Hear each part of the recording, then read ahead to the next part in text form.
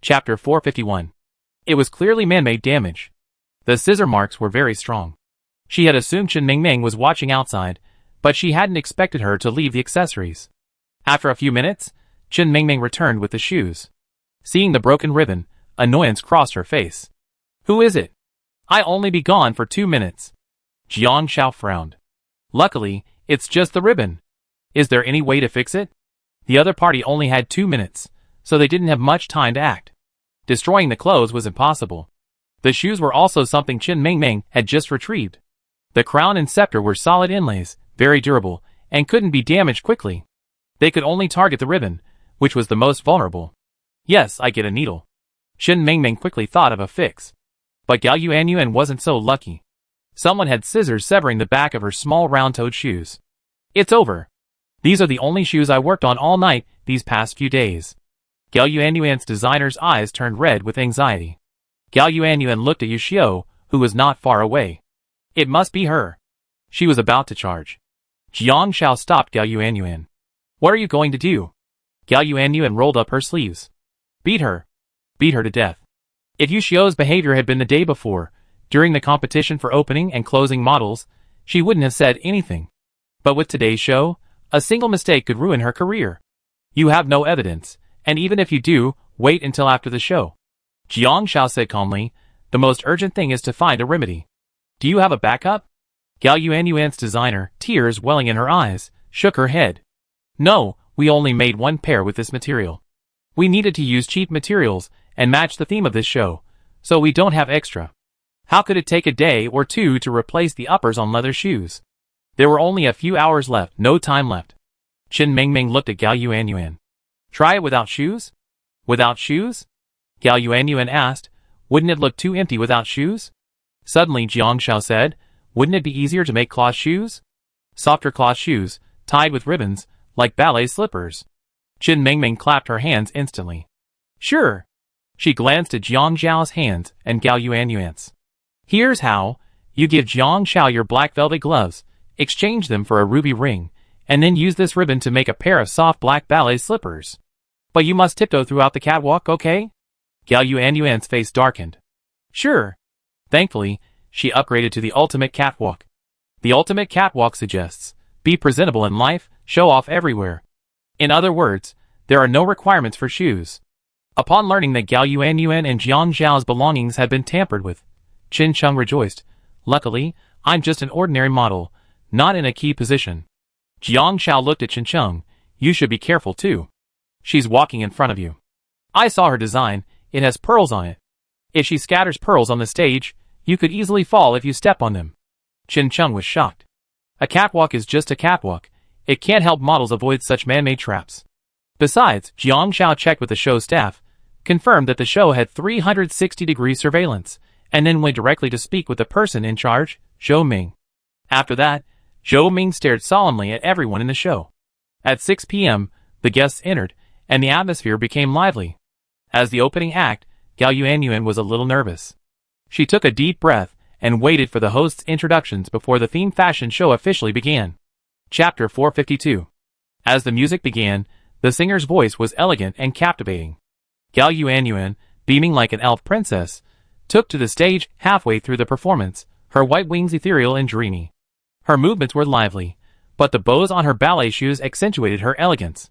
She reached the center of the stage, lifting her skirt in a ladylike gesture, then playfully departed. Yuxiu walked in front of Qin Cheng, her skirt lifted, her style unmistakable. A few pearls also fell onto the stage from her skirt. Zhou Ming, watching this scene through the surveillance camera, frowned. Qin Cheng was behind Yuxiu. Although she had been careful, she had to face the audience with her head held high and eventually stepped on a pearl. Thankfully, Qin Cheng reacted quickly, using her learned ballet moves to cover up the mistake, ultimately avoiding any danger. The final performer was Jiang Xiao.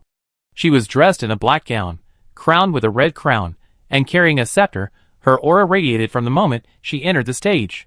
Yet, she wore a gentle smile, a warm and comforting presence. Reaching the center, her right hand, clad in a black velvet glove, gracefully drew a few circles in the air before resting on her left shoulder and nodding slightly, bringing the first show to a perfect close. Many people sat in front of the stage, including notable figures in the industry, and a number of wealthy NPC businessmen who unscrupulously surveyed the models. After an hour and a half, the fairy tale-like stage show finally concluded. But the focus in the live stream was on Jiang Xiao's feet. Ha ha ha, Han Sa is truly blessed with good fortune. Those pearls actually rolled away on their own. Ha ha! They rolled away on their own. Pearl, evil spirits, retreat. Bad luck, go away. Retreat. Retreat. Retreat. If it were Brother Han, he'd be utterly devastated. You mean Brother Han would show up here dressed in women's clothing? When will Brother Han divorce Sister Han? I think Sister Han is a bit unfaithful. She's wearing such revealing clothes, even showing her shoulders. Brother Han, divorce this woman soon, and let me teach her a lesson. Shut up there. I heard your plans overseas. Don't you notice something's wrong with the NPCs in the audience? Those male NPCs, they don't look at the clothes, they look at the models.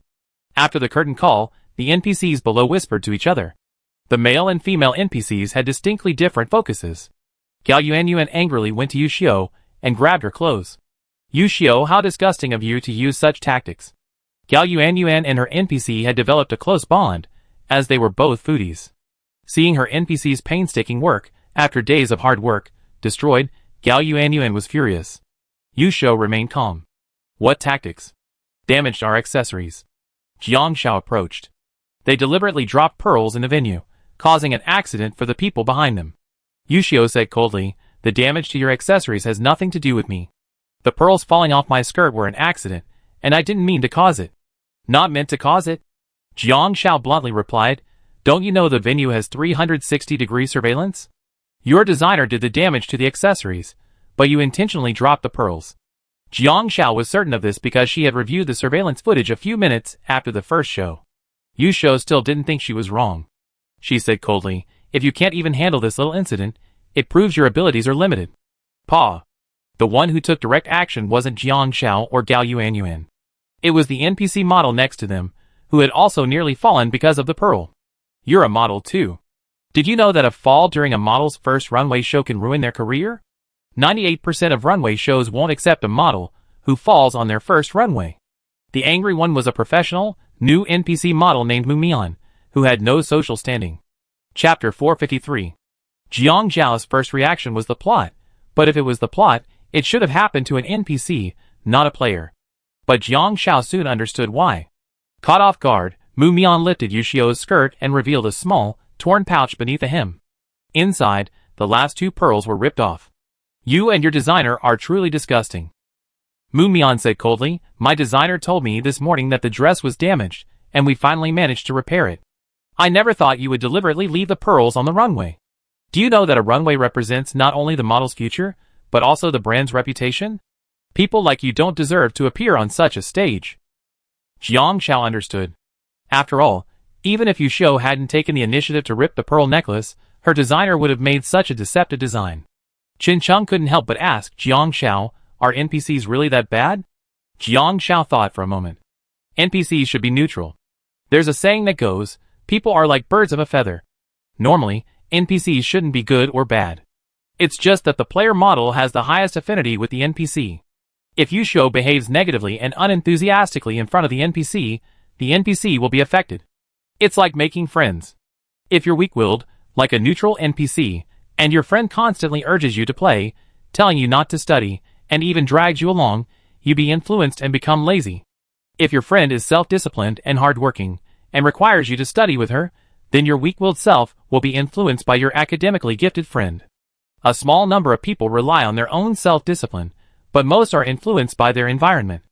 If Yu Xiao, unwilling to allow another player NPC to complete their runway show, constantly hints at it, the NPC will develop the same sentiment and perform corresponding plot actions.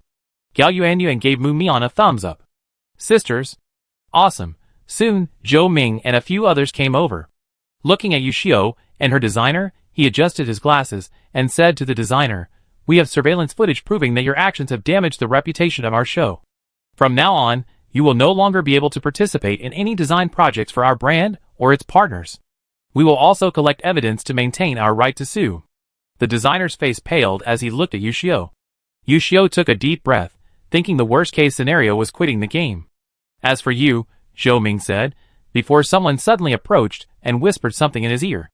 Zhou Ming changed the subject. I know all this was done by your designer, but you are also quite capable in your field. If you're willing to leave the designer, we suppress this matter and offer you another option. Yu Shou hadn't expected this turn of events. Mu Mian was furious. What do you mean? She's an accomplice. Zhou Ming said, thank you all for your hard work. This theme show has concluded successfully. We can discuss the details later. After that, Zhou Ming looked at Mu Mian and said solemnly, as for the new model, we give a final decision tomorrow on whether to retain her. Mu Mian frowned and fell silent. Gao Yuan pulled out another bag of spicy snacks from somewhere. I feel like there's more to the story. Jiang Xiao rubbed her chin. She felt the same way. Real workplace competition isn't that simple. But regardless, Jiang Xiao had successfully completed this themed show and earned 100 fame points. She was now a high-end fashion model. She needed to reach 1,000 fame points to advance to super fashion model. Jiang Xiao took stock of her gains from the 4th round to the 7th day. Chapter 454. Name, Jiang Xiao, real name verification, blessings, senior chef's blessing, mountain's blessing, science's blessing. Identity, capitalist. Spouse, Lu Han, level 2 ML ring item bonus, occupation, senior fashion model, super fashion model fame advancement 30/1000, satisfaction, 76/160. Cleaning, 89/150. Stamina, 102/370. Social status, 1.1, 2.4, second on the ranking list. Social fame, 130, plus 84, 9th on the ranking list. Social contribution, 50, plus 30, first on the ranking list. Achievement points, 210, 13th on the ranking list. Happiness points, 270, first on the ranking list. Status, happiness gain bonus of 50%. Warehouse, omitted. Survival fund, 1.6994 million, plus 7.5938 million. Zhengshan sold a total of 2,000 hangover soups, and still had 6,000 on hand, generating 700,000 to 800,000 yuan in revenue for Jiang Xiao. Through the initial achievement grind and subsequent stage steps, Jiang Xiao had earned 210 achievement points and 130 fame points in this phase. In addition, Jiang Xiao noticed that Bai Xinchuang's social status had improved, giving Jiang Xiao a 0.1% increase in social status. Social contributions are also increasing for players, but the rate of increase is very slow. Jiang Xiao glanced at it and couldn't help but mutter, 210 achievement points and only rank 13th? Looking at the first place had over 2,000 achievement points, and the second place had over 800 points. Jiang Xiao couldn't help but mutter to herself, are these people flying planes to earn achievement points? The live stream was flooded with responses after watching. Hilarious. Shuzi would never have guessed someone had found an achievement point Easter egg to earn achievements. That means breaking records. Constantly. Some nerd found a place to earn achievement points Easter eggs, the library. He's memorizing the Sihai Encyclopedia, the Analects of Confucius, and the women's virtues in the library, and now he's even gone crazy and memorized the Golden Lotus. Haha, that player is truly amazing. He got a student's blessing Easter egg, which lets him reread everything he's read in the game. He used this Easter egg to cheat, then went to the library director to earn the memorization Easter egg, becoming the game's recognized memorization king. He memorized Romance of the Three Kingdoms in 3 minutes, Dream of the Red Chamber in 10 minutes, and Sihai in half an hour. He's got the cheats up his sleeve. The second place player also cheated. There's no satiety in the game, but there's actually a hidden rule, unknown to all players, perhaps even Brother Han and Sister Han. This hidden rule states that if you consume more than 3 times your satiety limit while your satiety bar is full, you die of overeating. The second place player received a Hungry Ghost blessing, meaning no matter how much they eat, they always be 1 point short of their satiety bar. And yet, they're competing in a competitive eating contest. Amazing. These players weren't particularly impressive before, but now they're finally showing off their skills.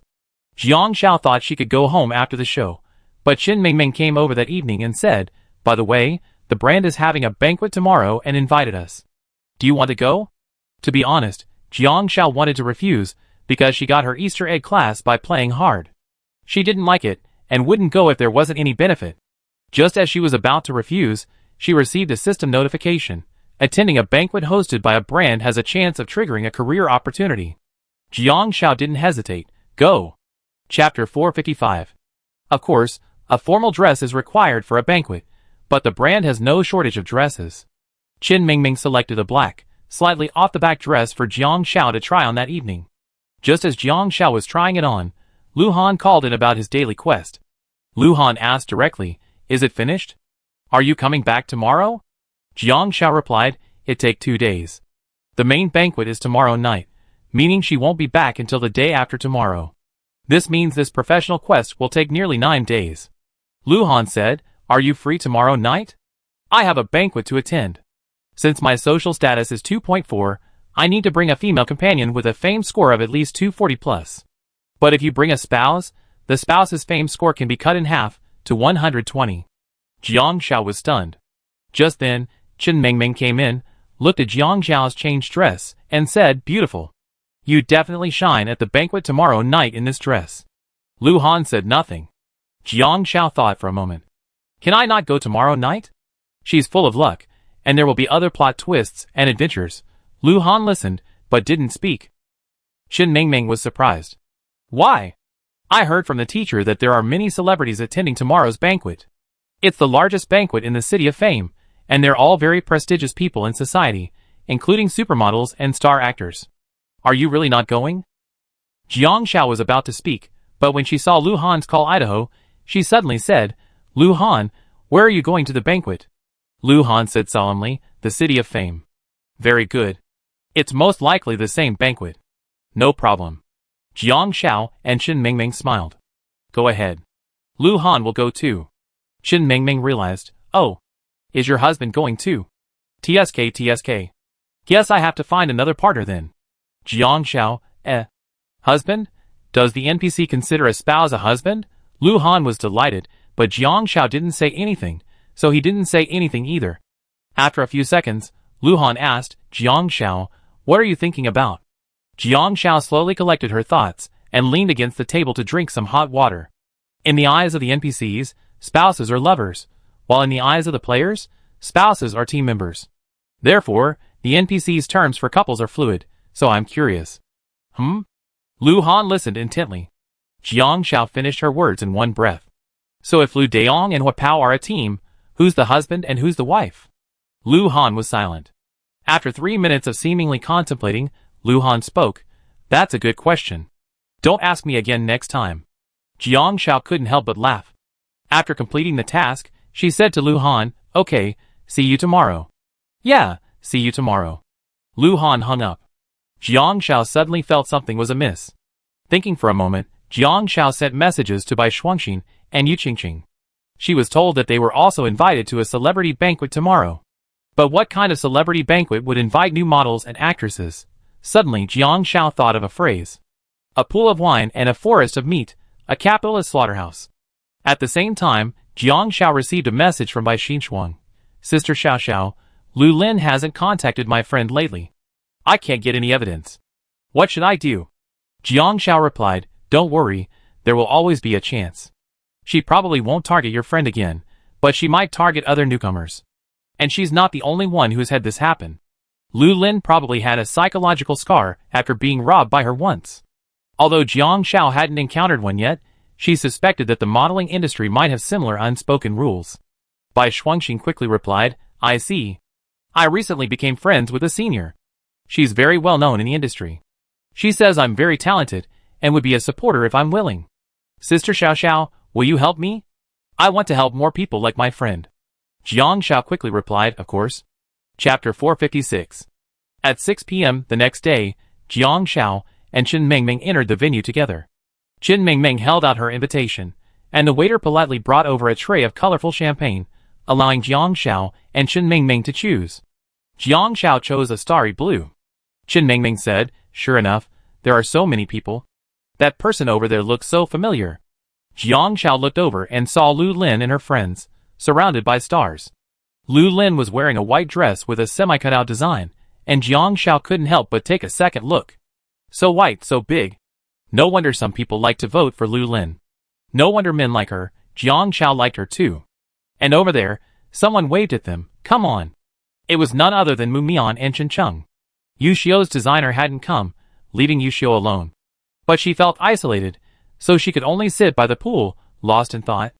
Zhou Ming soon came over and said to a few beautiful young women, "A lot of celebrities will be here today, and they be entering at 6 o'clock."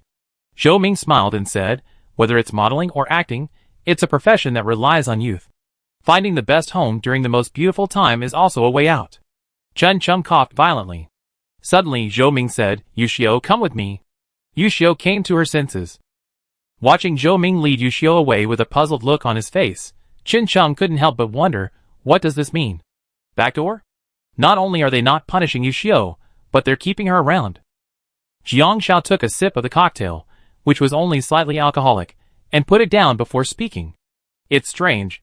They're entering at 6 o'clock, but we have to be here at 5:30. She glanced at the door. The red carpet had only been rolled out after they entered, as if to welcome a distinguished guest. Suddenly, Jiang Xiao heard a crash. She looked over.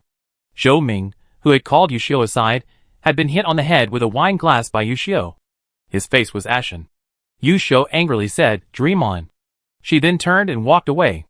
Just then, Yushio spotted Jiang Xiao, paused, frowned, and walked over to her, saying coldly that NPC wanted me to accompany a celebrity, literally to accompany them. They said it would guarantee me a job with a brand and become a supermodel. Jiang Xiao, wow, what a leak. What happened before was me being crazy. I apologize. Yushio finally came to her senses. My methods were indeed dishonorable. I apologize because none of you used the same tactics as me. If there's another chance, I will defeat you openly and honestly. It's just because I rejected the NPC's offer that my career has been shelved within the industry. I can no longer gain any fame points, so this game has no meaning for me anymore. She was a live streamer, and the NPC's slap had woken her up. This was just a game. Instead of truly exploring its meaning, they were fussing over wins and losses. Most importantly, it was just a game. I don't know what these NPCs were thinking.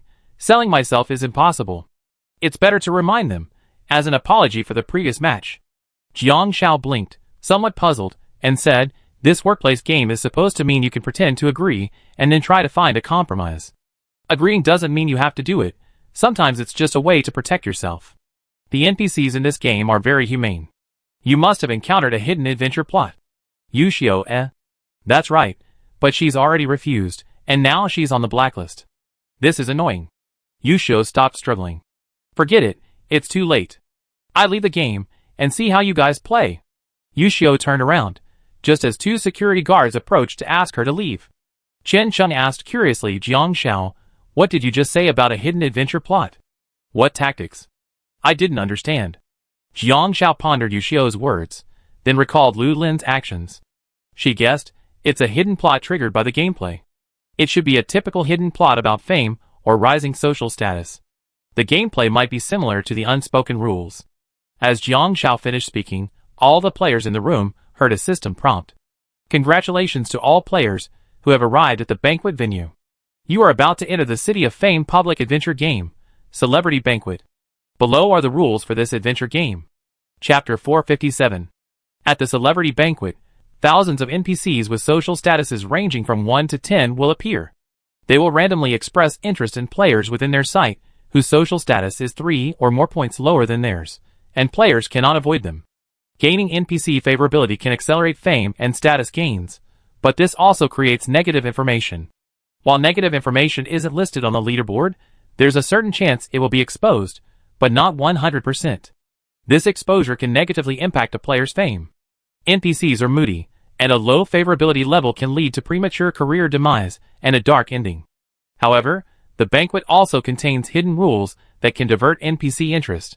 Furthermore, there are NPCs who can cross over to help, solving their problems and gaining corresponding social status. Friendly reminder, this game is a public game for rapidly increasing social status, and there's only one chance in this session. Jiang Xiao pondered this for a moment. Because the number of players in this adventure public game wasn't disclosed, she had no idea how many there were.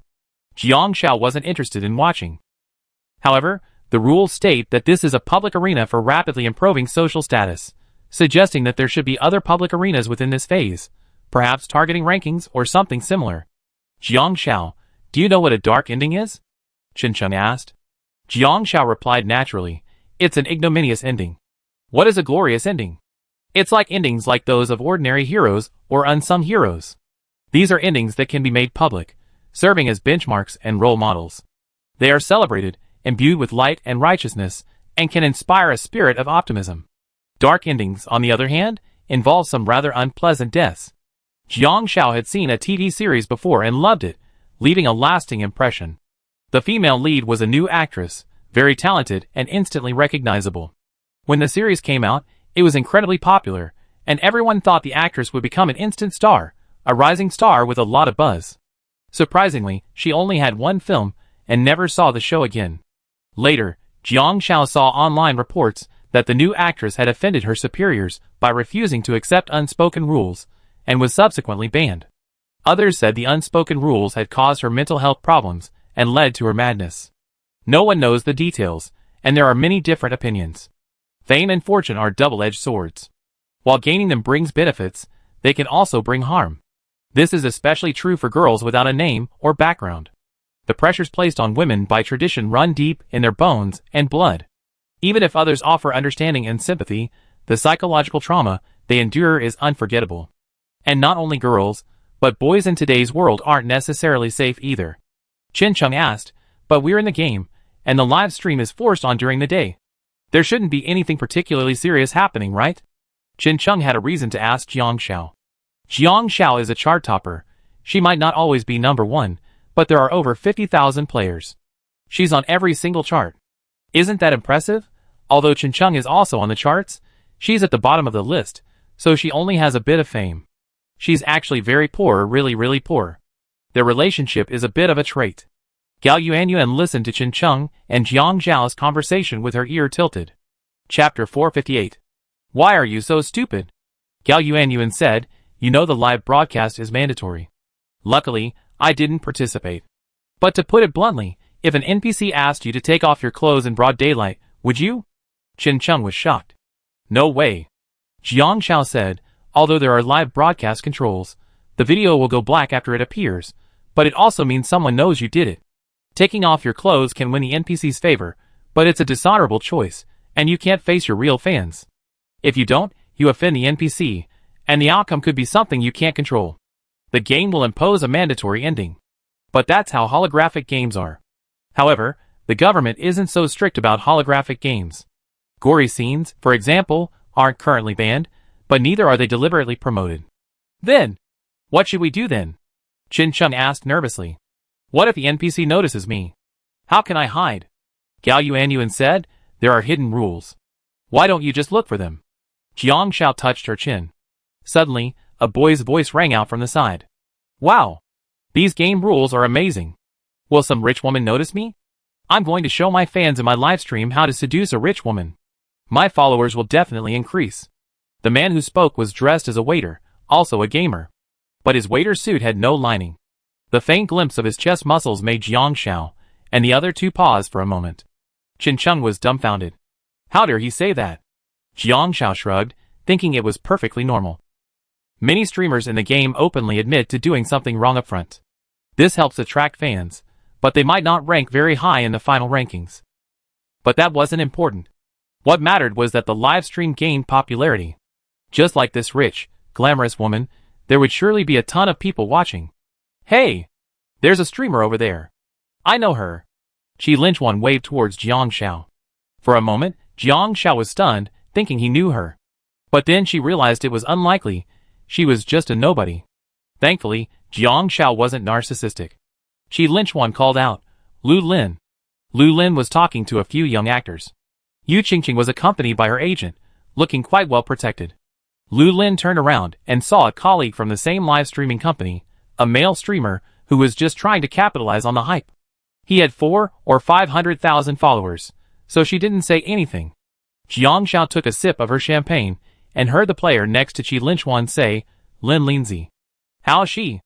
Qi Linchuan whispered, "Slutty." Jiang Xiao turned back silently. With 10 minutes left until 6 o'clock, Jiang Xiao prepared to search for clues. Gao Yuanyuan and Chen Chung followed closely behind, assuming the girls could better protect themselves by sticking together. Jiang Xiao overheard a conversation between two maids dressed in black and heavily made up by the pool. "Maid A, I heard a lot of wealthy people are coming tonight, and quite a few bachelors." Maid B deliberately pulled at her loca dress. "I'm ready. I'm definitely going to hook up with a rich guy. The two maids murmured. Jiang Xiao pondered the words, bachelor? Suddenly, she remembered what Zhou Ming had said. Whether it's modeling or acting, careers rely on youth. Finding the best possible future during the most beautiful years is a way out. Jiang Xiao took out her phone and sent a verification message to Lu Han. In the celebrity banquet, temporarily partnering with a player or NPC of the opposite sex can lower the NPC's interest level. Information accuracy 100%. Chapter 459.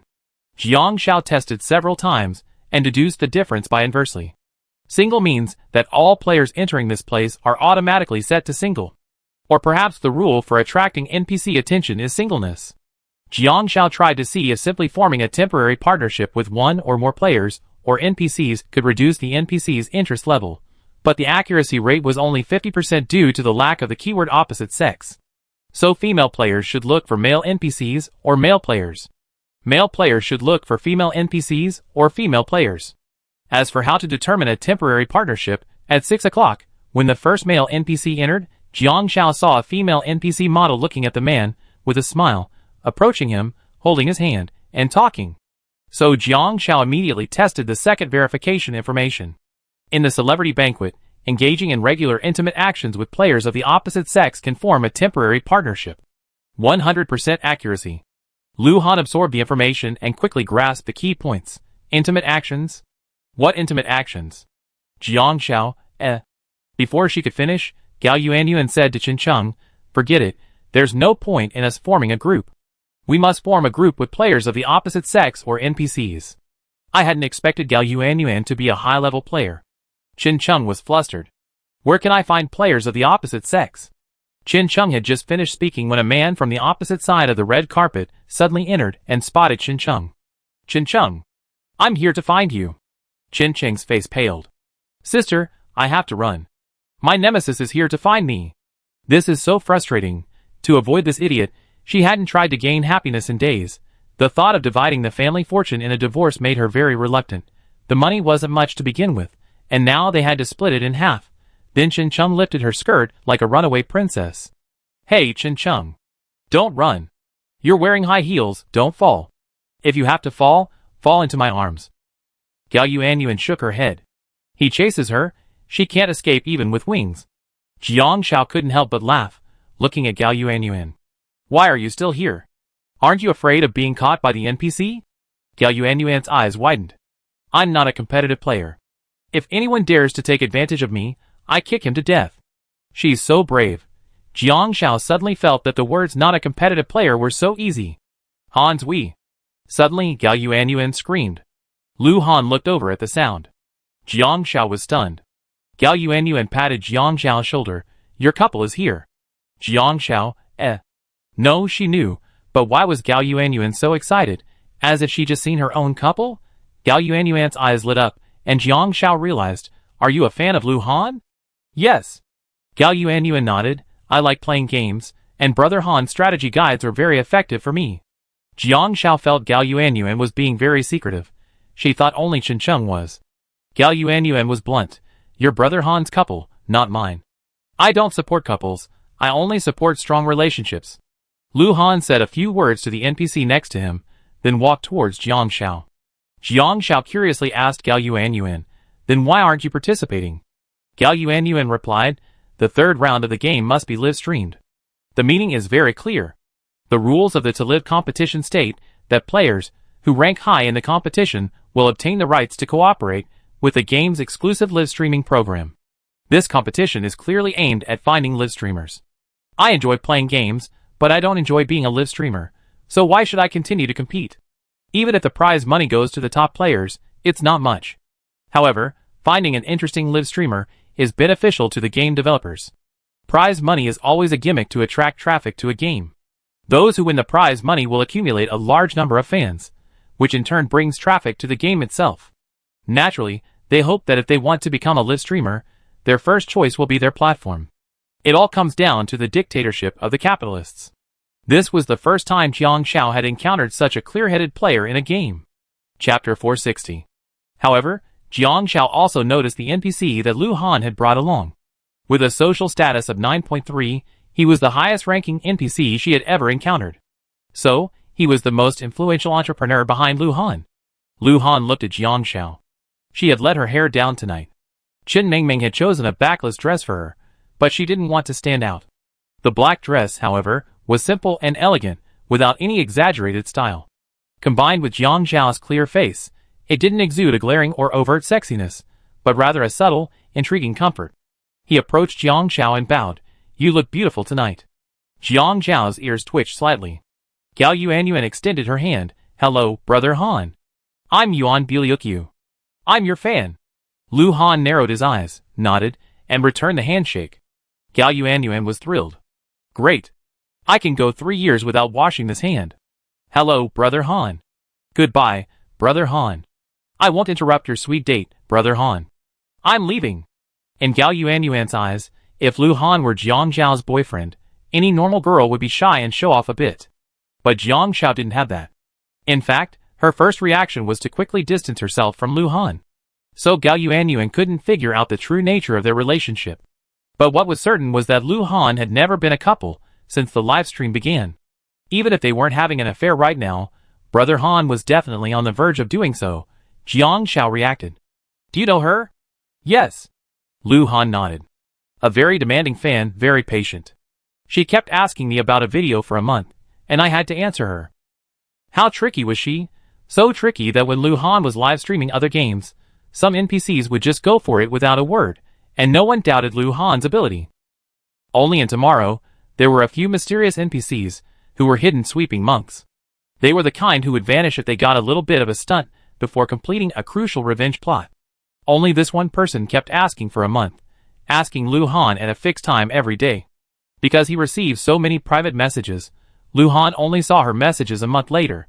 She was persistently asking how he knew the NPC's revenge plot had been completed when he wasn't the quest leader. Then Lu Han replied using his SMF account. He had only known the revenge plot had been completed after seeing the NPC lose a single point of health due to a mosquito bite. Lu Han's SMF account also answered questions, but not from trolls, only the highly technical ones. Jiang Xiao nodded. "I can tell she's a high-level player." Lu Han looked around. More and more people were entering the room. "Temporary partners, how do we team up?" He had come in late, and had no clues yet. Jiang Xiao reached out, and took Lu Han's arm. Intimate gesture, arm in arm. Of course, when she directly said arm in arm, her accuracy wasn't 100% guaranteed. She could only say that other intimate gestures were acceptable, but arm in arm was the most direct. Lu Han felt a little pity. What kind of intimate gesture was this? Then Lu Han heard a system prompt. Player Jiang Xiao is your current temporary partner. Stay within 5 meters of each other for 5 minutes to end the temporary partner status. After breaking arm in arm, the temporary partner status only lasts 5 minutes. Tonight's party will last 6 hours, and both Jiang Xiao and Lu Han know they can't stick together forever. Jiang Xiao looked at the growing crowd and asked, "How do you play the game missions?" The two of them probably have different approaches. Chapter 461. Lu Han is an entrepreneur. Upon entering the celebrity banquet, he will be carrying negative information about his company. The more companies Lu Han invests in, the more negative information he will have. If he doesn't have a temporary partner, he will be constantly harassed by hidden spy NPCs. Each time he's successfully harassed, a piece of his negative information will be stolen. However, if Lu Han has a fixed partner and sticks with a single female partner throughout the game, he can avoid being harassed successfully. If this partner is Lu Han's game spouse, not only will the negative information not be stolen, but it will also enhance the company's reputation. At the same time, Lu Han needs to steal negative information about his competitors. Spy NPCs are present in the Vanity Fair, and his mission is to obtain negative information from them. He can use money, coercion, or even cooperation to obtain this information. However, the prerequisite is that Lu Han must find the spy NPCs who possess negative information about his company. Jiang Xiao couldn't help but say, this public game is truly realistic. For models and actors, the vanity world, where success is largely fueled by capital, the rules of the game are unspoken. And your identity, as an entrepreneur, is a straightforward business war. It's a shame Jiang Xiao didn't receive this professional game quest. Otherwise, she also liked to find an NPC like this to cheat the leaderboard. Split up? Lu Han asked. Okay. Jiang Xiao nodded. Meet here in 4:30. 5 minutes was actually a bit short. Just as they were about to separate, Lu Han called out to Jiang Xiao. Jiang Xiao. Jiang Xiao turned and looked at Lu Han. Lu Han looked at her and said in a deep voice, "My luck seems to be much better this round." "I can't say it's much better, it's simply gotten much better. Everything is going smoothly.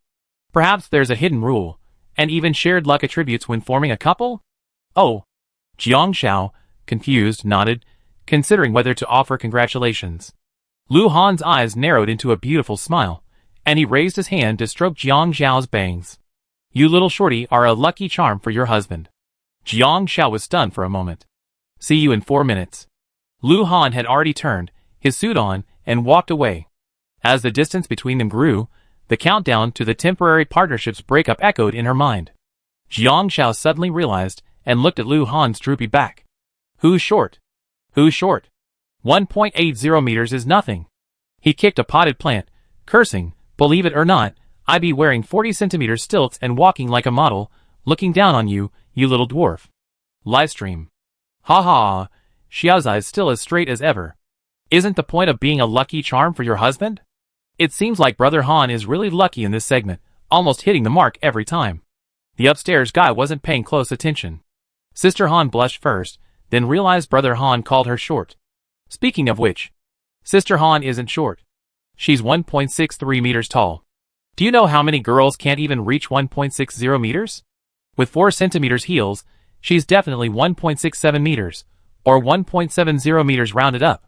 Why are they calling her short? How tall is the upstairs guy? 1.55 meters. Let me do some math for the person who posted this. Brother Han is 1.84 meters tall. Men's shoes generally have heels, so even leather shoes add a centimeter. That makes him 1.85 meters tall, and that's still the low end. If he were wearing sneakers or skateboard shoes, he'd be even taller. As you said, including the heels, an 18 centimeter difference is fine, right? 18 centimeters isn't a lot. Well, find someone who's 1.37 meters tall, and see if they look short to you. What the person said is correct, but I'm focusing on the 18 centimeters. I don't know if my thoughts are impure, but can the 18 centimeters between Brother Han and his wife actually be considered a distance? Can you drive on this shabby road? Can you drive this shabby car on the road? Does this shabby driver even have a license? Chapter 462. Jiang Xiao observed the time as she wandered around. Many NPCs stared at her, but they all seemed to know she had a temporary partner, so they remained silent.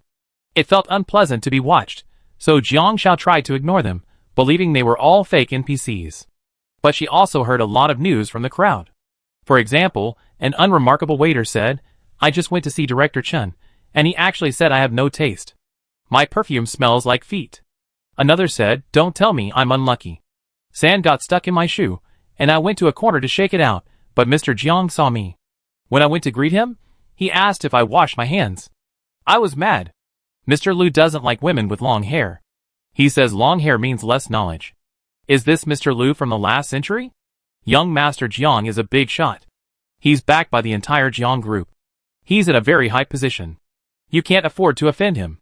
There were also various dialogue clues and plot lines, and even 2 NPCs simultaneously showing interest in the same woman. Jiang Xiao observed carefully, and within a short period of time, she gleaned 2 crucial pieces of information. 1. By using information from passers-by NPCs to gauge the preferences of NPCs with social status, she could lower their interest, but not their favorability. 2. NPCs with high fame and status have absolute control. If 2 NPCs are simultaneously interested in a player or plot NPC, the higher-ranking NPC will have absolute power to repel the lower-ranking one. However, these 2 clues were sufficient. Jiang Xiao still wanted a plot NPC. According to the current game instructions, this type of NPC likely refers to someone forced to compromise due to pressure. In such cases, she could simply intervene to resolve the situation and gain the corresponding social status. The banquet was held in a prestigious, 33-story hotel. The main banquet halls were on the 1st and 2nd floors, and the hotel itself stretched far beyond. The entire area was vast. For minutes passed quickly. The 2 checked the time. Because of the large crowd, they had only been circling a few dozen meters nearby before returning to their starting point. Lu Han said, "We have to act together, or we won't get far." Jiang Xiao nodded, and naturally took Lu Han's hand. "My rules are different. I think it's going to depend on luck." "What about you?" Lu Han said, we found a spy NPC, but he hasn't made a move yet. I need some time. Where is he? Jiang Xiao asked. Following Lu Han's gesture, she saw a furtive waiter. He touched the bow tie around his neck, glanced around, and followed a man. In front of him, a man was talking to another woman. Seeing the woman's face clearly, Jiang Xiao was stunned. Is it her? You know her. Jiang Xiao nodded. The woman was none other than the brand's new model, Mu Mian, who had previously slapped Yu Xiao during a fashion show. Mu Mian's previous behavior suggested she was straightforward and passionate about the fashion show scene. But now, Mu Mian was hanging out with a man of 3.2 social status. The man even put his arm around Mu Mian's shoulders while talking. Mu Mian clearly resisted, but Zhou Ming, standing nearby, raised his glass of champagne to the man beside Mu Mian and watched them walk to the elevator. Jiang Xiao suddenly realized what had happened. Yu Xiao's example had already revealed what had happened. Yu Xiao, a designer model with a history of acting at major shows, had still encountered unspoken sexual advances. Furthermore, Mu Mian, a new model signed to a brand, must be a plot NPC. Jiang Xiao asked Lu Han, is that man your competitor? Chapter 463. In Lu Han's eyes, the other person was a junior entrepreneur, not from his own group. They met a few times, but they weren't close. Nodding yes. Let's go! Jiang Xiao dragged Lu Han along without hesitation. Mu Mian was nervous, her face pale. The man beside her was still hugging her shoulders, and she felt sick to her stomach. But the moment she saw Zhou Ming, her figure swayed twice, and she had to suppress her nausea. Despite this, she remained hesitant. Just as she followed the man into the elevator, a waiter carrying a tray squeezed in. The man pressed the 13th floor button, and the waiter pressed 12. Just as the elevator door was about to close, it opened again. Mu Mian watched Jiang Xiao enter, a glimmer of hope in her eyes. But when she saw Lu Han behind Jiang Xiao, she paused, a flicker of struggle in her eyes. After just one day apart, Mu Mian felt as if her spine had been broken, becoming self-deprecating and timid. What had Zhou Ming said to Mu Mian? Lu Han pressed the 14th floor button. They walked in silence until they reached the 12th floor, where the waiter left first. Lu Han and Jiang Xiao had a clue. Mu Mian and the man left together on the 13th floor. Jiang Xiao and Lu Han stopped on the 14th floor. After the doors opened, they quickly found the emergency exit stairs next to the elevator and headed up to the 13th floor. But by the time they left, Mu Mian and the man were no longer in the hallway.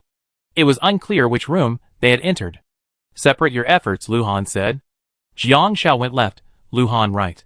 Not long after, Jiang Xiao saw a man in a black shirt and mask in the warehouse on the 13th floor, fiddling with a small plate. Jiang Xiao immediately recognized him as the spy NPC. Because she was a spy NPC, Jiang Xiao couldn't see her fame or social status. She was just like a regular NPC. Jiang Xiao lowered her head and sent a message to Lu Han. Then she stepped aside and waited.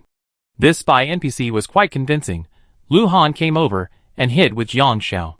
Hey, that spy NPC, do you know how he steals dirty info? Lu Han said, corporate dirty info is a virtual item in the player's profile. Once the spy NPC spots it, there's a 100% chance it's lost, but with the NPC, it's not guaranteed. After all, that's the rule of the game. If the player is too cunning and comes up with some bizarre scheme, like hiding the item in a strange place, it's an invincible position, preventing bugs from happening. Do you know that girl? Lu Han asked. Yes, she's in the modeling industry. There's a hidden agenda at the show I attended. She's a storyline NPC. The two of them paused for a moment, watching the spy NPC arrive in disguise at room 1312 and knock on the door. It was Mu Mian who opened the door. Hello, here's your order. Pushing a cart with red wine on it, Mu Mian opened the door. Distracted, he didn't even look at the waiter's face. Thank you. 10 minutes later, the spy NPC emerged. Lu Han no longer hesitated and said to Jiang Xiao, I go do the quest. Jiang Xiao nodded. He knocked on the door of room 1312 again. Who is it? It was a man. Mu Mian, are you there? Jiang Xiao got straight to the point. After opening the door, Mu Mian looked at Jiang Xiao in panic. Jiang Xiao, why are you here? Jiang Xiao asked directly, do you need help? Mu Mian paused for a moment, then shook his head, a thought coming to mind. He whispered, you can't help me, leave. With that, he closed the door. Jiang Xiao quickly pressed her hand against the crack. Mu Mian, not noticing, pressed her finger, leaving a bruise. Stop it! How do you know if I can help you if you don't tell me? Mu Mian looked at Jiang Xiao, whose hand was pinched, and felt embarrassed to refuse. Jiang Xiao understood immediately, pointed at the man inside, and quickly said, "That man, right? I help you." There was no plot point she couldn't handle, and if she really couldn't, she'd call in help. Not far away, Lu Han also dealt with a spy NPC and obtained some incriminating material. Chapter 464. Jiang Xiao remembered that she and Lu Han had a spouse buff. 1 + 1 = 2. Jiang Zhao's current social status was 1.1, and Lu Han's was 2.4. Under normal circumstances, spouses share a hidden social status, meaning 2.4 is Jiang Zhao's actual social status. The first is that, with the spouse buff, they can compete for resources with NPCs whose social status is 3 or lower. The second is that NPCs with a social status of 4 or lower cannot directly harass them. The second has a hidden requirement: both parties must be present at the same time. So Jiang Xiao felt confident. Clearing her throat, she said, "Mu Mian, I have something to tell you. Come with me." Soon, the man who had taken Mu Mian away appeared. He had already taken off his suit jacket, and his tie was half loose. He frowned at Jiang Xiao. "Who are you?" Before Jiang Xiao could say anything, Lu Han appeared. "Mr. Shaolin." The man didn't recognize Lu Han. But Lu Han simply handed him a business card. Honestly, Lu Han's business card was quite interesting. It had 2 characters written in size 1 font. Mr. Ma, status, 9.3. Jiang Xiao wondered if Lu Han was handing over a fake card. Then she saw the small size 12 font behind it. Assistant to Ma, status, 2.4. Jiang Xiao, This guy was clearly playing Lu Han with the power of a powerful person. "Mr. Lu, I heard a lot about you." Seeing the card, the man instantly recognized Lu Han and quickly shook his hand. "Who is?" Inwardly, "If I didn't see you had an amazing NPC background, who would care about you?" "My wife," Lu Han said bluntly. Jiang Xiao blinked. There's nothing wrong with introducing someone like that in the game, but it just feels a bit embarrassingly childish. "Hello." The man quickly greeted Jiang Xiao. "Mr. Lin, I remember you and your wife have a very good relationship." Lu Han smiled and said bluntly, "This is nothing, just a friend and we were just chatting." The man immediately changed his tone. Jiang Xiao gave Mu Mian a look. Mu Mian quickly reacted and said, "Brother Lin, What do you mean by brother? I can't help you with this. Your sister-in-law would scold me if she found out." The man quickly pushed Mu Mian out and said to Lu Han, "Testify. I didn't do anything to her. She was the one who asked for it." This NPC must have learned the unique Sichuan opera skill. Face changing. Lu Han said, "Of course. Are you free to go down for a drink and discuss a project?" "Okay, wait a minute. I grab my coat and be down right away," the man said. Business is more important than women. Mumian breathed a sigh of relief. Jiang Xiao was about to take her downstairs, but Mumian paused. "Jiang Xiao, the company will definitely introduce me to someone else once I get there." If there's no one, there be another?" Jiang Xiao asked knowingly, "Like that man?" "Yes." Mumian thought of Jiang Zhao's help and shook Jiang Zhao's hand. "They asked me to accompany that wealthy businessman to raise investment." Jiang Xiao said, "If you don't want to do this, you can refuse." Mumian took a deep breath. "I signed a contract and must obey the company's instructions. Otherwise, I have to pay 10 times the compensation. Over 20 million is simply not something I can afford." Her childhood dream was to be a model.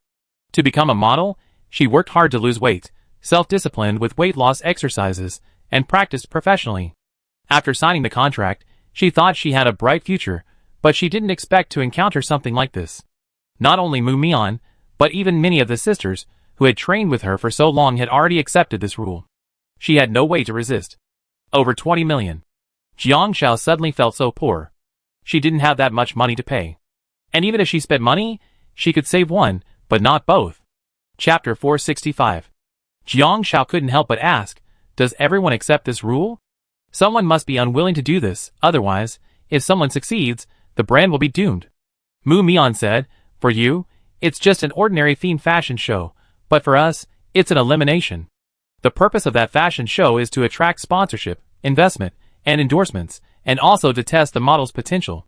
I made a mistake during that show, and although I tried hard to make up for it.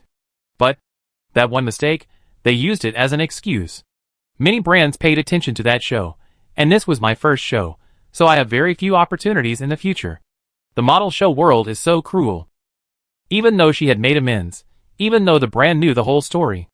Although Mumian was unwilling to accept it, wondering why she should pay for Yushio's mistakes, the brand directly brought up Jiang Xiao and several other models as evidence. They also didn't make any mistakes during the show where pearls fell. Forgiving her mistake, even putting her on an equal footing with the models who had never made a mistake, would be unfair to the models who hadn't made any mistakes. After hearing this, Jiang Xiao simply declared that the brand's rhetoric was pure workplace PUA. While it certainly made sense on some level, Mumian had already paid the price for this mistake. If she wanted to continue in this career, she would need to invest even more time and energy to prove herself. While the road ahead would be difficult, it was not impossible. The brand was using perverse logic to block Mumian's escape route and engage in PUA brainwashing. So it's no wonder Mumian angrily slapped Yushio. Jin Chung could make mistakes because she was a designer-exclusive model, and no brand was looking for her. But as long as her designer was still around, she still had a chance. Zhou Ming approached Yushio because her designer had been removed. Without her designer, she was a freelance model, and they had leverage over her. However, Yushio was aware of her player status and didn't want to play another game of unspoken rules. But Mumian was a contracted model, so they could manipulate her at will. So Jiang Xiao thought, if you prove you still have value, wouldn't that be enough? Mumian realized, yes, they were manipulating her because she had no value, so they were trying to find other ways. Jiang Xiao looked at the discouraged Mumian and said honestly, that guy is just a shareholder in a small business. Instead of following him, you should change your style and follow the big boss behind him. Introducing her to an NPC with a social status of 3.2 was probably to make it easier to control Mumian. After all, Lu Han's rank is already 2.4 if you just look at it. If he really wants to go that route, wouldn't it be better for Mumian to just find a 9.8? Mumian smiled bitterly. I don't want to go that route. I just want to be a simple model. It's just that her modeling career hasn't even begun yet, and she's already being manipulated. Oh, this kid doesn't want to go down a certain path. Jiang Xiao won't force anyone. NPCs have their own choices. After all, there are no NPCs without potential, only players who don't know how to tap into it. Jiang Xiao lowered her head and sent a message to Chen Mingming, who quickly replied. Right now, besides Lu Han, her biggest support here is Chen Mingming. Although Chen Mingming doesn't have much status now, she has her mother, Niopi Glass, as her backer. Maybe there are some bugs she can exploit. Come with me. Leading Mumian downstairs, before she found Chen Mingming, Jiang Xiao spotted a familiar figure in the middle of the banquet. Her eyes lit up. Saved. She almost forgotten about this big shot. Chapter 466. Lu Han emerged, and Jiang Xiao disappeared. She left without looking back, taking her NPC with her. When she saw Jiang Xiao again, she was standing in front of Zhang Minsheng smiling. Uncle Zhang, why are you here too? It was none other than Bong Minsheng. Zhang Minsheng was the leading jeweler in South City. She hadn't seen him before, but now that she had come to the famed city, she could see his social status, a staggering 8.7. Zhang Minsheng's fame score wasn't high though. As Lu Han had said, entrepreneurs value their company's influence and social standing more than personal fame. Personal fame wasn't necessarily a good thing for them. For public figures, like models and actors, fame was even more important. I came to see. Zhang Minsheng smiled. Xiao Xiao, what are you doing now? I'm a fashion model. Jiang Xiao said. This is my colleague, Mumian. Just as he was about to speak, Lu Han approached. Uncle Zhang. Oh, Xiaohan's here too. Zhang Minsheng smiled. Lu Han stood next to Jiang Xiao. Zhang Minsheng saw them as a perfect match. He suddenly noticed the ring on Jiang Xiao's finger. When did you two get married? Jiang Xiao was stunned. Zhang Minsheng said, you need a marriage certificate to buy this ring. The two remembered that Zhang Minsheng was a jeweler. Lu Han quickly said, a while ago. Why didn't you invite me or your Aunt Yun? Zhang Minsheng was immediately dissatisfied. He still owed Jiang Xiao a favor. We haven't had the wedding yet. Jiang Xiao realized, we just got the marriage certificate first. Lu Han nodded.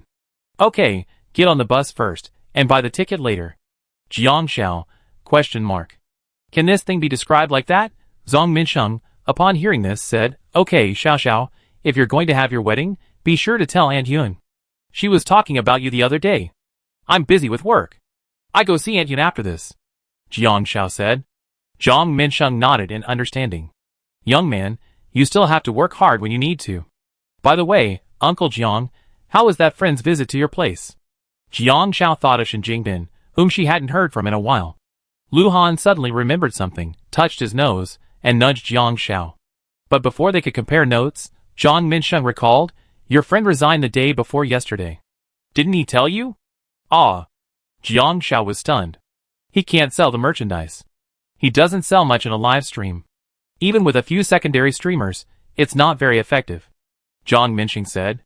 Lu Han leaned over Jiang Xiao and whispered, not only did Shen Jingbin resign, he also abducted a newly hired female photographer who hadn't officially started yet.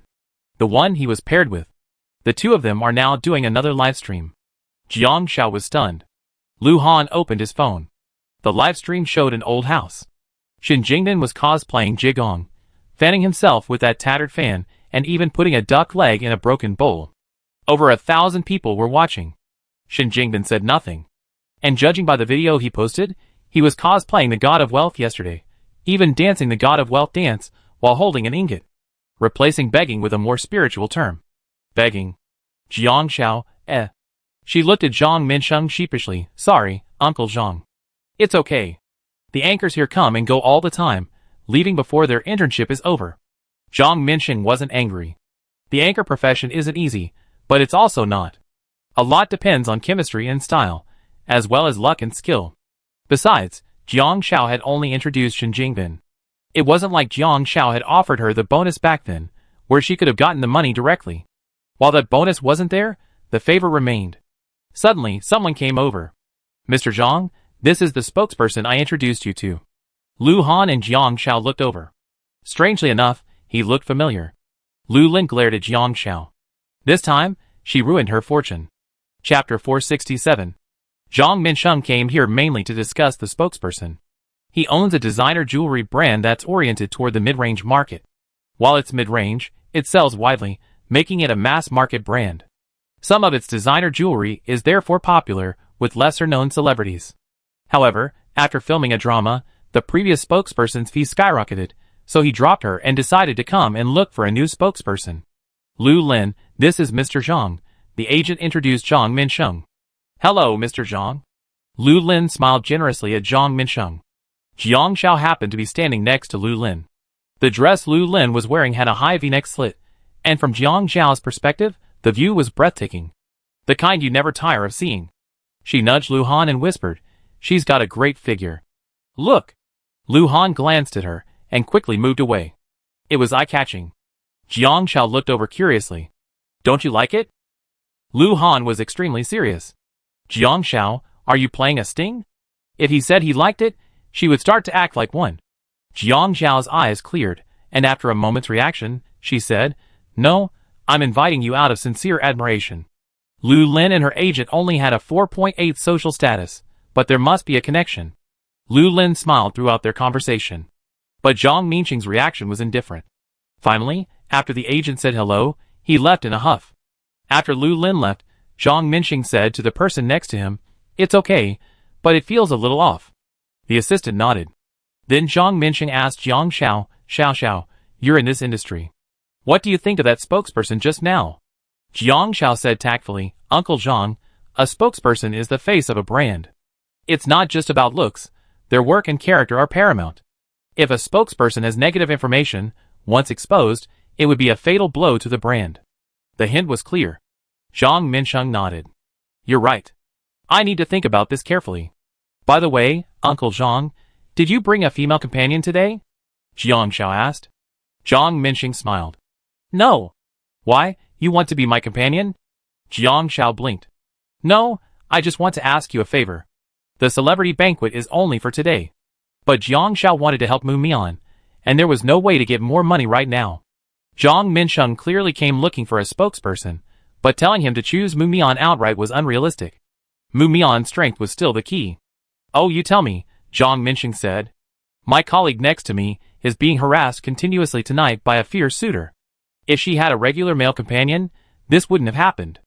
Uncle Zhang, can you help me? Jiang Xiao shamelessly asked. After all, she and Zhang Minsheng had a double buff in their favorability. Zhang Minsheng thought for a moment. If your aunt misunderstands, You have to help me explain. Don't worry, Uncle Zhang. Jiang Xiao winked at Mu Mian. She could only help so far. If Mu Mian had the ability, she had to handle it herself. Okay. Zhang Minxing agreed. Mu Mian mustered up the courage to take Zhang Minxing's arm and followed him out. Jiang Xiao tapped her chin. Is the highest social status only 10? No, there are higher ones. Lu Han said. Jiang Xiao looked over. Who is it? Have you seen him? Lu Han nodded. Zhang Yuan's father. The last time I went to Zhang Yuan for help, I met his father. The following appears to be unrelated text fragments and should be omitted. NPCs with a social status of 10 plus or higher, the highest in the room, should be handled with caution. Oh! A high-ranking official. Then why didn't I see him today? Jiang Xiao asked curiously. Lu Han tapped Jiang Zhao's head. The military and political circles don't have free strategy play. This public playground is aimed at the business community. Jiang Xiao understood immediately. Chapter 468. What are you going to do?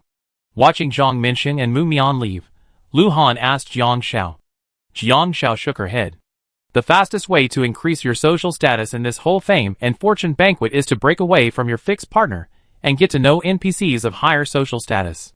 That requires dedication, and I'm not really interested in going. Once she joined this kind of fame and fortune world where she met NPCs, even if she could escape, it would be very troublesome. After all, Jiang Xiao played games, but that wasn't her passion. So her goal was clear. She was looking for vulnerable NPCs, preferably those with growth potential like Bai Shuangxuangsen. What about you? Jiang Xiao remembered. How did you get the information? Lu Han said, I bought it. 1 million per copy. Jiang Xiao looked over in surprise. You still want to buy it? 1 million per copy? That's expensive. Lu Han looked at Jiang Xiao. Then you're thinking of someone who's already in a relationship.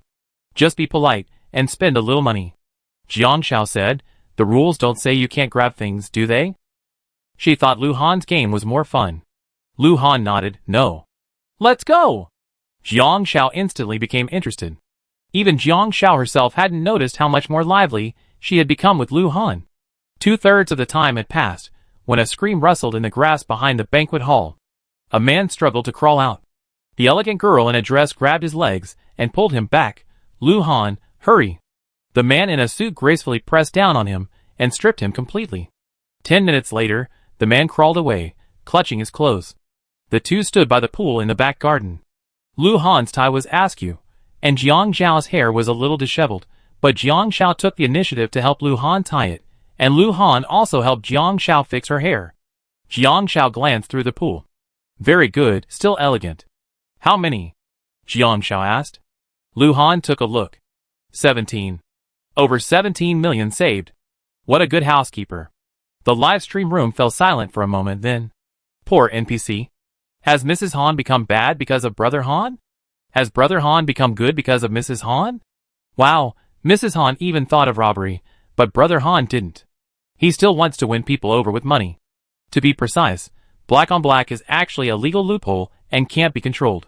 If they hadn't just dragged the NPC in and beat him up, I would have thought they were. They were sneaking into the bushes and doing something shameful. What? Brother Han and his wife sneaking into the bushes and doing something shameful? Dammy! No more shame. What? Brother Han and his wife sneaking into the bushes and doing something shameful? I woken up. I already recorded the scene of them both with their clothes disheveled. I can already tell a story. If that doesn't work, I use an AR face swapping tool to Photoshop them in for you to enjoy. You're a good person. No, it's for a fee. Enough. Lu Han felt that this was enough. One person can't become fat by eating alone. While exposing negative information can help you gain status, it can also attract jealousy. Jiang Xiao nodded, then suddenly glanced to the side and froze. She saw Bai Shuangxin and the man she was holding. She had just emerged from the bushes, her dress disheveled, and a lipstick mark had rubbed off on the man's lips. Bai Shuangxin even wiped it off for the man. NPC Top Actor, Best Actor Title, Social Status 9.0. Jiang Xiao was stunned for a moment. Bai Shuangxin turned around and saw Jiang Xiao. Recognizing her immediately, she said a few words to the man and walked towards Jiang Xiao. Chapter 469. An NPC you know? Lu Han asked. Jiang Xiao nodded yes. Lu Han said, I meet you over there? Jiang Xiao blinked. Bai Shuangxin walked toward Jiang Shao, naturally noticing Lu Han, and asked, "Is there anything I can help you with lately?" "No thanks," Jiang Shao said, "that's my spouse." "Yes." Bai Shuangxin was dressed remarkably maturely at this moment. She seemed to have grown a lot in the few days since they last met, but Jiang Shao didn't proactively ask about her situation. Instead, Bai Shuangxin chatted with Jiang Shao. "Actually, thank you for helping me." "It's okay," Jiang Shao said. "Did you find any evidence later?" Bai Shuangxin shook her head, "No." After a while, Bai Shuangxin said, "My friend's in trouble." Jiang Shao was stunned. "You could escape the monk, but you can't." The day before yesterday, she attempted suicide in her apartment after returning from the crew. After leaving the hospital, she was mentally unstable and refused to speak. Bai Shuangxin looked at Jiang Shao. "For young actors like us, it might take 10 or 20 years to climb the ladder through hard work. But during those 20 years, we might just be unlucky and get killed before we even make it. Those who make it are considered lucky." Jiang Shao didn't know how to comfort Bai Shuangxin. "But I learned." Bai Shuangxin leaned against the railing and pointed at the actor. "I'm hanging out with that rich guy. Isn't that awesome?" Jiang Shao agreed, "Awesome." Bai Shuangxin said, "They're asking me to accompany a fat guy who could be my dad. I might as well find a handsome guy, the one with 8-pack abs and decent body." Jiang Shao, Is that something an NPC could say? But Jiang Shao had already filled her mind with the novel The Rise of the Top Movie Star's Little Wife. She wondered if the game planner had been fed the entire melodrama. After all, if their experience wasn't enough, they make up for it with the novel. Bai Shuangxin, seemingly a little drunk, said to Jiang Shao, "Will you look down on me? I told you that the other day, but now I compromised." Jiang Shao glanced at Bai Shuangxin, then at the arrogant and cool movie star. "He's the best actor. If he's still single, get him, and you be the boss." Bai Shuangxin chuckled. "How can you be so comforting? After the recent scandal between him and me broke, many people online scolded me, saying I, a newly debuted actress, dared to cling to the best actor. But I don't care. What's wrong with me clinging to him? I have acting skills, but if I can't even protect myself, no one will see my acting skills." Jiang Shao was very calm. "Everyone's choices are different. You're not seeking personal gain by harming others. On the contrary, I think you're amazing. At least you understand your ambitions and your path. As long as you don't regret it, that's good. It's undeniable that even if it's the same unspoken rules, people's acceptance of them can vary. Just like Lina, everyone accused her of relying on her money to sleep around, and that she deserved her retribution. But on second thought, if Lina had been a down-to-earth and honest person with Li Fei, would her life have been better? At least she had money and no material needs." Bai Shuangxin's eyes reddened at Jiang Zhao's words. "Yeah, I didn't hurt anyone. She simply wanted to make her life better, to climb the social ladder. When she made this decision, she felt deeply uneasy, but at this moment, Jiang Shao comforted her. You unlocked the inner remorse of the NPC Bai Shuangxin, a potential top-tier actress, and became her spiritual backup as she embarked on this path of righteousness and evil. Your social status sharing increased to 50%. Chapter 470. Triggers the hidden spouse co-advancement rule for social status. It has been detected that both you and your spouse have reached social status 2. In social competitions, you have a 100% chance of successfully competing against NPCs with a social status of 6 or lower. NPCs with a social status of 7 or lower cannot directly challenge you. Jiang Shao just realized that her social status has reached 2. Yes, because Bai Shuangxin's social status has now reached 2. When Bai Shuangxin's social status was only 1.5, she gave Jiang Shao 0.1 points. Now the shared status has increased to 50%.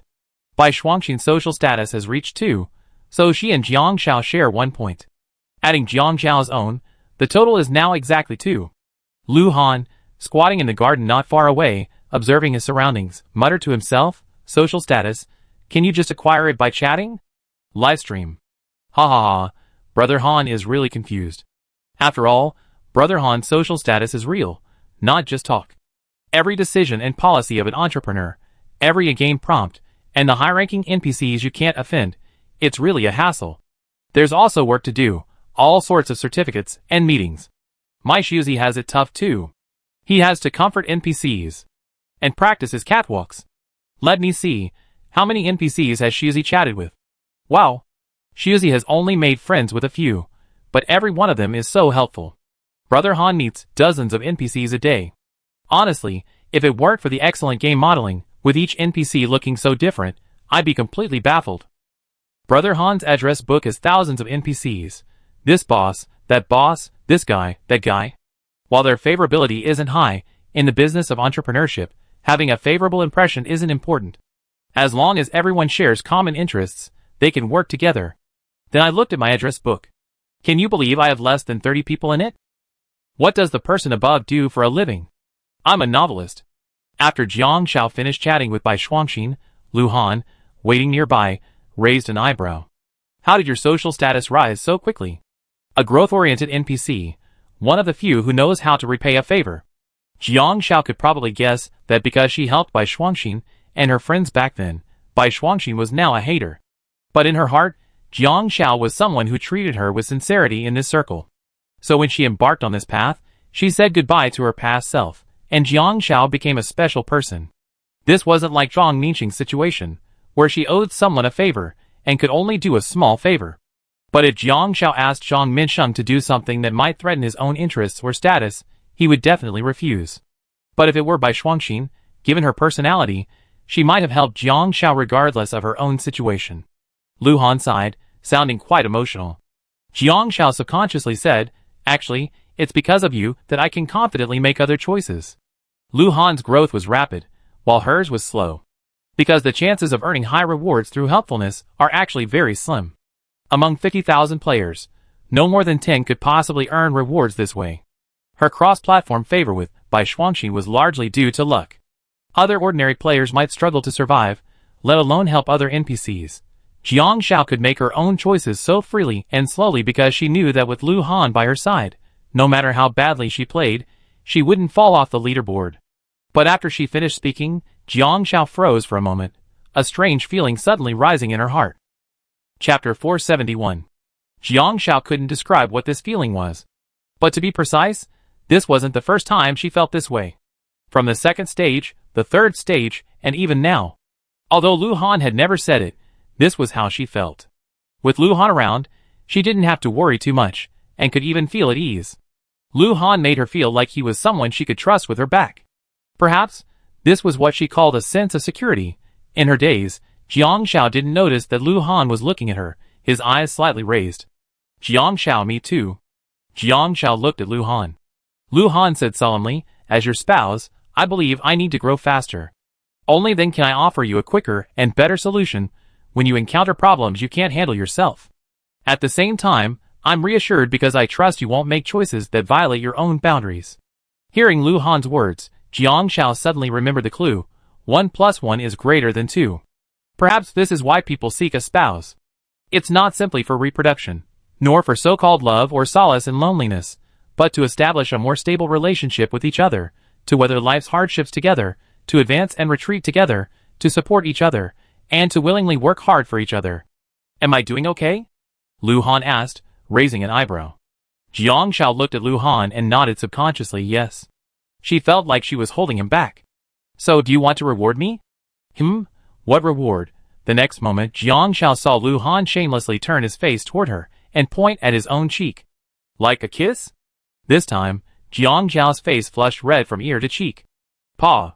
She rewarded Lu Han with a slap, not too hard, but enough to distance his shameless face from hers. At 9 o'clock, the players in the arena heard a system notification. The celebrity banquet was halfway through, and players could leave early. Upon hearing this, Jiang Xiao's first thought was to slip away. Lu Han followed Jiang Xiao closely. Jiang Xiao sent a message to Mu Mian, who replied, I see you later, Jiang Xiao. Thank you so much. I see you in your room later. Jiang Xiao breathed a sigh of relief. She guessed that Mu Mian hadn't wasted the opportunity he'd given her. Lu Han checked his phone. His boss was about to leave. No wonder players could leave early at this time. After all, the celebrity banquet didn't end until midnight, but NPCs wouldn't let you stay until then. Jiang Xiao returned to her room and made herself a late-night snack. Then she started checking her phone. Busy with training these past few days, Jiang Xiao hadn't had time to check the forums. To her surprise, there were so many new posts. I'm going crazy. I found an NPC as my spouse, then worked hard to earn money and climb the leaderboards. Everyone knows I don't have time for her, and she's cheating on me. I've been single for 26 years, and I'm being cheated on by an NPC? What a shame. I finally learned that a spouse is like marriage. It's better to be single than to be with the wrong person. I'm not afraid of godlike teammates, I'm just afraid of idiot teammates. As soon as I gain fame, my teammates pull it down. I never seen such a ridiculously insane public game for boosting happiness. I think this must be intentional. Jiang Xiao was quite interested in all 3 posts, clicking through them one by one. She always felt that there must be other ways to achieve a top spot on each list, but players simply hadn't found the right strategy. Chapter 472. First post, Jiang Xiao clicked in to read. Original poster. Seriously, finding NPCs is so frustrating. I explained countless times that I need to be busy with work and making money. Damn it, just as I was getting home from overtime, I heard great from inside the room. I was literally pumping blood to my head. I pushed the door open and saw. Second poster. Did you see Sun De Ying's red mandarin duck bellyband hanging around that lunatic's waist? 3RD poster. Wow, the above person is in the wrong channel. 4th poster. That's good. The original poster should get used to it beforehand so that they can get used to this kind of situation.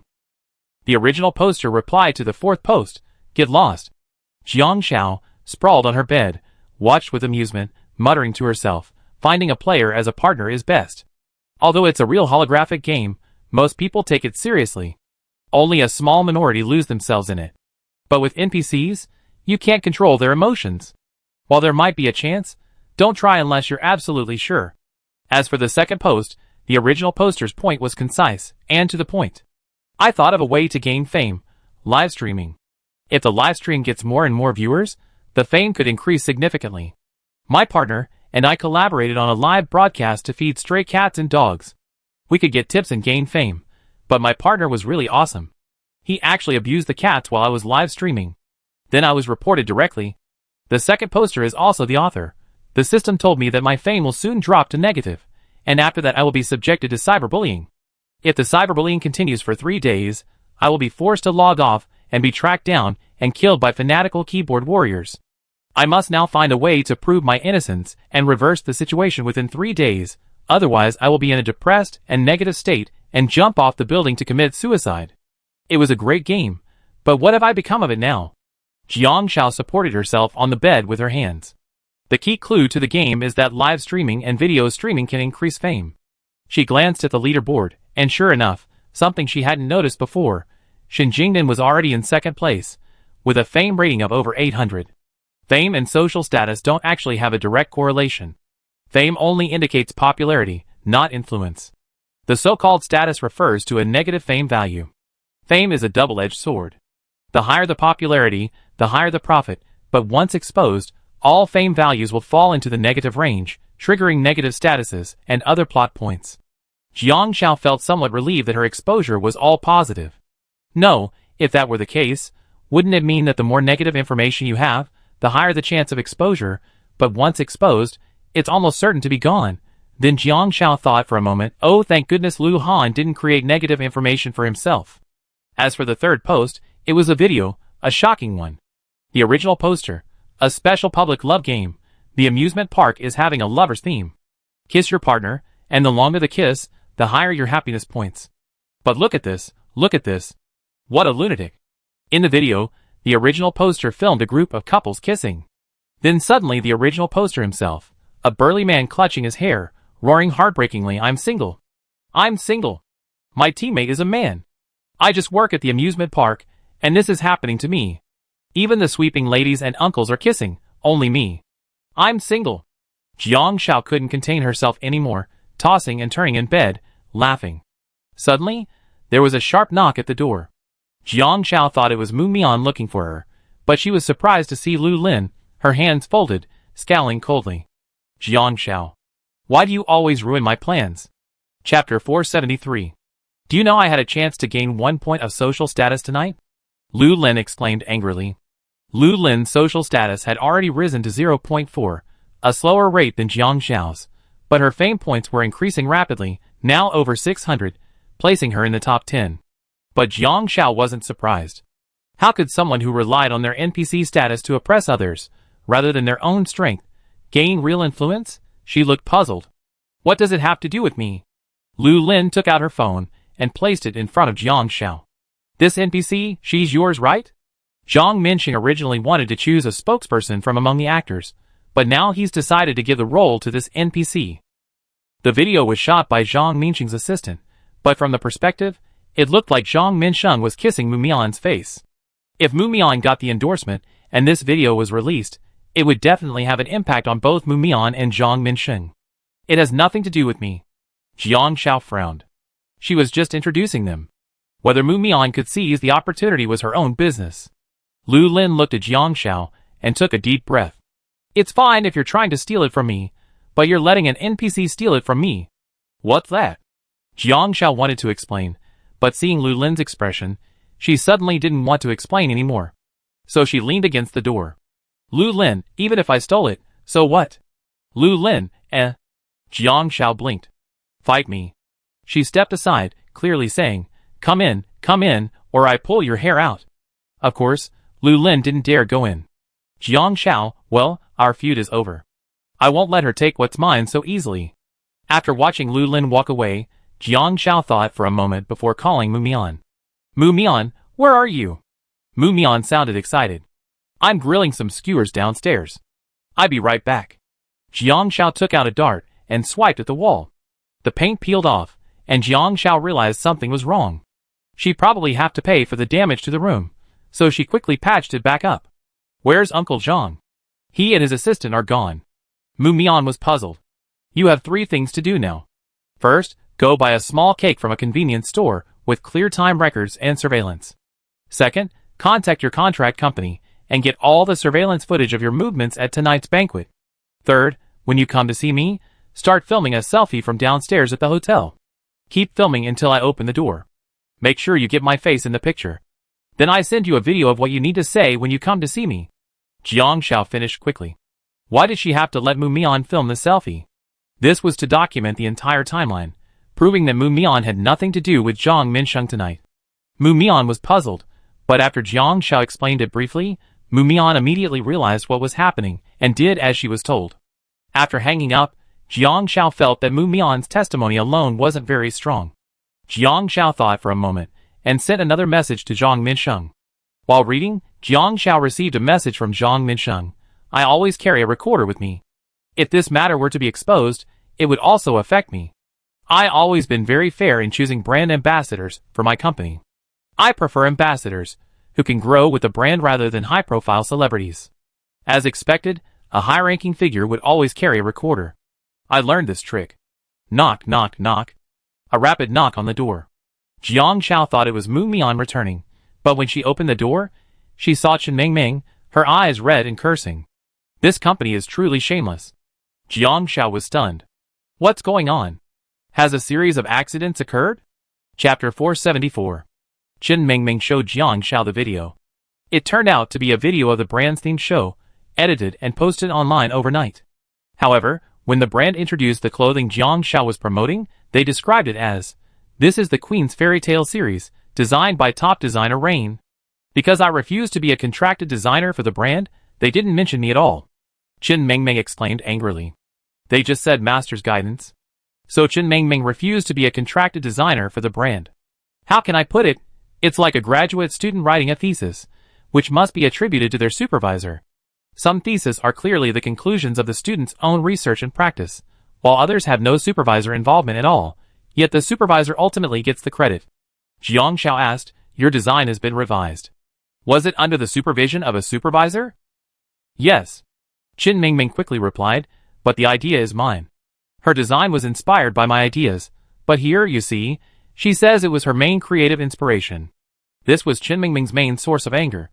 But no one can confirm who came first, unless Chen Mingming's design remained completely unchanged from the time of entry to the presentation.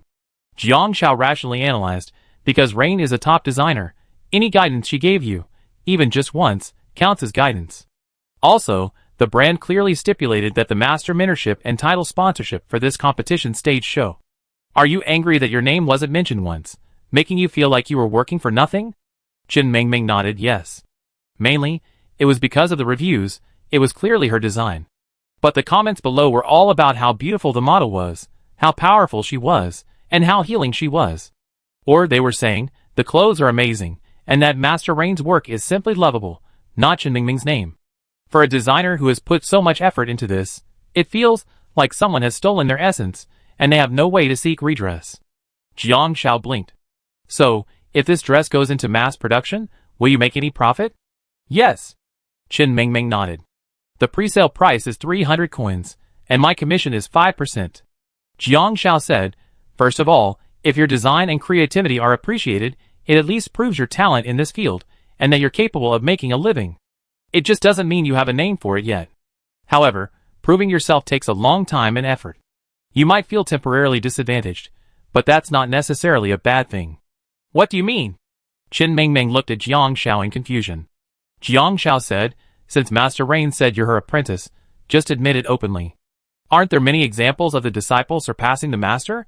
And since she's taking advantage of your creative reputation, isn't it normal for you to borrow hers? You refused to become a brand designer because you wanted to create your own, right? Chen Mingming's mother works in cosmetics and skincare, two things also related to women.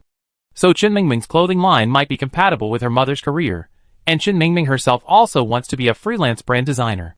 Chen Mingming nodded. So let's shoot a video. Jiang Xiao said, you create creative designs as Master Rain's apprentice, and I appear as a professional model, shooting and posting videos. Traffic will quickly increase. She knew from Tiaba that the fastest way to quickly gain public fame, besides being an actor, celebrity, or model, was to shoot short videos. Creating a persona, an IP, or an influencer account quickly gained fame, just like in the real world. And this was Chen Mingming's exclusive designer. Chen Mingming's eyes lit up. Why are you saying the same thing as Zhu Xiao? Chapter 475. So Zhu Xiao had this idea in mind a long time ago. Zhu Xiao not only shoots stills, but also videos and edits them. He and Chen Mingming were classmates. It just so happened that he was participating in a cosplay exhibition, and Chen Mingming was helping him make the costumes, so the two knew each other. Chen Mingming used to have a cosplayer model, but after she became a bit famous in the industry, she fired them both. The two of them, having a mutual liking for each other, started working on other things. Zhu Xiao was ostensibly a still photographer, but he actually had a passion for video. But if we're shooting videos, we need to decide on a style, and we might have to do it all ourselves at first. Jiang Xiao said, and we can do pre-sales. We can learn from the models of Lolita, Hanfu, and JK. With demonstrations and deposits, and using the name of Master Rain as his apprentice, the traffic is guaranteed to be good. This is pretty much the same strategy the brands are using now. Let's do it. After hearing this, Chen Mingming actually thought Jiang Xiao's idea was damn good. Knock, knock, knock. There was a knock on the door. Now it was Mu Mian who really came. Wow, is it okay for me to come in now? Mu Mian was carrying a small cake, and was surprised to see Chen Mingming there. She filmed a selfie with Chen Mingming in it. Come in. Mu Mian was extremely happy. I bought the small cake to celebrate a temporary endorsement I got. At this point, Mu Mian turned off the video. She had originally said it was just Jiang Xiao, but she hadn't expected Chen Mingming to come. Chen Mingming didn't like being on camera, but it didn't matter, her purpose had been achieved. Temporarily? Jiang Xiao was puzzled. Yes, Mr. Zhang said that with my image and temperament, I could consider transitioning to print modeling for one of his niche brands, but he only gave me 3 months. If the results aren't good, he replaced me, Mu Mian said. Jiang Xiao nodded. Okay. Chen Mingming looked puzzled. But aren't you a runway model? Jiang Xiao said, they're all models. Being a runway model is harder, but your professional skills are irreplaceable. Print models have it easier, but they're also more easily replaced. Mu Mian smiled. It doesn't matter. This is an opportunity, isn't it? I have 3 months now. I'm going to find a way. Jiang Xiao, thank you. If it weren't for you, perhaps I would. Jiang Xiao blinked. If you can successfully transition, Uncle Zhang will help you transfer your contract from the show business. And Zhang Minqing's status is such that the show business won't deliberately make things difficult for you. Mu Mian was filled with gratitude, and then promised, Jiang Xiao, you're the first person I met since entering society who's willing to help me unconditionally. If you need my help in the future, I definitely do it. Jiang Xiao heard a system prompt. It was detected that the player had helped the clothing model NPC Mu Mian transform. After the transformation, the NPC will become a free agent. A free agent NPC's life is uncertain, without a specific goal. After receiving a free agent NPC's promise, the player can guide the NPC to work in a field related to the player's goals, and according to the player's set goals, they will receive reasonable returns. Jiang Xiao was stunned. Free agent NPC. This was her first time encountering a free agent NPC. After talking with Chen Mingming and Mu Mian, Chen Mingming booked a flight back to Nan City for the next day. Jiang Xiao messaged Lu Han to ask if he knew about free agent NPCs. Lu Han quickly replied, free agent NPCs become free agents because they face social setbacks, lose their goals, and gain freedom without a storyline. Receiving a free agent NPC's promise means you be rewarded with a wage earner. Chapter 476. Lu Han didn't obtain a freelance NPC, but he did obtain a semi-freelance NPC. When he invested in his own business, he was facing a significant shortage of staff. Worried about players' cunning, he personally acted as a headhunter to find NPCs. On the recruitment app, as long as he had the relevant company business license, he could transition from applying to hiring. The recruitment dashboard showed the NPC's work capabilities, level of expertise, and current salary. As long as Lu Han offered 20% more than their current salary, he could poach them. This effectively helped them transition to a freelance position, giving him an extra employee, and the NPC would fulfill its promised work targets. So that's how it was. Jiang Xiao suddenly felt like she'd been shortchanged. Mu Mian was supposed to be a storyline NPC. She assumed she'd become a leak-scudding NPC like Bai Shuangxin. Jiang Xiao suddenly remembered that her advice to Bai Shuangxin and Mu Mian were different. Mu Mian said she didn't want to, so Jiang Xiao didn't force it. Lu Han soon sent a message, but mine is a semi-freelance NPC, which should be different from a freelance NPC. My semi-freelance NPC is a gold medal sales champion, who has transformed into a gold medal investment consultant. Every investment order he opens is for my financial gain, so you can refer to it. Jiang Xiao was a bit embarrassed. Lu Han had a company, but she didn't. Her current goal was to help Chen Mingming become a top fashion designer. But Jiang Xiao did have an idea. She looked at her own assets. 2,056,400 yuan.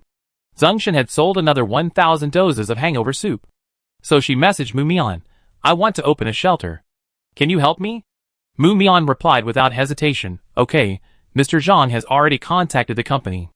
I just need to go to Mr. Zhang's office to shoot a print ad, and he tests the waters to see how much it generates. What kind of shelter do you want to open? Adopt small animals? Jiang Xiao quickly replied, no, adopt people with low intelligence. It's like a welfare institution. Mu Mian was stunned. Then she received a message from Jiang Xiao. I want to find teachers for them, who can teach them how to survive. They can do simple tasks like delivering newspapers, milk, or selling stationery. Anything to help them support themselves. This was an idea Jiang Xiao had wanted to pursue ever since she met Sha Jin. Since it was a live presentation, Jiang Xiao had actually thought about what she wanted to show. Mu Mian's eyes suddenly welled up when she saw Jiang Xiao's message. It turned out that she didn't just want to help herself, she wanted to do her best to help those she wanted to help. As expected, becoming a free-spirited NPC meant having no goals of their own. Once promised, they would act according to the player's wishes. No wonder Lu Han called them working NPCs. Jiang Xiao also speculated that the so-called wealth, status, fame, contribution, happiness, and achievement. These lists all represent different things. As Lu Han and she cultivate status and fame, they will also gain corresponding wealth. Happiness and achievements, for example, are currently achieved through dedicated games. However, her contribution value is currently ranked first, and very few players can reach that level. Even Lu Han has only made 40 contributions to society so far. A player has been detected creating a plan to open a welfare institution. This plan is a special one, and upon completion, you will receive 1,000 achievement points. Reminder: opening a welfare institution requires special equipment requirements. Please search for relevant information in AIM. Jiang Xiao searched on her phone for information on how to open a welfare institution.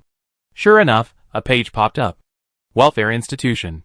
Applying for funds, 3 million, already met. Applying? Reminder: after applying, you will receive specific opening requirements, but your funds will be frozen. 3 million coins. Jiang Xiao took a look. Her funds weren't enough, but with Lu Han's money, it was more than enough. Lu Han now had over 10 million in funds. He was a money-making freak. After thinking for a moment, Jiang Xiao sent Lu Han a message. Is your money my money? Chapter 477. Lu Han raised an eyebrow and smiled at Jiang Xiao's message. Otherwise, Did you think he earned so much money just for show? He replied to Jiang Shao. Spend it freely, I'm rich.jpg, and then Lu Han received the message. Your spouse has applied to open a welfare institution, and has frozen 1 million yuan in your account. Lu Han guessed this. He'd known about it since Jiang Shao brought Sha Jin back. He glanced at Jiang Zhao's account, and saw she even left a few thousand for herself. He leaned back on the beanbag and scratched his hair. Okay, suddenly I felt the motivation to make more money. Jiang Shao looked at the conditions before her. Conditions for opening a welfare institution. Permanent staff member, 1. Volunteer, at least 1. Fixed location, 1. Warm reminder, all expenses above will be paid from the frozen funds. As the welfare institution is being upgraded, the number of residents will be expanded based on the institution's staffing, location capacity, and publicity. Note, welfare institutions are a special source of social contribution points. Founders receive corresponding contribution points based on the institution's rank. Mu Mian agreed to count as one of the fixed-term staff members. As for volunteers, Jiang Shao quickly contacted Yin Boya. If there weren't any, she could volunteer as well, but helping Chen Mingming with the video shoot might take up her time, so she wanted to be on the safe side. She sent Yin Boya a message, but it was probably too late, so he didn't reply. Jiang Shao wasn't in a hurry. When making this decision, she remembered that Shen Fansheng had taken her to the Paralympics, which featured both intellectually and physically disabled events. However, although both were Olympic events, the Paralympics received much less attention. Even winning a gold medal in the Paralympics would only attract a few cheers. Most athletes participating in the Paralympics are self-motivated individuals who, despite physical disabilities, still strive to shine on a stage. There are many unseen places and unseen events in this world, all of which deserve to be publicized. While not everyone can achieve such a life, when they are revealed, they attract attention. Even a small amount of attention is enough for these people. Jiang Shao finished all this when her live stream was shut down. The screen went black, and the room was silent for a long time. I suddenly don't feel like fangirling over Brother Han and Sister Han today. Sister Han's actions really surprised me. I had no idea Sister Han was actually planning to open a welfare organization. Brother Han must have sensed this a long time ago. And Sister Han had hinted at this before. Isn't it just to increase contribution points? Many people also want to increase contribution points. Has anyone found a way? Ultimately, if they don't have this thought in mind, most people wouldn't even think of it. Because whether it's status, wealth, or even fame, it's all about self-interest. But only contribution benefits others. No way, anyone will call this a saintly thing. Honestly, I admire people like this. Although I can't do it, if I met one, I would respect them. Because they must have the ability to help others. Compared to unscrupulous businessmen who only care about making money and using fame and fortune to satisfy themselves, such people deserve my respect. Same as the above, I'm lucky enough to support myself and my family in this life. But if someone like this gives to others, I respect them deeply. Don't mention it. I saw a charity event to help elderly people who are sick and childless and have no one to care for them. I felt so sorry for them, but I struggled to survive myself. During the school fundraising, I donated 10 yuan, which was all I could afford, but some people scolded me, saying I was giving to beggars. The amount doesn't matter, as long as the intention is there. If I were weak, I would hope others would be kind to me. If I were strong, I wouldn't want to see anyone bullying the weak. Only those who maintain basic kindness have a bottom line. Chapter 478. Jiang Shao and Chen Mingming flew back to Nanshur the next morning, and the fourth round of the game was already halfway through. Chen Mingming said she wanted to discuss opening an account and filming a video with Zhu Xiao, and after getting off the plane, she and Jiang Shao parted ways. Jiang Shao had just contacted Yin Boya the day before, and now that Yin Boya had arrived in Nanshur, Jiang Shao made an appointment to meet him at a cafe. Yin Boya looked the same, dusty and exhausted. Xiao, have you really decided? Yin Boya looked at the girl before him. Opening a welfare institution is no easy task. It requires a tremendous amount of money and effort. Yes, I decided. Jiang Shao nodded. Don't worry about the rest, Uncle Yin. I already asked, but the location, the volunteers, the staff. Yin Boya said, you told me before that you wanted to take in some mentally retarded people. Yes, but I don't want to just feed them. Mentally retarded people may be older, and their comprehension may not be as good as that of a normal person, but they can do some simple things and would appreciate someone to teach them. Jiang Shao said. For example, Sha Jin. Although he may have limited arithmetic skills, he's very strong and can help with moving things. He might not be very fast, but even if his salary is lower than the average person's, as long as he can support himself, that's enough. That's not a problem. I can help. Yin Boya said, the location doesn't have to be a busy one, but the room must be large enough and renovable. Shelters generally don't need to be particularly fancy, and to keep costs down, many organizations are located in more secluded areas. After all, this is charity. Occasionally, people will donate, but it's not stable. If you have the funds, you must plan for the long term. Jiang Xiao made a note. If that's the case, the North District isn't suitable because it's more crowded. Not to mention the commercial and wealthy areas, where prices are ridiculously high. The only options are the East District and the Industrial District. I know a friend who built a school in the East District, but when it was converted into an industrial area, all the students moved away. That school isn't big, so I drive you there. Jiang Xiao knew Yin Boya would be a surefire way to handle this. Yin Boya was quick, spending 2 hours showing Jiang Xiao the old school. It was one of those old-fashioned elementary schools with a playground, but it was run down because no one had lived there, and it hadn't been renovated. It was quite spacious though, and even had a small basketball court. Yin Boya liked it and negotiated the rent, which was a reasonable 30,000 yuan a month, but with a 1-year lease, it would cost 300,000 yuan. If Jiang Xiao agreed, they could sign the contract right away, and the 300,000 yuan would be debited directly from their account. The place was ready, but it still needed renovations. Yin Boya accompanied Jiang Xiao to find a decorator. Renovating the company would cost at least 200,000 or 300,000, but it would take a day. Luckily, the game shortened the process. We also needed a sign to indicate that it was a shelter. As for the interior, we only needed some bedding and beds. They didn't have to be particularly good. Single beds would be fine, not bunk beds. After running around for most of the day, we had just found a place. Jiang Xiao realized how tiring it was to be out and about. But just as Yin Boya was about to speak, Jiang Xiao's phone rang. It was Lu Han. You haven't come back yet? Lu Han asked. The voice sounded like a resentful husband waiting for his wife at home. Jiang Xiao said, I'm back. I asked Uncle Yin for help finding a shelter. Oh, Lu Han said. He even said he could help. Lu Han then asked, do you need help? I'm hiring. Chapter 479. Jiang Xiao was puzzled, but the shelter needs volunteers. Lu Han said leisurely, the rules are fixed. People will do the work even if you pay them. It's just that hiring requires clear division of labor, so it's impossible to cover everything. Don't we need chefs, accountants, security guards, teachers, cleaners, and other staff? Jiang Xiao was puzzled. Lu Han, my welfare organization isn't a company. Unexpectedly, Yin Boya said, some are needed, at least in the early stages. Although welfare organizations require only one person in charge, when things get really busy, and we need to take care of people, we need them. Also, the organization won't be well known at first, so there will be few people. Volunteers usually come only when they have time, and most of the time they're busy with their own things. Jiang Xiao was stunned. Is that so? She had never done this before. Lu Han said helplessly, Jiang Xiao, I'm actually quite useful. Live broadcast. This is killing me. Brother Han is desperately trying to make his presence felt, to show he can do it. Brother Han, wife, look at me. Look at me! I'm pretty awesome too. Shuzi is bewildered. Shuzi still thinks he's so awesome, still treating Brother Han like an ATM. Wow, wow, wow. Calling someone an ATM is overkill. Sister Han clearly said, I can do it, I'm capable. Brother Han, I know you can do it, but let me do it. If I can handle everything by myself, I don't need a significant other. Brother Han's approach is perfectly sound. It's my Shuzi who's used to being independent, and I'm so worried about her. But if one day Brother Han stops doting on Shuzi, wouldn't Shuzi be sad? Don't be so pessimistic.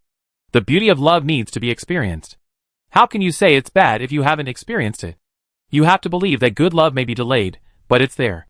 You just need to keep your eyes open and wait patiently. I became a casual fan, and I'm here specifically to support this couple. What if they break up? If Brother Han really wants to be a scumbag, I'd be the first to stop him. Right. I won't do it either. If he dares to be a scumbag, we cyberbully him. Dox him. Stop following him. Drag him into the dark room and beat him up. Think positively. Brother Han has been single for years, and finally found a wife. How can he just be called a scumbag? If he wanted to be a scumbag, wouldn't he have done it long ago? Jiang Xiao said she absolutely didn't mean Lu Han was useless. She just felt that Lu Han had his own things to do. Lu Han thought for a moment and said, okay. If you have anything you can't handle, let me know. Okay. Jiang Xiao hung up the phone and glanced at Lu Han's funds. Yeah, plenty of backup. Go for it, Yin Boya thought for a moment and said to Jiang Xiao, actually Jiang Xiao, I have something to discuss with you. What do you want? Jiang Xiao nodded. Yin Boya nodded. That's right. Retirement homes are different from other welfare institutions, such as nursing homes, children's welfare homes, and social welfare institutions for the disabled. Currently, the majority of people are opening nursing homes, followed by children's welfare homes, and disability welfare institutions. Some social issues aren't really that big of a problem. But retirement homes are different because they're stuck in the middle, neither up nor down. Few are willing to open them. I know, Jiang Xiao said. Jiang Xiao had a reason for choosing retirement homes. Compared to the other institutions, people with low intelligence have the least access to protection. Those with slightly higher intelligence might be fine, but those with very low intelligence face challenges, not only in terms of receiving subsidies, but also in terms of whether they can even feed themselves. They face all sorts of emergencies, and are likely to face a large number of people who can't even control their emotions. Someone like Sha Jin is actually considered intelligent. Chapter 480. Let's start with nursing homes. Few of the elderly in nursing homes are truly willing to take in homeless and incapable individuals. Most of these individuals have children who are unable to care for the elderly, and therefore pay to send them to nursing homes. Socially, they have become profit-making institutions for business people. Orphanages also exist. Because they are funded by businesses, these children may come from all over the place. Perhaps they have suffered minor accidents, but they will grow up and be adopted. Even if not, they can return to normal life. Depending on the degree of disability, people with disabilities still have the ability to find employment, just like Shen Jingbing's disability certificate, and they can still find a way to survive. But people with low intelligence don't have that ability.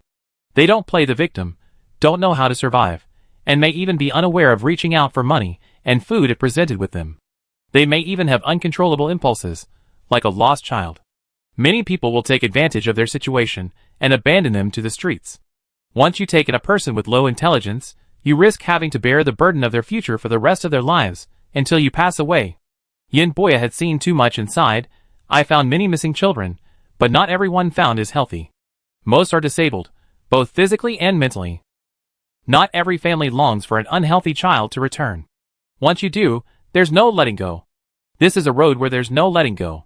In such cases, if you have a little kindness in your heart and try once, you won't have the heart to let them live on the streets again. Well, I decided, Jiang Xiao said.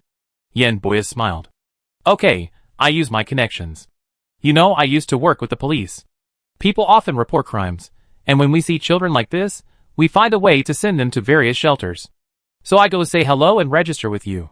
The police will then help spread the word for you, so be prepared. Jiang Xiao nodded and smiled. No problem, Uncle Yin, don't worry. A system notification came to his ears. The players' welfare organization has been connected to the police's non-governmental public welfare cooperation representative team. Once the welfare organization is successfully registered with the police, the player will receive a social status increase of 1 and a social contribution increase of 100. Jiang Xiao breathed a sigh of relief. Thank you, Uncle Yin.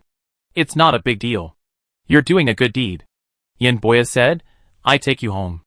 Jiang Xiao thought for a moment. Uncle Yin, is this evening free? Let's stay for dinner. Thank you for your help this time. Yin Boya thought for a moment. Okay, then Uncle won't refuse. Jiang Xiao nodded. Yin Boya and I went shopping for fresh groceries for dinner. We arrived at the market and discovered they had hairy crabs, very plump ones. Since they weren't special ingredients that increased stamina, they were only 40 coins each at 3.5 taels. Jiang Zhao's mouth was watering. Eating crabs in the game was so much fun. Counting the heads, Jiang Xiao had originally planned to buy 15 female crabs, but since she also wanted to eat crab foie gras and crab roe noodles, she took advantage of Yin Boya's car and bought 50 to take home. We bought more groceries and went back to cook. Lu Han came back just in time for dinner. As soon as he entered the house, he saw Yin Boya helping Jiang Xiao, his hands behind his back. Jiang Xiao was just about to steam rice and turned around with the washed rice. A bouquet of rose buds appeared before Jiang Shao. Lu Han looked at Jiang Shao and said, "Here." Jiang Shao was stunned for a moment and asked, "Why didn't you give me the sunflowers?" "Sunflowers are edible, after all. The rose can only wait for it to wither." Chapter 481. Lu Han didn't think too much about it. "I saw an NPC selling flowers on the street, so I just bought some." It really was just a quickie. Although Jiang Shao asked, they weren't sunflowers, she was still quite happy. After putting the washed rice into the rice cooker, she wiped her hands on her apron before accepting the flowers from Lu Han. Jiang Shao was stunned when she received a bouquet of romantic surprise roses from her spouse, adding 30 points to her happiness. Romantic surprise rose. Attributes: ever blooming, adding 30 points to happiness. Description: surprises and romance exist in the hands of random NPCs. Happiness isn't something you deliberately seek out, it's hidden in the little things of life. The care of a loved one, unexpected romance, waiting to be discovered. And the moment Lu Han gave it, a system notification was received. Your spouse received romantic surprise roses, gaining happiness and adding 30 points to their achievement. Holy crap, this thing actually adds to your achievement? Lu Han said subconsciously. Jiang Shao was stunned. You didn't know? Lu Han shook his head. He didn't know. Jiang Shao thought Lu Han had given it to her knowing it would increase her happiness. Her eyes curved slightly, and she hummed a tune as she placed the rose in the vase. Lu Han entered the kitchen. "Uncle Yin, let me do it." Yin Boya took one look and said, "Okay. I leave the kitchen to you too." Jiang Shao returned, and Lu Han was already helping her peel potatoes. Jiang Shao smiled. One of them would stir-fry, while the other would assist. Lu Han's knife skills weren't great, but he was an experienced hand after all. Peeling potatoes and shredding meat wasn't a problem after a few tries. Jiang Shao steamed some green peppers and mushrooms, made a braised fish, pork ribs, corn and yam soup, stir-fried broccoli, twice-cooked pork, blanched shrimp, and sweet and sour pork ribs. Finally, she put the steamer in the oven, lined the bottom with slices of ginger, and placed the bound crabs belly up. Steam over high heat for 15 minutes, then turn off the heat and let them simmer for 3 minutes. They're most delicious. Zengshan was supposed to be out delivering goods that evening, but knowing Jiang Shao would be back, he left early. Lu Yuqing was still the queen of the workday. Jiang Rong got off work at 6 p.m. and was also on her way home. Everyone got home around the same time, except Shen Jingbin. But before he could wait, there were guests at home today, and Zengshan had specially brought out a bottle of fine baijiu. "Will you come?" Jiang Shao took a look and, was surprised. "Where did you get them?" "The boss sent them," Zengshan said. Zengshan said to Jiang Shao, "I sold another 3,000 of that hangover soup these past 2 days, but I'd probably find a few more places to sell the rest tomorrow or the day after tomorrow, and then sell them quickly for 500 coins. Huh? Jiang Shao was puzzled. Someone's already selling the hangover soup, and if we can talk tonight, they want to terminate my contract because their base price is 800 coins. Zengshan said, so I decided to sell the rest at half price. Okay. Jiang Shao agreed, of course. Because once more people start selling, the hotel owner's sales will be limited. If Zengshan stock sells quickly, they won't be able to sell as much in a short period of time. Without Zengshan's connections in the nightclubs, it would be extremely difficult for them to raise the price. Players are simply trying to find a way to quickly climb the charts in this phase. The closer the phase ends, the more panicked they become, and the price will definitely drop in order to sell quickly. Zengshan is taking advantage of the high price of the hangover soup to sell his goods. Everyone at the table was enjoying their meal. Shen Jingbin had returned. What a wonderful smell. I knew the master chef had returned the moment I smelled it. Everyone turned to stare at Shen Jingbin. Jiang Shao was about to look over when her vision went dark, blocked by Lu Han's hand. Lu Han said sternly, "Don't look. It's an eyesore." Chapter 482. Hey! Brother Han, why are you covering my face? Don't I look handsome like this? What's going on? Are you afraid your kid will fall in love with me after seeing me?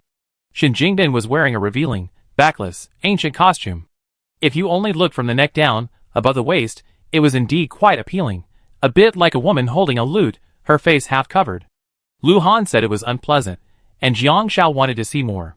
She grabbed Lu Han's hand and moved it downward, only to see Shen Jingbin's half-exposed chest. She blinked. Lu Han said slowly, "What he has, I have too." Jiang Shao didn't hear, but just looked up. Shen Jingbin flirted with Jiang Shao. Jiang Shao looked at Shen Jingbin's face, and suddenly felt sick to her stomach. Did someone hit you? Yes, Shin Jingdan was wearing makeup, and it even included eyeliner, almost reaching the tips of his eyebrows. That's called male god makeup. There's been a lot of it lately, like Sha Qianma. Do you know how many people came to my livestream today? Shin Jingdan excitedly said, 300,000 viewers. I gained 30,000 followers in one day. My fame increased by 300 points. After saying that, Shin Jingdan stroked his forehead from above his eyebrows. Tell me, how come I'm so good looking? Lu Yuqing couldn't help but hold her forehead in her hand. That's not Sha Qianma, it's Sha Qiandao. Jiang Shao silently turned her gaze back to meet Lu Han's, saying seriously, look, you could use some cleansing. Lu Han suddenly brightened up. He peeled a crab and handed it to Jiang Shao. Good taste. Shin Jingdan wanted to join the table. Go, go, go! Song Yusheng, who rarely spoke, couldn't help but speak. Take a bowl and eat over there. It's so annoying. Shin Jingdan said confidently, no. I want to eat at the table. I can't change my clothes. Song Yusheng, wash your face too. It was so annoying. Jiang Shao checked the list and, as expected, Shin Jingdan was now number 1 on the fame list, with a fame score exceeding 1,000. Internet celebrities really rise to fame the fastest. After all, fame simply represents exposure. It was 8 o'clock when they finished dinner, and Yin Boya had something else to do, so he left. It was a rare occasion for the group to get together, and except for the opening segment, they mostly went their separate ways. Everyone discussed the hidden rules of the game. Lu Yuqing had already played the public happiness game, saying it involved kissing at the amusement park. Lu Han's ears perked up when he heard that. Huh? Increase happiness? Lu Yuqing blinked. I can't go now. Each list has only one public game, no second chance. But I also found out there are other ways to increase happiness. For example, there's a milk tea shop promotion where the second cup is half price. If you go together as a couple, you increase your happiness by 10 points. Xingshen said, oh yes. There's also the couple's movie screening at the cinema on Wednesdays. Going together increases your happiness. Several people looked at Zheng Shen and Song Yusheng. Song Yusheng quickly said, why are you looking at us? We're all kissing. Zheng Shen wasn't watching a movie, he was watching a live performance. Shin Jingdan interrupted, the atmosphere is so good, it's hard to end without some kissing. Jiang Shao nodded. Giving me the roses Lu Han bought on the way will also increase your happiness. Lu Han remained silent, resting his hand on his forehead. Brother Han, why didn't you say anything? Shin Jingdan asked curiously. Nothing. Lu Han held his forehead, his words heavy. Everyone was immediately curious. Shin Jingdan, Brother Han, tell us if you're pregnant. After the baby is born, we all work together to find a solution. Don't just abort it alone. Lu Han lowered his hand and looked at Jiang Shao with resentment. Jiang Shao, why don't you consider switching rankings? With their combined happiness, they'd be crushed. Jiang Shao blushed and quickly said, shut up. Don't even think about it. Shin Jingdan, Song Yusheng, Zheng Shen shook his head and sighed. When a dog dies of starvation, not a single grain of dog food is innocent. Chapter 483. Live broadcast room. I think Brother Han did it on purpose. He just wants to show off his affection. No, Brother Han is flirting with his wife. Ah, I see. Brother Han has mastered the art of flirting with his wife. But they can really swipe every list. So realistic. People with ability have more options. They can swipe any list if they want. I want to ask a question. The person above said it. But you interrupted me just now. The author said she forgot what I was going to ask. After dinner, everyone sat together in the living room. Many people have now found the right approach to rankings. The minimum wealth on the wealth list is 300,000. The achievement list has a minimum of 50 points. The social status list has a minimum of 0.1. The happiness list has a minimum of 300 points. The fame list has a minimum of nearly 30 points. Only the contribution list has so far seen very few people swiping it. It's almost untouched. I guess the remaining 10 days of the 4th round will be a stalemate. However, Jiang Shao noticed that Lu Daong and Hua Pao's names had both climbed into the top 10 of the contribution list. They were almost on par, one at 42 and the other at 48, practically surpassing her own. Yet, they were nowhere to be found on the happiness list. Suddenly, she felt curious and wanted to ask what they were doing. Before she could ask, Jiang Shao received a call from the police hotline. Hello, Ms. Jiang, this is the police.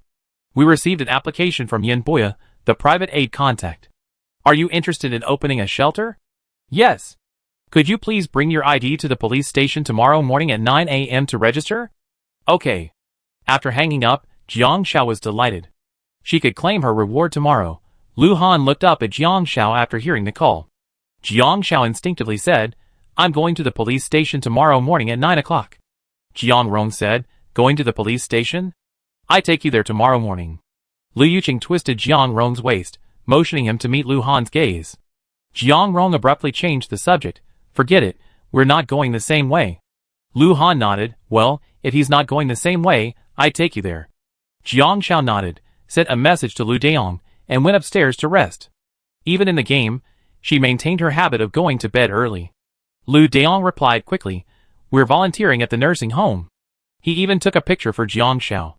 At that moment, Lu Deong and Hua Pao were sitting in the nursing home's mahjong parlor.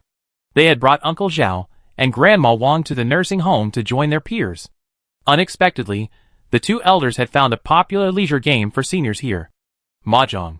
Hua Pao looked at the four elderly people sitting together, feeling somewhat helpless. They must have been playing for half an hour. Zhao Bo slyly picked up a mahjong tile. He held it in his hand for 5 seconds before throwing it. Ah ha ha ha, self-drawn. 3-card game. The next table, Mrs. Wang, looked at the tiles with a bewildered look on her face. Hua Pao quickly reminded her, Grandma. Play 30,000. Mrs. Wang quickly said, 30,000. She ended up pushing the 3-tube tile out. Hua Pao quickly picked it up for her and put the 30,000 out. The other one was a resident of the nursing home, nearly 100 years old. He picked up a tile, pondered it for 5 minutes, and finally, slowly, followed Mrs. Wang's lead and threw out a 30,000. Lu Deong texted Jiang Xiao back before he could talk to Hua Pao. The nearby nurse came over and urged, Sleep, sleep. No more fighting. You guys can't stay in the nursing home anymore. You have to pay to stay here. Upon hearing they had to pay, Grandma Wang and Uncle Zhao quickly stood up. No more fighting. Uncle Zhao also let Lu Deong support him. The centenarian, seeing them all up, took several minutes to lean back on the mahjong table and sighed, I envy you young people so much strength. We get old, and we're useless. Uncle Zhao said politely, Brother Lu, you're still strong. The centenarian, Uncle Lu, looked at Uncle Zhao with disdain. Strong? Don't you know that when I was your age, I could still go out and square dance with a bunch of girls in their 60s? Why am I playing mahjong with you? Chapter 484. Lu Dayong's emotions were complicated. Because Uncle Zhao was single, there was a reason he played mahjong with Uncle Lu. Although Uncle Lu was already 100 years old, several young women in their 60s and 70s at the nursing home still called him Brother Lu every day. They quoted Uncle Lu's words, You young girls are so sweet. I'm old, and I don't know when I be gone. Look at Xiao Xiao, so young and energetic, not even 70 yet. Under this, Uncle Zhao became Uncle Lu's little fan, discussing how to impress a 60-something girl by inviting him to square dance. Then he asked Wang Pa to play mahjong with Uncle Lu. Because Uncle Lu was so slow at mahjong, no one in the nursing home wanted to play with him. Others could play 6 rounds an hour, but he could only play 2. After leaving the nursing home, Lu Deong and Hua Pao jointly bought a Wuling Hongguang. Jiang Xiao just called me, Lu Deong said. What did she ask you for? Hua Pao asked. She asked us what we were doing. I said we were volunteering at a nursing home, and she asked if we were interested in the shelter she runs. Shelter? Hua Pao was puzzled. Well, she said it's for contribution points, probably more than here, Lu Deong said. In fact, based on their playstyle, the two of them had no social status at all. Fame points were low too. Never mind happiness points. Ever since the last mission required them to go on a date together, and they even chose a couple's location, Lu Deong had completely given up on the list. A gentleman can be killed, but not humiliated. Game rankings aren't important, but Deong, a straight man, absolutely cannot let anyone misunderstand him having an affair with Hua Pao. The two of them had no shortage of funds to survive. They leased Wang Pa and Zhao Bo's land in Jiangnan town to NPCs for cultivation, becoming contractors. They then found a permanent stall in Nanshur selling fresh vegetables, which was doing quite well. They had enough to live on. However, at this rate, it was only a matter of time before they were pushed off the leaderboards in the second half of the 4th stage. A few days ago, the two of them discovered a way to increase their contribution points: volunteering. A single day of volunteering earns a small amount of contribution points. Helping an elderly person in need might earn them more, But the contribution leaderboards are so few in number right now that they discovered this. Huipo rubbed his head. When? The day after tomorrow. Lu Daong asked, are you going? Huipo said, of course, it's nothing. Lu Daong. Then I replied to her. Jiang Xiao saw the reply message and knew she had secured 2 player volunteers. Actually, the shelter didn't have a set number of volunteers. Everyone needed at least one. She'd find out the details after registering tomorrow. As usual, Jiang Xiao checked the post before bed. That guy who's live streaming is Jigong. Everyone's Jigong. Why are your followers growing so fast? Can you share some advice? Jiang Xiao couldn't help but click in to see. The original poster. Live streaming is about gaining followers and fame. That guy had hundreds of people online, but why do I only have 8? Also, I want to ask, brother, what is that black thing you rub out of your body when you're doing Jigong? Is it really a Naiwan? Then how can you put it in your mouth? The second poster replied to the original poster. That's Wudan. You're welcome. It's obvious that it's Shin Jingbin. Jiang Xiao watched Shin Jingbin's live stream and found some NPC comments, though the content was quite consistent. I've seen this streamer so many times. Honestly, I don't like his streams. I don't know why he streams like that, but I think he might have some mental issues. It's kinda pitiful. He's crazy and speaks strangely. I couldn't help but tip him 1,000 paper cranes. Me too. A normal person wouldn't dress like that. It's not cosplay, but he's wearing smoky makeup and isn't talking much today. He looks a bit off. I gave him a little heart. Even a little bit of love, I guess. Sure enough, Shin Jingnan just stood there, and the NPCs would sympathize with him. After reading the post, Jiang Xiao put down her phone and prepared for bed, expecting the next day's contribution rewards. Chapter 485. 4th Stage, Day 11. Name, Jiang Xiao, Real Name Verification, Blessings, Senior Chef's Blessing, Mountain's Blessing, Science's Blessing. Identity, Capitalist. Spouse, Lu Han, Level 2 ML Ring Item Bonus, Occupation, Senior Fashion Model, Super Fashion Model Fame Advancement 30/1000, Satisfaction, 110 to 160. Cleaning, 107/150. Stamina, 370/370. Social status, 2, 4.1, second on the ranking list. Social fame, 130, plus 84, 27th on the ranking list. Social contribution, 50, plus 30, first on the ranking list. Achievement points, 210, 31st on the ranking list. Happiness points, 450, 5th on the ranking list. Status, happiness gain bonus of 50%. Warehouse, omitted. Survival funds, 55,300, plus 8,033,800. Jiang Xiao glanced at her stats and realized that Lu Han's funds had truly grown exponentially. He only used 1 million, and in a single afternoon, he earned it all back. True capitalists use capital to drive capital power, making money effortlessly. Based on this wealth list, it's likely no one could compete with Lu Han. But as mentioned at the beginning of the game, the 4th stage should be considered a later stage, with fewer and fewer Easter eggs. Furthermore, Jiang Xiao, constrained by various career quests, didn't have the time to explore and find Easter eggs. After all, a person's energy is limited. But Jiang Xiao still felt like she was missing something. Shall we go? Lu Han came down. We're pressed for time today. We won't have time to make your crab roe noodles. Yeah. So they made do with the noodles. After getting in the car, Jiang Xiao told Lu Han her speculation. I always feel like something's missing. Because they were already halfway through the 4th stage, it would actually be over soon. Lu Han raised an eyebrow. You already received 3 survivability enhancing blessings, which is quite impressive. Your energy is limited. Jiang Xiao asked doubtfully. The food blessing is obtained in the 1st stage, improving basic survivability. Your investor blessing is from the 2nd stage, improving wealth survivability. In the 3rd stage, I received the mountain blessing and the scientist's blessing. One improves survivability in the wild, and the other improves survivability in the city. But I always feel like something's missing. Health? Lu Han said without hesitation. Didn't you say before that the next stage might be illness? Yes, Jiang Xiao finally remembered. Doesn't that mean we still have to go to the hospital? Jiang Xiao frowned. To this day, she had never been to a hospital. She didn't like hospitals very much. They were places of hope, but also cruel places. Got it. Lu Han said, after the last round of missions, I had Song Yushin go to the hospital. He's currently receiving a doctor's blessing. How did you know? Jiang Xiao blinked. Lu Han said, someone on the forum mentioned that due to the physical defects caused by kidney surgery, his stamina limit has been reduced.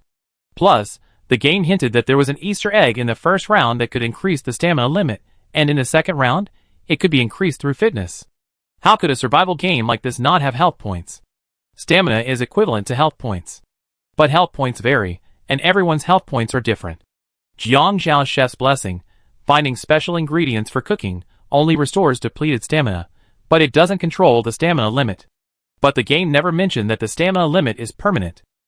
In the previous round, Jiang Xiao told Lu Han that the fifth round might be related to an illness, so Lu Han had Song Yuxing go to the hospital and guided him to observe the NPCs to find a place where there was a chance to spawn a blessing.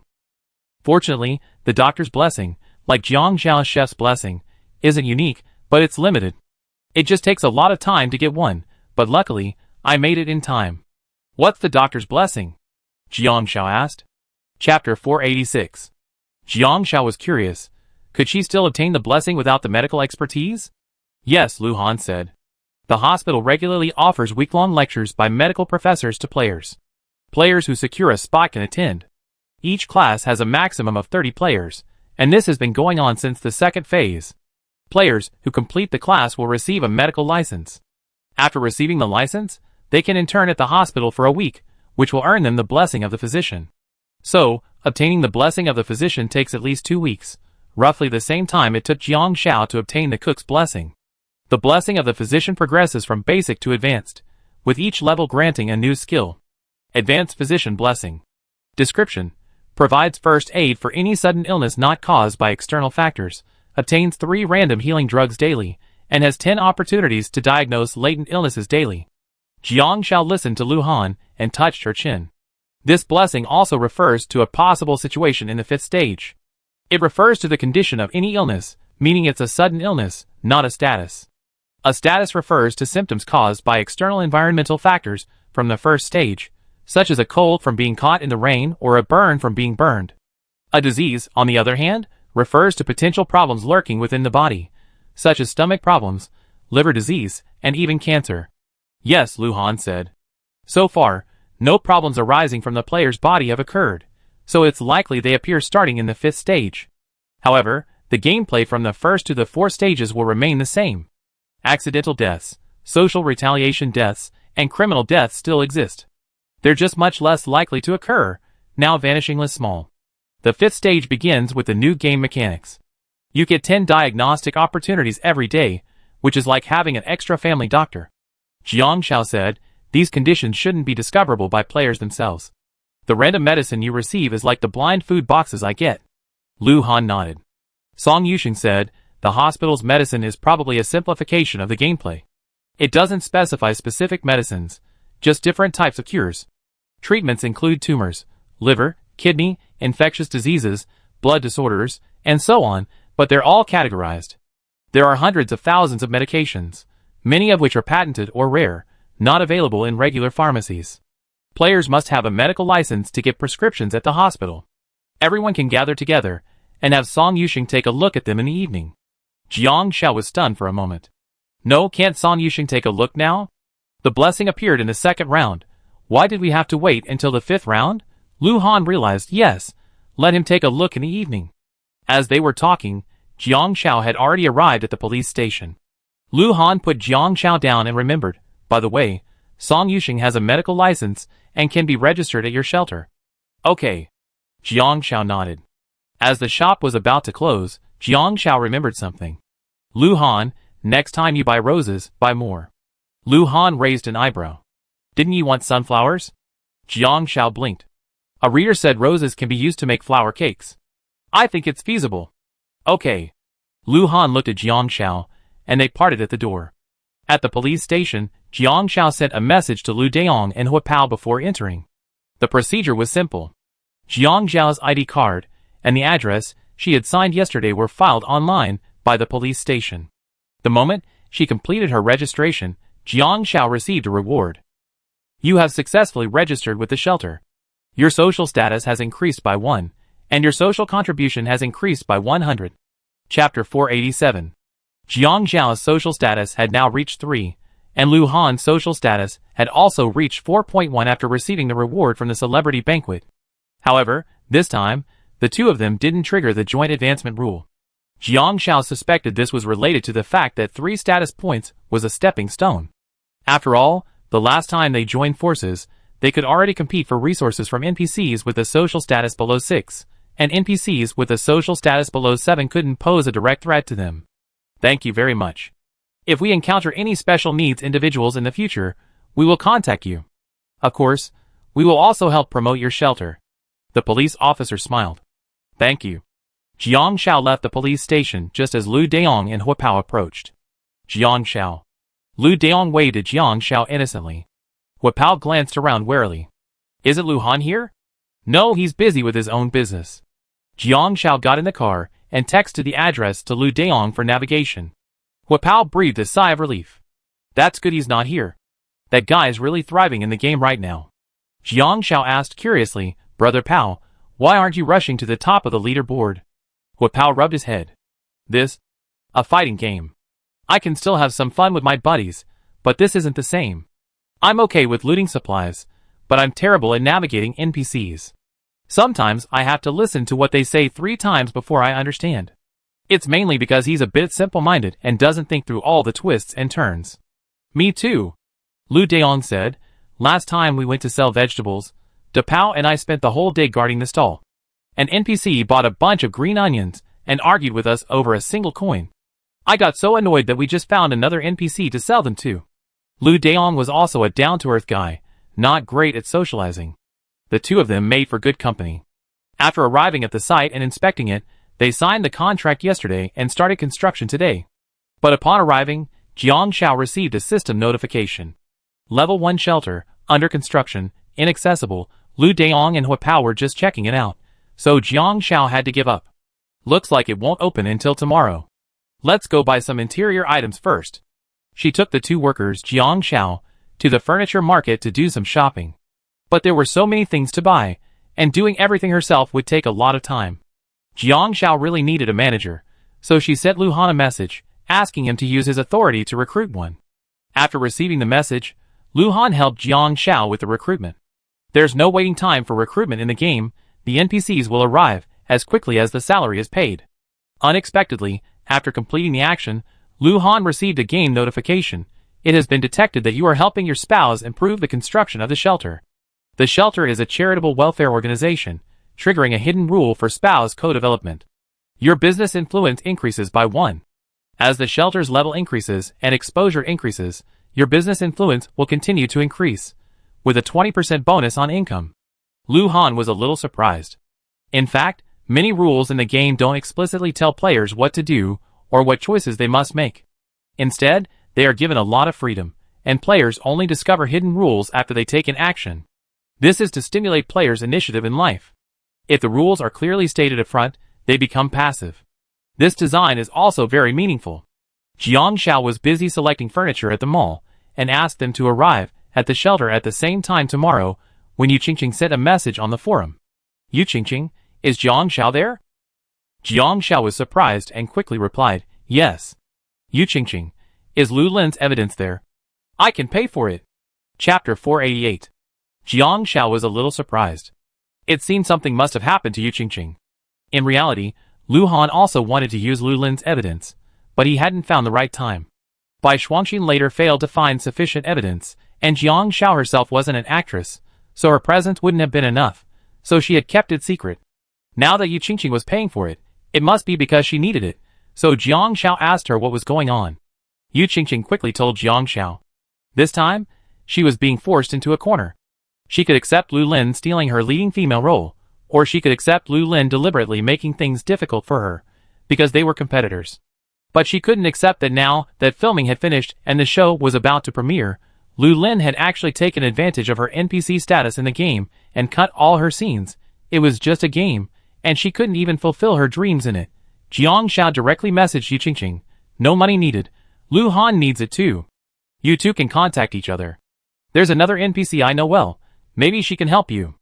Then Jiang Xiao pushed Bai Shuangxin over to Yu Qingqing. Competing with people in the same workplace is easier. After shopping, Jiang Xiao followed Hua Pao and Lu Daong to the nursing home to pick up the elderly couple.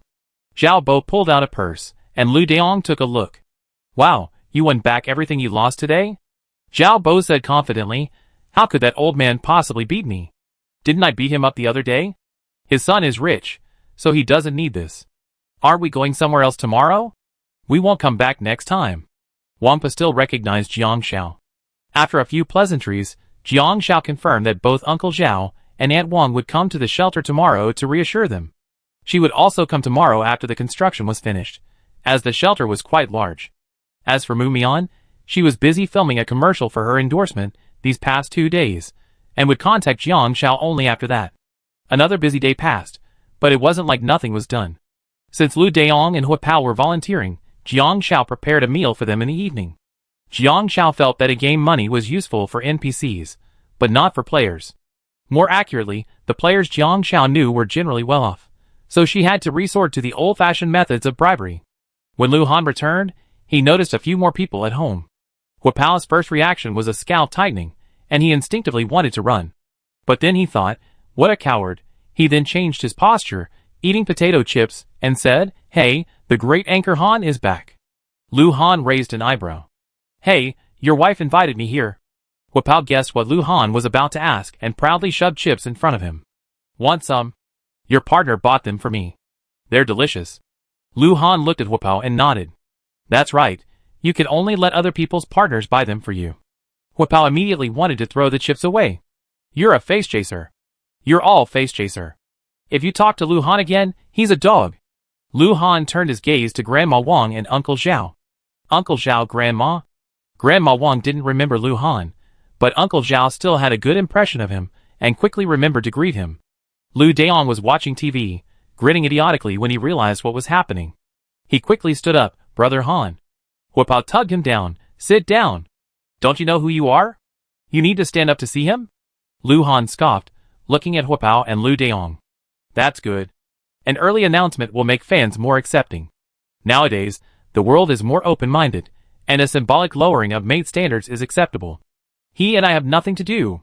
We're not close." Lu Daong, realizing what was happening, shuddered.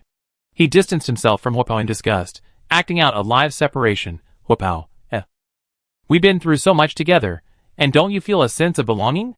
Chapter 489. Lu Han didn't say much to Jiang Xiao, rolling up his sleeves and heading into the kitchen to help her. Jiang Xiao was a little surprised.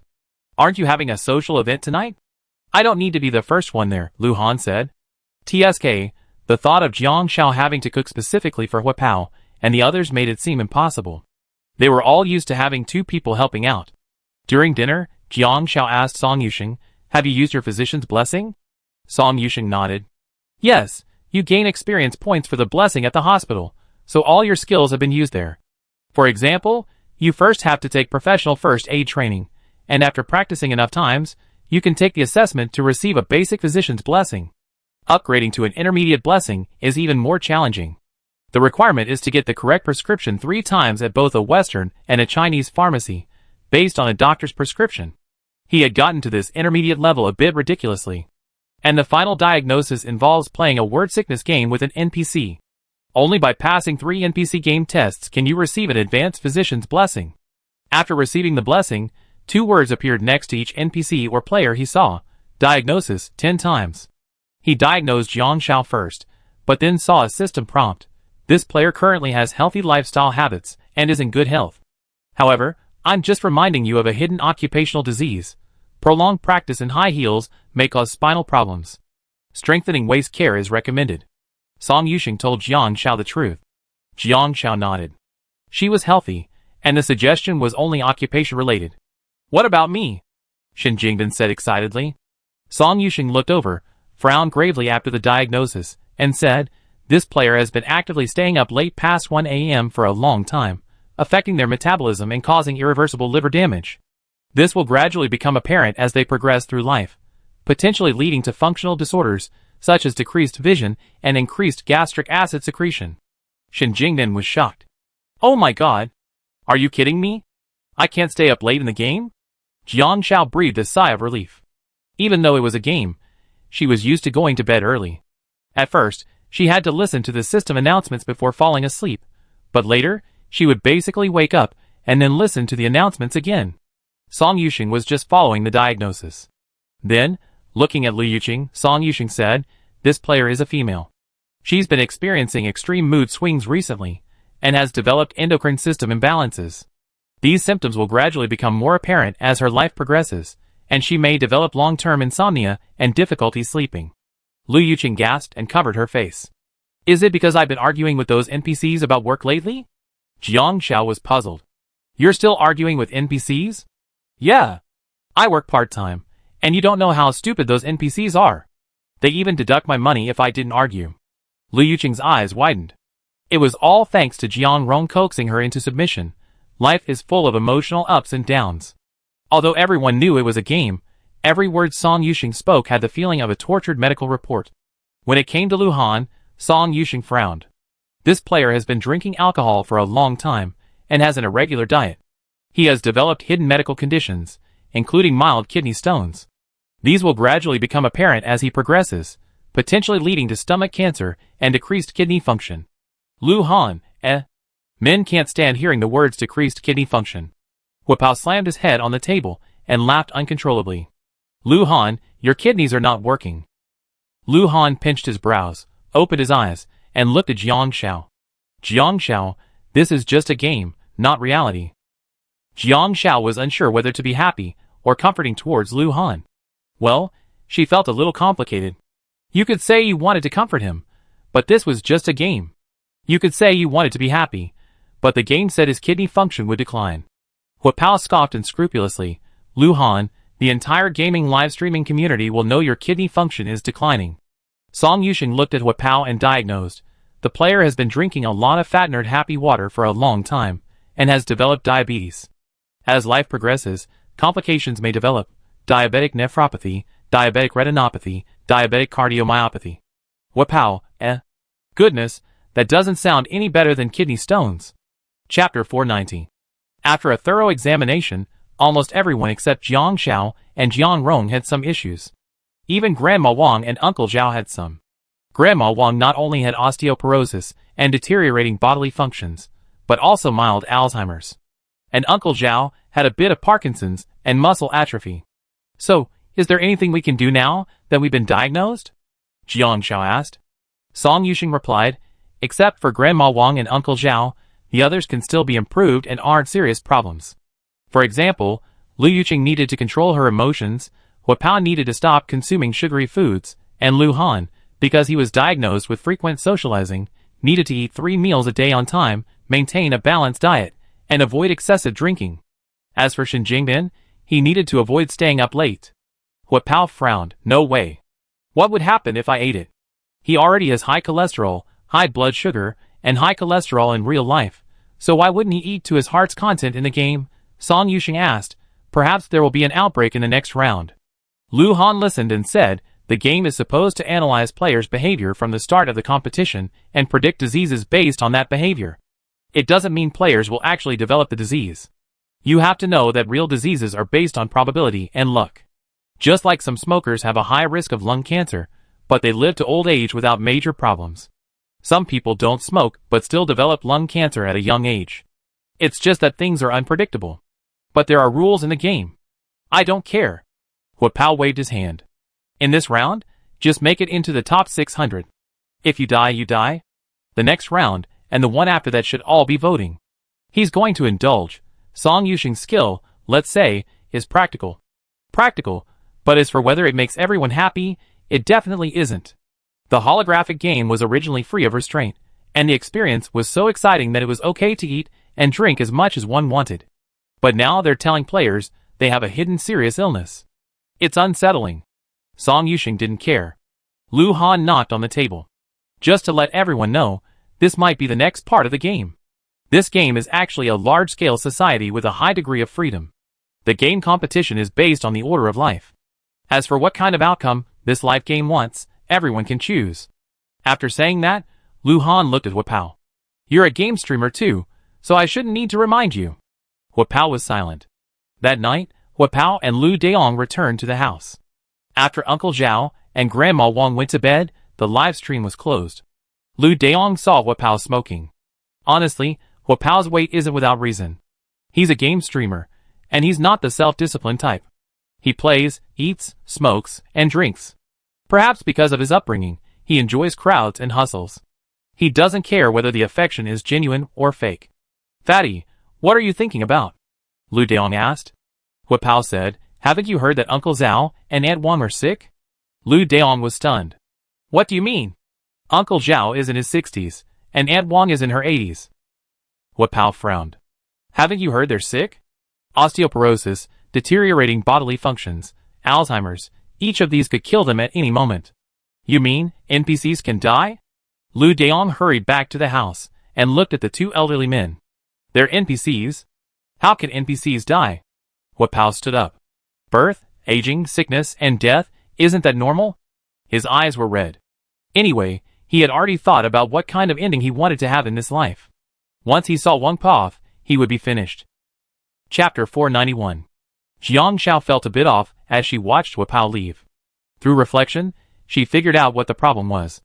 Zheng Shen went out for the night, Song Yuxing went to shower, and Jiang Rong and Lu Yuqing went to the rooftop to watch the moon. Lu Han was in the living room sorting out his recent plans. Seeing Jiang Xiao approach, he said, I just have something to tell you. What? Jiang Xiao also had something to say to Lu Han. Lu Han, as for dealing with Lu Lin, the NPC behind her has connections to capital. If we deal with her, it might lead to retaliation among the NPCs. I'm currently backed by a heavily capitalized NPC. If this NPC falls, I'd be affected. Jiang Xiao blinked. And then? Lu Han looked at Jiang Xiao with a half smile. So, should we get a divorce just in case? Jiang Xiao rolled her eyes. Transfer all your property to me, and I help expose you. That way, if you're affected, I can still make a comeback. How could a game lead to a divorce? Jiang Xiao remembered she still had her divorce certificate. Oh, it seemed useless. How about putting it up for auction on Tieba? Jiang Xiao thought it was feasible and decided to sell it. Lu Han raised an eyebrow. It seems the game didn't affect you much, but I think it affected Huapao quite a bit. Jiang Xiao recalled how Huapao had shown constant concern for Wang Pa at the dinner table, more than a normal person would show to a game NPC. Lu Han knew Huapao well. He's always like this, sentimental and emotional. He'd known it since they played the game before. Lu Han had a reason for deliberately targeting Huapao. People like Huapao, if treated a little nicely, would feel emotionally connected. But Lu Han wasn't like that. He was a very rational person, and sentimental people like Huapao were a nuisance to him. From another perspective, Jiang Xiao was similar to him, yet different. Jiang Xiao was kinder than him. There should be desensitization treatment at the end of the game. After all, not everyone can maintain their composure in such realistic encounters and situations. It's well known that holographic games can be debilitating. It's just that supporting holographic game pods and nutrient solutions isn't cheap. There are always far more people watching games than playing them, which is one of the reasons why gamers stay focused and keep playing. If this game hadn't provided free pods and nutrient solutions to millions of participating players during the competition, there wouldn't have been so many participants. Oh right, Jiang Xiao said to Lu Han. I looked it up online. Maintaining the second stage lifestyle habits should help maintain your health, but there won't be any Easter egg rewards. Eat 3 meals a day, exercise regularly, increase your water intake, and avoid alcohol. As long as your body doesn't show any signs of abnormality, you should be fine. Starting tomorrow, I prepare lunch in the morning. You can bring it to the office. Don't wait until your satiety level drops before eating. Try to eat dinner when you get home. Jiang Xiao meant well. A smile filled Lu Han's eyes upon hearing this. He rested his hand on his forehead and looked at Jiang Xiao with a teasing expression. You finally understand your responsibility for your partner? You want me to obey you. What's your reward? Jiang Xiao thought carefully. It suddenly occurred to me that maybe after you're gone, I can still inherit your inheritance and happily find a second life. Whatever you say. With that, she turned and happily returned to her room. Lu Han, ? Won't you insist a little longer? He's actually quite obedient.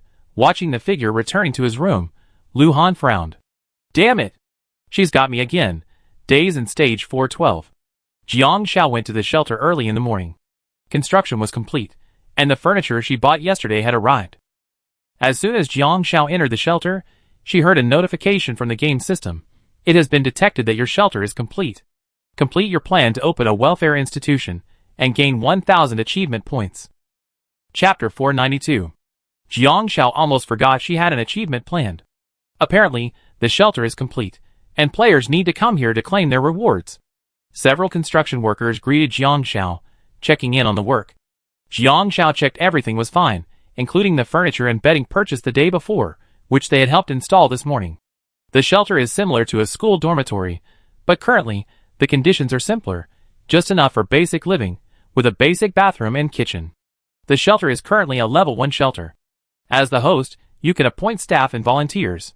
The shelter is open when there are at least 1 staff member and 1 volunteer. The shelter status panel appeared on Jiang Shao's left. Level 1 shelter. Staff, 0 to 1. Volunteers, 0 out of 1. Capacity, 0/50. Shelter experience points, 0 out of 100. Currently available funds, 2.12 million. Status, closed. Jiang Shao clicked on several pieces of information, and some displayed detailed information. Level 1 shelter. NPCs within the shelter will randomly generate needs, which can be fulfilled by staff or volunteers, earning additional social contributions. The higher the shelter level, the more frequent the NPC's needs. Staff, NPC appointed by the host, 50% of the staff's contribution to the shelter goes to the host. Volunteer, NPC/player volunteer contribution is independent of the host. Shelter experience. For every day an NPC in need spends within the shelter gains 1 experience point. So that's how it works. It's a development-style infrastructure game, but it can be left idle, with occasional inspections as a necessity. As long as she opened the shelter, she only needed to wield connections to earn a steady stream of contribution points. However, upon seeing the staff and volunteers, Jiang Shao realized that staff meant hiring an NPC. In the absence of volunteers, the founder could also serve as a volunteer. Thankfully, Jiang Shao had no shortage of volunteers, as Lu Daong and Huapao were available, so she didn't rush Mu Mian to come first, instead letting her focus on her own tasks. Lu Han helped her recruit a manager, whom Jiang Shao appointed as a staff member. Then she entered as a volunteer. The shelter status became open, but Jiang Shao didn't have the luxury of staying there 24 hours a day. After the volunteer Yin Boya had found for Jiang Shao arrived to replace her, she went to pick up Sha Jin and Li Fei at the address Lu Han had given her. Lu Han had already made arrangements at the welfare institution. The institution still had a tarnished reputation due to the problems it had been uncovered. But that didn't stop Li Fei and Sha Jin from staying here temporarily. As long as they paid, someone would take care of them. When Jiang Shao arrived at the welfare center, she saw Li Fei and Sha Jin squatting on the ground, clapping their hands. Clap, clap, catch chicks at the welfare center. Sha Jin, Li Fei, your family's here to pick you up. The staff member called out. The two turned and saw Jiang Shao. Sha Jin quickly recognized her and ran towards her. Jiang Shao had wanted to change Shagan's name, but Sha Jin didn't recognize any other names. He didn't recognize her even after hearing them dozens of times, so she stuck with Sha Jin. Li Fei, feeling somewhat unfamiliar with Jiang Shao, stared at her for a long time until Jiang Shao mentioned, Li Fei, I'm a friend of your sister Li Na. At Li Na's name, Li Fei ran towards Jiang Shao like a pinwheel. The 1.8-meter tall Li Fei beamed with a childish smile. Jiang Shao, fearing Li Fei would knock her over, dodged without a trace. Li Fei finally braked and turned to look at Jiang Shao with innocent eyes. Are you taking Fei Fei to see her? Jiang Shao coaxed. Let's go somewhere more fun. Fei Fei, just wait a little longer, and she'd be back. Li Fei hesitated, not quite believing it. He lowered his head and asked, Are you guys trying to trick Fei Fei again? Sha Jin waved his little yellow duck balloon in front of Li Fei's eyes. Sister wouldn't lie. You're a coward who doesn't dare go out. Who? Who's a coward? I dare go out. Do you dare give me the balloon? And just like that, Sha Jin successfully helped Jiang Shao trick Li Fei into getting into the car. Chapter 493. Jiang Shao also arranged for Wang Pe and Zhao Bo to work at the shelter. With their permission, she gave them staff positions and paid them regularly. The shelter now had 2 inmates, 3 staff members, and 2 volunteers. Wang Po's memory and hearing weren't very good, so she spent most of her time sitting. Li Fei and Sha Jin were both rather childish, and children are naturally patient. Perhaps because of this, they tend to be more reliant on their elders. Sha Jin would poke Wang Po whenever he had nothing to do. Sha Jin, Grandma, where's the toothbrush? Wang Po, rice cakes. They're in the kitchen. And then Sha Jin ran to the kitchen in search of them. Uncle Zhao made a bamboo thorn and asked Li Fei to practice with him. Li Fei followed suit, stabbing Lu Dayong's buttocks as he basked in the sun on a reclining chair. Lu Dayong jumped up. "Oh my god, my hemorrhoids are popped." But that's all for later. Jiang Shao had settled everyone in. Lu Han's hired staff would manage the shelter. He would purchase whatever the shelter needed, then report it to Jiang Shao through the finance department, and the funds would be automatically deducted from the shelter's frozen funds. Jiang Shao then sent a message to Lin Min. Lin Min covered people's livelihoods, not paparazzi. When Jiang Shao told her about Lu Lin's situation, Lin Min simply told her that a college classmate worked in a similar field and might be able to help. This shows the huge disparity between journalists. The shelter needed more publicity, and it was a positive story. She only needed to cooperate with Lin Min in completing a single interview. Taking advantage of today's lull, Lin Min was eager to get some results. She came over to complete the interview, focusing on the shelter's introduction. Jiang Shao received a system notification after the interview was complete. Completing one livelihood-related interview grants the shelter a positive exposure opportunity, which grants players a random amount of fame points between 10 and 100. Lin Min said, "Jiang Shao, I didn't expect you to actually open a shelter. This kind of positive news truly needs coverage. Don't worry, I definitely write a good report for you." "Thank you."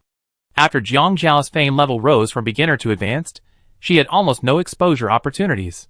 She hadn't expected to create this kind of exposure herself. This is probably the joy of having a journalist friend. Next, it was time to start making money. Letting Lu Han earn money alone meant Jiang Shao couldn't spend it with a clear conscience. After calling Chen Mingming, Jiang Shao went to see Chen Mingming and Zhu Xiao. Chen Mingming now faced a choice. "Actually, we have several options right now. The first is a cross-dressing video. This is quite popular and can easily gain popularity. It involves imitating other people's creative ideas and creating a cute contrast between the beginning and the end." Jiang Shao thought it was a good idea. "What about the second one?" "The second one is a design and production video, which involves creating my own designs from scratch. This is more time-consuming because it requires on-site production, and there's no guarantee that creative products will always be liked." Chen Mingming was a bit unsure. In fact, Jiang Shao preferred the second option. After all, her goal was to help Chen Mingming achieve her dream. But as Chen Mingming said, if it was just a simple display of finished designs, it would be boring, and the video probably wouldn't be watched.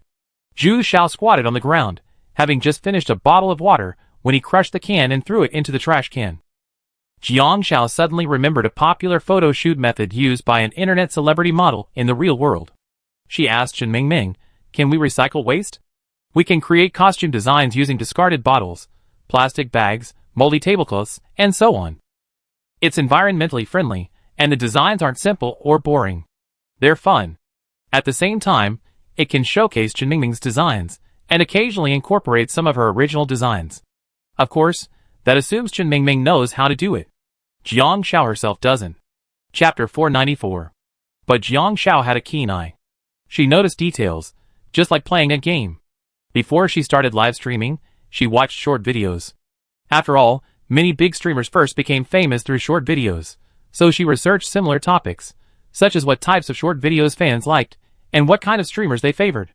The results ultimately showed that the public favored down-to-earth, authentic streamers.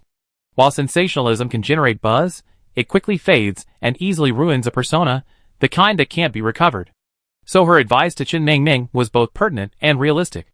In the real world, short video success requires both strength and creativity. After carefully considering Jiang Zhao's advice, Chen Mingming happily replied, "I understand. Jiang Shao, wait for me." When Chen Mingming emerged, she pulled out a doll Barbie dress she sewn from an ordinary woven bag.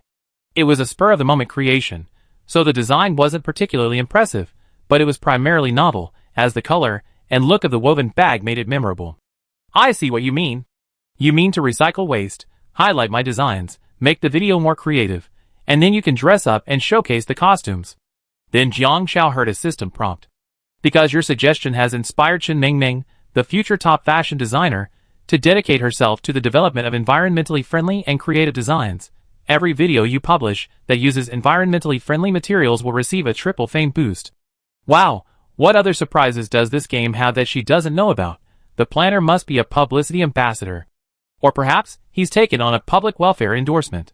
That's right. Jiang Shao continued, following the game's prompt. We can use environmentally friendly materials, because our main goal is to gain fame. Once you gain fame, we can do more. Okay. Then I know what to do. Chen Mingming quickly figured it out. Xu Xiao, on the other hand, shoots short videos, so he figured it out instantly. The rest just depends on time.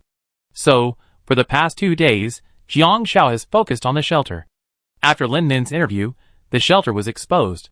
It's like a nursing home, where mentally retarded children are placed there by people who are tired of their care and no longer have the energy to care for them. They might initially receive a small amount of money, but that money will eventually cease. The shelter, like a charity, will continue to support these people and won't drive them out. But that's all for later. Jiang Xiao is now at the top of the contribution list. Even so, after Lu Han and Yu Qingqing met, they also exposed Lu Lin's video, dealing a heavy blow to her. Most importantly, Lu Lin's spouse's NPC status plummeted.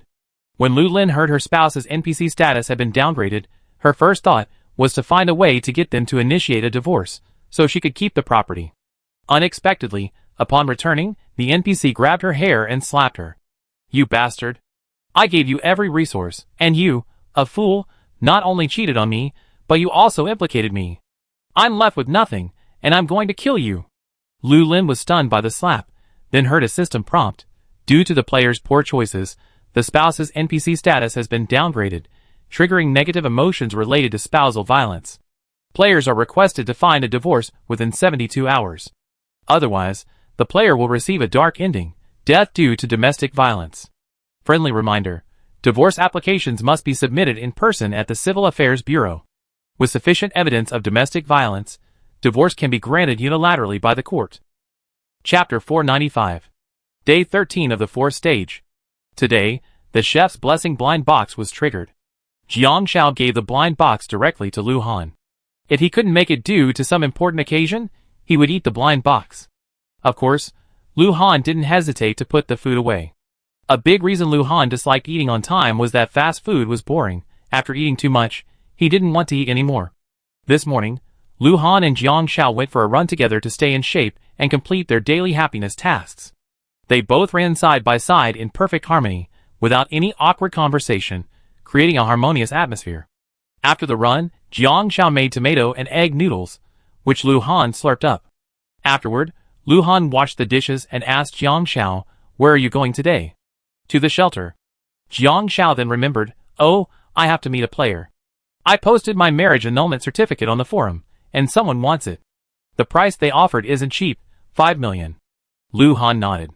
There are indeed quite a few wealthy players these days. Lu Han is an entrepreneur, and his spouse is Jiang Xiao. Jiang Xiao's social contributions are significant, having opened a shelter, which has had an impact on his business and increased profits. Plus, after becoming a couple with Jiang Xiao, he seems to have shared his hidden luck. His investments are virtually unfailing. With the combined profits from his business projects, his funds grew to 18.8287 million in just one day yesterday, firmly securing first place. However, the other players following closely behind on the wealth list aren't far behind. Second place has 16 million, third place has 14 million, and so on.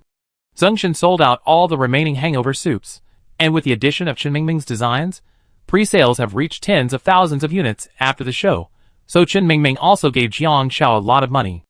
Jiang Xiao is considered a player with nearly 2 million in funds, but is still ranked more than 60th on the wealth list. There are more and more players with funds of 3 or 4 million, which is really quite competitive. Jiang Xiao suspected the person who could afford her marriage annulment certificate must be a prominent figure on the list. Lu Han dropped Jiang Xiao off at the agreed location, a coffee shop. After Jiang Xiao sent the message, she noticed the person waiting looked familiar. Qi Linchuan, whom she had met at the celebrity banquet. "Hello, Qi Linchuan." Qi Linchuan also thought Jiang Xiao looked familiar, but couldn't immediately place where.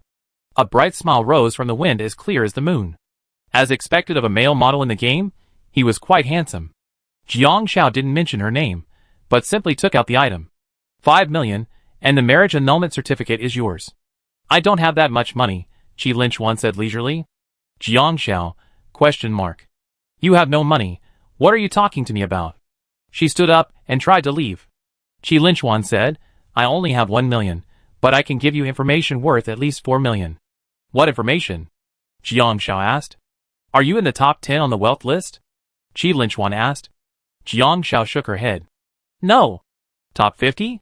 No either. Qi Linchuan said, this way, the game can determine whether this information is useful to you.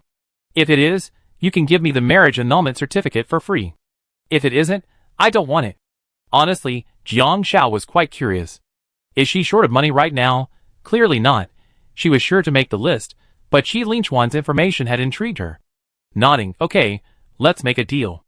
After establishing the system agreement, Qi Linchuan indeed gave Jiang Shao a hidden rule she didn't know about. If players didn't discover this rule, they might stumble on the list. Chapter 496. The wealth list counts cash funds. Other real estate and movable property besides cash are not counted. Jiang Shao saw this information and immediately realized it. Only cash is counted.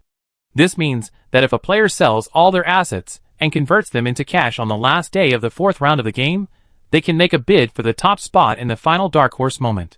Soon, Jiang Shao saw a system prompt. Is this information useful to you? If not, please explain why. Wow, this is smart. Jiang Shao clicked no without hesitation. Reason: because this information is about the rules of the wealth list, and I don't plan to make it. For about 2 minutes, Qi Linchuan was also waiting. He felt that this news must be very important to the other party, at least 80% sure. The reason was simple. If the other party didn't want to make the wealth list, why would they sell a marriage annulment certificate for 5 million? Clearly, they had no hope of making the other lists, so they wanted to make it. Qi Linchuan's internal analysis was very logical. But 2 minutes later, a system notification appeared. This information is useless to this player. This player has no intention of challenging the wealth list, so the information is invalid for this player, and the contract terms are therefore invalid. Why? Qi Linchuan looked at Jiang Shao in disbelief. She said she doesn't plan to challenge, so then she doesn't. Jiang Shao blinked. So I given up on the wealth list. My name won't appear on it. Just now, after confirming that the information was invalid for her, the system forcibly blocked her name from the wealth list, preventing her from accessing it again. After she confirmed her intention, she was removed from the list. After all, she wasn't looking for money to climb the wealth rankings. She wanted the money to open a shelter. She's seen plenty of other potential shelters, such as shelters for stray cats and dogs. She even thought the NPC Zengshan mentioned was ill with acute leukemia, and after selling hangover soup, Zengshan wanted to start a leukemia foundation. She was impressed. At least Zengshan was aiming for the contribution rankings, but such a foundation would require NPC personnel, be expensive, and require a steady stream of funds. Zengshan didn't have enough money, so he wanted to form a joint venture with Jiang Shao, and Jiang Shao had no objection. She chose the contribution rankings as her goal. Sometimes, contribution and wealth just can't be achieved simultaneously. So there was a reason Jiang Shao had resorted to trickery to get the other party's information. She had to get the 5 million. Qi Linchuan stood up and quickly sent a message. I don't have 5 million, is 2 million okay? No, Jiang Shao said. I didn't raise the price, but you lowered it. Since you're not sincere enough, forget it. Anyway, quite a lot of people came to her to buy marriage annulment certificates. Perhaps because many people, for the sake of the early stages, turned to NPCs or unreliable players. Jiang Shao left as soon as she said she would. After Jiang Shao left, a veiled woman appeared beside Qi Linchuan. How's it going? Did you get the item? Qi Linchuan shook his head. If you can't even give me 5 million, how can they sell it? Why are you hiding so well? I sent you a message, and you didn't show up, causing me to lose a message for nothing. Although the girl had only met once, she had the fortitude to give up the wealth list. After realizing he was trying to lure her, she left without even looking back. I knew she was a player with a clear bottom line. Such a player couldn't be any worse. Lu Lin looked at Jiang Xiao's back and said jealously, Jiang Xiao. Lu Han's partner. I don't know what kind of idiotic luck she had to have such a close relationship with someone so powerful. Qi Linchuan was stunned for 3 minutes before scoffing. Lu Han? Did I hear correctly? Can anyone just cling to Lu Han's power? Chapter 497. Qi Linchuan is also a game streamer. As a relatively skilled male streamer, what do you often encounter? Of course, it's girls. Although Qi Linchuan relies on this to attract fans, he deeply hates girls because most of them drag him down and ruin the gaming experience. Once, he was playing a MOBA competitive game, and because a girl wasn't good at team fighting, she messed up the game and caused him to steal the enemy crystal. He was just one sliver away from losing his own crystal. He smiled on the surface, but inside, he was groaning. He also watched Lu Han's live streams. Lu Han, by nature, didn't like being held back, so he disliked delicate girls even more. So, who would be a good match for Lu Han?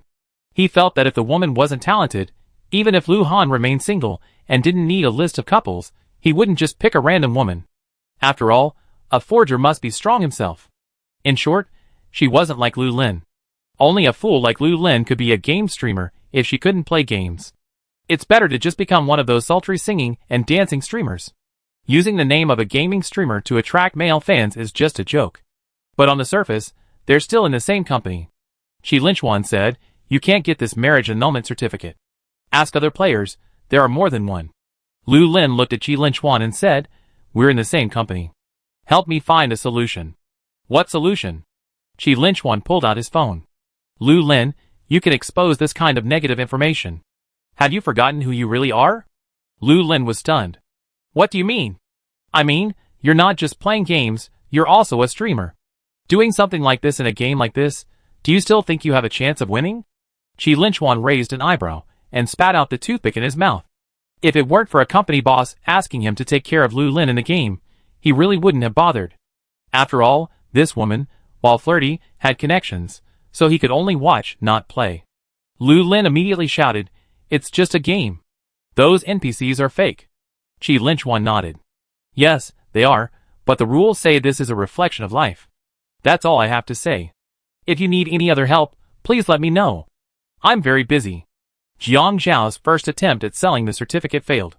She was about to contact the second bidder, but Jiang Zhao was wary and asked for a capital verification first.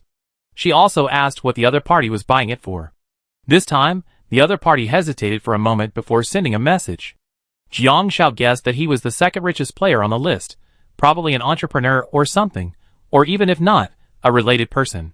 The other party sent a message, "My spouse is an NPC, and they're a spendthrift." The player who sent the message gained entrepreneur status by marrying a female NPC whose father is a business tycoon with a high status. After gaining the NPC's appreciation, they then leverage the NPC's family business to profit. This can be considered a shortcut. But the way a rich girl spends without hesitation is truly hurtful. It's not about the quality of the relationship, but about its instability. What if, in the final moments of her rankings, the rich girl suddenly maxes out her bank account or uses up all her money at an auction? After all, a spouse's property is shared, and proactively informing you is already polite. Jiang Zhao saw the message and touched her chin. Looks like another player taking a shortcut. Lu Han's NPC appreciation was accompanied by a series of drinks. Otherwise, Song Yushin wouldn't have diagnosed Lu Han with stomach problems, kidney issues, and the possibility of stomach cancer. So Jiang Zhao sent a message, 6 million, plus 1 million, I give you information about a dark horse on the wealth list. She wasn't aiming for the wealth list, so the information was useless to her, but it could be useful to others. It's best to kill every pig you catch. Chapter 498. This is a crucial time to break into the leaderboard, and it's a perfect time for business. The second highest player on the wealth list has a mere 0.3 points of social status. Fu Zihao arrived at the agreed location and, upon seeing Jiang Zhao, exclaimed, "Fuck. You're a woman." Jiang Zhao was puzzled. Is it strange to encounter a female player in the game? The other person looked about the same age as Jiang Zhao, but stood 10 meters away from her. You have a spouse?" Jiang Zhao nodded yes. Fu Zihao breathed a sigh of relief and sat down close, nervously saying, "Hurry up, I only have 10 minutes. "Of course not. It's a good thing you're married. If you were single, you wouldn't have even a minute," Fu Zihao said. Jiang Zhao suddenly realized NPC spouse hidden rules? Fu Zihao nodded. Golden daughter, money-eating beast, jealous spirit tigress. If a man stays within 3 meters of a single woman for more than 1 minute, he will be considered to have had an affair with her, and the NPC bodyguard will take his picture. The NPC will then lash out and force him out of the house. If a man stays within 5 meters of a married woman for more than 10 minutes, he will be considered to have had an affair with her, and she will come and kill him. But Fu Zihao didn't tell Jiang Zhao, simply saying, "Hurry, hurry. Time waits for no one." Jiang Zhao placed the annulment certificate on the table. 5 million, no bargaining.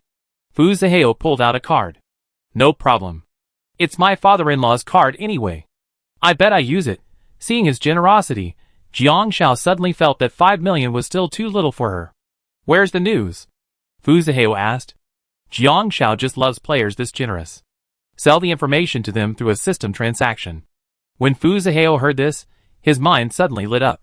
Sell things. Oh my god, that's a great idea. With that young lady buying like that, there's a bunch of valuable items in her jewelry box, each worth tens or even hundreds of millions. Even if they were sold at an 80% discount, they still fetch a pretty penny. And then, on the last day of the game, they could sell the items and get a divorce just in case. This information and this item are a perfect match. Fu Zihao thought of 1,000 ways to save money. In fact, his father-in-law was richer than he imagined, but the difficulty for players was that the money on the leaderboard had to be their own disposable cash.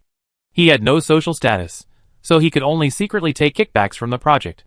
This might be the trouble of a son-in-law. No status but money. This information is worth the price. Fu Zihao generously swiped his credit card to transfer the money. In a flash, Jiang Xiao had already secured 6 million. Then she checked the wealth list and saw Fu Zihao's name was still there, and the amount of money hadn't changed. No wonder he's so generous. It turns out the money isn't his own. In any case, it was over budget. Jiang Xiao's shelter had received some attention after Lin Min helped expose it yesterday. Today, Lin Min called, Jiang Xiao, can you come to the TV station? Lin Min sounded anxious. Right away. Jiang Xiao had the money in her pocket. Fortunately, the station wasn't far away, so she could just take a taxi. Arriving at the station, Jiang Xiao saw Lin Min coming to pick her up. Lin Min frowned and whispered, Jiang Xiao, this is a bit unusual. The child has some issues with that, but his parents are still alive. The child's parents are still alive? Jiang Xiao frowned. Shelters generally don't adopt mentally retarded individuals whose parents are still alive, unless they've been abandoned by their parents. You see when you see it, Lin Min said. Following Lin Min into the elevator, Jiang Xiao spotted a pregnant mother holding a 7 or 8-year-old child by her left hand. The child's eyes were set far apart, and Jiang Xiao was startled the moment she took one look. It was obvious from their appearance that the child had Down syndrome. Chapter 499. This is the owner of the shelter. After Lin Min introduced them, the other person suddenly rushed towards Jiang Xiao, grabbing her hand and begging, Good person, please help me. Jiang Xiao didn't like people getting too close, but with her large belly, it was hard for her to push him away. Please get up first. If you're really in trouble, I can help, Jiang Xiao said. The pregnant woman stood up, wiped her tears, and spoke bitterly. It's like this. The pregnant woman's family lived in a mountain valley, and was very poor. She and her husband had brought their child here, but he was the only one working, and now she was pregnant. Her salary wasn't high to begin with, and if she had another child, she simply wouldn't have the money or energy to care for it. She heard the shelter would take in children with intellectual disabilities for free, so she brought the child here. To be honest, she looked very pitiful. The 7-year-old Down syndrome baby had no idea he was about to be abandoned by his mother. His tiny hands still clutched his mother's sleeves tightly, chewing on his fingers, his eyes unfocused and bewildered. Jiang Xiao observed the pregnant woman's expression and decisively refused. Excuse me, although the shelter takes in intellectually challenged children free of charge, you are her parent. You chose to give birth to her, and you have the obligation and right to care for her. But he'd be like this the rest of his life, and how are we going to raise him? The pregnant woman begged, kind-hearted person, please help me. Jiang Xiao refused. The TV station director was also embarrassed, and the situation became awkward for a moment. To be honest, the other woman was pregnant, and she looked just as pitiful as she sounded. But the parents are still alive and well, and they're not incapacitated. Why would they just dump their child in an orphanage? Everyone understands Jiang Xiao's reluctance to take him in for free. Lin Min smoothed things over. How about this? You two talk first, and we go over there and talk. Lin Min took Jiang Xiao aside and said, here's what happened. We thought we were promoting the shelter, but we didn't expect parents like this to come. We heard her talk before you came, so the situation is very special. She said she didn't know it was Tangbao when she gave birth, but now that the baby is getting older and she's pregnant again, she just doesn't have the energy. Her husband works on a construction site, and it's hard to raise 2 children. Jiang Xiao frowned. I'm not against Tangbao. I just can't accept parents abandoning their own children. They chose to give birth, and they also gave up the child. Just because the child is sick or the gender they don't like, but the child has no choice. If they knew they didn't have the energy, why bother having a second child? Just because the first child had problems, if they want to abandon it, what does that child mean to them? Lin Nin sighed. I know, but Jiang Xiao, that mother has already made up her mind to abandon the child. Even if she takes the child away now, she'd throw it away sooner or later. Jiang Xiao was stunned. Yes, if she had the intention of abandoning him, how could she still want to keep him by her side? But Jiang Xiao remained steadfast in her decision. I won't adopt a child with parents. If the story gets publicized, more people will abandon troubled children. Besides, her story can't be used as evidence. Did she give birth to the child without knowing it was Tang Bao? Or was she just hoping for a lucky break? Did they ask her age? Tang Bao is usually born to older mothers, so how old is she? Why is she pregnant again? Lin Nin finally realized. Yes, if this story gets publicized, it will make more people feel comfortable abandoning troubled children. But Lin Nin was worried. Jiang Xiao said solemnly, the parents chose to give birth to him. Perhaps such a child will be very tiring, but isn't that what they should bear? If you're worried, you can ask them to pay attention. If they abandon the child, they're committing the crime of abandonment. The crime of abandonment carries a prison sentence of up to 5 years. If the other party truly intends to abandon the child, then they must receive the appropriate punishment. Chapter 500. Jiang Xiao disagreed with taking in the child. After Lin Nin told the station director what Jiang Xiao had said, the director finally realized, we were inconsiderate. Exposing this kind of thing wouldn't be tantamount to inciting these parents to abandon their children. So, he finally tactfully told the woman, your conditions don't meet the shelter's requirements. Sorry. The woman left with a look of disappointment, taking the 2 lunch boxes the station had provided. After the woman left, Lin Nin asked Jiang Xiao about the official conditions, the shelter's adoption requirements. Although it was just a game, Jiang Xiao didn't adopt anyone unconditionally just to rack up contribution points. Eligible for the shelter are individuals with low intelligence, who are unable to survive on their own, Jiang Xiao said. For those who are struggling to survive, the shelter will hire teachers to care for them, and teach them basic survival skills, such as helping with moving things. Although they can't do high intelligence work, they can be assigned simple labor in exchange for a small income. She and Lu Han had discussed the possibility of Lu Han acquiring a toy factory, and specifically hiring individuals with low intelligence. Originally, Lu Han wanted to run a food processing factory, but the requirements were too high, so he opted for a toy factory as a precaution. So, the shelter isn't just about providing food and shelter, it also includes instruction and patient guidance. Actually, it's not about parents being absent, but about parents unable to teach. Jiang Xiao amended her words. Due to circumstances, even though parents have raised their children, they are aging and lack the labor force at home, and the mentally retarded children are unable to help. After completing their training, they can be assigned to work at the toy factory to supplement their family income. But at least they weren't the kind of parents who, from the outset, thought they could get rid of a burden for free. Okay, I get it. Lin Nin finally realized, I keep an eye on it. Jiang Zhao's visit seemed fruitful, but it also seemed to yield nothing. But this afternoon, the shelter did receive a mentally retarded individual, about 20 years old, in the same condition as the woman from this morning. Also a Down syndrome baby. He was brought in by an elderly man who looked to be in his 80s. The elderly man arrived at the shelter shakily, leaving Lu Daong and Hua Pao stunned. The man in his 20s following him was still holding someone else's leftover hamburger, but he spoke little, his eyes glancing around, looking rather unintelligent. Hua Pao watched the elderly man pull layers of oilcloth paper from his bag, filled with small copper and silver coins. The elderly man took 3 breaths to speak, so Hua Pao quickly fetched him a stool to sit on. The old man spoke in a barely audible dialect. My wife passed away shortly after giving birth. He usually came with me to collect scrap and sell it for the money. He ate whatever I ate. But I'm going to die soon. I'm still ill, and the hospital says I'm too old to be treated. I still have some money. I was passing by yesterday and heard you could help my child. It's still dangerous out there. I hope someone sees him after I'm gone. This is all I have. Do you think it's enough? The old man trembled as he took the money out of the oilcloth and asked. Jiang Xiao happened to hear this as she approached. Because people with intellectual disabilities are indeed dangerous outside, especially those with strong bodies, they lack intelligence but not organs. They are easily targeted by malicious individuals, and their bodies, missing some vital organs, might appear in a deserted place the next day. From birth, they are not expected, and perhaps no one even knows when they will die. But whether they are born or die, it is not their own decision. Hua Pao's eyes were red, and before he could say anything, He looked over at Jiang Shao.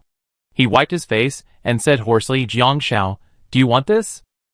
Although he was asking Jiang Shao, he acted as if he would make the decision if Jiang Shao disagreed. Jiang Shao said without hesitation, I take it.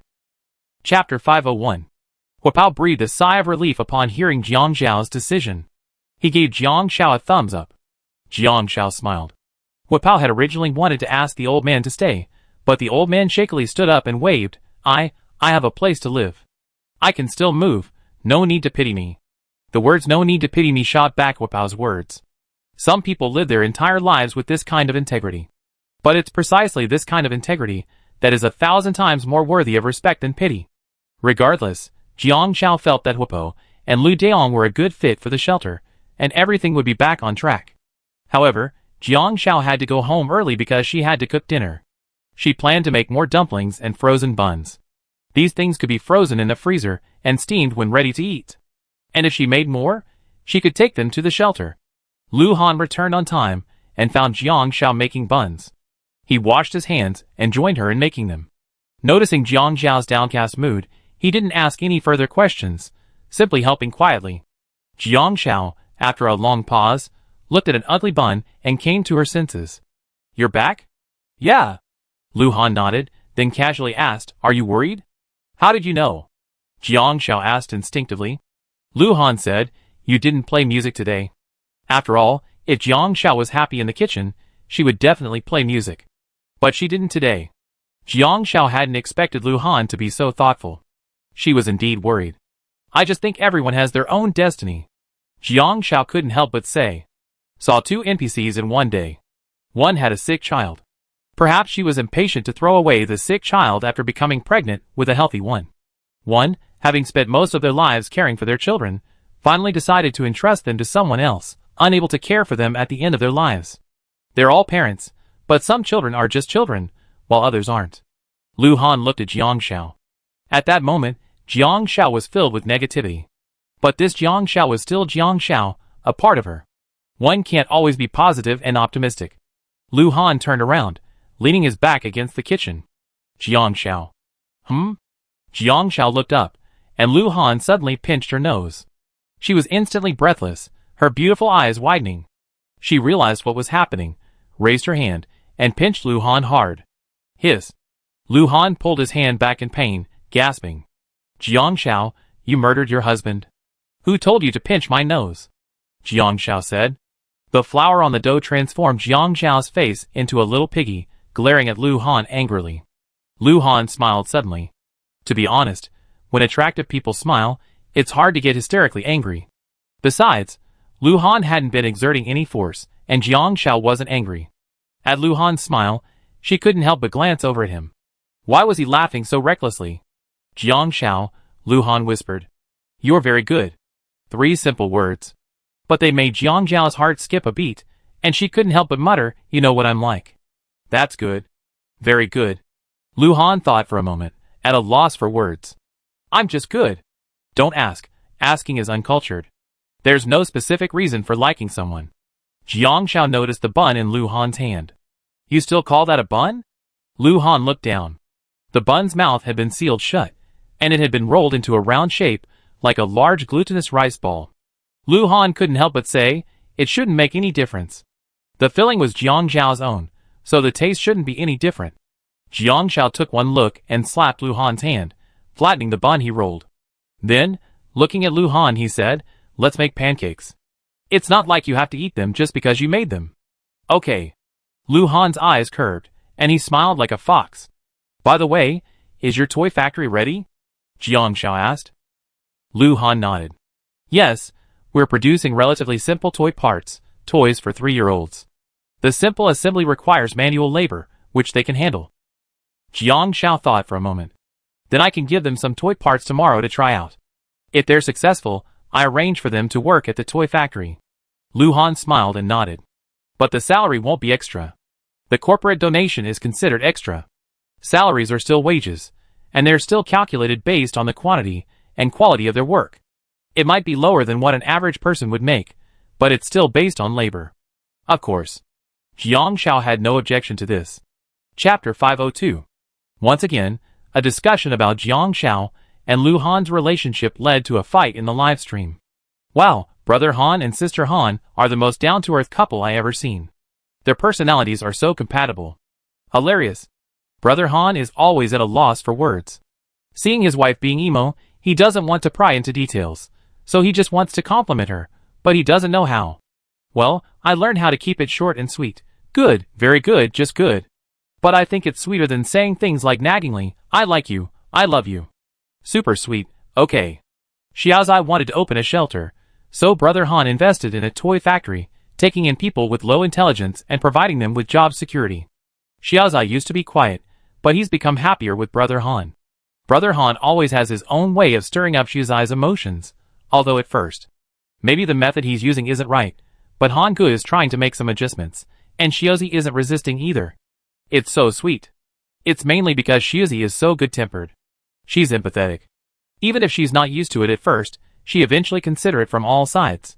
At least she's not like the girlfriend of the streamer next door, constantly saying, you don't love me. You don't like me that much? Have you changed your mind? It's so awful. Watching the streamer next door makes me tired. Like Han Gu, he's very busy, with social events at night and NPC quests during the day. His girlfriend knows he's trying to climb the leaderboard, but she keeps calling him to ask where he is, and what he's doing, demanding a quick reply. I've seen him get sidelined several times, because of his girlfriend's unreasonable demands. I can't stand it. Can't everyone in a game share a common goal? Why does she have to hold him back? Do you, the person above, also want your boyfriend to ignore you because he's busy with work? I think that's fine, my boyfriend just has to coax me, anyway. It's not that I'm busy with work. If I were truly busy with work, we could discuss it together, quit the game midway, and get busy with real life. But it's just a game. Since we're playing a game together, shouldn't we have a common goal? Put yourself in my shoes. If you really needed something, I would definitely come to you. But being unreasonable is really unacceptable, especially the kind that's constantly trying to prove your importance to the other person. It's cheap. Is the guy above a guy? Yes, from a male perspective, to put it bluntly, I treat my girlfriend well and be responsible. But when I'm busy with serious matters, I also hope my girlfriend won't be unreasonable. Even the most affectionate relationship will eventually wear thin due to unreasonable demands, leading to a bitter breakup. For a long-lasting relationship, it's important to feel comfortable apart and comfortable and understanding when together. So funny. If that's the case, what difference does it make whether I have a boyfriend or not? Can't I just handle it on my own? I'm dying of laughter. Didn't I say I wouldn't ignore it if something really happened? But don't be unreasonable and force your partner to prove their love in every way possible. Don't understand each other and don't understand what they're saying? That's just how I like it. What if my boyfriend likes it too? That's up to you. I treat you like a treasure when I'm getting you into bed, but when I get tired of you, you're nothing.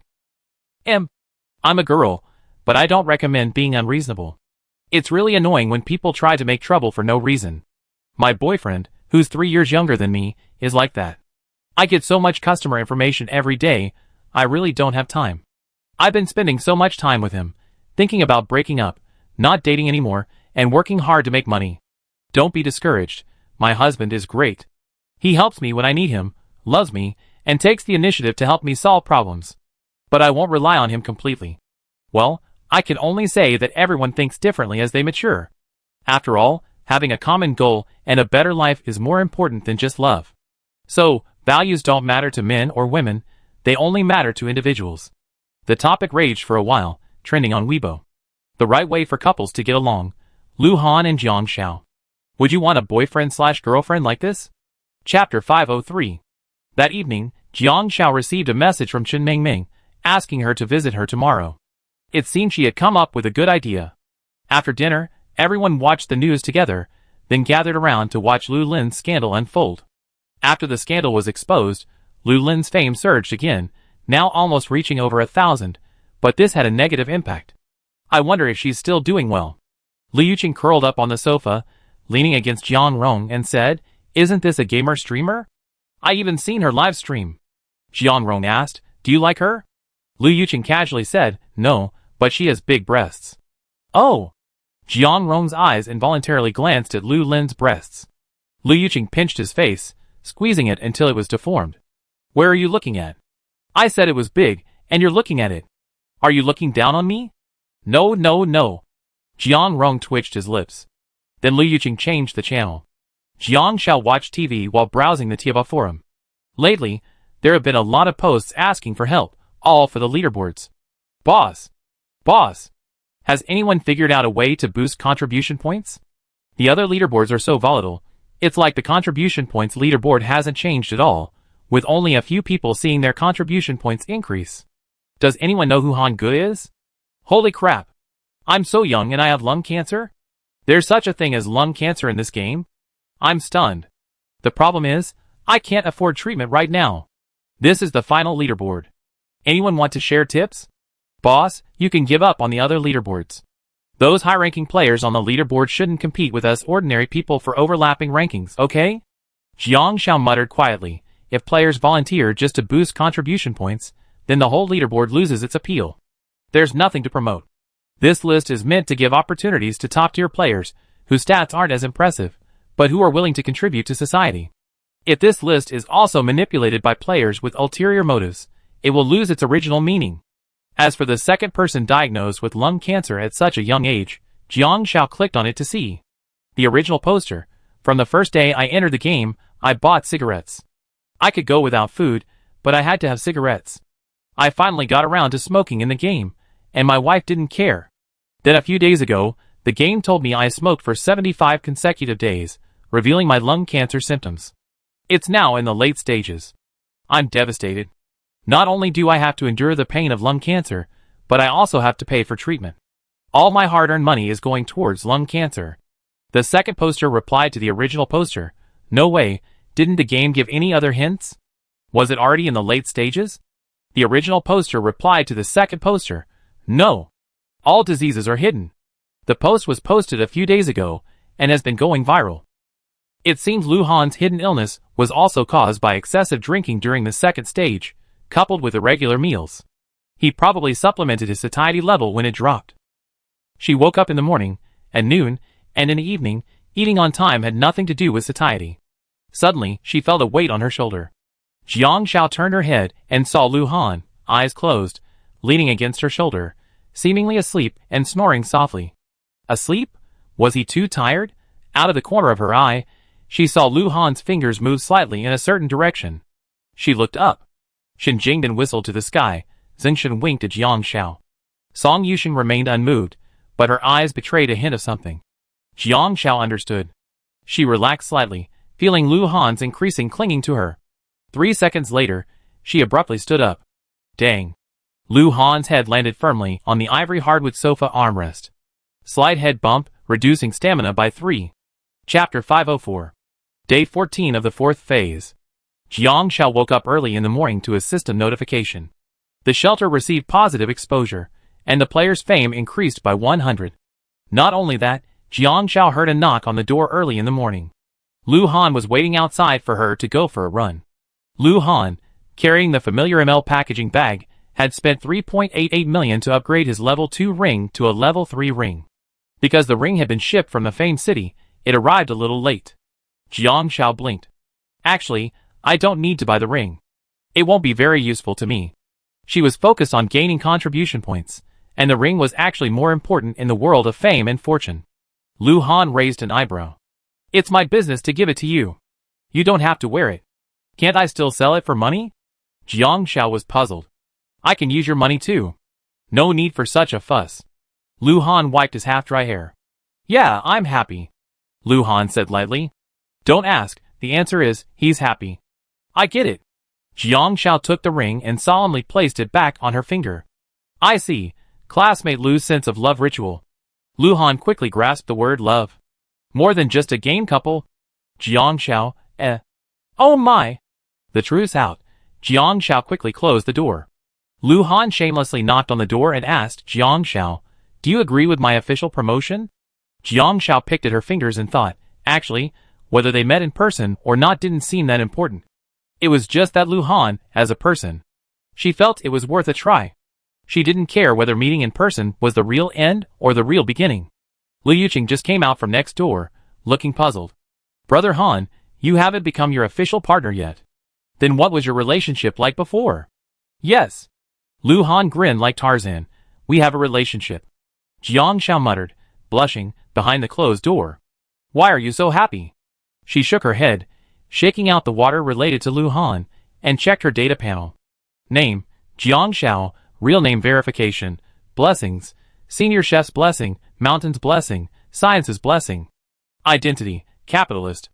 Spouse, Lu Han, level 3 ML ring item bonus, occupation, senior fashion model, super fashion model fame advancement 131,000, satisfaction, 124 to 160.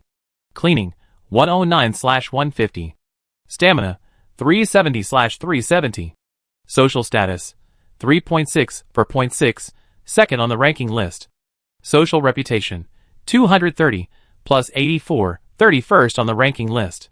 Social contribution, 150, plus 50, first on the leaderboard. Achievement points, 1210, 9th on the leaderboard.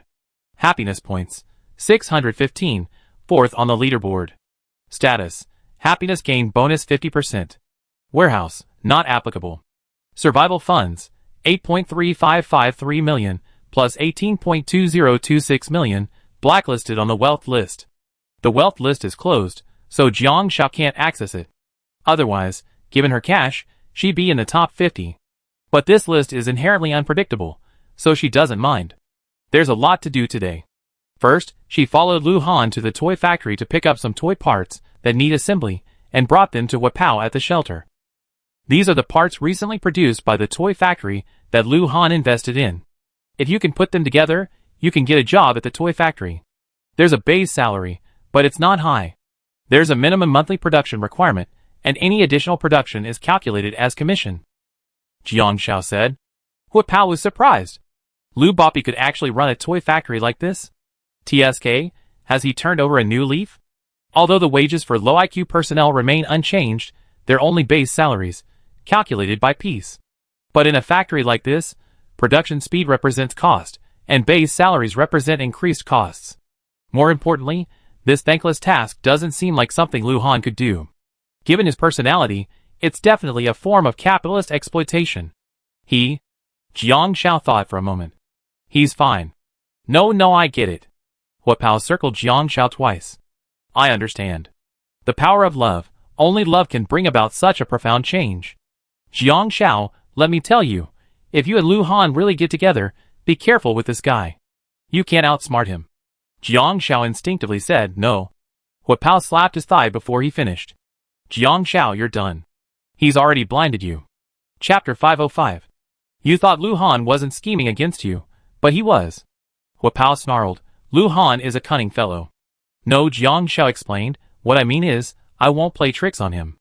Wapao looked at Jiang Xiao, frowning. No, Jiang Xiao, I mean he's scheming against you. Just to get you to like him, like a peacock spreading its feathers to attract a mate, understand?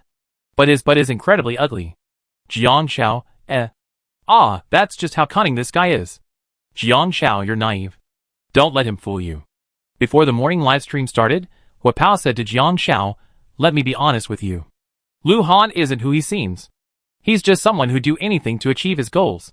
What did Wapao know most? It was Lu Han's livestream. What he meant was, a true game streamer brings a better way to play, not just to attract attention. For this reason, he never flatters his fans, insists on his own game, or relies on his strength to speak for himself. But what does Wapao know? Lu Han is clearly tired of streamers who seek attention, and he knows what fans like. He tapped into a fan psychology, admiration for strength. They chase after the strong. And did he really create those game guides himself? No, Lu Han has a team that records his gameplay, breaks it down, and analyzes it. They then create guides and release them, making it look like Lu Han is pampering his fans. But when the bet was signed, he needed these fans, but Lu Han actually didn't like them. Wapao had been to his livestream. Lu Han's fans often sent him gifts, but Lu Han would give them to the staff without responding in the slightest. But Wapao had no interest in exposing him. He simply placed him and himself in two different categories. Jiang Xiao paused. I think this is quite normal. Game streamers don't necessarily have to pamper their fans. She was one of them, for example. She never interacted much with her fans. She was just playing for herself. Fans who enjoyed watching her live streams naturally followed her and became her fans. As for giving gifts to the staff, that was perfectly normal. If she didn't need them herself and wouldn't throw them away, of course she would give them to the staff. The main thing is, he's such a cunning person, don't you know? Huapao absolutely disliked Lu Han. Jiang Xiao was silent for a moment. You can't judge him as bad just because his lifestyle is different from yours. Even though humans are social animals, race and bloodline often divide us. As for the scheming you mentioned, I'm not good at it, but if you think Lu Han is disguising himself to get close to me, then I can accept him pretending forever. Huapao was stunned. You can't judge him as bad just because his lifestyle is different from yours. You can accept him pretending forever. Jiang Xiao smiled. Actually, I don't like your unwavering loyalty. You're easily moved by even the slightest nice word. I'm not easily moved, but I have to admit that I admire your softness and your sincerity. But everyone has two sides. There's no right or wrong. We just find someone in the crowd who resonates with us. Just like her hard work in darts, ostensibly for a lofty goal, she initially thought only that if she performed well enough, the coach's attention would be on her, and that small bit of warmth she could earn through her own talent and hard work. But the bubble still dissipated. After her hand injury, the coach's dream faded, and he offered her only the most ordinary care. Because he decided to focus on his family, he could only say to her, he hoped she could have her own life. For darts, for his dream, for the sake of gaining his attention, she persevered in this darts path for 13 years, with no friends, no family, only lonely training, and ultimately, a life of her own. But she should be content, after all, some things were never meant for her. From this perspective, she felt, if Lu Han was truly pretending, then he had to endure the hardship of pretending for her for the rest of his life. Huapao wanted to say something, but it was already 10 a.m., and the live stream had begun. Jiang Xiao waved and smiled, I'm going to get busy. I leave the shelter to you. Huapao stood there, lost in thought. Prejudice? Was it because his prejudice against Lu Han was too deep? So Lu Han actually had a good side? A shudder ran through his body. Huapao cursed inwardly, bullshit. Lu Han also dislikes him, so if that's the case, they might as well just dislike each other. He's working with Jiang Xiao anyway, so what does that have to do with Lu Han? Chapter 506.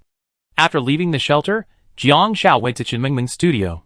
Upon entering, Jiang Xiao saw a black evening gown, reminiscent of Marilyn Monroe's classic tutu. The main feature was the hem, which popped up naturally even without wind, and even shimmered brightly from a distance. This is made of the well-known polyvinyl chloride material. Huh? Jiang Xiao blinked. Upon closer inspection, she realized it was made from garbage bags. This pearl necklace is made of polished pig bones, then glittered.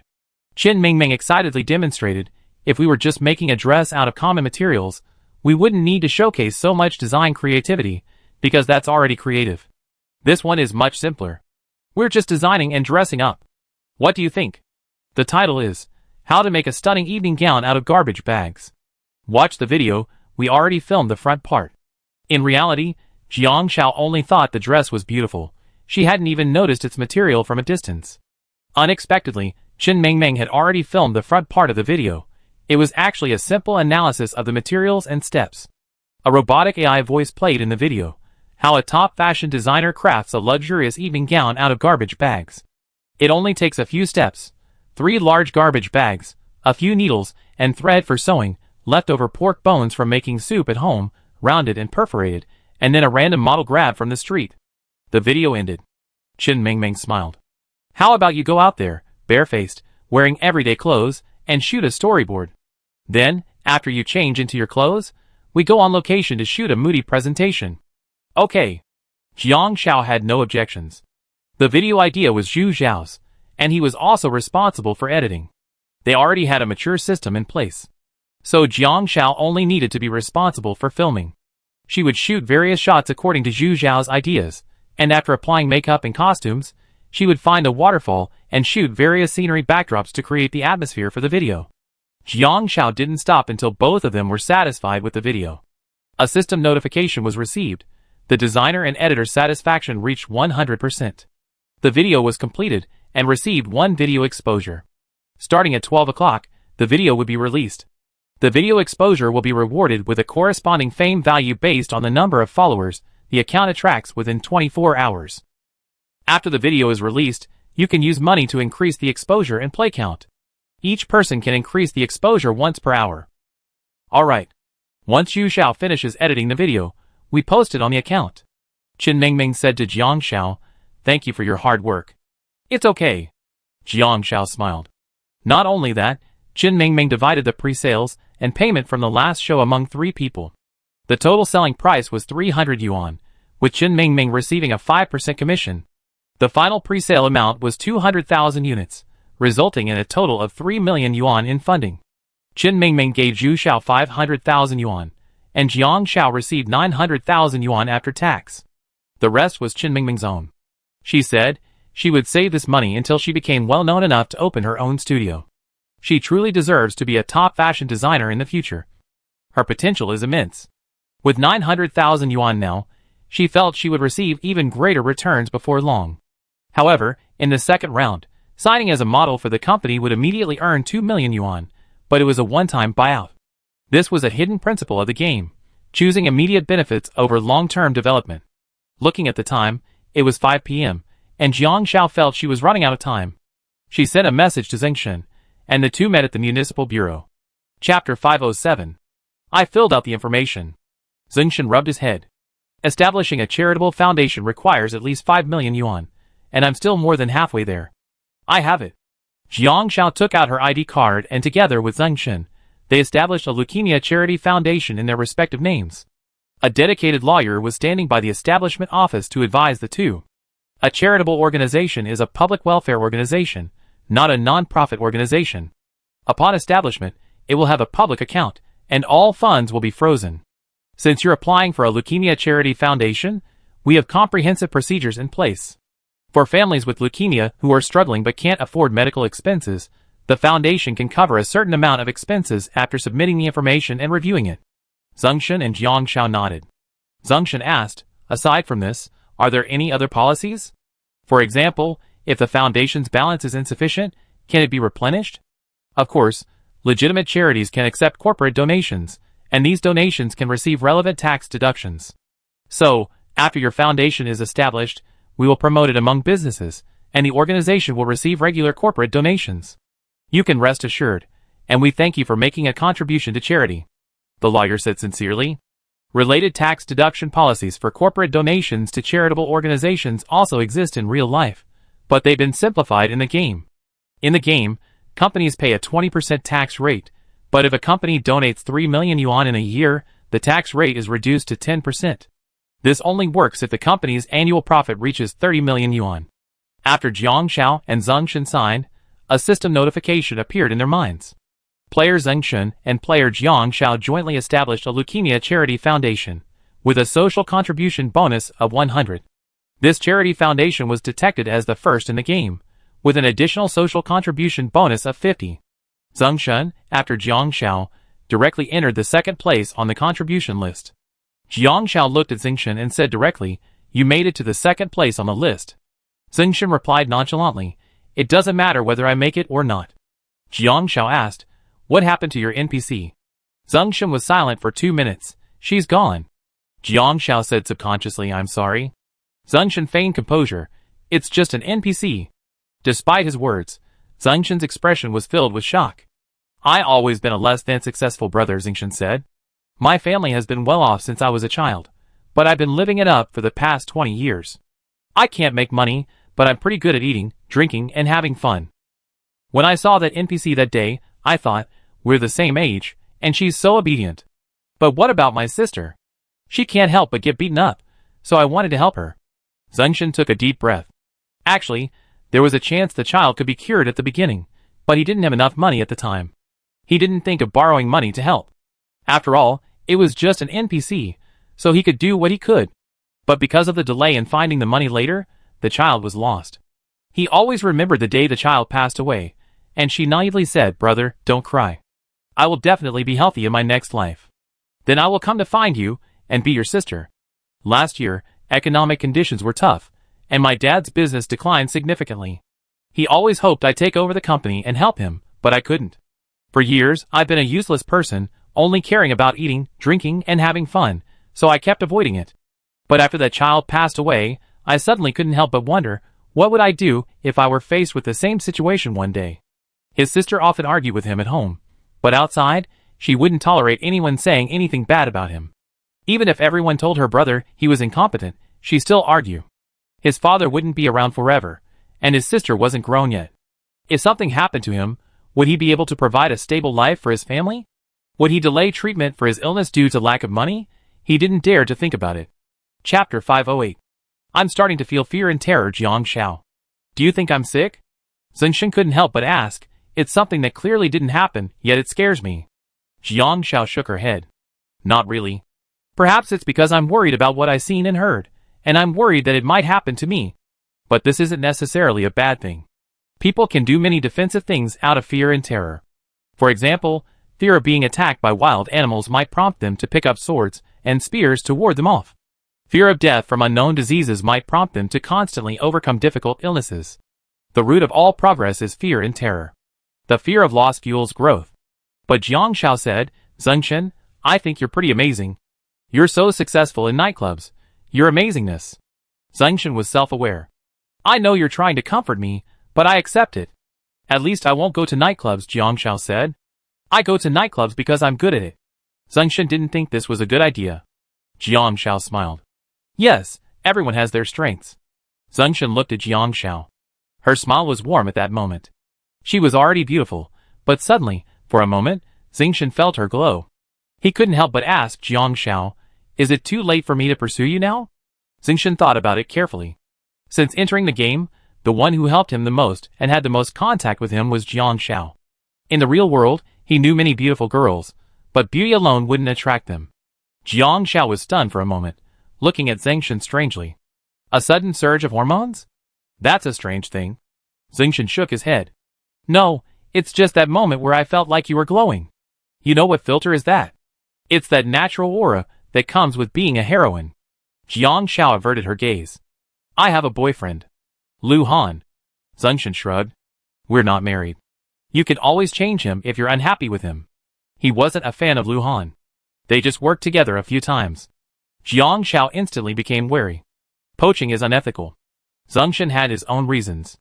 I'm not poaching, nor am I asking you to have two relationships. I'm just saying, if Lu Han makes you unhappy, you can consider me. In a relationship where you're not married, both parties have the right to give up or persevere. Of course, you can also think of this as me trying to create a sense of crisis for Lu Han. Sorry, she wasn't considering that right now. Jiang Xiao turned and left. Zingshan hurried after her. Jiang Xiao, don't get me wrong. I'm not being immoral. I just think it's okay for me to be a backup. Jiang Xiao couldn't help but roll her eyes at Zingshan. I'm not in the habit of using anyone as a backup. Seeing Jiang Xiao get in the car, Zingshan followed. It's okay. I volunteered. Voluntary, huh? Live stream. Oh my god, does Brother Han have a love rival? Zingshan likes my Xiaozi? Are you kidding? How could he suddenly like her? A sudden surge of hormones? He's attracted to Xiaozi? Ah. No. My Brother Han and Xiaozi haven't had enough yet. I don't want to see any more romantic ups and downs between them. TT woo. Is this going to start a tragic love story? I'd rather see Brother Han get jealous. Brother Han? Jealous? That's hilarious. Brother Han can't possibly be jealous. If he were, then this person would probably be dead. I really don't see Zingshan like Xiaozi. Not at all. But Xiaozi is so nice. Even if she's a little cold at first, anyone would fall for her after a while. Just sit back and watch how Brother Han ends up. Enjoy the melon seeds and peanuts on your little bench, front row. Chapter 509. Lu Han came home a little late today. He was surprised to find Zingshan already helping Jiang Xiao with the cleaning up all the rotten leaves. His joy was gone. Zingshan, still looking excited, brought the dishes to the table and said to Lu Han, Hey, you're back. Yeah. Lu Han tugged at his tie. He walked into the kitchen to see if anyone else needed help. Why is Zingshan so diligent today? He usually doesn't show up until dinner time. Jiang Xiao wanted to tell Lu Han, but thinking Zingshan might just be a little emotional and would probably calm down in 2 or 3 days, she didn't say anything, only saying he might be a little excited. Why? Lu Han asked. Jiang Xiao said seriously, maybe men have those few days every month when their hormones get the best of them? The two of them were only a fist's width apart. Make way, let me serve the dishes. Zingshan came over, squeezed between them, and brought a plate of sweet and sour pork tenderloin. Lu Han, ? Have you joined the FFF group because of your hormones? Not only that, during dinner, Lu Han was originally seated to Jiang Xiao's left, but after Jiang Xiao sat down, Lu Han came over with more food and discovered that his seat had been taken by Zeng Shen. He frowned. Lu Yuqing quickly made way. Brother Han, sit over here. After saying that, Lu Yuqing winked at Zeng Shen. You're so tactless. Why are you taking Brother Han's seat? Jiang Xiao didn't really care where she sat. She was just used to Lu Han sitting to her left, so when she looked up and saw him on her right, she felt a little uncomfortable. Not only that, during dinner, Zeng Shen enthusiastically served Jiang Xiao food. Jiang Xiao, have some bamboo shoots. Jiang Xiao, Lu Han, diligently eating, looked up, a flicker of confusion in his eyes. Zeng Shen gave Lu Han a smug yet provocative look. Lu Han finally realized something, his brow furrowing. Jiang Xiao, eat some shrimp. Zeng Shen helped Jiang Xiao with more shrimp. Jiang Xiao said, Zeng Shen, I can help myself. Lu Yuqing couldn't help herself. Zeng Shen, if anyone needs to help, it's Brother Han who's doing it for Jiang Xiao. Why are you joining in the fun? Shen Jingnan said naturally, if you steal Brother Han's job, be careful he hold a grudge. Lu Han's eyes narrowed slightly. Zeng Shen, seeing all the eyes on him, put down his chopsticks and solemnly declared, I declare that from today on, I'm officially pursuing Jiang Xiao. Instantly, several people dropped their bowls. Cough, cough, cough. Lu Yuqing choked on the chicken leg. Zeng Shen, you didn't take the wrong medicine, did you? No. Zeng Shen said seriously, this is a decision I carefully considered. Jiang Xiao, So-called careful consideration means no more than 7 hours between this afternoon and now. Lu Han nodded and looked at Jiang Xiao seriously. You understand? Jiang Xiao nodded. He said so this afternoon, but I don't think he can last more than 3 days.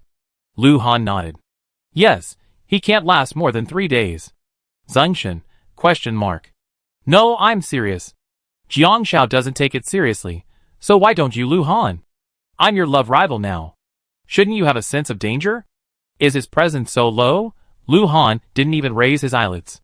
People only take precautions when they sense danger. Zeng Shen, ? Shen looked puzzled, ? What do you mean? He stammered, explain yourself. Shen Jingnan picked up his bowl and added slowly, Brother Han means you're not worthy enough to be his opponent. Zeng Shen. Suddenly, Lu Han looked at Jiang Xiao. Will you agree to his request? Jiang Xiao frowned. I only need one partner. Lu Han said gravely, you have the right to choose. Yes. Zeng Shen added, unless you two get married right after leaving the game, I still have a chance. Chapter 510. Live Broadcast Room. Ah, is this guy really here to be a rival? He's here to help. I'm dying of laughter. Even through the screen, I can sense what he's trying to say. Get married, you two. I'm rooting for you too. This is the first time I've seen such a beloved rival. He's not a stumbling block to my beloved couple, but a stepping stone to their lightning-fast marriage. He's a catalyst, a synthesizer, a high-speed sprint. Zeng Shen, are you serious? I'm politely trying to poach them. Ha ha ha, I laughed my ass off. Brother Han, this isn't my opponent, this is my teammate. After listening to Zeng Shen's words, Jiang Xiao suddenly felt lost for words. She felt Zeng Shen wasn't Lu Han's rival. He must be Lu Han's wingman. Lu Han said seriously, that's fine, leaning closer to Jiang Xiao and saying, would you consider it? No, thank you. Jiang Xiao's face was filled with the words don't be cute emo. Lu Han looked regretful. Zeng Shen had never pursued a girl. Although he loved to play, because of that, the girls he met all had ulterior motives. After seeing so many of them, he wasn't really that interested in them. But when Jiang Xiao said that, Zeng Shen thought that if he could have a relationship with Jiang Xiao, he could give it a try. But this wasn't a completely mindless, impulsive attempt. It wasn't the kind of passionate, overly enthusiastic one. He simply felt that Jiang Xiao was very comforting. Then I still have a chance. Zeng Shen said confidently. Yes, you have a chance. Lu Han continued to eat, oblivious to any signs of a miss. After Jiang Xiao rejected Zeng Shen's offer of food for the third time, Zeng Shen finally gave up and simply said, then eat more. I'm not very caring, but I try to care for you. Lu Han's eyes darkened. Jiang Xiao agreed vaguely. Well, you can't really kick Zeng Shen out. Then Jiang Xiao began studying the video she shot today. Since her phone had a built-in video app, most of the video traffic in the game went to that app. She was checking the video boosting rules. Video boosting rules. From the start of the video release, each user can boost once every hour, spending 100,000 coins to gain 10,000 video impressions. The boosting period is 24 hours. Videos older than 24 hours cannot be boosted. Friendly reminder, higher quality videos may trigger the automatic traffic pool mechanism to recommend them to more users. Exposures do not equal follower growth. 100,000 coins are needed to buy 10,000 video impressions. That's too expensive. Jiang Xiao decisively gave up. The most important thing is that 10,000 video impressions don't necessarily mean follower growth. Without follower growth, fame points won't increase. Jiang Xiao dismissed the idea. It was a waste of money. Besides, her main focus was the contribution ranking, which required a lot of money to support, so the video's effectiveness would really depend on luck. Lu Han noticed Jiang Xiao scrolling through videos and watched her movements. She seemed to be trying to understand the rules for video promotion, but when she saw the price, she gave up and simply started scrolling through videos. She ended up coming across a viral video, and Jiang Xiao was stunned. Two wild tigers appeared in a forest. The older tiger held the younger tiger in its mouth.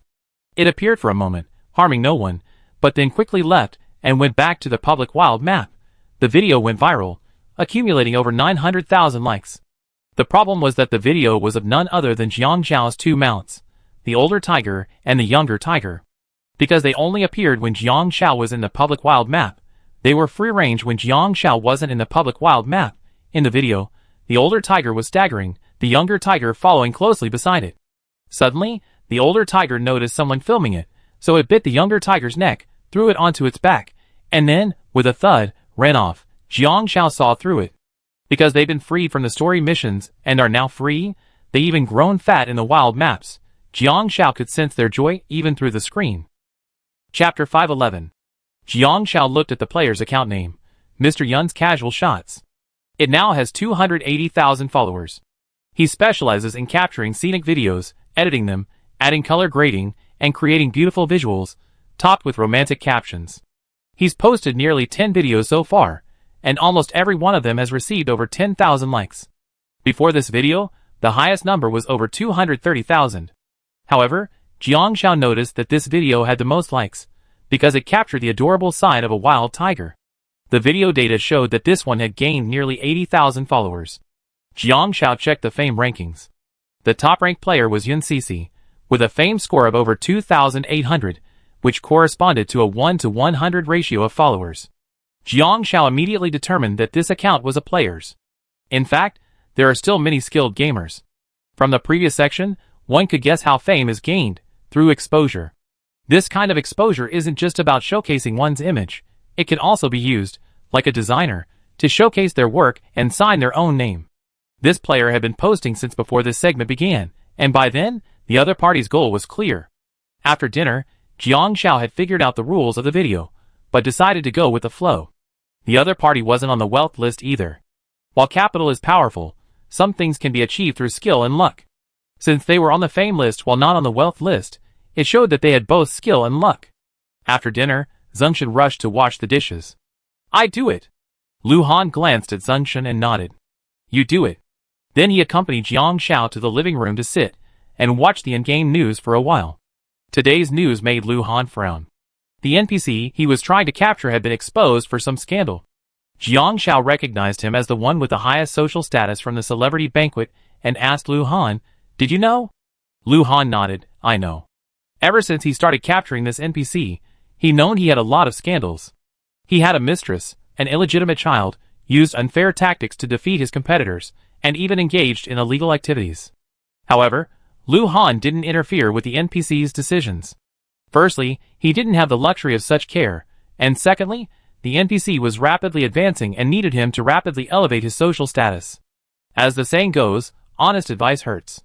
If this happened in ancient times, Lu Han would be a complete traitor, aiding and abetting the tyrant.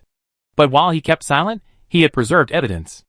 If the NPC fell, crushed to death by the tide of the tide, he would immediately distance himself from the matter and regain his footing. Jiang Xiao nodded. Lu Han knew, that was all. She wouldn't dominate the NPCs, just like Bai Shuangxin decided to go with the flow, and Mu Mian decided to withdraw from the world of fame and fortune. NPCs have their own choices. Forcibly stopping them from doing something is like trying to persuade your best friend to break up with a jerk. You won't get the mutton, but you end up in trouble. Even so, after the actual news was broadcast and the news spread, Lu Han still heard a system prompt. The NPC you attacked has been punished by law. The social status you gain through your association with that NPC will be affected to varying degrees. In 24 hours, all negative information about the player will be exposed. Players must find a way to deal with this negative information within 24 hours, otherwise they will be affected and face a dark ending. Lu Han remained remarkably calm. Alas, I knew the negative information would be exposed sooner or later. So, he had no negative information. Clever, you can sleep well tonight. No, there's one thing I need to do before I go to bed. At 10 o'clock, everyone went back to their rooms to rest. Lu Han was the last one to turn off the lights, then knocked on Zhengshan's door. Chapter 512. It was past midnight when Lu Han emerged from Zhengshan's room. He whistled calmly as he returned to his own room, ignoring Zhengshan's wailing sobs. Zhengshan? ? Help! Help! Lu Han is a demon. Lu Han's first thought upon returning to his room was to check Tieba, a boring post. Remembering Jiang Shao watching videos during dinner, he followed suit. Just after midnight, Lu Han came across Jiang Zhao's video. The caption read, "Creative design by Chen Mingming, apprentice of renowned fashion designer Rain." He had seen Chen Mingming's name before, so it wasn't hard to guess. The video was fast-paced, but because of the production process, even at the fastest possible speed, it would still be about 45 seconds. However, because of the suspense at the beginning, everyone was eager to see what was going on. At around 30 seconds, Jiang Shao appeared from a passerby's perspective, being pulled by Chen Mingming, who then draped the clothing around her. The scene shifted to show Jiang Shao, basking in the sun, walking along the path they met. It was clearly an ordinary countryside scene, but the photographer's color palette imbued it with warmth. Add to that the way Jiang Shao tiptoed forward and then turned with a sudden smile, and a warm, sophisticated feeling emerged, making her feel so approachable that I wanted to call her like crazy. Lu Han watched it several times. Paused at a certain point in the playback. This is Jiang Zhao's back. Yes, Chen Mingming designed a backless dress, inspired by Marilyn Monroe's classic gowns. The entire back is blank, all the way to the waist, but the frame only appears for half a second. The rest of the time, it's a full-on profile. Lu Han stepped back for nearly 10 minutes before pausing on the frame. Lu Han's eyes darkened. Great. He clicked on the video to be uploaded, but was reminded that it could only be uploaded once per hour, with 100,000 views per upload. He could only upload other people's videos within 24 hours. Then Lu Han began to upload frantically. Unfortunately, it could only be uploaded once per hour. Lu Han thought for a moment. He checked the time the video was posted, and set the alarm for 1 a.m. to 23 hours. Then Lu Han went to sleep. The next morning, Jiang Shao woke up early, and was stunned when she saw Lu Han. He paused. Did you stay up late? Lu Han wanted to shake his head, but after thinking it over, he nodded. Because of the NPC's influence. The system informed him that he hadn't entered the deep sleep mode that continuously replenishes his stamina, resulting in dark circles under his eyes. But it wasn't a big deal, just a few panda eyes. After running and having breakfast, before sending Jiang Shao to the shelter, Lu Han sneaked into Zhengshan's room. Shen Jing then watched Lu Han emerge like a thief. Brother Han, what are you doing? Lu Han said calmly, I'm looking for Zhengshan to ask. Shen Jing then suddenly let out a flattering smirk. TSK, Brother Han, you're feeling threatened. Lu Han nodded. Yes, Zhengshan isn't here. Not here? Shen Jing then opened the door. Zhengshan? Hey, out so early? Lu Han nodded seriously. Yes. Shen Jing then felt a little strange. He rubbed his head, but still found nothing. And Zhengshan, now tied up and stuffed into the closet by Lu Han, said, Lu Han is so scary, so wicked. He's picked all the bamboo shoots on the mountain by himself. Help. What's wrong with him asking for fair competition? He has no human rights. Lu Han took Jiang Shao to the shelter.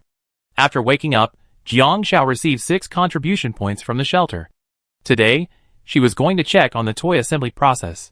Lu Han had already made arrangements with the toy factory. Chapter 513. Jiang Shao saw the progress. Xiaojun was the best performer. Compared to the other children, he learned the fastest and could put the toy together accurately within a day. Li Fei was a little behind, a bit fussy about details and prone to wild colors, resulting in a messy, unrecognizable puzzle. And the other newcomer, Da Zhuang, was slow and clumsy, and his puzzles were also a mess. It's okay, Xiaojin can try the toy factory. Jiang Xiao smiled. Xiaojin can make money. Huapao and Lu Daong planned to divide the work. One would be in charge of the shelter, and the other would lead the team to the toy factory. So Jiang Xiao took Lu Daong and Xiaojin to the toy factory for a try. Xiaojin wasn't as fast, he could only put together one toy at the rate of an average person putting together 10, but that wasn't a big problem. Xiaojin, we need to put together a lot. Xiaojin can make money. Xiaojin can make money, and buy candy for his sister. Xiaojin was extremely happy. Lu Daong said, don't worry, I keep an eye on their safety. Jiang Xiao nodded. Back at the shelter, she happened to see Mu Mian arrive. She had also finished her photo shoot, and was accompanied by a photographer. She introduced herself, I may be a small model, but our brand is dedicated to public welfare every year. We're positioned to be accessible, and our corporate philosophy has always been to empower the weak and strengthen the strong.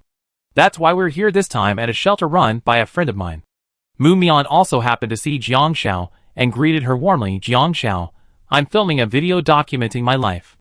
Would you like to join me? Sure. Jiang Xiao gladly accepted. You have received an NPC encounter exposure.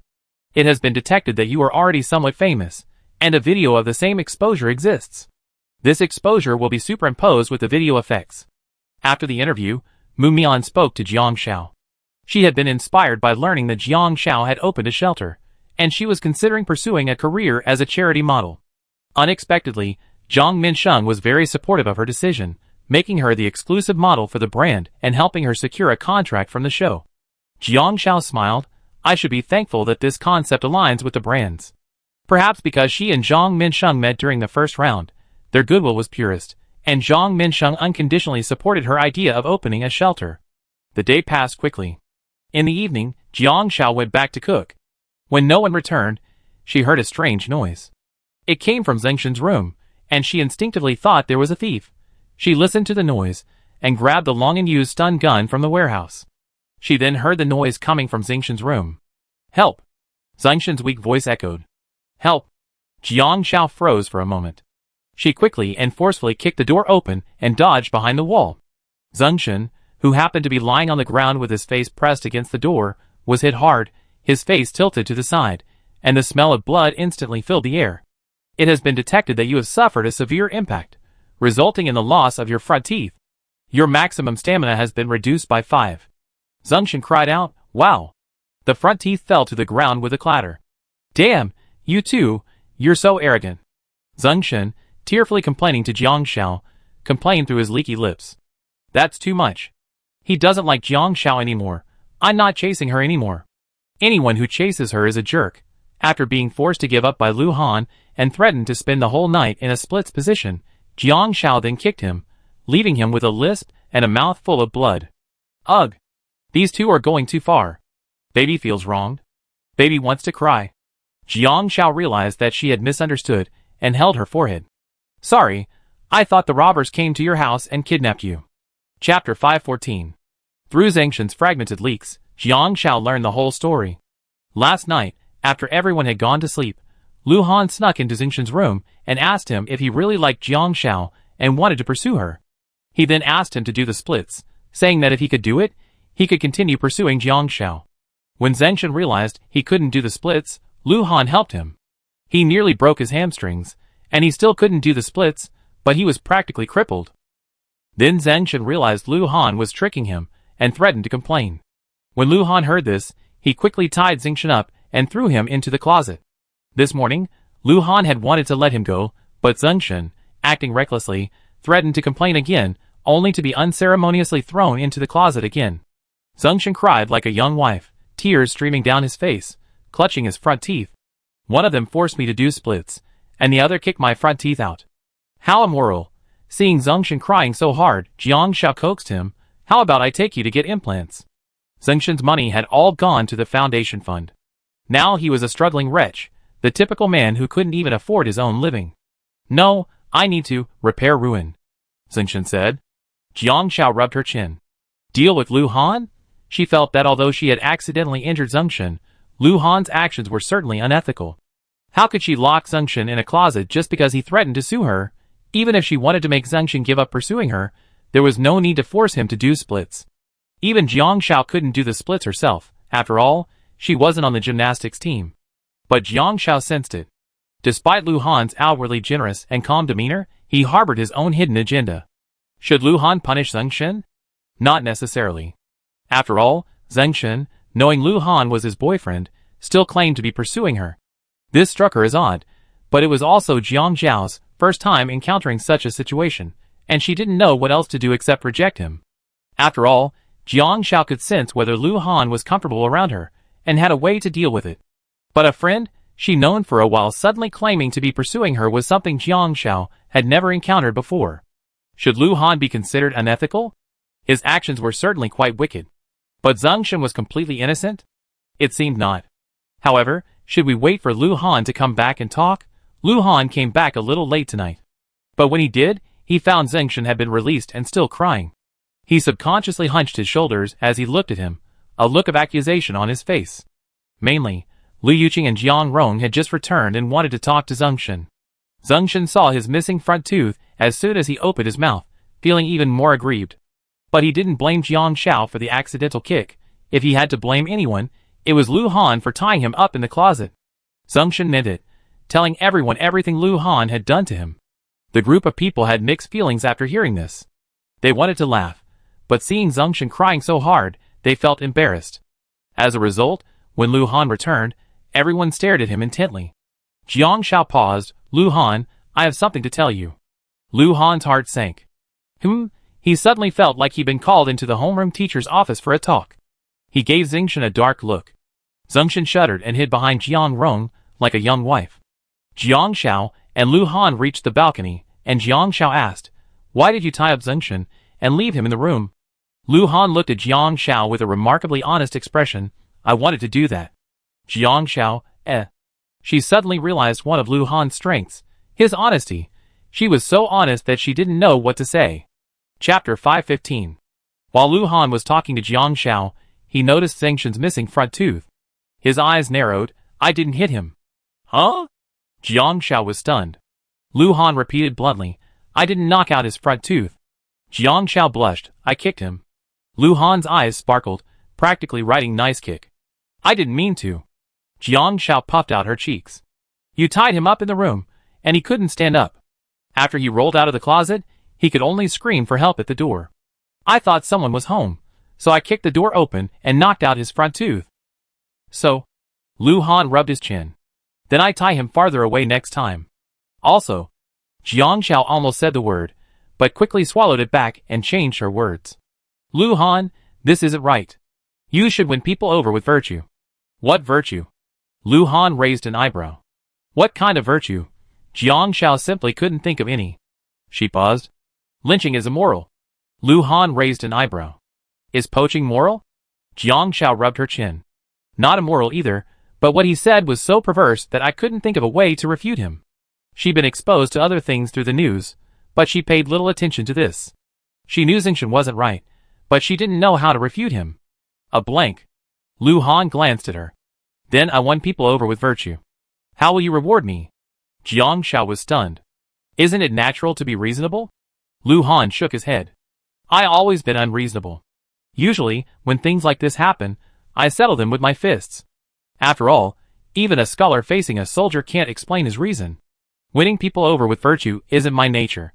As he spoke, Lu Han lowered his head slightly, leaning closer to Jiang Shao to meet her gaze. It's just that, Jiang Shao. Because of you, I can reason with others and be a good person, but you have to give me a reward. Kindergarten teachers give good behavior a little red flower. What are you going to reward me with? Jiang Shao, I'm so grown up. How dare you compare yourself to a kindergarten kid? Jiang Shao couldn't help but blurt out, you're so delicate. How old are you now? Lu Han held back his words and raised his hand to make a 3. Jiang Shao actually thought Lu Han was comparing ages. He's so shameless. Turning around to leave, Lu Han said, 3 minutes. Jiang Shao was puzzled. After Lu Han's request, Jiang Shao blushed, and after a moment, she bit her lip and nodded in agreement. Lu Han's eyes lit up, and he excitedly returned to the living room and headed straight for Zheng Shen. Zheng Shen saw Lu Han approaching him, and instantly hid behind Shen Jingbin. Even Jiang Rong and Shen Jing'an thought Lu Han was going to beat up Zingshan. Jiang Rong said, "Brother Han, Zheng is a bit immoral, but you should be careful. The live stream is open." Lu Han raised an eyebrow. "Move aside. I'm not going to beat him up. I'm going to reason with him." Zingshan instantly exclaimed, "What are you talking about?" Mud plum oil.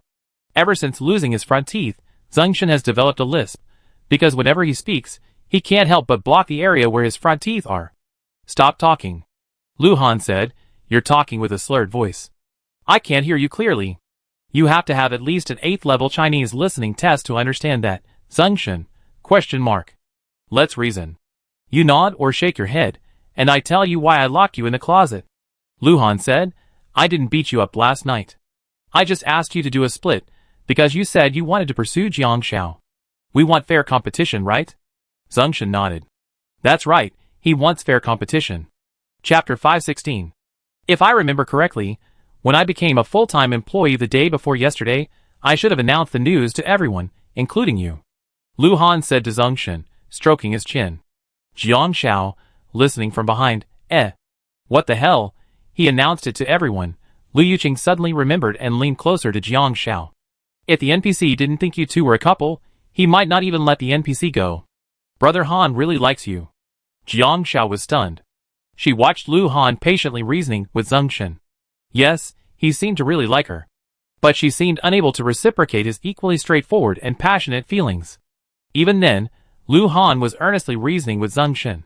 If both you and I were pursuing Jiang Xiao, then fair competition would be perfectly acceptable. However, I'm Jiang Xiao's boyfriend, and your involvement at this moment is wrong. Zingshan said, "You're not married?" You said you're not married? Who told you you can get involved in a relationship without marriage? Lu Han asked. Although there's no clear legal provision, there is a moral one. I, Lu Han, rarely preach morality, especially when the other party is using unethical tactics. If the problems in my relationship with Jiang Xiao were caused by our own faults, and if my poor treatment caused her to feel hurt or upset, leading to our breakup, then there would be no problem with you pursuing Jiang Xiao again. Lu Han looked at Zingshan, but the problems between us can't be caused by you treating her better, causing her to feel a sense of comparison and a retreat. That would make you the instigator of our conflict. Although you haven't truly interfered, the difference wouldn't be significant. Zingshan was stunned for a moment. Lu Han said, "There could be many problems between us, perhaps because I'm not considerate or romantic enough. But have you ever considered that if you appeared to her as a suitor, would I take my anger out on her, if she didn't reject you outright out of politeness and courtesy, because she treated you as a friend, and this led to a misunderstanding between us, then what role would you play in the middle?" Zingshan's eyes began to wander. From my perspective, how would you view your actions? You would be the fuse. As a friend of the opposite sex, knowing she has a boyfriend, yet you didn't maintain a reasonable distance from her, and even deliberately provoked her to try to undermine our relationship, is immoral. Relationships are like a mirror. Once cracked, they're difficult to mend. Even if they appear intact on the surface, they're actually fragile. A little misunderstanding or suspicion could shatter them. Lu Han finished, looking at Zingshan. Even if two people are not in harmony, it must be due to their own reasons, not the ambiguous relationship of a third party. Once a third party is involved, that third party can't be innocent. Finally, if you truly love Jiang Xiao, perhaps I could consider you a rival, but do you really love Jiang Xiao? You're pursuing her without regard for the occasion, without respect or understanding. You were simply moved at the moment, and you happen to be comfortable with Jiang Xiao, so you thought you could give her a try. But I'm different. Lu Han said gravely, "She's the only option I ever had." He was the only one who tried to change and tolerate, turning one person's life into the choice of two. Zingshan's eyes suddenly welled up, and he thought of some distant memories. Chapter 517. Zingshan recalled the reasons why his first love broke up with him. He had always had good luck with women, perhaps out of politeness, so he wasn't too mean to girls. But he also had a girl he particularly liked. It took him a month to win her over, but not long after they were together, his first love became sensitive and suspicious. He didn't really understand why such a gentle and kind girl had become so petty and unreasonable.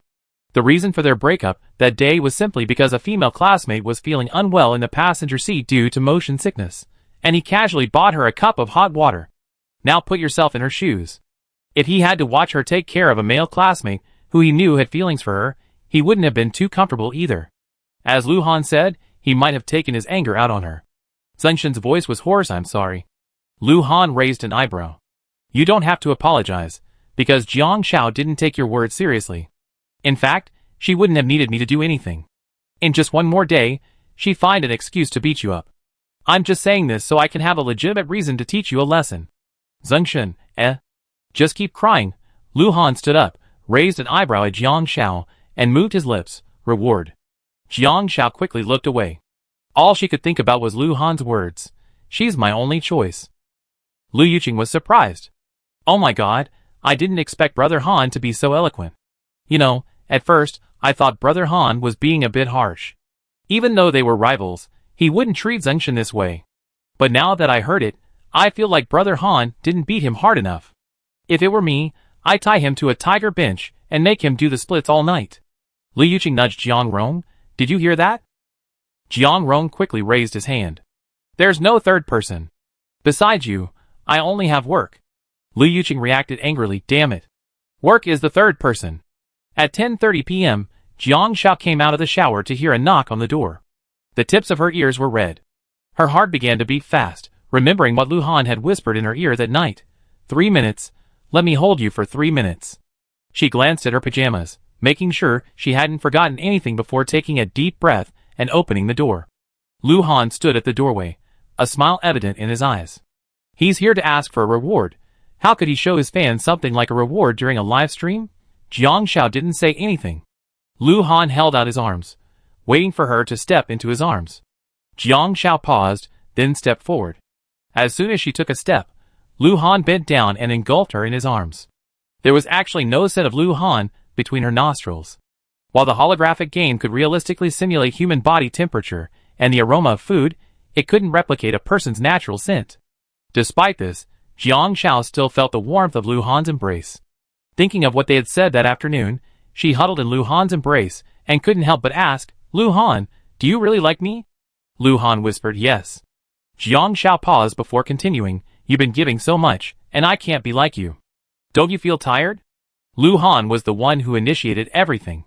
At least when it came to emotional investment, she was calm and slow.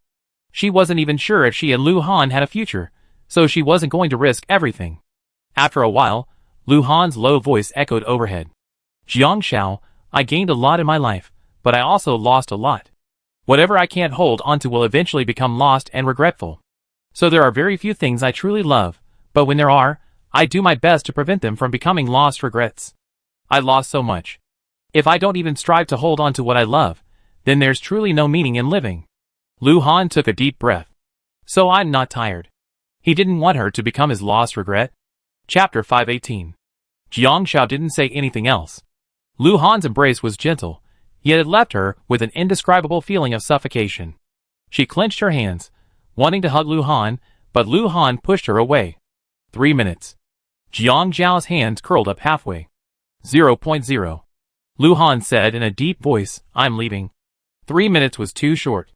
Hugging in the game wasn't enough. She'd better wait until she could hug her fully in real life. Okay. Okay. Jiang Xiao blinked. As long as she didn't say it, he'd never know what he just lost. He lost an active hug from her. Watching Lu Han leave, Jiang Xiao could probably guess why.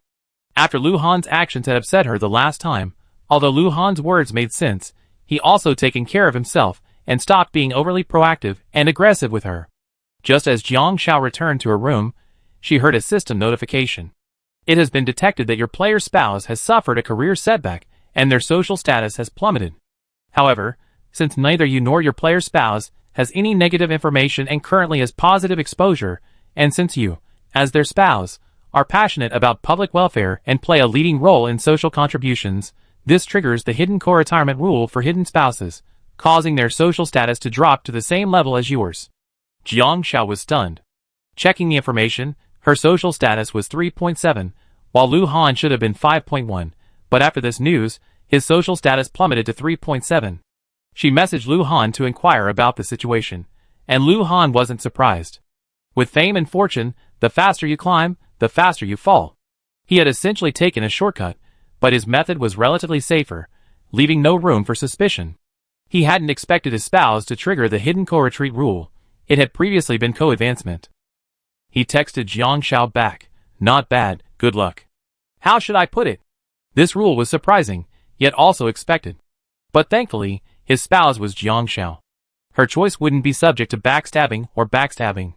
Therefore, choosing the right spouse is crucial. Whether it's for shared progress or mutual support during rock bottom, both parties need to share the same goals and bottom line. Before bed, Jiang Xiao remembered that she had forgotten to tell Lu Han about the fact that toy assembly colors aren't always correct. It's like a Rubik's Cube. For visual appeal, each side of the cube is the same color during initial packaging. While the toy factory agreed to use this special group of people, the essence of production is sales and marketing. They don't aim for record-breaking sales every year, but they do need to ensure a basic level of self-sustaining living.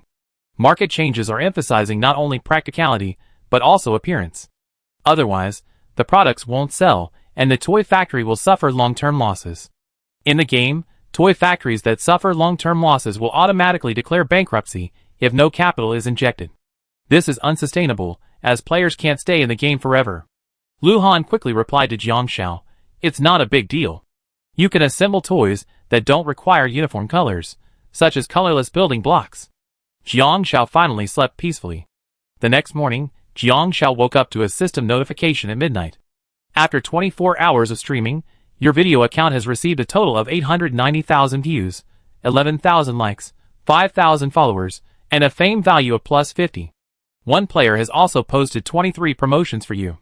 Has a player posted a promotion? Jiang Xiao hadn't expected this to even trigger a notification. Chapter 519. Qin Mingming excitedly sent a message. "Xiao Xiao, did you see that? Wow! 6,000 followers on the first video. 890,000 views. We're on the right track." Jiang Xiao replied, "Yeah." But she looked closer, and saw that one player had placed 23 payouts for her. 100,000 coins per play, meaning 230,000 views were generated through paid investment. Someone who could do that. Jiang Xiao suddenly thought, and checked Lu Han's funds. Sure enough, it hadn't increased, but had decreased by over 100,000. Taking into account Lu Han's fund growth rate, the decrease was close to 3 million, but Lu Han's own expenses weren't that significant. If you say Lu Han was doing it for the numbers, honestly, that's unnecessary, because the two of them would definitely make the list. So it definitely wasn't for the rankings, but simply to cheer her on, but he was doing it every hour. No wonder Lu Han had dark circles under his eyes yesterday morning. Jiang Xiao couldn't help but smile, but she quickly came to her senses. The fact that the video had 890,000 views meant that, while quality was good, its popularity wasn't high, and its followers were growing slowly. In fact, this requires both quality and luck. Even posting the same video twice would yield different views and views. Jiang Xiao clicked on the video to check out the comments. The direction of the comments was mixed, but there was a general trend. Awesome. The hands of a master designer's disciple are just different. A classic Marilyn Monroe dress made from garbage bags. Wow. Am I the only one following this model? She's so beautiful. Wow. What a great figure. I really like her. I like this model too. Who is she? I want all her info in 3 minutes. The comments were also trending in the wrong direction. A bit off topic. The focus should be on the dress, and the buzz is just a side effect. But this is only the first episode, no rush. Message Qin Mingming, can we do an episode about wildlife protection? We go photograph tigers, but we have to use your original designs. Do you have any tiger-themed designs? Tigers are popular. If they're popular, and the quality improves, then attention is guaranteed. That's her mount, ing. Just wanted to pet a tiger's head. Qin Mingming, tiger? That's something I can photograph? Horrified.jpg Jiang Xiao. We can go to the back hills of Jiangnan town. I have a tiger there. It's usually free range, but someone recently photographed it, and it's getting a lot of traffic. We could give it a try.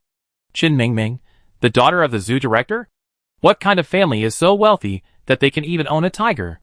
Jiang Xiao, mysterious smile.jpg, but Qin Mingming certainly wouldn't refuse the opportunity to photograph her. When she saw the adorable tiger, an idea instantly struck her. The weather had recently turned cooler, and the game was about to enter deep autumn, a perfect match for a tiger. And then Qin Mingming immediately began preparing.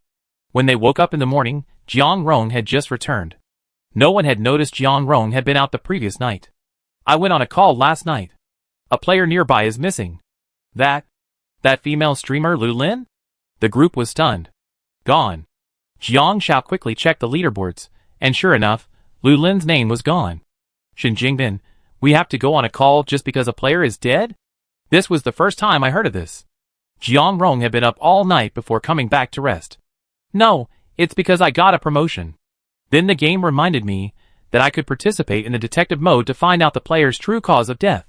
When I went there, she had fallen from a building. How could that happen to a normal player? What do you think she died of? It's obviously impossible for a player to commit suicide by jumping off a building, but that's not always the case. Lu Han touched his chin and asked.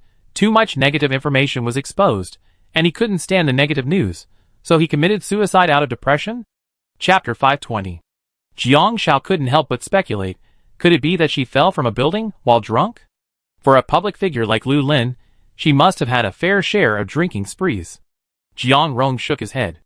Lu Yuqing speculated. Could it be that she accidentally fell from a building while hanging out clothes? Jiang Rong shook his head. No, the forensic examination determined it was a posthumous fall. Because someone who falls from a building posthumously doesn't bleed profusely, their blood flow has already stopped before they die. Therefore, we conclude she was already dead before she jumped. Not only that, we also found multiple bruises on her body from beatings. Lu Yuqing couldn't help herself. Just tell me the result. How did she die? Jiang Rong quickly replied. He was murdered, and the person who killed him was her in-game spouse, the NPC. NPC? Lu Yuqing hadn't expected this. Isn't the probability of committing a crime lower in peacetime? Jiang Xiao asked. Yes. Reduced, but not eliminated. Jiang Rong said, everyone has a temper. Who can maintain their composure when pushed to the limit? Her spouse NPC harbors negative, violent, and paranoid traits. And as you all know about the recent scandal surrounding her, it directly affected her husband. Speaking of which, this has something to do with both Jiang Xiao and Lu Han. Lu Han is a direct workplace rival. Jiang Xiao is a helper. But does that matter? It doesn't. Jiang Rong said, she's a player. I suspect she wanted to use this NPC as a springboard, but she didn't realize its hidden violent nature. Actually, there's a hint of this in the game. For example, her husband is prone to violent outbursts. He once kicked a stray cat to death on the side of the road, and he knocked out 2 of his front teeth when a waiter accidentally spilled a glass of water on him. At the mention of front teeth, Zengshan instinctively covered his mouth and muttered, Isn't that Jiang Xiao? Kicking someone in the teeth. Jiang Xiao couldn't help but say, I'm not violent. It was an accident. He needed to open the door to get a clear view of what was going on inside, but also to prevent someone from waiting outside for a sneak attack. He had to kick it open quickly, and then seek cover. Lu Han rubbed his chin. Just her physique? But then Lu Han suddenly remembered that Jiang Xiao had some self-defense skills, primarily due to her quick reflexes and strong defensiveness. She could also be a master at twisting an arm or waist, a sneak attack. But as long as the blows weren't too strong, a little play between lovers could be just for fun. It wasn't a big deal, and could be tolerated. Tell me now. What happened next? Lu Yuqing looked gossipy. Why did the NPC want to kill her? It's simple. NPCs inherently have a tendency toward violence. Each NPC has a different personality and story. If the NPC is in a good mood, it's the good side. If it's in a bad mood, it's the bad side. Lu Lin's recent scandal in the game has impacted his career, and he's also having trouble at work and feeling down. Even then, Lu Lin still thought he was useless. His knowledge of it triggered his negative state. Jiang Rong finished in one breath. Jiang Xiao said, if you encounter an NPC with domestic violence tendencies, why not just call the police? Just call the police to collect evidence, then take legal action. Jiang Rong thought for a moment. If I take legal action to collect evidence, I lose more than half my wealth, fame, and status. Besides, she initially wanted a divorce without any losses, so she stalled by going to the player forums and looking for someone to buy an annulment.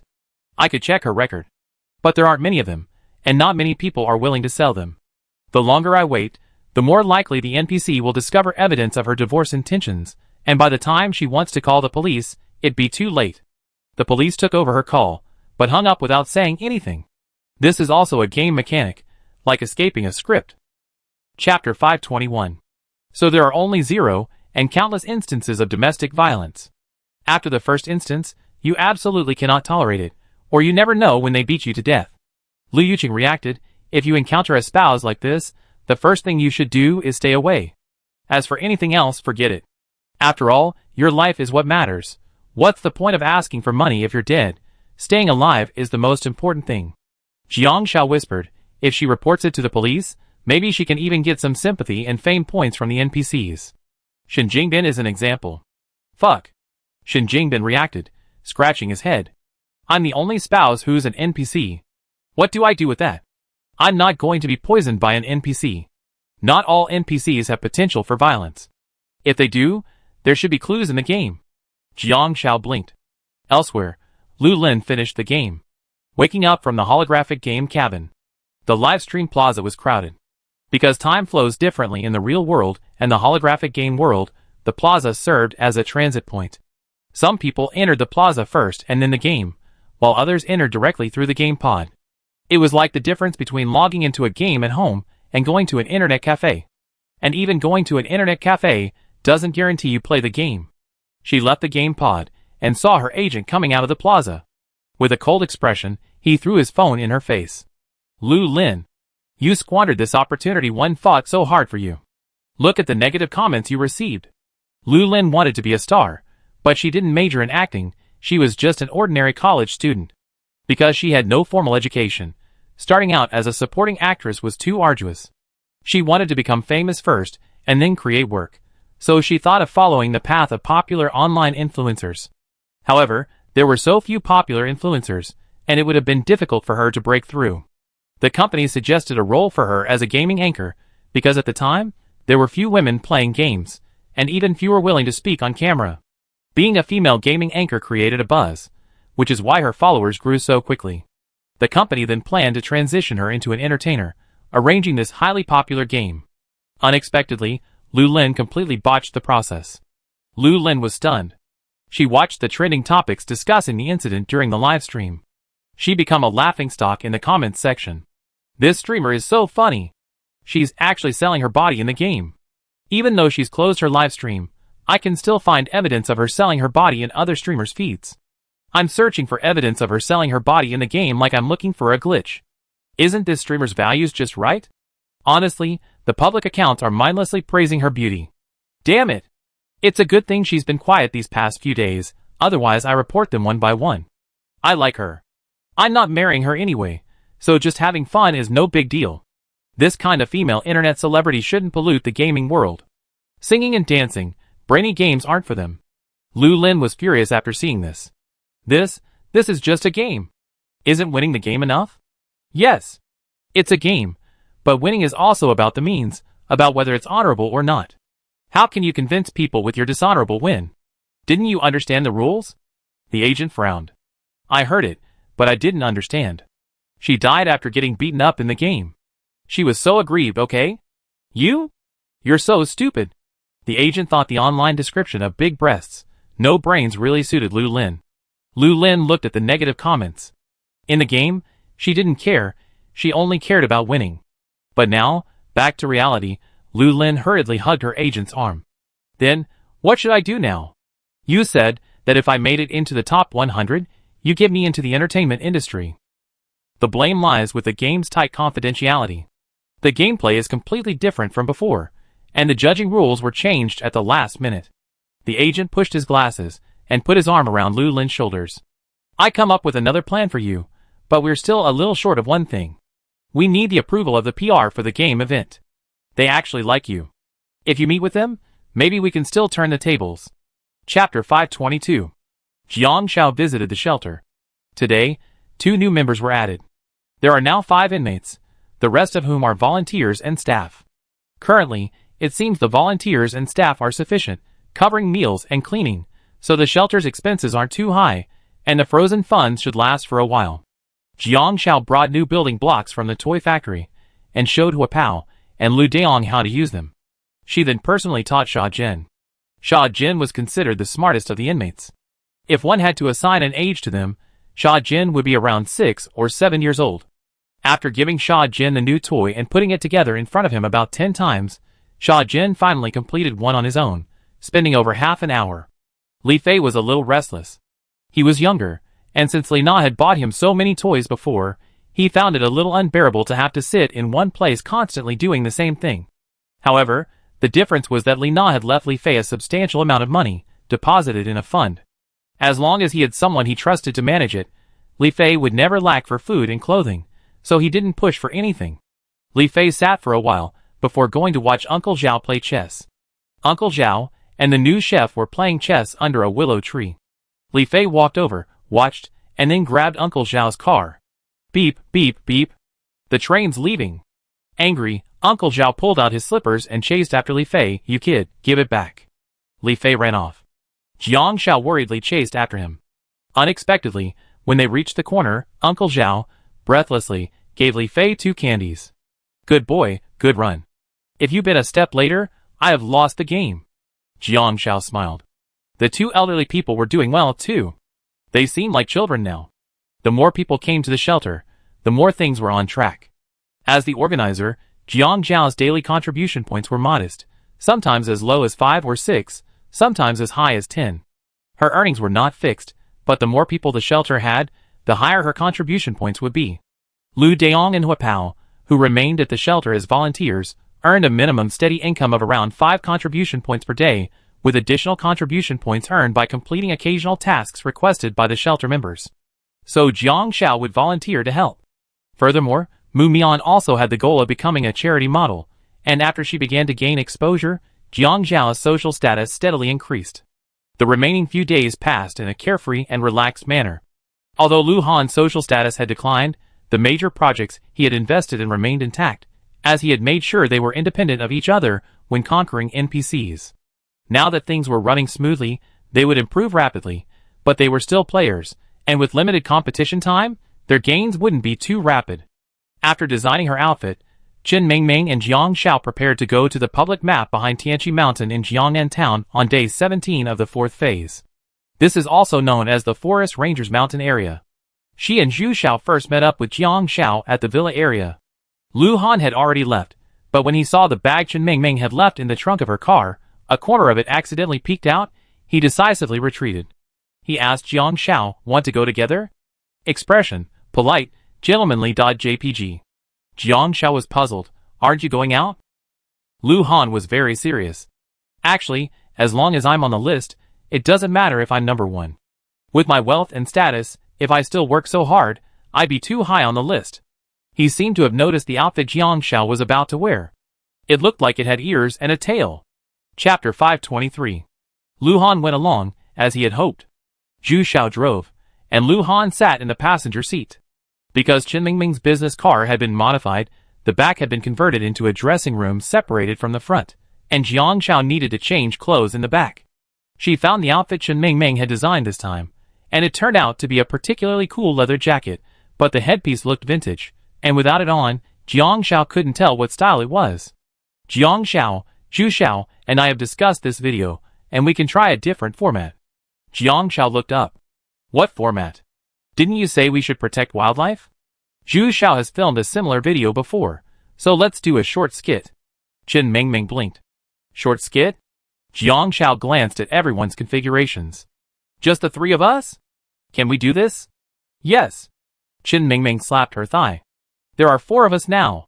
Jiang Shao blinked. Did Chen Mingming include Lu Han? Chen Mingming shakily fished out the tiger ears and tail from his bag. That's it. I originally thought of doing this. A few hours passed, from 9 a.m. to 1 p.m., and they finally arrived outside Jiangnan town. Since there was no need to check in, they could simply head to the wild forests. There was a map in the town, and after the previous session, the public map allowed free entry and exit via the scenic area sightseeing bus. There was no need to complete the public game before leaving. Jiang Shao came down from the car. Lu Han's eyes were blazing. Taking it, he noticed that Chen Mingming had braided Jiang Zhao's hair into 2 small pigtails. Her makeup wasn't particularly extravagant, but rather leaned towards a more primitive look. Natural, clear, and clean. Her pigtails were adorned with black and red feathers. Her clothes were also made of artificial leather, sleek and capable. She carried a large bow and arrows on her back, giving her the air of a nomadic elf girl. Jiang Shao looked up, her bright eyes meeting Lu Han's. Lu Han looked uncertainly, searching behind her. What's wrong? Jiang Shao glanced down. She felt he was searching for something. Nothing. Lu Han approached, his eyes wandering. Shooting this set today? Where are the ears? Where's the tail? For decoration? Jiang Xiao was trying to figure out how to convince Lu Han. Seeing the look Chen Mingming gave her, she asked, do you want to join me and film a video? With you? Lu Han raised an eyebrow. Yeah, that's it. Okay. Before Jiang Xiao could even introduce herself, Lu Han agreed without a word. Jiang Xiao hesitated, whispering, you agreed so quickly, aren't you afraid I sell you off? Lu Han nodded, I accept selling you to your family.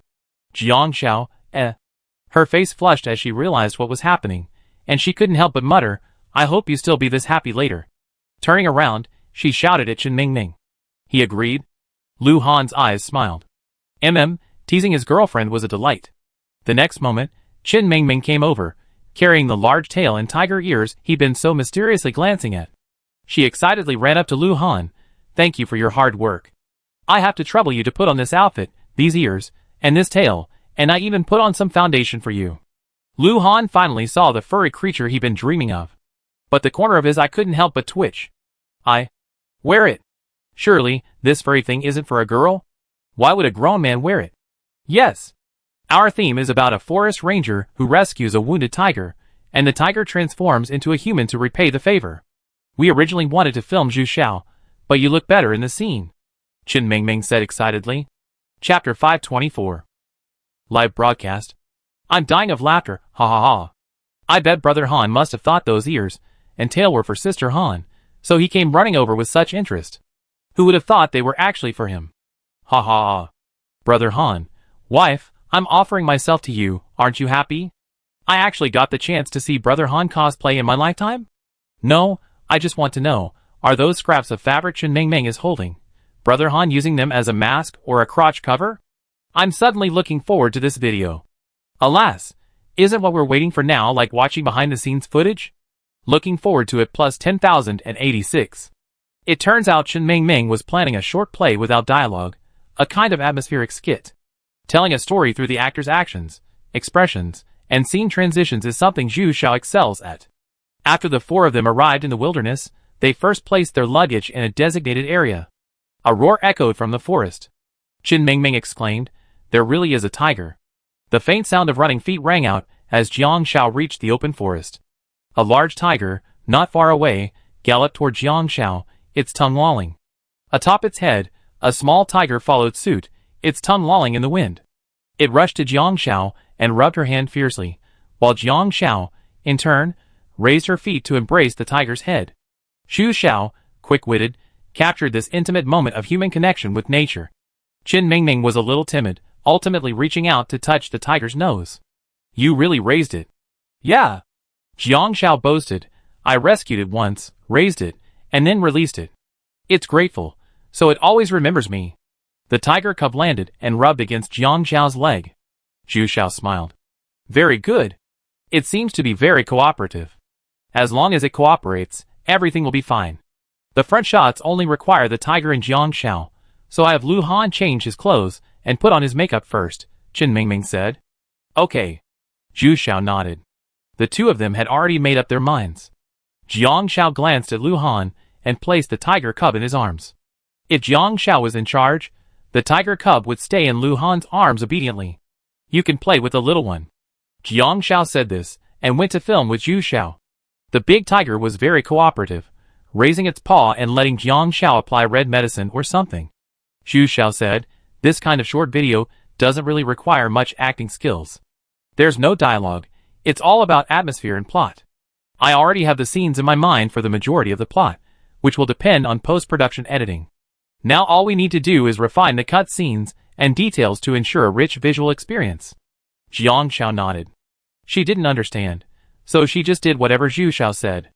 With Dahu's cooperation, Jiang Xiao successfully completed the preceding fragmented scenes, from her straying into the forest, rescuing Dahu, and bandaging his wounds, to Dahu's attempt to follow her, only to be sadly driven away by her. After filming, Dahu cooperatively rubbed Jiang Xiao's head.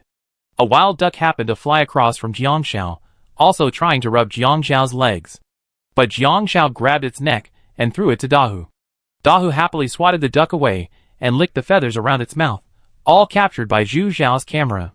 So cooperative. Zhu Xiao couldn't help but praise him. Jiang Xiao smiled. Unexpectedly, upon returning to camp, Jiang Xiao froze upon seeing Lu Han, who had changed his clothes. Her ears fluttered and turned red. That's a foul. No wonder some people say that Lu Han is an idle male star in the game anchor circle. His appearance has reached a certain level, which makes people ignore his strength. Chapter 525. At this moment, Lu Han was wearing the same clothing that Shen Mengmeng had originally given to Zhu Xiao. It was a faux tiger fur half waistcoat, somewhat reminiscent of the clothing worn by primitive men. Half his arms were bare, and his lower body was also covered with loose, coarse cloth, tied at the waist with a hemp rope. But now, on Lu Han, this garment possessed an indescribable primal wildness. The tiger ears and tail didn't make him seem soft or cute, for his body inherently exuded a sense of strength, and now, this garment unleashed a wildness. At the sound of the approaching person, he raised his eyes, and flashed with the gaze of a ferocious beast. Sharp, sharp, alert, and full of danger. But when he saw it was Jiang Xiao, his gaze vanished in an instant, and he quickly turned around. Shame! Why was he being humiliated? He felt like a helpless primitive man, melancholy, without a trace of manly pride. Suddenly, someone tugged at his buttocks. Lu Han looked over. Jiang Xiao, her face slightly flushed, stared at him from behind. It's quite pretty. One hand tugged at Lu Han's tail. Because it was attached to his clothes, it looked like Lu Han's tail. Lu Han raised an eyebrow. Really? Jiang Xiao nodded. I couldn't put it into words, but it just attracted her. Then Lu Han noticed Jiang Xiao's eyes sparkling as she stared at him. Remembering that he had 2 ears on his head, want to touch them? Jiang Xiao nodded. At first, she hadn't wanted to touch those ears, but now they were hanging on Lu Han's head. I wanted to touch them. Lu Han had no choice but to half crouch, one hand supporting his knee. Okay, touch them as much as you want. When you're done, give me a hug. Jiang Xiao had just placed her hand on Lu Han's head when she blushed at his words, but she already touched him. With a sudden push, her hand ripped Lu Han's wig into a mess. Zhu Xiao quickly set up the camera. Shen Mengmeng held Zhu Xiao's shoulder. I don't know why, but I'm already imagining a couple before the finished film is even released. Zhu Xiao smiled. It's not just you, it's me too. Originally, if he were to play the tiger, there wouldn't be a human in the plot, it would just be the suspense of a tiger transforming into a human and offering an arm to save the girl a second time. But now that a human is in, there's a finished film. Alright. Jiang Xiao had had enough. It was already 4 o'clock, and if they didn't finish filming, it would be dark. Lu Han stood up. Well, I'm one more. Jiang Xiao averted her gaze. Everyone had a quick meal before filming began. The focus was on movement, expressions weren't particularly demanding, as there weren't any scenes requiring explosive power. So it was just posing and slicing, something either of them could do. 2 full hours passed, and it was gradually getting dark. They didn't have the conditions for a night shoot. Zhu Xiao said, okay, that's all for today. If this episode goes well, we might do another. Neither Lu Han nor Jiang Xiao had a problem with this. After getting in the car, Lu Han drove on the way back, because Zhu Xiao had to start editing the video. The group arrived home around 10:30. If nothing went wrong, the finished video would be released at midnight. Jiang Xiao was inexplicably excited. Only when they got home did she remember to tell Lu Han something. She said to Lu Han, give me your phone. Lu Han handed it over. Jiang Xiao clicked on Lu Han's video, and saw his personal payment history. Don't repost it when the video comes out tomorrow. Lu Han's eyes curved. Okay. My girlfriend is really smart. She figured it was him right away. Jiang Xiao was about to exit when she suddenly noticed the video had jumped to the latest and most popular video. Tiger attacks person at Tianqi Mountain Scenic Area. The video had been posted 4 hours earlier and, in just 4 hours, had already garnered 120,000 likes. Chapter 526. The word tiger. Jiang Xiao was instantly captivated. Her 2 wild mounts were the last 2 tigers in the game. The video was blurry, as if it had been filmed from a long distance and then forcefully zoomed in. From a distance, it looked like a tiger biting a little girl's arm and pulling her towards it. The girl was covered in blood, looking brutally cruel. Then the video faded, and a figure frantically said, "It's a little after 4 in the afternoon. It seems a tiger has appeared over there. Someone's been bitten. Let's go find the person in charge here and see if they can help." Then the video faded. This me? Jiang Xiao was stunned, even though it was blurry. But in the scene they were filming, a young forest ranger was injured by poachers. A tiger appeared and rescued the injured ranger. Although it appeared to be biting her arm, It actually didn't hurt her. It simply threw her onto its back. I hadn't expected the other party to film it. There were a lot of comments below. Ah, how could there be a tiger? The scenic spot didn't do anything about it injuring someone. This girl is probably dead. The scenic spot didn't do anything. No one found or rescued her in such a dangerous place for so long. May good people live in peace. Waiting for the follow-up from the little brother.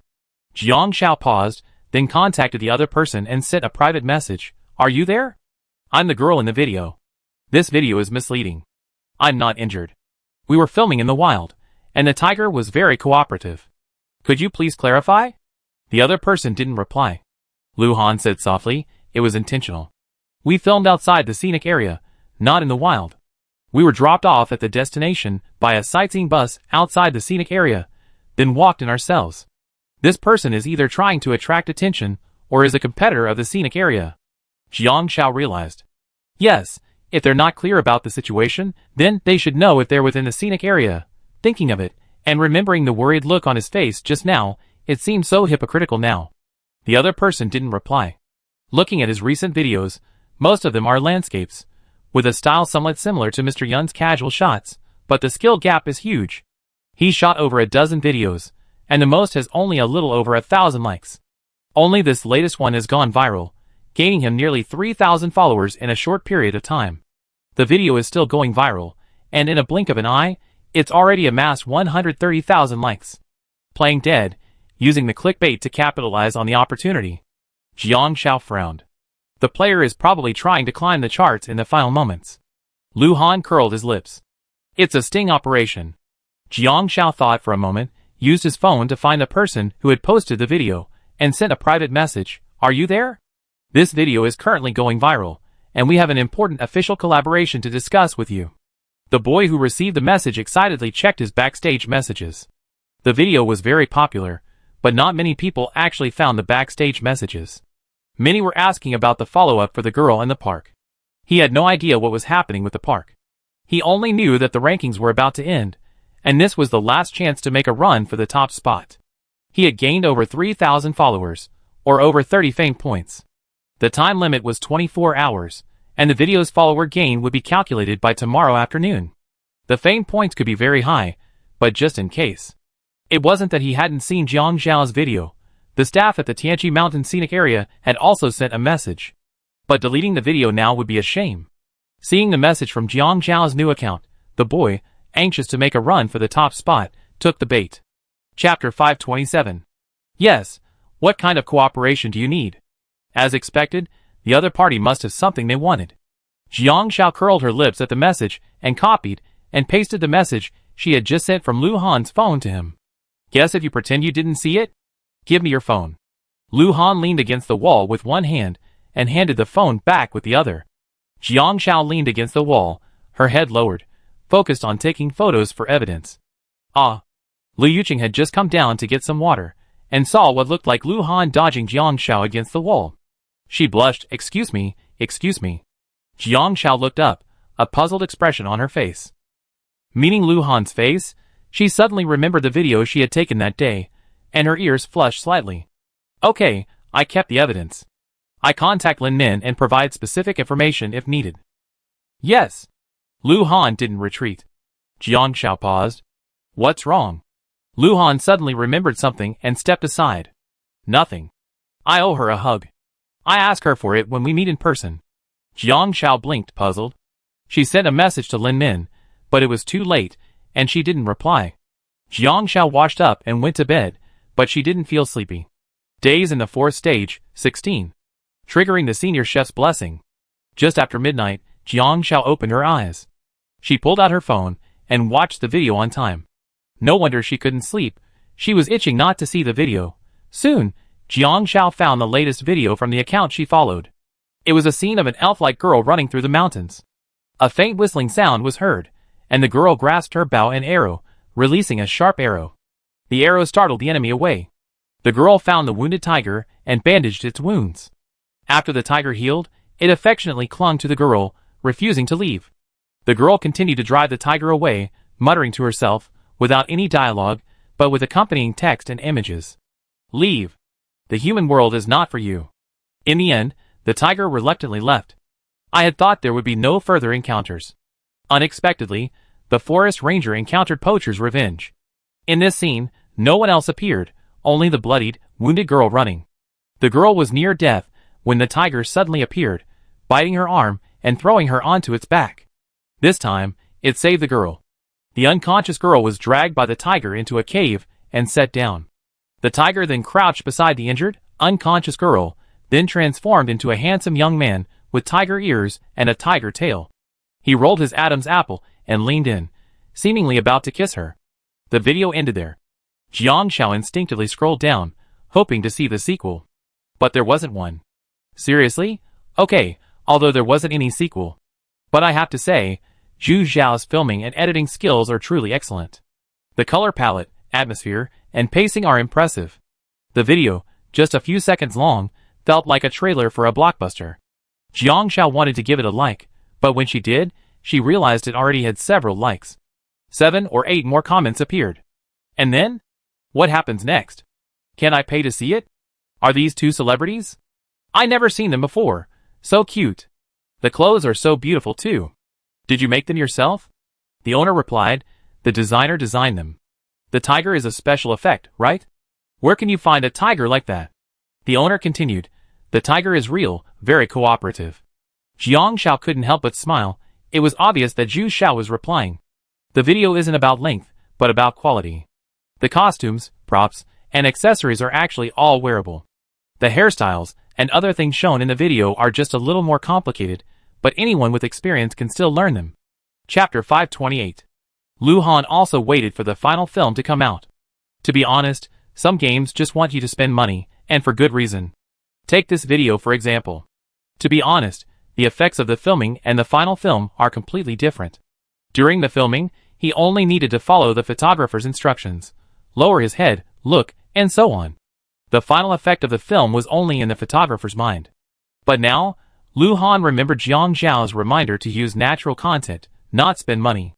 After all, spending money is endless, so forget it. The next morning, Jiang Xiao woke up early, but she still hadn't woken up, but she received calls and messages from Lin Min and Chen Mingming. Lin Min called Jiang Xiao. Really? Do you have the latest report on this news? This morning, the director asked me to go to Tianqi Mountain Scenic Area to report on this suspected tiger attack. If you have any information, please let me know. Jiang Xiao checked her phone, but the other party was still playing dead. He was clearly there, but he pretended not to see her and even blocked her. Now that the incident has been over for a whole night, the video has 720,000 likes, and the person behind it has gained nearly 20,000 followers. So Jiang Xiao said, yes, I have the latest news. You can come over now. I have friends, and we have the original footage. Lin Min said, okay, I'll be right there. Jiang Xiao then messaged Chen Mingming. Coincidentally, Chen Mingming had also come over regarding the video, and Zhu Xiao and Chen Mingming were now living together. Chen Mingming was supposed to be designing clothes, and her studio was full of mannequins and other things, while Zhu Xiao needed to develop the video and take detailed photos for Chen Mingming. Chen Mingming arrived quickly.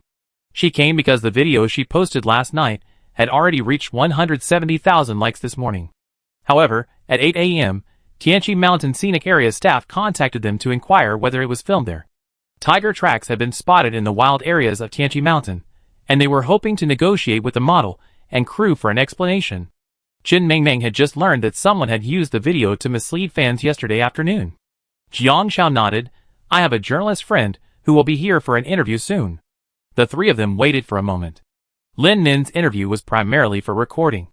Jiang Xiao heard a system notification. It has been detected that you have received one additional exposure opportunity. Since the player already possesses social status and influence, the quality of this exposure will be determined by your words and actions. Please speak with caution, as every word you say could be misleading, and could lead your fans to blindly follow you. Jiang Xiao recounted yesterday's events in detail. We went there to film yesterday. I had raised that tiger for a while, so I have a special bond with it. We weren't filming within the scenic area, but in the wild forests nearby. The staff warned us when we arrived, as tigers often frequent that area. Although it didn't hurt me, it wouldn't normally go near people. Lin Min asked, then why was the tiger so obedient? Do you have any connection? Jiang Xiao thought for a moment. Was there any connection? No.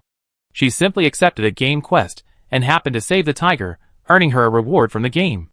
But Jiang Xiao couldn't say that. While it was the game's mechanics, the story behind it was also the story. Beyond understanding the mechanics, she appreciated the game's larger picture and worldview.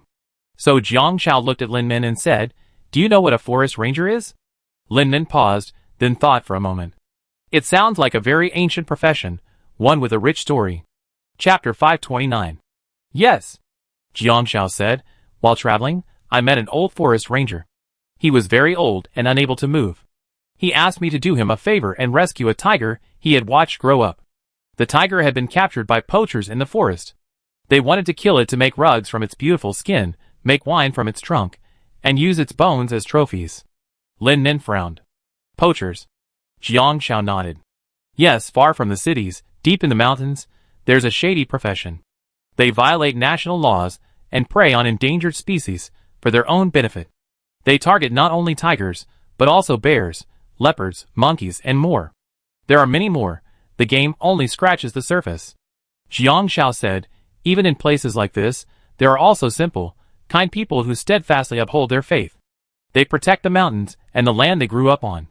The tiger I rescued was one of the only two left, so I stayed with them for a long time. After the old man left, the two tigers followed me until I returned to town and released them back into the forest."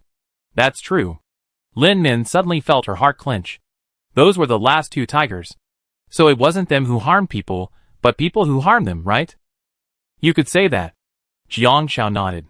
"Actually, the video we filmed yesterday also dealt with humans and animals.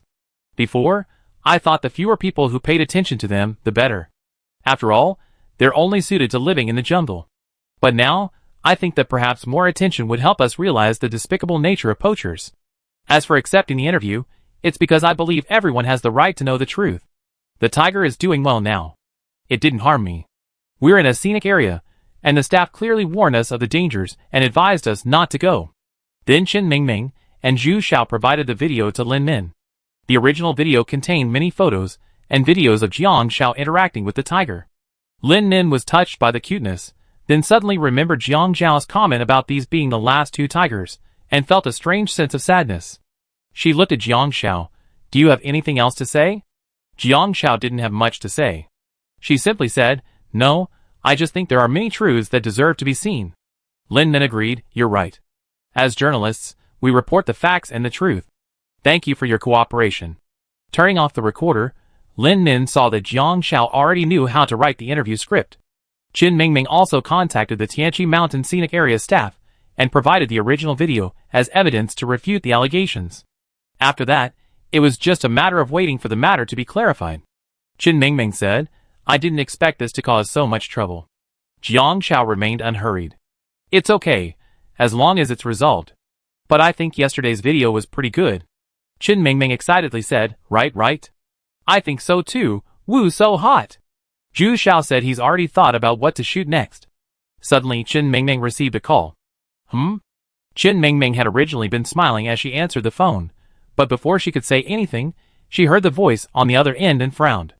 "Zhu Xiao is just my work partner." The other party's words were unclear. Qin Mingming suddenly became angry. "Zhang Yuan, I haven't even agreed to reconcile with you yet. And you already given me so many rules and regulations. I need to focus on my work. What's it to you? You're going to support me if I don't work? What era is this? Besides, I don't need you to support me. I don't need you." Jiang Zhao's ears tingled. What? What the hell? Qin Mingming hung up the phone angrily. Zhu Xiao, meanwhile, was tidying up his camera stand, and his movements slowed down by Qin Mingming's words. Chapter 530. Qin Mingming hung up the phone and noticed Jiang Xiao looking at her. She hesitated to speak. "Is there something wrong with Zhang Yuan?" Qin Mingming didn't know what to say, so she said helplessly, "It's just..." How could she say it? It turned out that she and Zhang Yuan had been in a relationship. Zhang Yuan was also her first love, so after hearing Zhang Yuan's explanation, Qin Mingming thought maybe she could give it another try, but she didn't rush to agree. But ever since Zhang Yuan found out that Zhu Xiao, a photographer, was always around her at work, he felt a little uncomfortable. After all, who could accept their girlfriend to be being around a guy every day? In fact, Zhu Xiao and Qin Mingming had been working together for a long time. Perhaps after breaking up with Zhang Yuan, Chen Mingming had a period of depression, but then she threw herself into her work, and that's when she met Zhu Xiao. Zhu Xiao used to work as a story editor and photographer for short video platforms. When Chen Mingming learned she needed a photographer to shoot her work, she was still a relatively unknown designer. She had to submit her designs for photo shoots and find models. Due to a bet she had made with her mother, Chen Mingming, determined to earn her own money, not using a penny from her family, persisted for almost a year.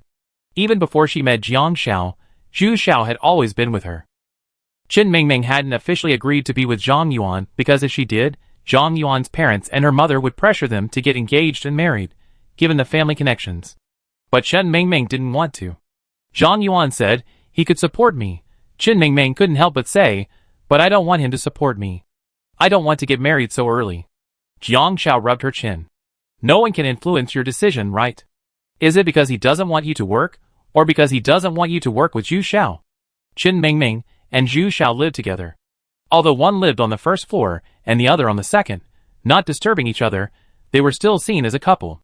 If Zhang Yuan was her boyfriend, it was understandable that he would be jealous. Lu Han was just about to leave. Overhearing Jiang Xiao and Chen Mingming chatting, he pricked up his ears and paused. Chen Mingming frowned and said subconsciously, "Zhu Xiao and I are just work colleagues." "What about Zhu Xiao to you?" Jiang Xiao asked softly. Chen Mingming was stunned. What about Zhu Xiao to her? Jiang Xiao thought about it carefully. Zhu Xiao had always been a quiet person, but he was always available to Chen Mingming. She had assumed their relationship was simply a partnership. But judging by Zhu Xiao's recent video shooting and editing skills, Jiang Xiao felt he was no ordinary person. But someone with such skills would willingly follow Chen Mingming and fulfill her dream? Zhu Xiao wasn't a gamer, nor was he like her. She was drawn to him, first by the strategy guide, and secondly by the storyline. If Jiang Xiao hadn't reminded her, Chen Mingming wouldn't have considered this. "It's probably just work-related." Chen Mingming paused. Zhu Xiao said that his early days as a photographer were also rock solid, with no one optimistic about him. But he believes dreams are important. Without them, his life would be like a lifeless, passionless stagnation. So he understands me and is willing to help me. Have you ever considered that he might like you? Jiang Xiao couldn't help but ask. If it were before, Jiang Xiao wouldn't have thought so. But Chen Mingming still hasn't officially been with Zhang Yuan. Her love story is quite confusing. Chen Mingming was stunned for a moment, then, belatedly reacting to Jiang Xiao's reminder, muttered, "No, no way." Suddenly, Jiang Xiao heard a system prompt. Triggered the plot arc for Chen Mingming, the future top fashion designer, who has a crush on someone. Love choice. Chapter 531. Chen Mingming's photographer, Zhu Xiao, has always had a crush on her, but her personality has caused her to ignore this silent partner. After your reminder, Chen Mingming finally realizes that her longtime partner is actually the one secretly in love with her. Chen Mingming will be faced with a choice between two romantic interests. Zhu Xiao is a freelance professional photographer who quietly follows Chen Mingming, waiting for her to discover him. His love for Chen Mingming is a silent guardianship. If Chen Mingming hadn't discovered this feeling, he would have kept it hidden in his heart, never telling anyone, and quietly left after Chen Mingming chose Zhang Yuan. Zhang Yuan, Chen Mingming's first love, has a certain emotional foundation with her. He doesn't intend to hinder Chen Mingming's career, but rather observes Zhu Xiao's feelings for her and feels resentful. But his love for Chen Mingming is also immature and full of life. He awkwardly likes Chen Mingming, keeping his feelings secret. If they were together, they would become a pair of bickering lovers. Zhu Xiao's plot. If he and Chen Mingming were together, he would become a mature and caring man, standing by her side through the ups and downs of her career. However, with their marriage, Zhu Xiao would choose to return to his family, while Chen Mingming would remain committed to her career. However, his long period of silence and compromise would lead to Zhu Xiao's dissatisfaction with the relationship between Chen Mingming's work and family, and they would argue with each other. After the ups and downs of divorce and remarriage, they would eventually spend their lives together under Zhu Xiao's tolerance. Zhang Yuan's plot. If he and Chen Mingming were together, Chen Mingming would return to her family at the peak of her career, have children, and live a life of marriage with little quarrels. However, due to a long period of unemployment, Chen Mingming loses her life goals and clashes with Zhang Yuan. After experiencing the ups and downs of marriage, Chen Mingming returns to the workplace with Zhang Yuan's compromise, and they ultimately stay together for life. Please note that this storyline does not have any quests or rewards. It serves only as a reference for plot events. In life, there are many hidden feelings that we overlook, and choices may arise. Whether Chen Mingming chooses Zhu Xiao or Zhang Yuan, she will experience different kinds of happiness and regrets. There are no rewards. This is simply a storyline, allowing players to follow a story. Since there are no choices and no rewards, Jiang Zhao's usual approach is to stand aside and let things unfold naturally. I ask him. Chen Mingming reacted and stood up. Jiang Zhao? Question mark. So fierce? Seeing Chen Mingming run away, Lu Han approached Jiang Zhao. Is it related to Zhang Yuan? Jiang Zhao remembered that Lu Han had a crush on the NPC Zhang Yuan. After a pause, she recounted the triggered NPC storyline. Lu Han had actually triggered a similar plot line before. The child he had rescued from a mudslide in a small town in Jiangnan had a mother who was the mistress of a gangster. Ultimately, the child's mother was given the choice to separate from the gangster and become independent, or to follow him as a daughter. Either option had a good or bad outcome.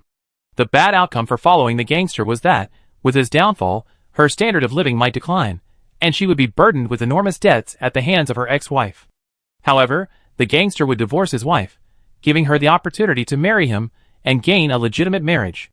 Leaving the gangster meant she would have to start supporting herself and her standard of living would decline, but she could start anew in a new place, free from the constant stigma. After listening to Jiang Zhao's words, Lu Han stroked his chin. If you were Chen Mingming, would you choose Zhang Yuan or Zhu Xiao? This question was quite a mess. Because Jiang Zhao didn't know whether Lu Han favored Zhang Yuan or Zhu Xiao. It was as if she were asking, if your mother and I fell into the water, which one would you save? Jiang Zhao turned her head, stared at Lu Han for a moment, and then said, just be yourself. If I like you, I approach you. Lu Han looked at the slightly curved corners of Jiang Zhao's lips.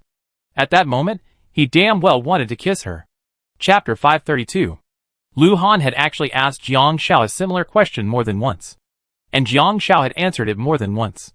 This showed that Lu Han, seemingly confident on the surface, was actually not. It was like the day Xingchen said he wanted to pursue her. On the surface, Lu Han acted nonchalant, but behind the scenes, he was pulling Xingchen into a split. He wanted to use his methods to make Xingchen give up, or admit that he wasn't serious enough about Jiang Zhao. But upon closer inspection, Lu Han was actually saying he wanted her to make her own choice, but in reality, he was using his methods to make Jiang Zhao believe he was the best choice. Just like what Pao had said, disguise.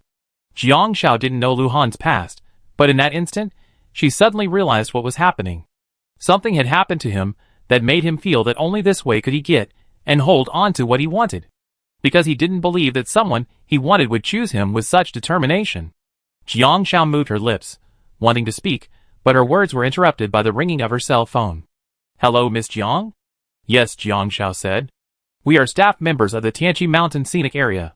We learned from the latest interview video released by a news agency reporter that you and your friends filmed the video released at 4:30 p.m. yesterday, right? Yes. Jiang Zhao nodded. Our scenic area has been the target of slander, causing considerable losses. Although we released a video explaining the situation, the losses remain. We intend to sue the other party. Have you received any relevant records alleging deliberate defamation? If so, we like to purchase them. Jiang Zhao paused. It must have been Lin Min who told the other party.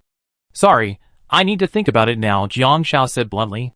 The staff member thought for a moment. Okay, you can consider it first. If the conditions aren't met, we can discuss it later. After hanging up, Jiang Zhao hesitated. Lu Han raised an eyebrow. Why? Jiang Zhao said, didn't I collect evidence about that player last night? Lu Han nodded. Yes. When Lin Min came to me today, I was thinking of giving her the evidence. But then I thought, if I just hand over the evidence that the player was feigning death and deliberately smearing the scenic spot for traffic, public opinion will certainly change, and the scenic spot will be cleared, but without a doubt, the player will suffer a dark end. Jiang Zhao said. Just like Lu Lin. But Jiang Zhao hesitated before giving it, so she only told Lin Min that she could testify. But she couldn't publicly announce that the other party was deliberately smearing the scenic spot for the time being. Lu Han chuckled. That's what he deserved, isn't it? In Lu Han's opinion, it was what he deserved. Jiang Zhao looked at Lu Han and said calmly, but then I become the executioner, the instigator of a new round of cyberbullying. Public opinion is so strong right now. If she came forward to explain and present evidence, public opinion would turn against the players. But this person was different from Lu Lin. Lu Han looked at Jiang Xiao and whispered, "Everyone loves to see the wicked reduced to ashes, to see the humble erupt in resistance. Things they don't get involved in often require only a simple word." Having suppressed their emotions for so long, they enjoy watching the consequences of indulgence and emotional outbursts, then silently observing the outcome. You can do whatever you want. The initiative is in your hands. Later, Jiang Xiao's video was followed by several beeps. Jiang Xiao clicked on it. It was the player who had posted the video. "Sister, please. I just want to get on the charts. Please let me wait a few more days to increase my traffic and wait until this phase is over, okay? I just want to get some bonus money. It's not that I don't want to explain, I explain after a few days of this phase.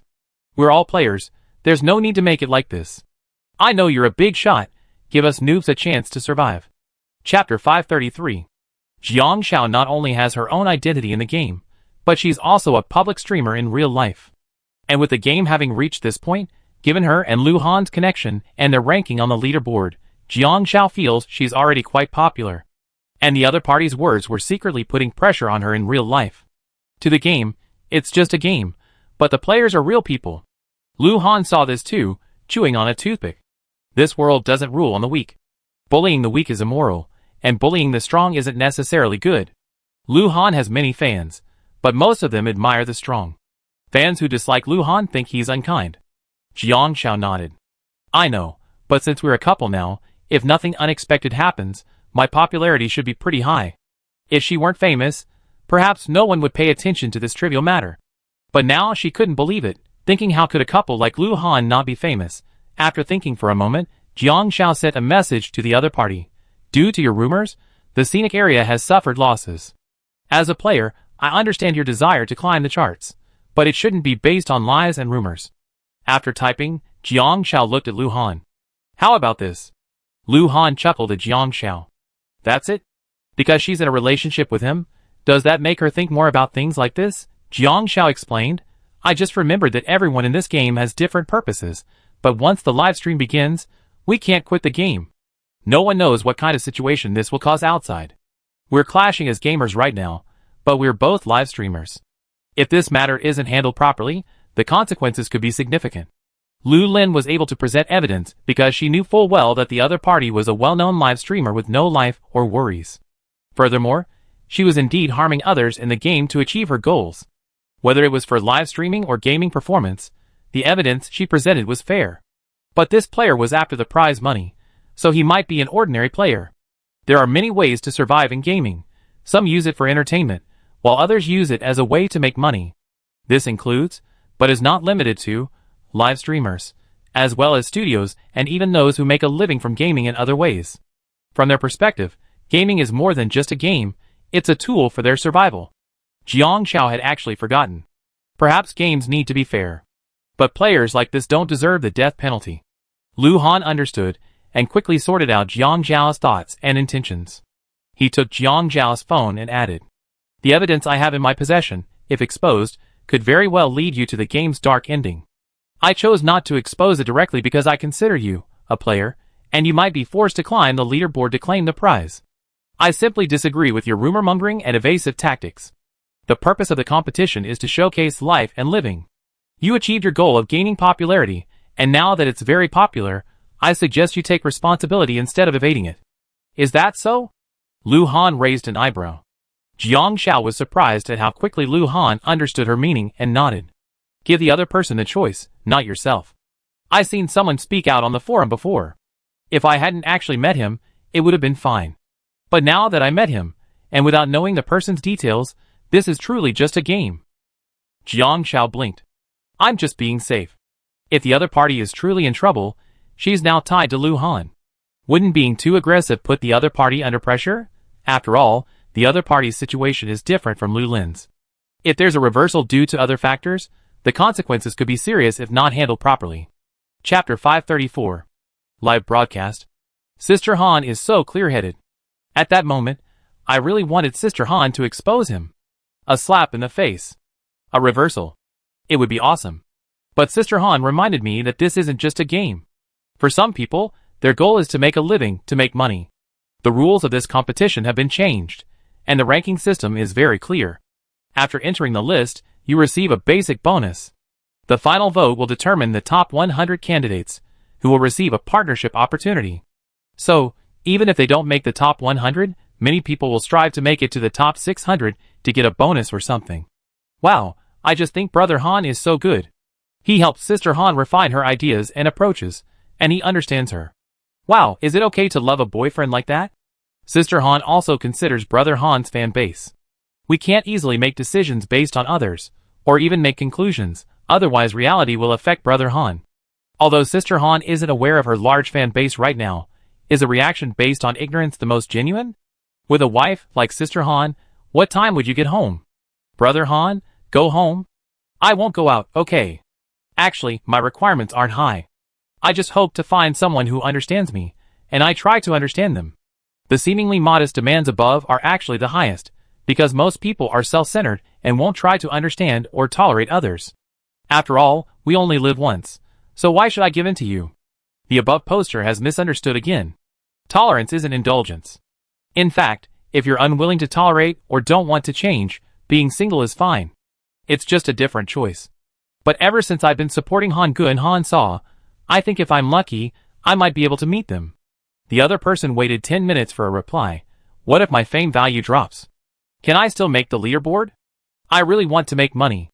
I know I'm not good at gaming, but I also want to be useful. Jiang Xiao replied. Bravely accepting responsibility and mistakes is also a positive attitude towards life. After all, no one is perfect. I don't know if you can make the leaderboard, but I know that even if you do, using this method, it won't be very good. After all, the dark ending is mandatory death. After a long time, the other person replied, Okay, I listen to you. Jiang Xiao breathed a sigh of relief. She called the scenic spot staff and explained the situation clearly. They would cooperate with the scenic spot to apologize and discuss compensation. Tickets for the scenic spot are sold daily. Because of the rumors spread by the other party, there have been a large number of refunds since yesterday. This is a loss. It's handled. Jiang Xiao stood up, brushed the dust off her butt, and looked at Lu Han. Hey, aren't you going to get busy? Lu Han checked his phone. An NPC called to attend a meeting. He stood up and pinched Jiang Xiao's face, causing it to deform. Jiang Xiao gritted her teeth and reached out to twist him. Lu Han quickly dodged and waved to Jiang Xiao. Let's go! Chen Mingming walked towards her from the other side, her expression conflicted. She had indeed asked Zhu Xiao, but Zhu Xiao was vague, neither admitting nor denying. No matter how low his EQ was, Chen Mingming realized that Zhu Xiao simply liked her. Jiang Xiao. What should I do now? I'm even more conflicted now. I might as well not have known anything. Knowing Zhu Xiao's feelings, how could she pretend nothing had happened and continue to work with him? Did Zhu Xiao say anything? Jiang Xiao was puzzled. Chen Mingming muttered quietly, he didn't say anything. He said his liking me had nothing to do with me. If I really had a boyfriend, he'd keep his distance. If I still needed to work with him. Of course, he felt that with my current abilities, he wasn't necessary. She now had money, profits from her work, and fame. All she needed was time to hone her brand. Finding new photography techniques was easy. Chapter 535. Jiang Xiao nodded.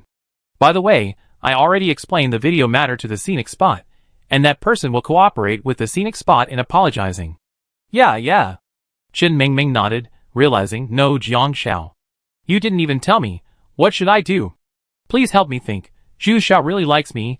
How am I supposed to face him? Jiang Xiao was stunned for a moment. Do you need my opinion? Of course. Chen Mingming nodded. You're my best friend. I have to listen to your opinion. Chen Mingming nudged Jiang Xiao's arm. Jiang Xiao paused. Would it be inappropriate for me to offer advice rashly? First of all, I don't truly understand either Zhu Xiao or Zhang Yuan, and since you're the one dealing with them, I don't want my opinion to influence your decision. If this were just about career matters, perhaps she could have said so, but this is marriage. Chen Mingming was stunned for a moment. She just wanted to hear her best friend's opinion. She didn't expect her best friend to give her such righteous advice. You. Jiang Xiao patted Chen Mingming's shoulder. Take care of your own affairs. As a good friend, I bless you when you get married. This best friend is so hands-off, heartless. Chen Mingming looked conflicted. Why don't you just say a few more words? Jiang Xiao refused. What others say is what they say. Your life is yours. No matter who it is, you just need to stick to your current state of mind and not regret it later, because it's your choice. You can actually feel it, right? If you were to choose someone to spend your life with, who would you feel most comfortable with? Chen Mingming listened. Okay. She just left it to her own devices. Zhu Xiao, rubbing his head, came over. Don't worry too much, actually. I don't like to force things on others. Liking you is my own business. And now, I think if you don't need me anymore, I can leave. Chen Mingming's mind instantly flashed back to the time she worked with Zhu Xiao and his tolerance for her. Zhu Xiao, 2 years older than Chen Mingming, patted her head. Don't worry. It's not my intention to embarrass you. I can continue working as if nothing happened. If you need me, I'm always here. It was at these words that Chen Mingming realized and shook her head. No worries. Jiang Xiao, standing next to him, sensed something was wrong. This Zhu Xiao tactic seemed familiar. No, isn't this a classic case of playing hard to get? Zhu Xiao glanced at Jiang Xiao, and that look inexplicably reminded her of Lu Han. Suddenly, Jiang Xiao realized something. She lowered her head and sent a message to Lu Han, sharing, I discovered Zhu Xiao is a scheming guy. Lu Han, what do you mean? Jiang Xiao said, his goal is to get the upper hand by being close to the water. He didn't let Chen Mingming notice his feelings, but instead made Zhang Yuan sense danger. Once Chen Mingming found out, he played hard to get. I have to say, Zhu Xiao's words were truly beautiful. Lu Han had just arrived at the company. Not bad, this NPC is quite interesting, a kindred spirit. Jiang Xiao suddenly realized why Zhang Yuan was hostile to Zhu Xiao before Chen Mingming even realized his feelings for her. And Zhu Xiao had no ulterior motives, having willingly stayed by Chen Mingming's side for so long.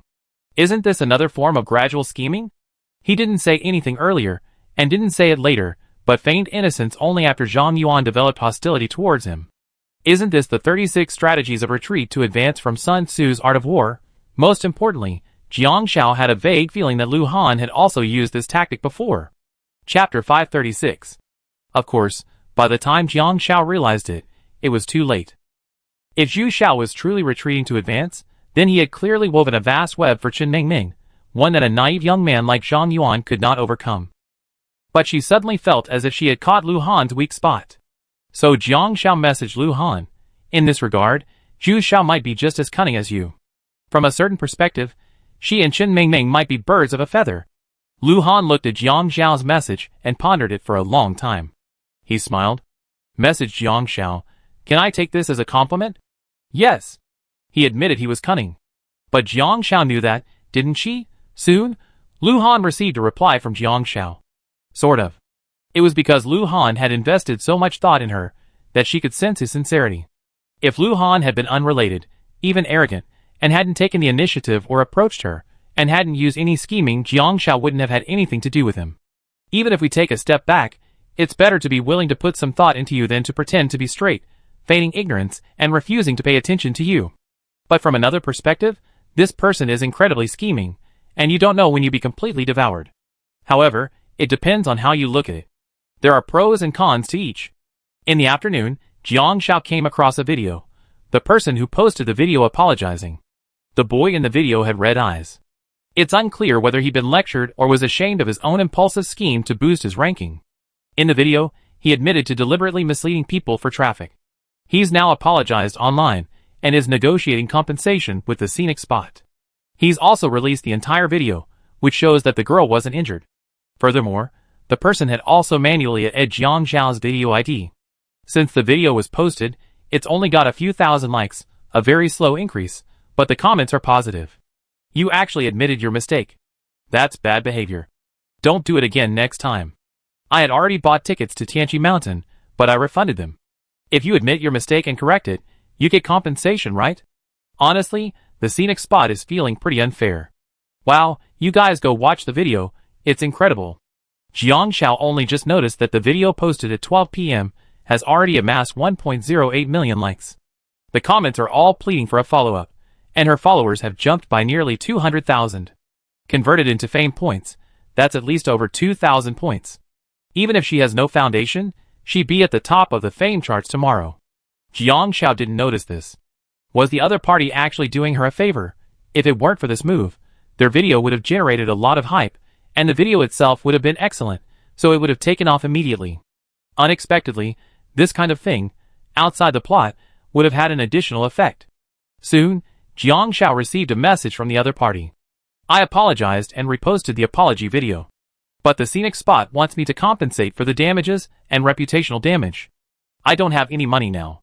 I spent almost all of it on the travel check-in last session, and now they're asking me to pay so much I can't afford it. What should I do? Should I accept this negotiation? Jiang Shao looked at the other party's message. Even through the phone, she could sense that the other party, while admitting their mistake, was now in a state of weakness. Jiang Shao replied directly, owning up for one's mistakes isn't just about apologizing, it requires corrective actions. An apology isn't just a casual "I was wrong." So Jiang Shao didn't think the other party's request for compensation for reputational damage was a problem. After all, the other party had negotiated with him immediately, but his initial attitude was to evade. If he had clarified the situation immediately, perhaps these losses might not have occurred. Therefore, he still had to bear the responsibility he should bear. Chapter 537. 4 Stage Days, 17. After 24 hours of streaming, your video account has garnered 52.89 million views, 1.26 million likes, and gained 230,000 followers, earning 2,300 fame points. Your career has reached the ceiling of the professional circle, earning 1,000 achievement points. Friendly reminder, if you choose to retire at this point, your fame points can be converted into social status based on your fame within the circle. This isn't necessary. After all, social status is rare for players these days, and she's not aiming for this ranking. Name, Jiang Shao, real name verification, blessings, senior chef's blessing, mountain's blessing, scientific blessing. Identity, capitalist.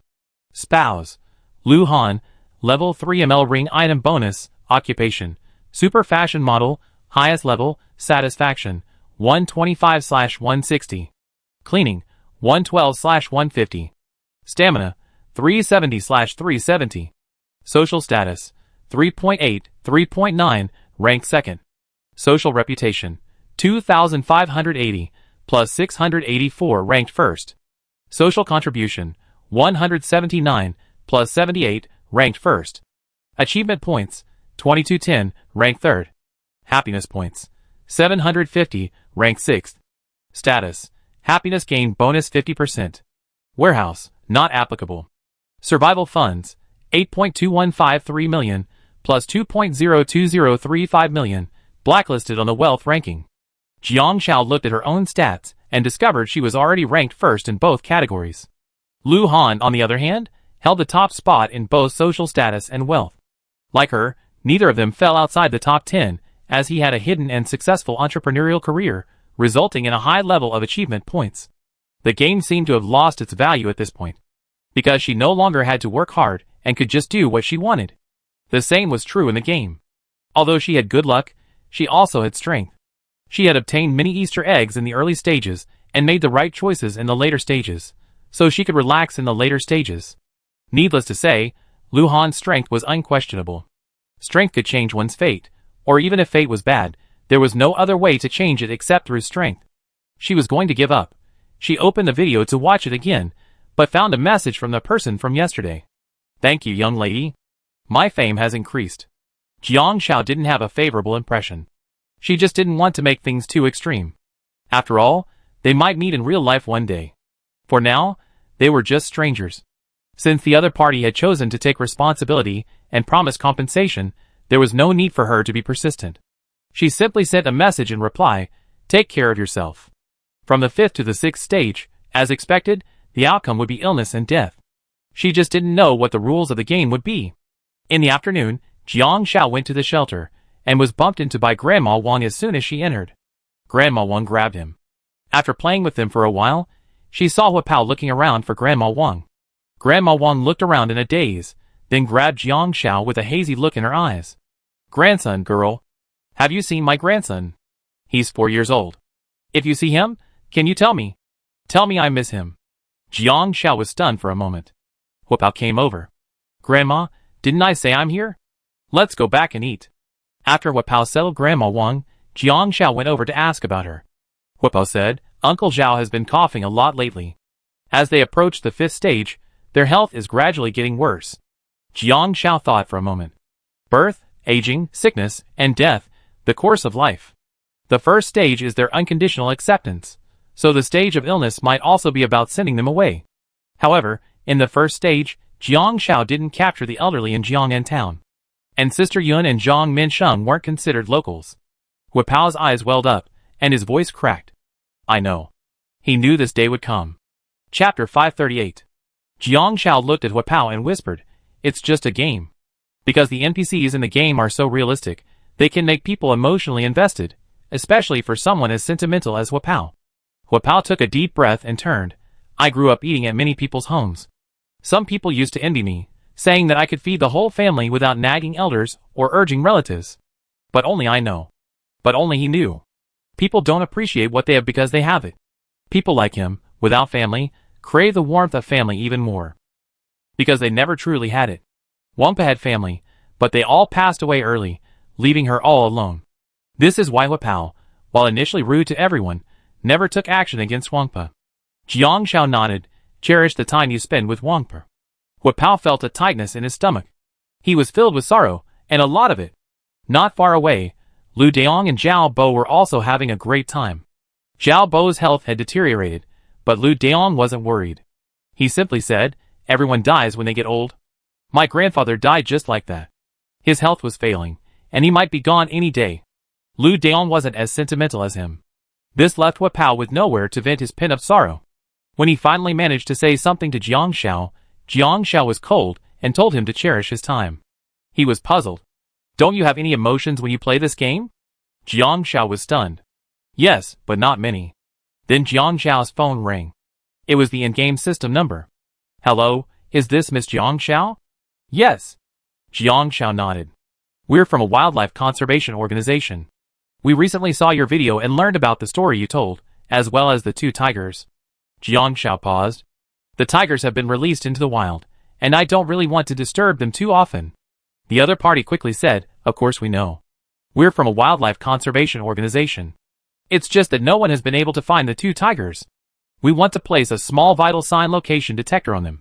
This way, we can accurately track their movements and whereabouts at all times, allowing people to avoid dangerous wild animals. Secondly, it's to protect them. If they encounter danger or have any problems with their vital signs, we'd be the first to know. Jiang Shao frowned. It was also a location detector. The other party said, Miss Jiang, we're affiliated with the National Wildlife Conservation Association. Although we're usually relatively unknown, like you, we want to do our best to improve their plight. We use the most advanced imported machinery, which is harmless to the animals. In recent years, we also used it on other endangered species we discovered without incident. You can rest assured and check on their condition anytime using your phone. Jiang Shao was tempted. After all, her mount had already taken flight in the wild, and the game never said mounts couldn't die. Jiang Shao, speak to me about a time. The video had been well received, and Chen Mingming and Zhu Xiao both wanted her and Lu Han to film a second episode. The other party continued, one more thing. We like you to become a public welfare ambassador for a wildlife conservation organization. Are you interested? Of course, this might not be very beneficial, as it's just a public welfare role. Given your current story and fame, your promotion could help people better understand this area. Many people didn't know about it before. But I believe that through our outreach, their awareness will be strengthened. Become? The system voice started, and Jiang Shao interrupted before she could finish. I agree. Chapter 539. Jiang Shao's current fame is the highest among players. This isn't just a fleeting fame, it's a fame that carries social status. The moment Jiang Shao agreed to become a public welfare ambassador, Lu Han also received a system notification. With your support and help, your spouse has chosen to become a public welfare ambassador for a wildlife conservation organization. All public welfare-related businesses you invest in will receive support and promotion. You now have an opportunity to transform your business. You can choose to host a charity ball. At this ball, you can invite NPC entrepreneurs and player entrepreneurs with social statuses between 1 and 10 and have them make a charitable investment, all of which will go to charity. This will transform you from an ordinary entrepreneur to a public welfare entrepreneur. By becoming a public welfare entrepreneur, your life's goal will expand from personal gain to global public welfare. From now on, 30% of your business profits will go to global charities. Your business investment risk will be reduced, and as funds accumulated for public welfare, your social contribution and achievement points will increase. Do you want to activate this? Please make your choice within 3 minutes. If you delay, your choice will be automatically rejected. Your goal remains to be a successful entrepreneur. Ball, public welfare entrepreneur, a good match for a public welfare ambassador? Why not? Lu Han narrowed his eyes and nodded yes. The charity ball has begun.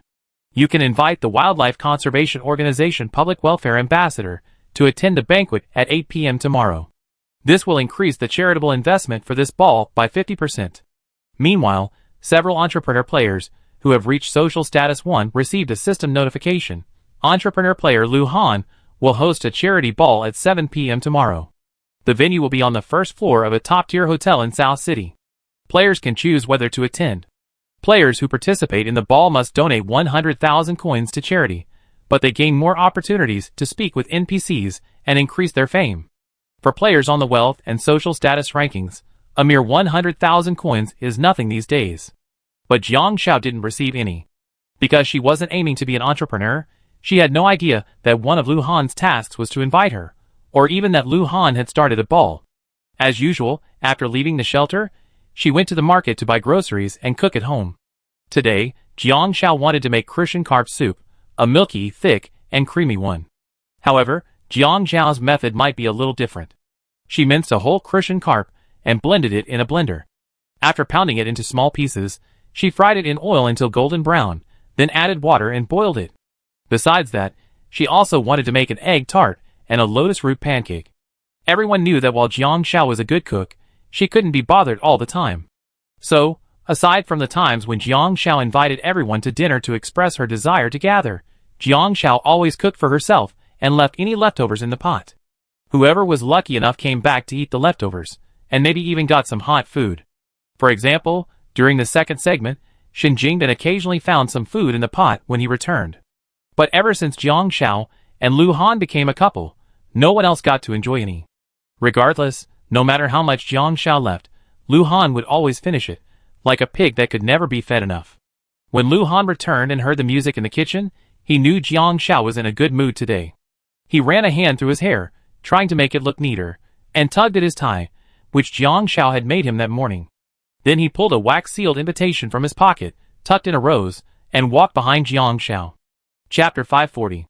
Jiang Xiao turned and almost bumped into Lu Han. You're back so early? Yeah. Lu Han nodded, suddenly at a loss for words.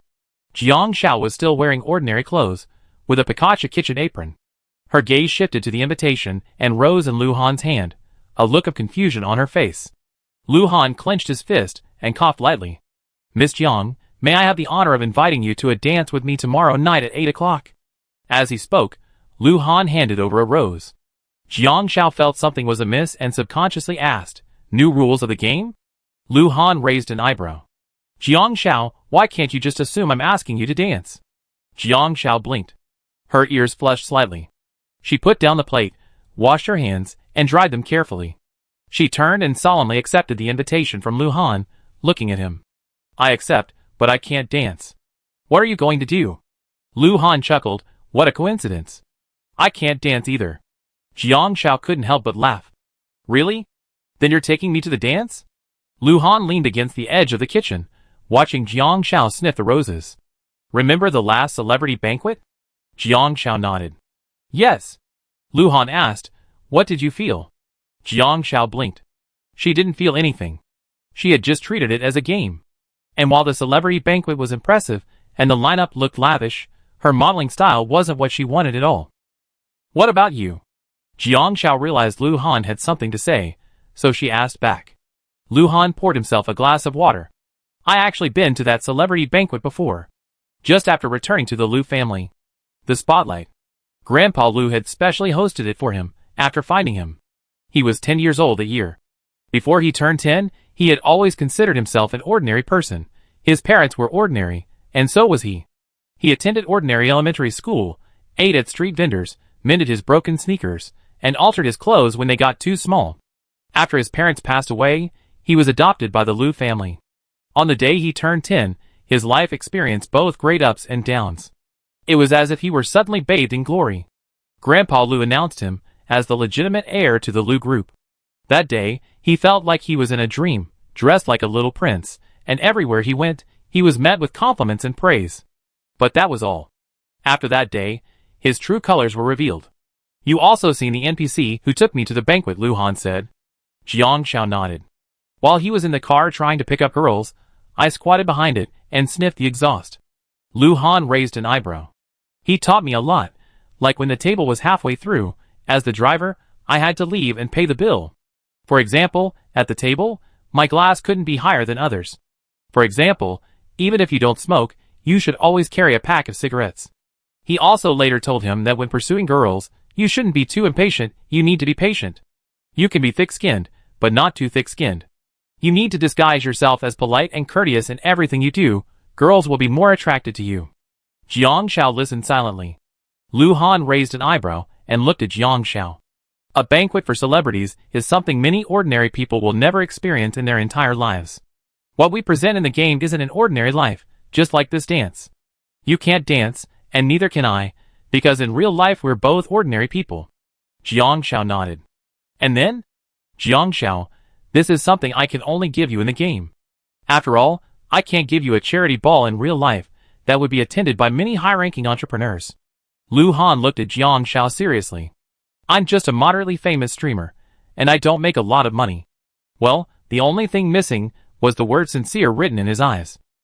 Chapter 541. This was the first time Jiang Shao had heard Lu Han mention reality. But Jiang Shao rarely spoke to Lu Han about it.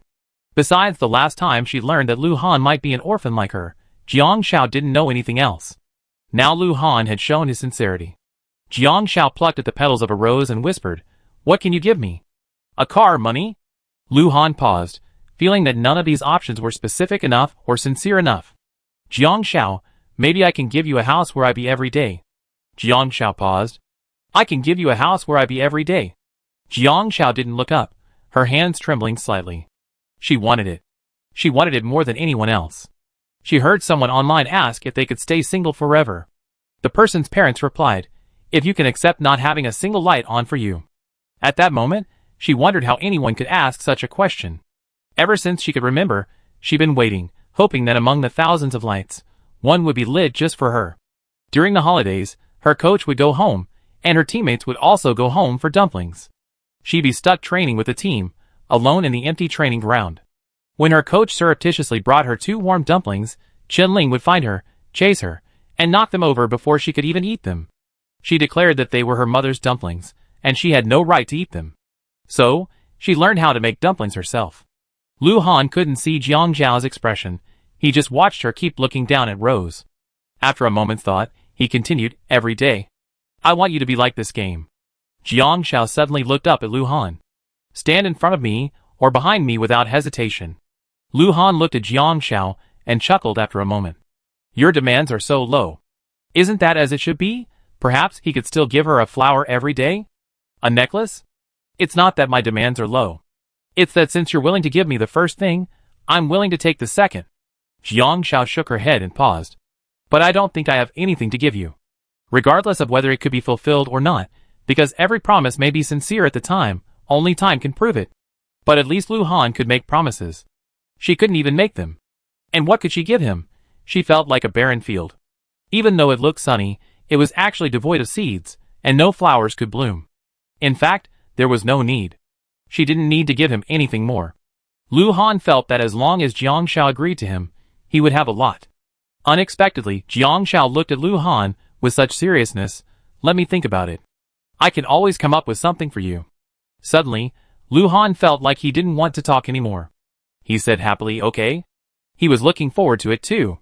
"Eat." Jiang Shao placed the flowers in the vase. Actually, they weren't deliberately trying to increase their happiness points. Missions occasionally required private dates, but they didn't go out of their way to do them. Eating together was even less of a priority. So when Shen Jingbin came back and saw Lu Han munching on an eggplant pancake, he subconsciously teased, "Oh, brother Han changed his last name to Zhu again." Lu Han rolled his eyes in response.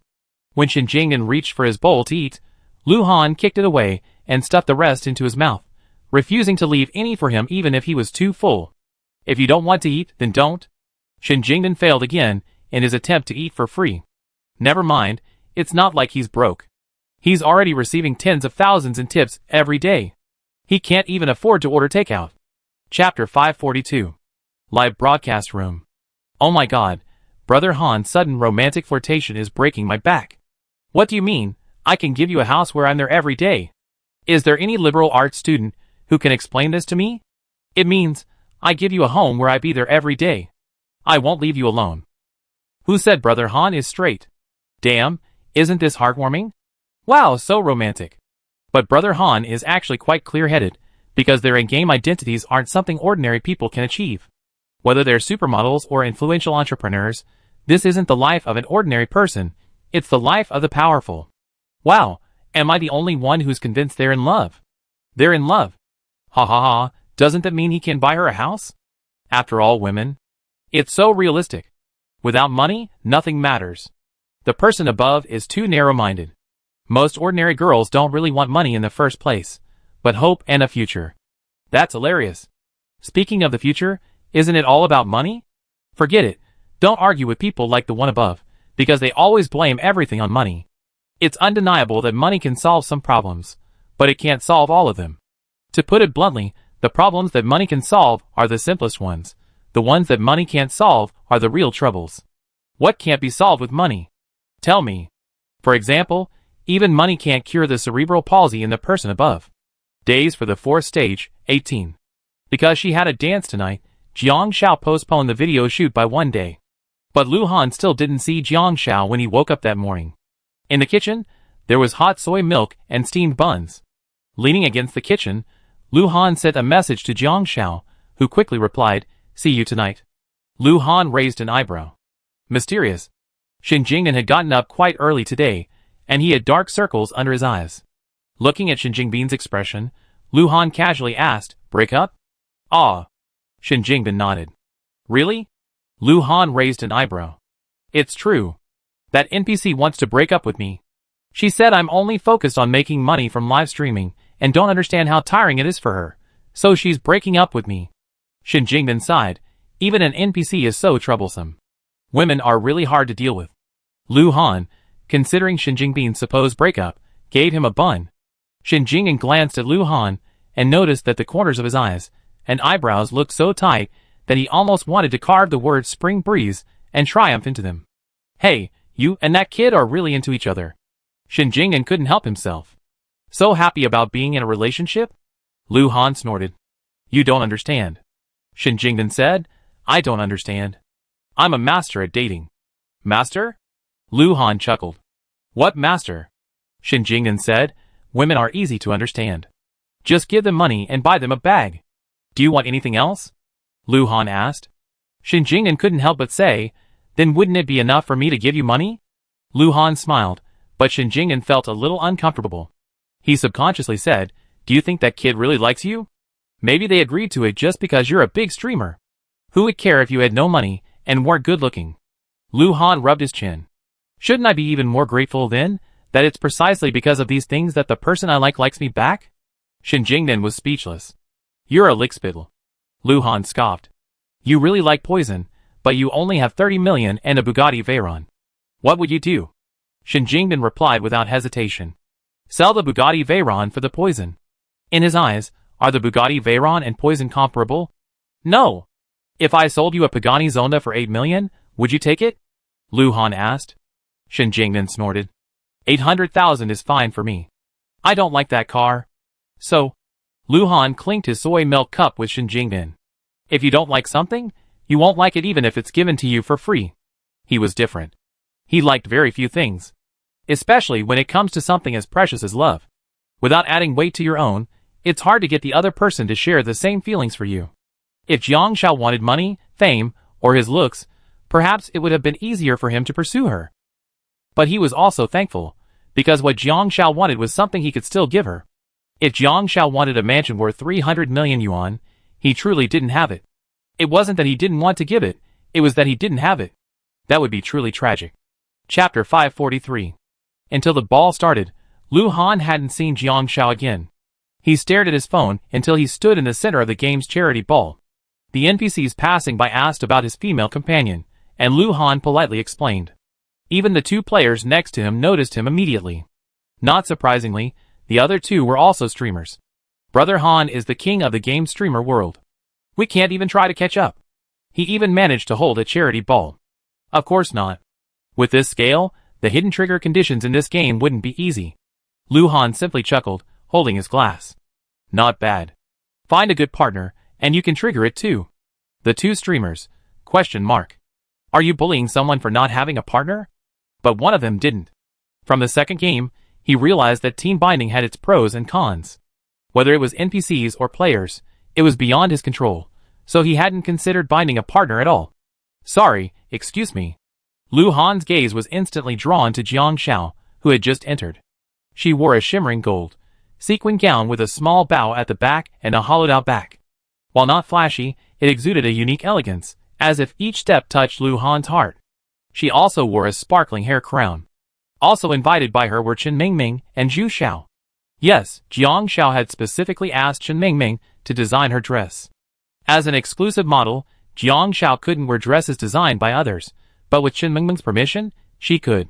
She found a couture dress, using couture materials, then modified it to suit Jiang Xiao's figure, adding her own design, and finally finished it before the ball. Now, Lu Han walked towards Jiang Xiao and praised her, very beautiful. Jiang Xiao blinked. Of course you're right. The life presented in this game is an extraordinary one. So, she didn't need to be so strict about the rules. At this stage, she should enjoy life, right? Lu Han looked at Jiang Xiao's every inch of her body. Chen Mingming had coordinated everything, from her hair accessories to her jewelry. He raised an eyebrow. It seems the gifts I prepared were a bit redundant. What gifts? Jiang Xiao asked. Lu Han's eyes wandered. Just a few small gifts. Jiang Xiao looked directly at the data and exposed her. 8 million? Lu Han's funds were nearly 8 million less than the day before. Lu Han rubbed his nose. Given my current status, spending millions on a bracelet isn't excessive, right? Isn't that how rich people live in real life? Oh! A bracelet! Jiang Xiao suddenly remembered. Lu Han, as a major streamer with over 30 million followers, aren't you incredibly wealthy? It sounded corny, but she still had to ask. Lu Han raised an eyebrow. Before he could finish, Jiang Xiao said, I have to tell you, Jiang Xiao, I'm an ordinary person. She had only earned a basic salary since she was a child, relying on winning prizes in various competitions. She also needed various nutritional supplements, even though she had saved some money from competing. But after her injury, although the team covered some of her medical expenses and reimbursed them, she spent a lot of money on rehabilitation after her recovery. The follow-up examinations were considered rehabilitation expenses and were not reimbursed. Plus, by the time she reached adulthood, Chen Fansheng had already helped her buy a small house with part of her winnings, and she still had the mortgage to pay. Being a game streamer brought her a small income, not much, but enough for someone who didn't spend a lot.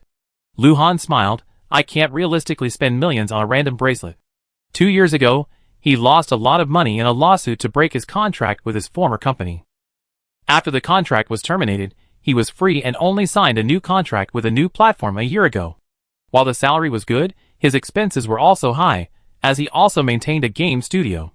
His annual savings weren't particularly large, but he could still afford to live an average life, perhaps even better than the average person. Chapter 544. The lights gradually dimmed, and music from the dance floor began to play. The game prompted that upon entering the dance floor, players would automatically trigger the basic etiquette dance steps. Jiang Xiao looked at Lu Han. I thought about this for a long time yesterday. I feel like I can't give anything, and I can't commit to a lifetime. Because I don't know when life will change, but I want to make my life better. No matter what difficulties I encounter, I have the courage to overcome them. I don't like to argue much. If you're unhappy in life, please tell me. I can improve together with you. Lu Han paused. A smile spread to the corners of his eyes for a moment. Looking at Jiang Xiao, he wanted to lower his head and kiss her. But Jiang Xiao was already listening to the music excitedly. The dance has begun. Then she pushed Lu Han onto the dance floor. The etiquette dance steps automatically triggered, and Lu Han's hand automatically wrapped around his partner's waist. Although his movements were uncontrollable, his expression was Jiang Xiao's own. She was very beautiful, but the game controlled her, making her kiss impossible. Lu Han couldn't help but laugh. The ancient music of the cha-cha was playing at the party. Even worse, they were still supposed to be dancing the elementary cha-cha. Jiang Xiao gritted her teeth. Why is there even a cha-cha? Because it was a basic dance. The cha-cha movement involves not only the forward and backward movement of the feet, but also the head, looking left and right. Her neck was nearly twisted. Lu Han couldn't help but burst out laughing. You wanted to have fun yourself. Jiang Shao heard his unbridled laughter and wanted to step on his foot. Step on him to death, letting him laugh so arrogantly. Live stream. I've been eating dog food from yesterday to today. I'm full, I'm sick of it, and they're still posting it today. Ding. Shiuzi seems a bit self-conscious. She's intimidated by Brother Han's fan count. Number of fans? Brother Han has that? Strictly speaking, we're fans of Sister Han. Without Sister Han, who would support Brother Han? Why is Sister Han so self-conscious? Sister Han is so impressive, a retired national-level athlete. What does Brother Han have? He's got nothing but a pretty face and some money. Are you really Brother Han fans? You're such a wall-climbing pro. I'm sure Brother Han will cry when he sees you after the game. Brother Han, thank you, everyone, for bringing warmth to all seasons. After the ball. Suddenly, the host, the NPC manager of the charity fund, stepped forward and announced that the total funds raised for tonight's charity ball amounted to 58 million coins. The crowd gathered and applauded. One of them, an elderly man in a wheelchair, his hair graying, gestured to the assistant beside him. The assistant stepped forward, handing over a business card. Hello, my husband came here because he heard about the charity ball being planned. Lu Han looked at the card and said to Jiang Shao, he's the biggest donor tonight, donating 20 million coins alone. After all, participation only costs 100,000 admission coins. So, this NPC was drawn to the charity ball. He's Lian Lao, the largest philanthropist in Nan City. His social status is the highest among entrepreneurs Lu Han has yet encountered, at a social status of 11.3. This is quite surprising, considering the ball only invites NPC entrepreneurs with social statuses 1 to 10. Did they seem to have triggered another hidden NPC? Lu Han hurriedly said, Mr. Lian, please. The old man smiled at Lu Han and Jiang Shao. Would you mind giving this old man a push? Jiang Shao took a look and quickly stepped forward. Of course not. The two of them quickly wheeled Elder Lian to the garden behind the ball. The moonlight was bright, and the ground was quite pebbled. Elder Lian's wheelchair got stuck on the steep path, and Jiang Zhao's high heel also got stuck, awkwardly unable to pull it out. Early, Elder Lian waved his hand. Stop right there. Chapter 545. The two stopped. Lu Han noticed Jiang Zhao's heel had gotten stuck in a crevice. He squatted down and helped her pull the heel out. Jiang Zhao looked at the back of Lu Han's head, intently focused, and couldn't help but blow on it, sending the hair flying. Lu Han looked up helplessly, only to see Jiang Zhao pouting. His gaze darkened, and before he could react, he heard the old man's voice. Actually, I came uninvited today. The two returned to their senses and looked at the old man. I heard there's a young couple who made some money and gained some online fame. They want to do some charity work, so I came to see you. The old man slightly withdrew his gaze, turned his wheelchair around to face Jiang Shao and Lu Han, and after examining them, he nodded. Yeah, you look like a couple. Jiang Shao and Lu Han were stunned for a moment. But they quickly realized that the hidden rule that triggered the old man's appearance was their decision to be a couple, and to contribute to charity. So the couple resemblance is just NPC dialogue. Even if Lu Daong and Huapao were here, the NPCs would still say they looked like a couple, eyes closed. Grandpa, why are you here this time? Jiang Shao asked. The old man said softly, I just wanted to come and see. My wife was also very passionate about charity when she was young. Jiang Shao was stunned for a moment. The old man lost himself in reminiscence. I loved her very much. We used to go to Tibet every year to promote rescue efforts, drug control, wildlife protection, and support impoverished university students. We've been teaching in the mountains for 10 years. Jiang Shao and Lu Han looked at the old man at the same time. The old man's eyes dropped. But I haven't left since my wife passed away. Jiang Shao said softly, Grandpa, I'm so sorry. Do you know why my wife passed away? The old man asked. The two shook their heads. That year, the student my wife sponsored went to college in Nanshire. He repeatedly asked my wife for money, saying he didn't have enough for university living expenses. The old man said coldly, he wanted to buy a new phone, but my wife, believing he had left the mountains and was self-sufficient, refused to give him any more money. He stole my wife's wallet, which caused her to have a heart attack. By the time I found out, she had already passed away. Jiang Shao and Lu Han were stunned. After my wife passed away, I began to wonder, why did I do good deeds? Would they be grateful to me? Would they thank me? Would they love and respect me, as they claimed?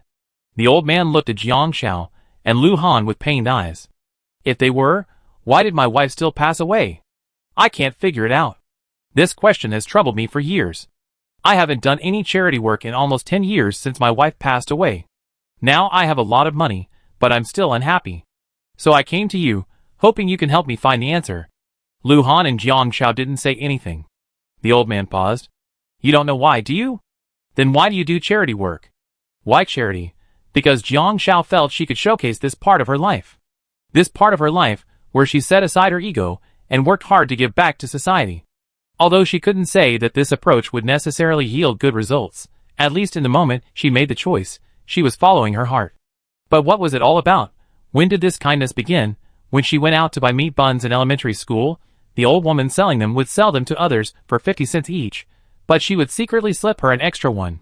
When she was in class, her teacher would take extra care of her and give her 2 extra candies. When she was ostracized by her teammates, and the girls from the gymnastics team, whom she didn't know, saw her and rushed over to scold them. She could no longer practice darts or help her coach win gold medals, but her coach still found ways to care for her. Those who should have taken responsibility for her abandoned her, while those who had no responsibility held her hand. She accepted the world's little kindness bit by bit. Even when she met Lu Han, who was so kind-hearted, he was willing to give her his limited kindness with all his heart. She may have endured some of the world's evil, but she was also held together by the bond of kindness. Because the world is like this, black and white, good and evil, are inseparable. Chapter 546. I feel deeply for your situation. I can't empathize with your pain and struggle, but I can understand why you're no longer supporting charity work, because you feel hurt. Jiang Xiao said, I haven't been hurt yet, and I happen to have the ability to do what I can right now. Based on that, I can probably give you a fair answer. If you do charity work to gain gratitude and respect from others, then it's not charity, it's simply a moral demand and reward. My work may be small, because I'm ordinary. At times I also, having been weak before, I know that the truly weak in this world are always hidden within the currents. Helping the weak will inevitably involve encountering the hardships of the currents. If it were only the law of the jungle, humans would probably never reach the top of the food chain. The reason humans can reach the top of the food chain is that, beyond the law of the jungle, we possess a bond that no other creature possesses. This bond possesses a power that allows us to endure for much longer. Life is but 100 years, and after the passing of time, all that remains is a pile of earth. But I believe that as long as someone is willing to keep a flame alive, it will never go out. Jiang Xiao finished speaking, and looked at the old man. The old man narrowed his eyes, and looked at Jiang Xiao. He saw a spirit in the little girl's eyes. Her spirit was so powerful that it had the power to infect those around her. It was pure and clean, making people want to protect her. The old man chuckled. Me you them, little girl, you're quite good. Even if the world is shrouded in darkness, even if others tell you to accept the filth and dirtiness of reality, there are still those who choose to swim against the current and be the white in this world. And it won't just be one person. Once there's one, there'll be a second, a third. Lonely darkness won't always prevail, because people always yearn for light. He turned his gaze to Lu Han. Young man, what about you? Why are you here? You started the ball. Lu Han couldn't bring himself to say what Jiang Xiao had said. He touched his nose. I'm a layman. I do whatever she wants, and I do it. Don't ask. Asking is just blindly following. I simply thought it would be a good match. The old man smiled. I see. Looking at Jiang Xiao, little girl, I hope we meet again. I'm willing to do my best to help you. The assistant stepped forward and pushed the old man away. Jiang Xiao found this NPC a little strange, but thinking about his words, she felt it might be a hint of a future encounter.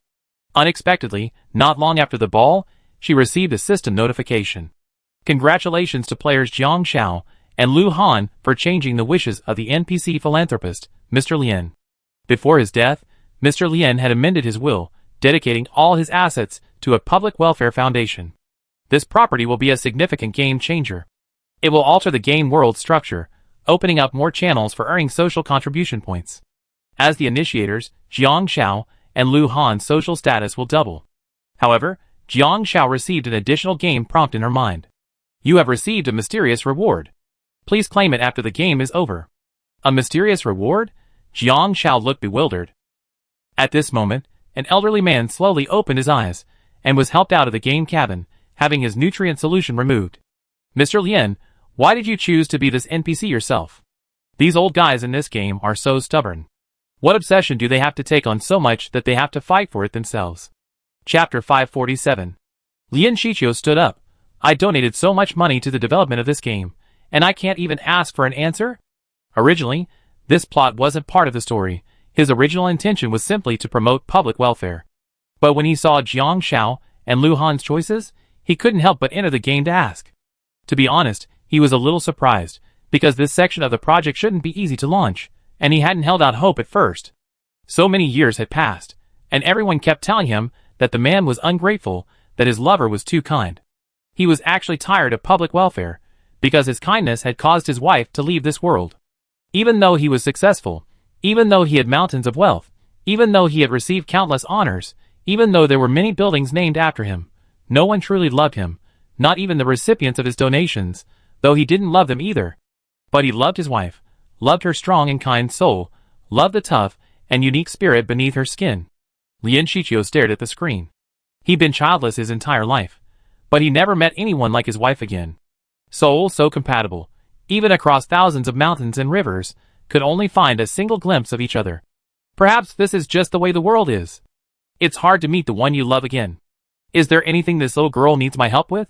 Or is there any unfulfilled wish she has that I can help with? Lian Shiqiu asked. To be honest, the easiest problems in this world to solve are those that can be solved with money. If even money can't solve that, then it's truly a shame. Yes. She has a wish. She hopes the National Darts Program will win a gold medal at this year's Olympics. Lian Shiqiu, Speak of something achievable. Can a gold medal just be given away for free? Even money can't change that. Another thing. Perhaps she even hopes for her injured hand to fully heal, the assistant said. Lian Shiqiu paused, looking at Jiang Zhao's profile. Chen Fansheng stepped out from behind him. Mr. Lian, I'm so glad you've chosen this child. Her hand was injured due to an accident, and current rehabilitation technology in China can't fully heal it, so I'm filling this wish for her. Lian Shiqiu is a well-known entrepreneur on the Forbes rich list. He's not only prominent domestically, but also internationally. The companies he's invested in are not only important domestically, but also in developing important technologies abroad. He brings foreign technology back to China and promotes it abroad, broadening the business landscape. He holds green cards from multiple countries. Such a person is desirable in every country, but fortunately, he's in his own country. Lian Shiqiu looked at Chen Fansheng. Is this your wish, or this child's? Chen Fansheng said gravely, the gold medal was my wish, but it's now a shackle on this child. Ever since her hand was injured, this shackle has only grown tighter. It's so tight that Jiang Xiao refuses to face anyone and escapes into games. In reality, she plays games simply because they make her feel like she's still healthy. When Lian Shiqiu hesitated, Chen Fansheng quickly handed over the information. This world-class doctor, Qiaosen, is one of the best in the world at rehabilitation. While others can only recover 80%, he can recover at least 98%. With luck, there might be no aftereffects. It's just that no one knows about this doctor. He brought Jiang Xiao home from the orphanage at 32. Now he's over 50, with a hint of silver hair on his temples. He researched this skilled and prestigious doctor, earning enough money to be unavailable to most people. Forget about hiring him. Even meeting him might be a possibility. He is just an unpopular darts coach. He may have some reputation in China, but he is not very effective abroad. Chapter 548. The player forum exploded again. Lu Han and Jiang Zhao's social status doubled. Jiang Zhao's social status reached 7.6, while Lu Han's was a whopping 7.8. Coupled with the mutual advancement rules, anyone with a social status below 11 couldn't challenge them. These two positions were untouchable, especially since it was already the end of the fourth round. When Jiang Xiao and Lu Han returned, even Lu Yuqing and the others exclaimed, "What have you two been doing behind our backs?" Another player-wide announcement, changing the in-game world and opening up more contribution point earning channels. The two of them sneaked through the levels. Zhengshan had his teeth filled, but when he saw Jiang Xiao, he subconsciously covered his mouth. Even if you knew, you couldn't do it. The fourth round is almost over. Let's just focus on yourself first. No big deal, just a little activity. Lu Han said to Jiang Xiao, go get some rest. Jiang Xiao and Lu Han discussed the mysterious reward. Lu Han didn't have this mysterious reward, so he speculated it might be related to reality. Jiang Xiao actually really wanted to know what this mysterious reward in reality was, so she replayed the game and entered it to look for clues. The forum was abuzz with complaints. So public welfare is about opening up social contribution points. Ugh, why didn't I know this sooner? Why am I only telling everyone now? But is it too late to do it now? I'm diligently grinding for gear and completing dungeons, and the big guy not only dominates the leaderboard but also breaks the dungeon record. I feel like I have no chance. I only have 8,000 coins in my account, no social status at all, only 2 points of social fame, and no contribution points at all. I'm a complete loser. I definitely won't make the list. I'm going to watch the big guys play. I do have fame points, ugh, but I was ripped off by the unscrupulous Star Entertainment Company. I'm in debt now. Does that even count as making the list? I'm in debt too, but it's my mortgage and car loan. But my happiness level is high, haha. I found a really cute NPC who gives me happiness points every day. It's hilarious. It seems there's no news on the forum either. Lu Han messaged Jiang Xiao. Maybe Jiang Rong knows, but he can't tell me in the game. Jiang Xiao was just thinking about Li Luo, clearly connected to reality. She entered this game because her coach invited her, and she had no reason to refuse. Jiang Xiao thought for a moment and messaged Lu Han. Did someone invite you to join the game? Lu Han, maybe. 3 minutes passed before Lu Han sent a complete message. I was in a juvenile detention center when I was 13. Jiang Rong's supervisor was watching me back then. He always thought I was dangerous. Maybe he'd been watching me since I entered the game. Juvenile detention center. Those 3 words were abrupt to Jiang Xiao. Lu Han, on the other hand, stared at the top of the bed, waiting for his death. Unlike Jiang Xiao, he had a very embarrassing side. How did he stab that man that day? In that instant, he had only one thought: kill him. Regardless of the consequences, he simply wanted to kill him. So when all the evidence was laid out before him, he simply said calmly to the officer, "Is Lu Mingchen dead? If he is, I admit I killed him. If he's not, let me stab him again. Once he's dead, I plead guilty." It was because of this statement that he was convicted of serious newspaper bias. Chiogwili spent 5 whole years, even after he left juvenile detention, keeping an eye on him. But he didn't care. Unfortunately, by the time he got out, Lu Mingchen had already fled abroad. But now, he was glad that Lu Mingchen had gone abroad after he got out. Lu Han waited until he fell asleep, but he still didn't hear from Jiang Xiao. Chapter 549. Honestly, Jiang Xiao had also fallen asleep. She didn't know how to respond to Lu Han. Thinking she had to go to the Tianqi Mountain scenic area to shoot 2 videos and a promotional film today, she woke up early. But she didn't see Lu Han, so after cooking noodles, she knocked on his door. Before she could even knock, Lu Han opened it. "Eat noodles," Jiang Xiao said. Lu Han saw that Jiang Xiao looked calm. Nodding yes. Jiang Xiao had cooked sauerkraut beef noodles this morning. Although Lu Han wasn't picky about his food, he was a carnivore, so Jiang Xiao added a few extra slices of meat. Then Lu Han looked at the spiky slices of meat in his bowl and raised them in disbelief. "Jiang Xiao, why are you so nice today?" Jiang Xiao blinked and said, "To make up for it, I fell asleep last night and didn't reply to your message." Jiang Xiao brought it up, and Lu Han said in a deep voice, "Have you figured out how to answer me now?" Even so, Lu Han's slightly clenched hands betrayed his nervousness. He had always tried his best to show his kindness and sincerity to Jiang Xiao. Perhaps many people would think a person's past was insignificant, as long as their present was glorious enough to cover up the ugly past. But for the person involved, it was a shameful and unforgettable memory, a scar that no plaster could heal. It made one feel inferior, like filth growing in the filthy mud, a cracked and broken puppet dying. And he said to Jiang Xiao, he wanted to show her a complete version of himself. He could change his name, adopt a new identity, and hide the truth from the world, but he didn't want to lie to her. So he had to reveal his scars, to show her the hideous side of himself. Jiang Xiao hesitated, looking at Lu Han and whispering, "Let's talk after the game, okay?" Lu Han was stunned. Jiang Xiao whispered, "I want to know about your past, but I don't want it to be exposed to more people." Even if Lu Han decided to tell her, she didn't want to do that now. She didn't want Lu Han to expose his scars to more people just to confess to her. Lu Han chuckled, "Okay." At 10 a.m., Chen Mingming and Zhu Xiao arrived, and the 4 of them drove to Tianqi Mountain. This time, they didn't have to sneak into the wild area. Tianqi Mountain scenic area staff arrived, and Jiang Xiao went to the wild area to find the tiger. They spent half an hour filming a simple promotional video.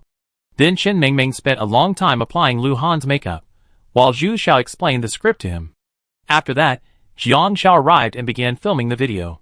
This time, the script continued the suspense of the tiger transforming into a human. When the girl woke up, she found her wounds had healed. She suspected someone was secretly caring for her. After all, how could a tiger tie its bandages into beautiful bows? But aside from a well-behaved tiger, she saw no other humans. But secretly, when she woke, there would be fruit laid out on the ground. There would be new herbs. Because before she woke, the tiger would transform into a human to do these things. Once, the girl pretended to be asleep, and the human-like tiger secretly changed her bandages. Then, he went out to climb a tree to pick fruit. When he returned, he found Jiang Xiao missing. He frantically searched for her. Behind a tree, he saw a hand grabbing the tiger's tail, his expression a clear "I got you." The tiger boy instantly became alert, his eyes fierce as he turned back, pinning the tiger against the tree trunk as if it were an enemy. Their eyes met, a gaze between the forest ranger and the tiger boy. Amazing excitement and shyness collided, sparking a firefight. Chapter 550. Click! Zhu Xiao shouted, "Hold on for a moment. I adjust the camera angle." Jiang Xiao and Lu Han didn't move. Lu Han continued to hold Jiang Xiao against the wall. Jiang Xiao asked Zhu Xiao, "Did we stick to the script? Where were the costumes and makeup that we agreed to show?" Zhu Xiao lowered his head and said, "Short video content is really in the spotlight right now. Simply showing off won't be effective. You need to have enough content. They're really into your looks, so strike while the iron's hot." That made a lot of sense.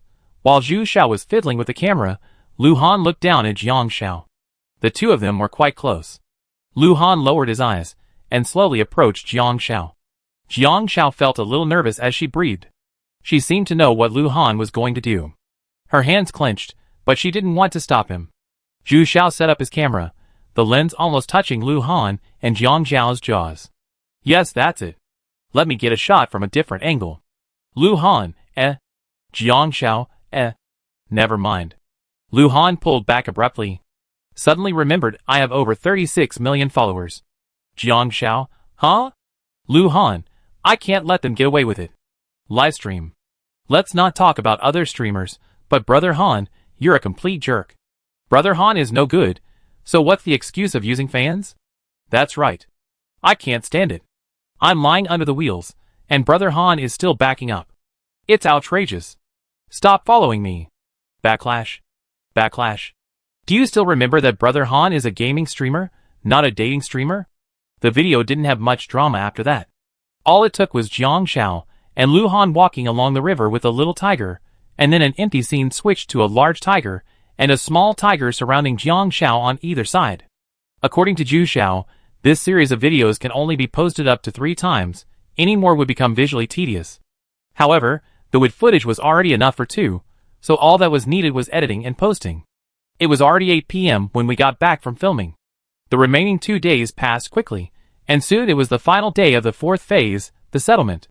Jiang Xiao and Lu Han were beyond words.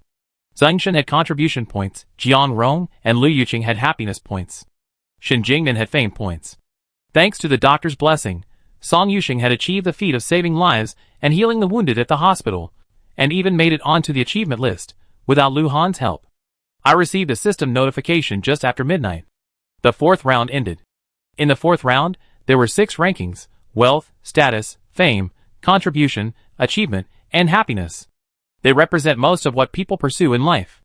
Wealth doesn't guarantee happiness, and status doesn't guarantee contribution.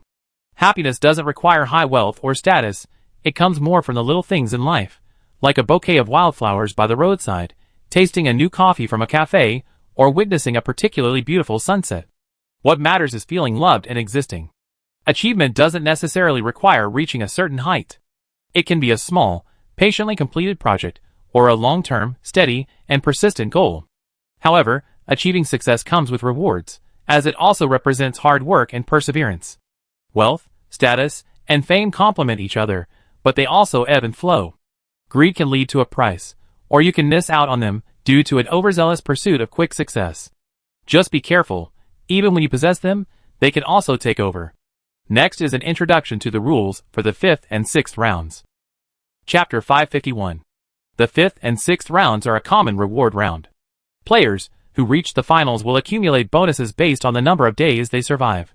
with each day surviving accumulating 1,000 yuan, up to a maximum base cash bonus of 50,000 yuan. This bonus does not count towards the final ranking. Rules for the 5th round. All players' social status will cease to increase. Players will no longer be able to divorce or choose a spouse. They will rely on their current abilities, wealth, and status to survive. Please strive to survive. During the 5th round, accidents and illnesses will randomly appear. Besides the player, only their spouse will receive status notifications. If a player does not have a spouse, please strive to survive. Friendly reminder, there is no ranking for players who reach the finals. Regardless of how they survived or what their current status is, please strive to survive. You will all present a complete life to the audience. Jiang Xiao finished listening to the rules of the 5th round. This time, there was no transition. As expected, the illness appeared. But unexpectedly, social status stopped increasing, and players could no longer divorce or find a new spouse. And the leaderboard disappeared. Just 2 numbers appeared above her head. Number of days in the 5th stage, 1. Basic cash reward, 1,000. Admittedly, this basic cash reward was quite tempting for Jiang Xiao. If she could get it, it would cover at least a year's mortgage and living expenses. Before Jiang Xiao had time to check the forum, she suddenly received a system notification. Something seems off about your spouse. Jiang Xiao was stunned. She sent a message to Lu Han, but he didn't reply. She stood up and knocked on Lu Han's door, prompting Song Yusheng and Zheng Shen to come out. Lu Han's in trouble. Jiang Xiao used a scientific blessing, which forced the door open. She rammed it open with all her might, and upon entering, she saw Lu Han collapsed on the ground. Take a look at what's wrong with him, Jiang Xiao asked. At this point, Song Yusheng's doctor's blessing proved invaluable, quickly diagnosing him. Stomach cancer. Must be sent to the hospital for surgery. It was only the first day of the session, and he already had stomach cancer. Several people hurriedly drove the unconscious Lu Han to the hospital. Lu Yuqing accompanied Jiang Xiao, while Song Yusheng drove. The others had other matters the next day, so they didn't go. On the way, Lu Yuqing couldn't help but exclaim, "Brother Han is so unlucky. He got stomach cancer right at the start of the 5th stage." Jiang Xiao frowned. In the last stage, he was already eating well. Song Yusheng touched his nose. But the hidden danger is already there. At least Brother Han's stomach cancer was discovered in its early stages, with a 90% survival rate.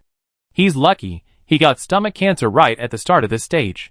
He's unlucky, but the survival rate is still quite high if stomach cancer is discovered in its early stages.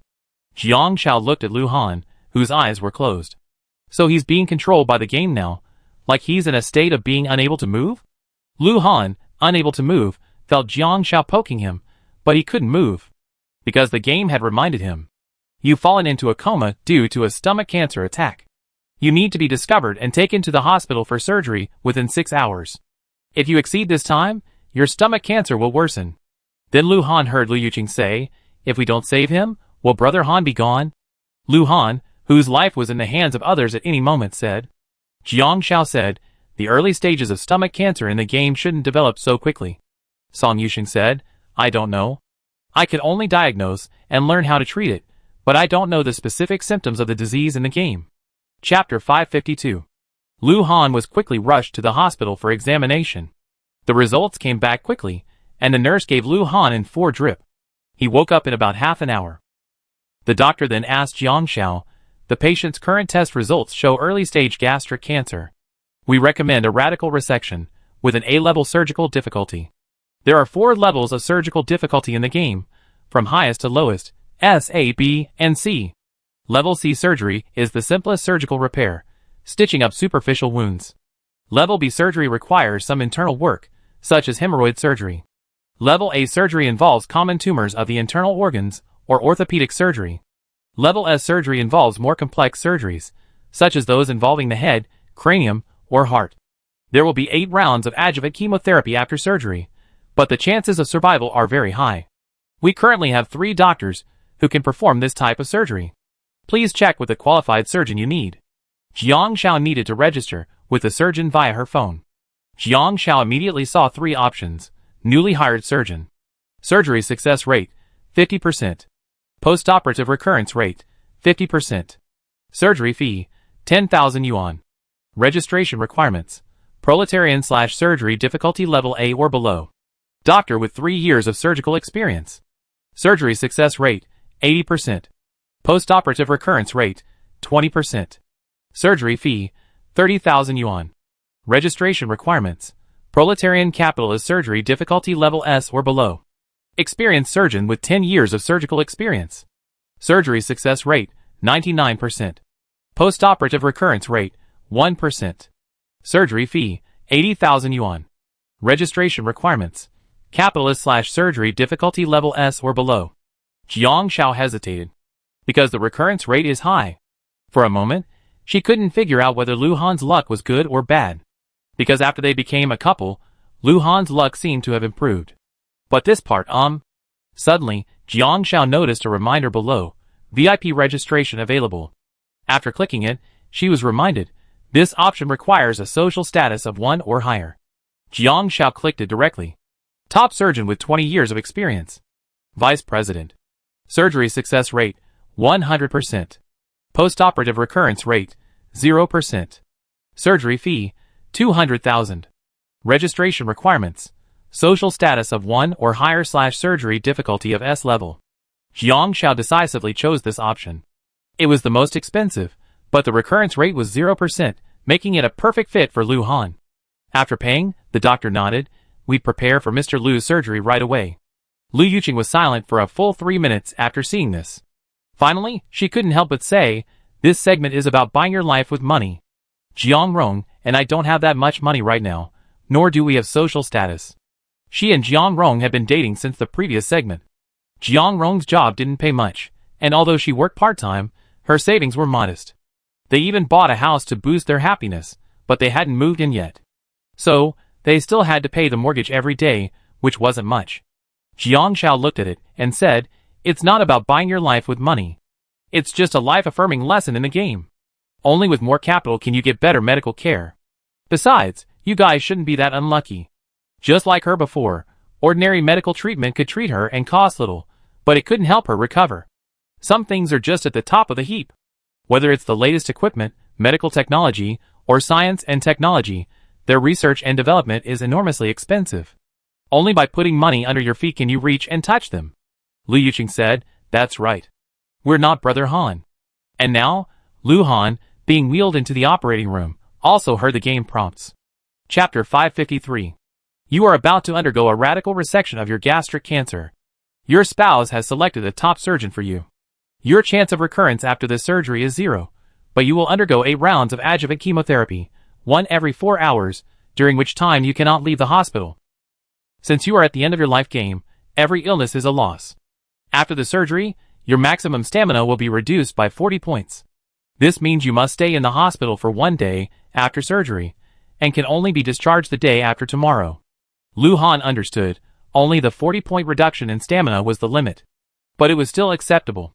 Lu Han had 440 stamina points, so after the 40-point reduction, he still had 400. He was not worried. The surgery was painless, all he had to do was wait.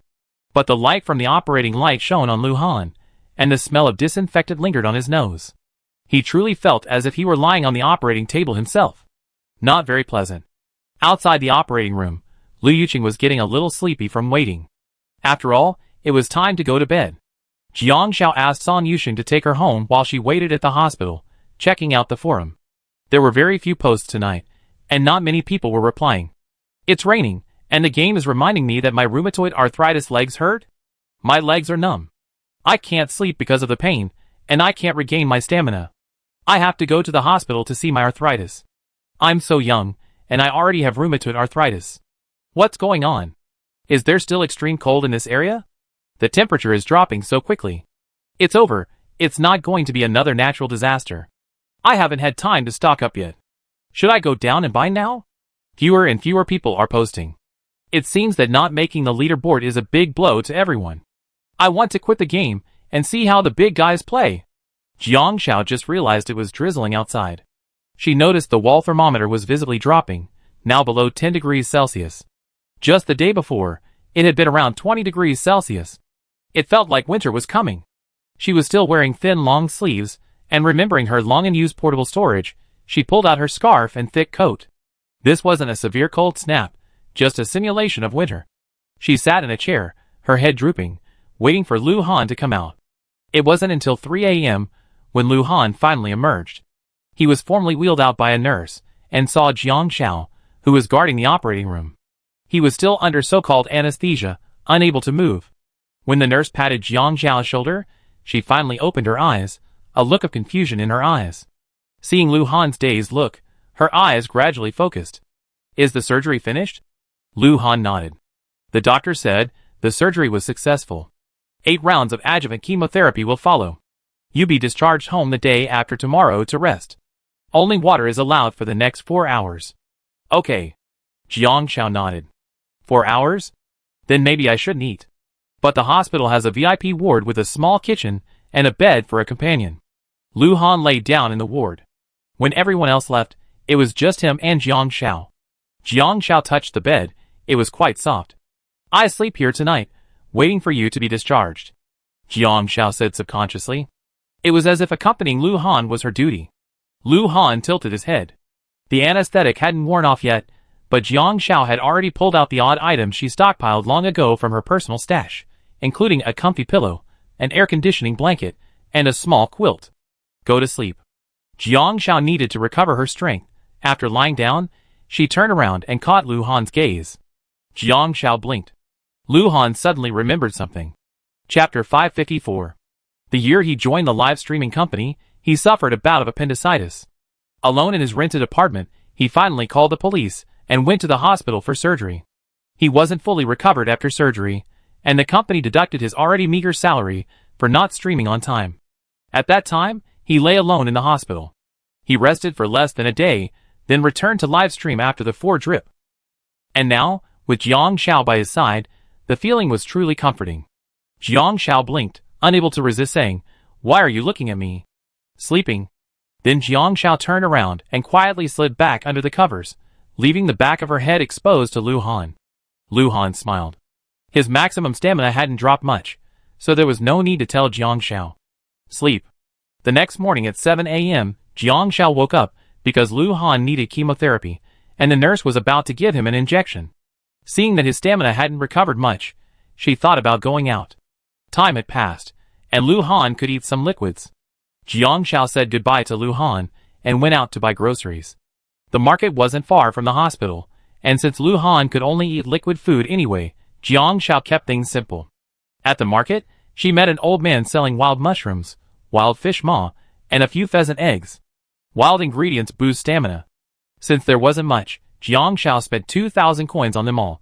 Then, she chose a black bone chicken and a pressure cooker. She also bought a bag of lotus root powder, oatmeal, and milk. She also bought 2 pounds of pork ribs, lotus roots, yams, and tomatoes. When they arrived at the hospital, they immediately started stewing fish maw, black bone chicken, and mushroom soup. Lu Han was able to move and stood up, wanting to help. Jiang Xiao instinctively said, "No need. Just lie down." Lu Han smiled. "Jiang Xiao, you really think I'm a patient?" Jiang Xiao realized. That's right. Being sick in the game isn't like being really sick. She thrust the chicken she was preparing into Lu Han's hands. "You do it." The chicken's butt was raised high, provocatively, and Lu Han stared at it for a long time. If a chicken's butt could talk, it might say, "What are you looking at?" Lu Han, ? So, without hesitation, he cut the chicken's butt off. No one eats chicken butts. Jiang Xiao made 2 bowls of egg drop soup and 2 bowls of lotus root powder. Egg drop soup. Description: egg drop soup made with pheasant eggs, full of egg flavor. Effect: satiety +10, stamina +10. Lotus root powder. Description: lotus root powder is very starchy. Effect: satiety +15. Satiety and stamina increased because of the chemotherapy, and Lu Han's stamina recovered very slowly. Since he couldn't eat solid food right now, he could only eat more frequently to replenish his satiety and stamina. Lu Han checked his stamina and satiety meters. Neither was above 500. His stamina was only over 100, and his satiety was only around 70 or 80. He felt really insecure. Jiang Xiao handed Lu Han a bowl. "What will happen if I don't eat liquid food?" Lu Han said, "No one knows." Looking at Jiang Xiao, he thought of the chicken soup simmering in her pot, and couldn't help but ask, "Actually, a little bit isn't a big deal." Just then, a nurse came in and saw the meeting. She warned, "Absolutely no solid food." Jiang Xiao glanced at Lu Han. Follow the doctor's orders. Lu Han paused. But the chicken soup in the pot was so fragrant that it made Lu Han's mouth water. Suddenly, a hurried voice came from next door. Help! Doctor, save my husband. A woman rushed out and approached the nurse. My husband's in trouble. The nurse quickly called for a doctor. Right next door, Jiang Xiao and Lu Han were leaning against the door, sipping chicken soup and watching a play. Lu Han pulled out 2 small strawberry-shaped stools from his storage. Sit down and eat. Chapter 555. Jiang Xiao looked at the strawberry-shaped bench. She cast a curious glance at Lu Han. Lu Han was very natural. I've been stocking up on some weird things. Then the two of them sat down by the door and ate melon together. The doctor rushed over to the next room, where another patient was undergoing gastric cancer surgery, but their condition was much more serious than Lu Han's. Lu Han had early-stage gastric cancer, newly diagnosed, and the surgery he underwent wasn't a gastrectomy, but a gastric mucosal resection. The woman's husband, on the other hand, had advanced gastric cancer and had had most of his stomach removed. What did he eat? The doctor rushed over and examined him, angrily saying, Didn't I tell him he could only drink water for a while? Next to the woman, her mother-in-law looked anxious. I just fed my son some bananas. He's so thin. What's wrong with eating bananas? There's nothing wrong with bananas. The doctor angrily shouted, If you don't follow the doctor's orders, your son will need another surgery. Prepare for surgery. Several groups hurriedly wheeled the patient into the operating room. Watching him enter the operating room, the haggard woman finally broke down and yelled at her mother-in-law. The doctor told him not to eat, so why did you keep feeding him? Do you want him to die so you can rest easy? I just saw how thin he was. All that fruit would spoil if he didn't eat it. The woman's mother-in-law finally began to get nervous. The woman ruffled her hair and squatted against the wall. She looked exhausted. Jiang Xiao paused, glanced at Lu Han, and Lu Han quickly understood. She put the bowl back in the kitchen. When she came out, Jiang Xiao was already beside the woman and asked, Do you need help? The woman looked up, and upon seeing Jiang Xiao's expression, tears began to flow. Jiang Xiao quickly handed over a tissue. The woman wiped her tears and shook her head. You can't help me. Jiang Xiao had guessed it. A VIP ward means the family must be well off, and money alone won't help. She waited a moment, the woman covering her face. After a moment, she looked up at Jiang Xiao and her ward. Are you sick too? Jiang Xiao shook her head. My spouse has early-stage stomach cancer, and just had surgery to remove it. The woman smiled wryly. That's great. Under normal circumstances, she might have misinterpreted the other person as gloating. But now Jiang Xiao understood the meaning of that that's great. It was early-stage stomach cancer, but it was fortunate it was discovered in time. My husband is from the countryside. He's very ambitious and hardworking. His early pursuit of career and money ruined his health, and by the time I discovered it, it was already very serious. He just had a gastrectomy and is still recovering. My mother-in-law is ignorant and superstitious. She says, I haven't taken good care of my husband, and that's why he's getting thinner and thinner. You saw it just now. The woman whispered, I just went out to buy something and asked my mother-in-law to watch him for 20 minutes. When I came back, he was already like this. Jiang Xiao said nothing. There was no way she could solve this problem. Lu Han was also listening. The woman stood up and gave Jiang Xiao a forced smile. Thank you for the tissue. She turned around and bravely went back into the ward. Her mother-in-law was still sitting on the bed, eating a banana, snarling, Why can't I eat it? I'm fine after eating it, right? This is the same hospital. The surgery is so expensive, it can't cure the patient, and they say there's something wrong with my banana. The woman said nothing and quietly packed her things. Jiang Xiao returned and said sternly to Lu Han, Follow the doctor's orders. This is the hospital's hidden rule. Lu Han narrowed his eyes as he watched the drama unfolding next door. He said gravely, It's the plot, but players can't help, because not all problems can be solved with money. For example, money can provide food and clothing, and it can also provide temporary security, but it won't necessarily broaden the horizons of a short-sighted person. Chapter 556. Jiang Xiao seemed lost in thought. Noticing the water she had boiled, she turned and returned to the small kitchen. She began adding the ingredients, slicing the ginger, and rinsing the wild mushrooms, all done in an orderly fashion. Lu Han leaned against the door, watching Jiang Xiao. Midway through, Jiang Xiao realized something was amiss, and turned to the seemingly calm Lu Han. Aren't you coming to help? Lu Han walked in. Tell me, What can I do for you? The small kitchen was already cramped, and Jiang Shao felt her space shrink as soon as he entered. Turning around, she caught sight of Lu Han's rolling Adam's apple. Her heart tightened. Lu Han looked at her with a half-smile. Didn't you ask for my help? Forget it. Get out. Jiang Shao quickly reached out and pushed Lu Han out. There was nothing for him to do. Lu Han was being pushed out. Jiang Shao, do you know what I thought of when I saw you in the kitchen? Jiang Shao was puzzled. Lu Han said, I thought about my mom. Jiang Shao blinked, looking at Lu Han intently. Lu Han said, when my mom was little, she loved cooking and my dad wanted to help. He said he was helping, but he really just wanted to be with her. Jiang Shao paused, because when Lu Han said this, his expression held a certain, indescribable feeling.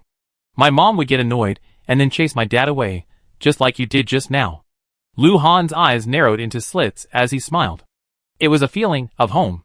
Jiang Shao instinctively wanted to ask, but then remembered what Lu Han had said last time. He didn't have parents either. A pause. She didn't speak yet. She hadn't had it, and she envied her. Lu Han had it, but he lost it. So Jiang Zhao's mind skipped a beat, and she replied, I don't have a son your age. Lu Han paused for 2 breaths before reacting and flirting. Okay, let's have a son someday. Jiang Shao blushed.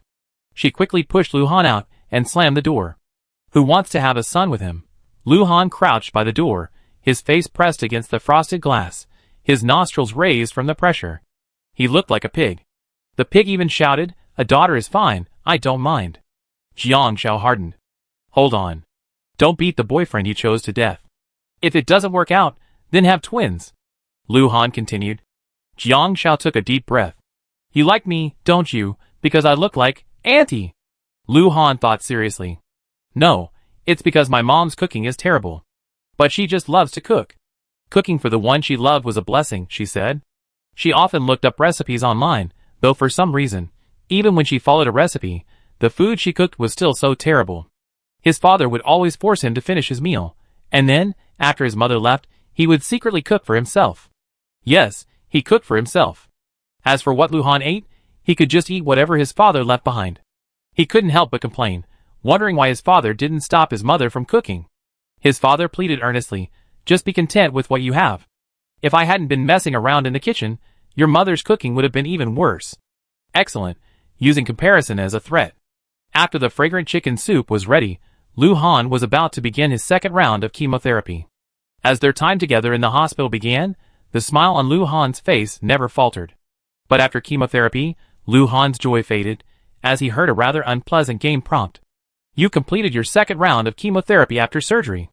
There's a 30% chance of side effects from chemotherapy, including 2 randomized side effects from obesity, hair loss, nausea, vomiting, dizziness, liver failure, or heart failure. That's it. Another probabilistic question.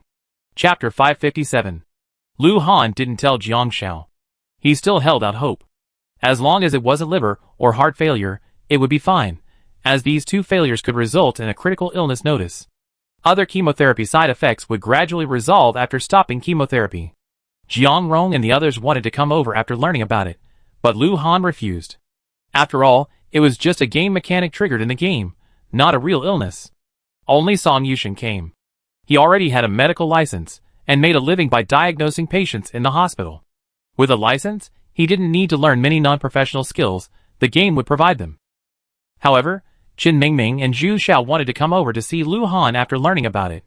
Jiang Shao didn't refuse. In the eyes of the NPCs, Lu Han looked like he had just recovered from a serious illness. So Lu Han had his first chemotherapy session at 7 a.m., his second at 11 a.m., and another at 3 p.m. Jiang Shao had been watching TV with Lu Han in the hospital room.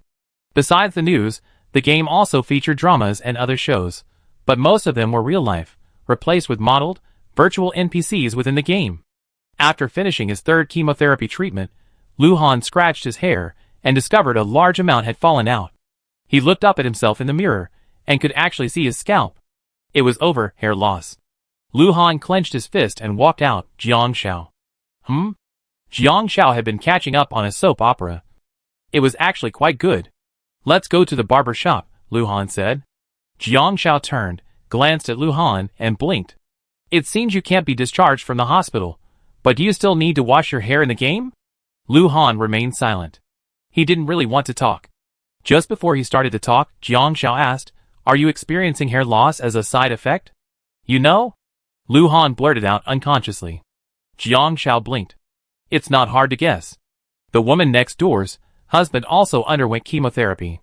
She told him that chemotherapy could cause liver and heart failure, and that any side effects like vomiting, hair loss, obesity, or weight loss were considered lucky.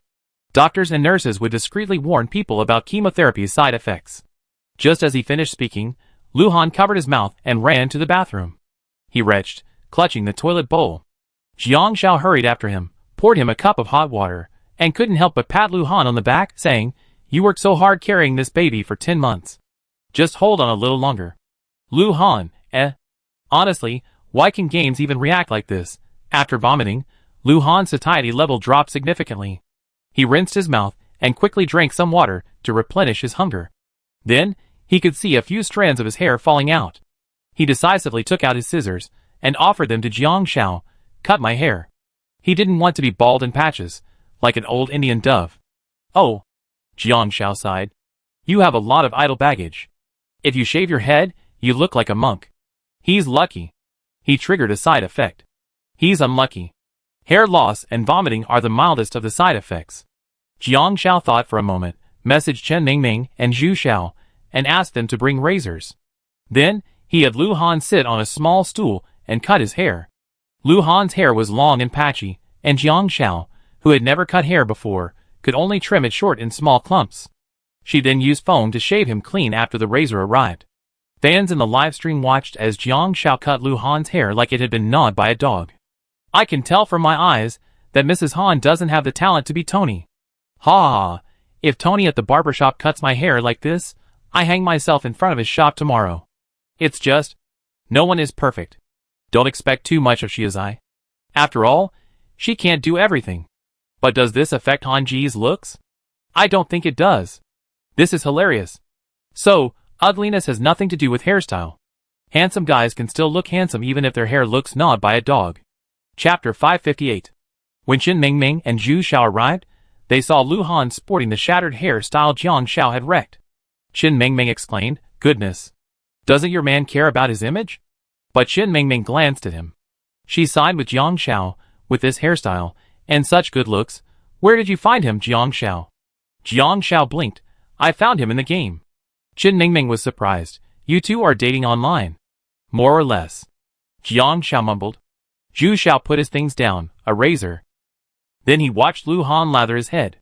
Shaving with a razor is different from scissors. Lu Han handed the razor to Jiang Xiao, who carefully shaved his head. Chen Mingming and Zhu Xiao watched from the side. Lu Han's head began to become bald. But his features remained three-dimensional, his eyebrows sharp, his eyes piercing, his features deep and defined. Even if he was a monk, he was still a handsome monk. Jiang Xiao blinked. Finally finishing the shave, her small hands pounded Lu Han's head, making a clanging sound like a wooden fish. "If you were a monk, you'd definitely be one who couldn't enter the monastic life." Lu Han raised an eyebrow. "That's right, after all, there's a pretty little nun next to you." Jiang Xiao was addicted to touching him, and wanted to smack Lu Han's head like a ball. Lu Han suddenly grabbed her wrist and said in a deep voice, "Jiang Xiao, if you touch me again, I won't be polite." "Who are you trying to scare?" Jiang Xiao blinked. Suddenly, Zhu Xiao had an idea and clapped his hands. "A monk. Let him be a monk." Chen Mingming looked at Lu Han. "That's right. Chinese style. Let's do a sadomasochistic monk video." Jiang Xiao, ? Lu Han raised an eyebrow. "What?" Zhu Xiao said, "Hasn't the video series featuring the Forest Ranger girl and the Tiger Boy already been released? Strike while the iron is hot. Some people have been asking about Mengmeng's clothing. We plan to film the videos while we pre-sell the clothing, both men's and women's. After the pre-sale deposit is paid, we look for a manufacturer to partner with for the production. But we still haven't decided on a theme for the next video. Today, I suddenly thought it would be nice for Lu Han to become a Buddhist monk." Jiang Xiao instinctively covered her head after hearing this. "I don't want to be a nun. A gentleman can be killed but not humiliated, and hair cannot be lost. Not a nun." Chen Mingming added, "Think about it. Childhood sweethearts become monks, and their fiancé comes to the temple, but the monk refuses to return. The fiancée waits outside the temple for 3 years, but one day, she's kidnapped by bandits. Unprotected, she dies at the bottom of a cliff. The monk regrets this deeply and vows never to leave the temple, to atone for his sins by the presence of the ancient Buddha. Lu Han, ? Jiang Shao, ? Can't NPCs say a few lines these past 2 years? So can't they be NPCs in the book? No. Lu Han flatly refused. What does unprotected, fiancé dies at the bottom of a cliff mean? It's unlucky. Jiang Shao feels that this kind of bad ending aesthetic is very complicated. Zhu Shao pondered, or perhaps the demon woman received a mission from her master and attempted to seduce the monk into breaking his vows, but the monk remained indifferent. After repeated attempts at seduction, he finally broke his vows and fell into the world of mortals. Jiang Shao, no way. What do you mean by seduction? Just beat him up, okay? Lu Han, not bad. This plot is quite interesting. Jiang Zhao's eyes widened, and she glared at Lu Han unceremoniously. Wishful thinking, watching this scene in the livestream. I'm dying of laughter. Brother Han's calculations. I could hear them right there in the livestream plaza. Brother Han's calculations made my dog prick up his ears, seriously. Not only that, I've been deaf for 30 years, and can still hear them clearly now. Chapter 559. Number of days for the 5th phase, 2. Basic cash reward, 2,000. 3 a.m. marked Lu Han's 6th chemotherapy session. Because the food he ate didn't increase his satiety much, and he was vomiting, Lu Han had barely slept. To prevent himself from starving, he kept drinking milk, egg drop soup, pork rib soup, and chicken soup. Jiang Shao had also triggered a food blind box. She had opened the food blind box directly that morning, and Lu Han stared eagerly. Is there anything I can eat? Jiang Shao glanced at it. Crab roe noodles. Golden shrimp balls. Cold oyster salad. Cucumber and cabbage soup. Steamed cake. Jiang Shao pushed the cucumber and cabbage soup over without hesitation. Yours. Lu Han, ? Why did this blind box seem so targeted at him? To be honest, although their time together was comfortable, Lu Han said he didn't want to come to the hospital again. Jiang Shao wasn't so sleepy. She pulled out her phone and checked the forum. There were over 500 finalists still. Many people probably persevere for the prize money. After all, game data is just game data, but the prize money is real money that can be earned in the real world. I doubt there's any luck involved in this game. I finally made it to the finals after grinding out some achievements.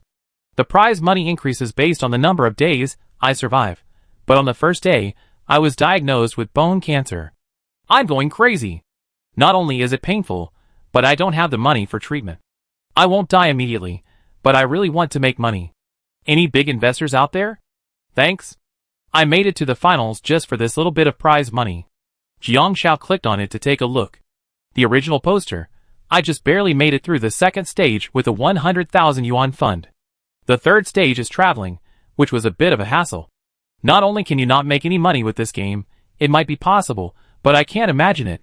It also costs money, and I don't have much savings. I got a blessing for a photographic memory in the game, and I've been memorizing books and earning achievements in the library.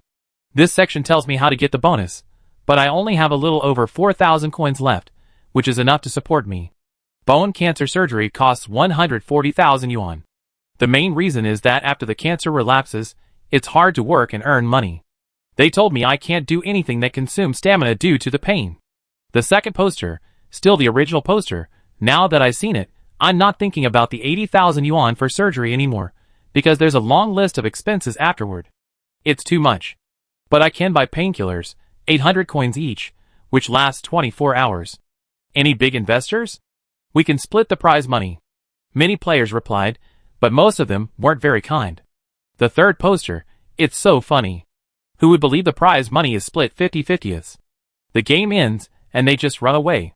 I didn't expect someone like that to make it to the finals. Honestly, surviving for a day and getting 1,000 yuan is so tiring, so I don't want to help. 4th floor, watching you guys make money is really more painful than losing it myself. If I don't help, you're pretty capable, aren't you? You made it to the finals, so just take the prize money based on your own abilities. 5th floor, I'd love to help you, but I only have a little over 200,000. And this stage is about illness. I might not even be able to earn enough to keep up with my medical expenses. 800 coins per pill, and even though the next stage hasn't come yet, You need at least 15 days, which means 12,000 coins. Original poster replied to fifth floor, I lend it to you. I take painkillers and be able to move around, then go back to work. I pay you back when I have money. Fifth floor replied to original poster, I went to the hospital, and they say you have drug resistance to painkillers. They won't work after a few days at most. If you want any results, you have to switch to more expensive painkillers, and ultimately surgery. Sixth floor, I thought making it to the finals was so impressive, but you can't even afford to see a doctor when you're sick. I really don't know how someone like you made it to the finals.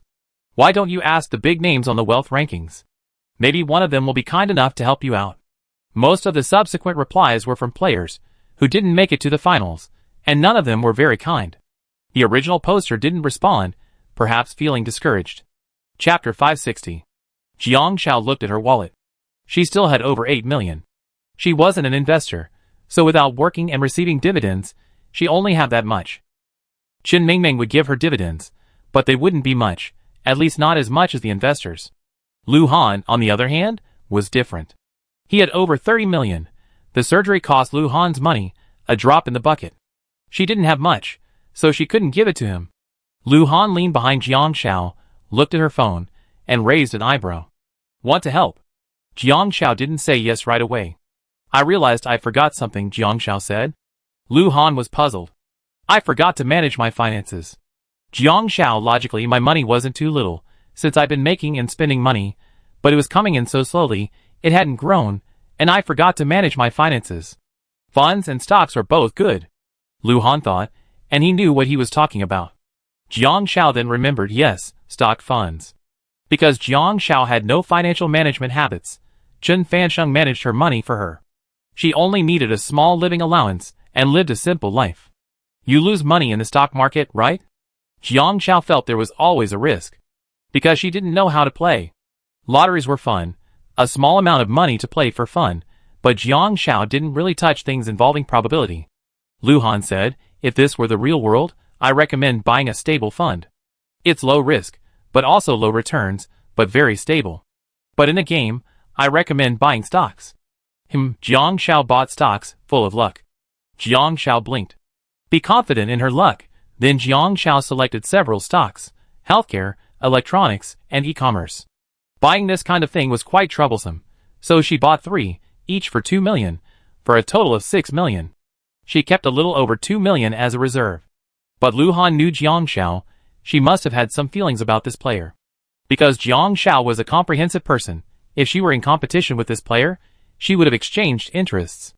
But now, there was no competition. They each received cash prizes based on survival time, and the final off-site voting took place after all participating players had finished their games. So, helping the other person now wouldn't affect her, especially if it involved money. Although Jiang Xiao appeared aloof, she was actually very soft-hearted, a person who was cold on the outside but warm on the inside, so she must have been tempted. This player doesn't seem to need a lot of money. How about I sponsor him? Lu Han said, stroking his chin. Jiang Xiao didn't immediately look particularly happy upon hearing this, but instead spoke hesitantly. Not good. What do you mean? Lu Han raised an eyebrow. Now I'm just one player.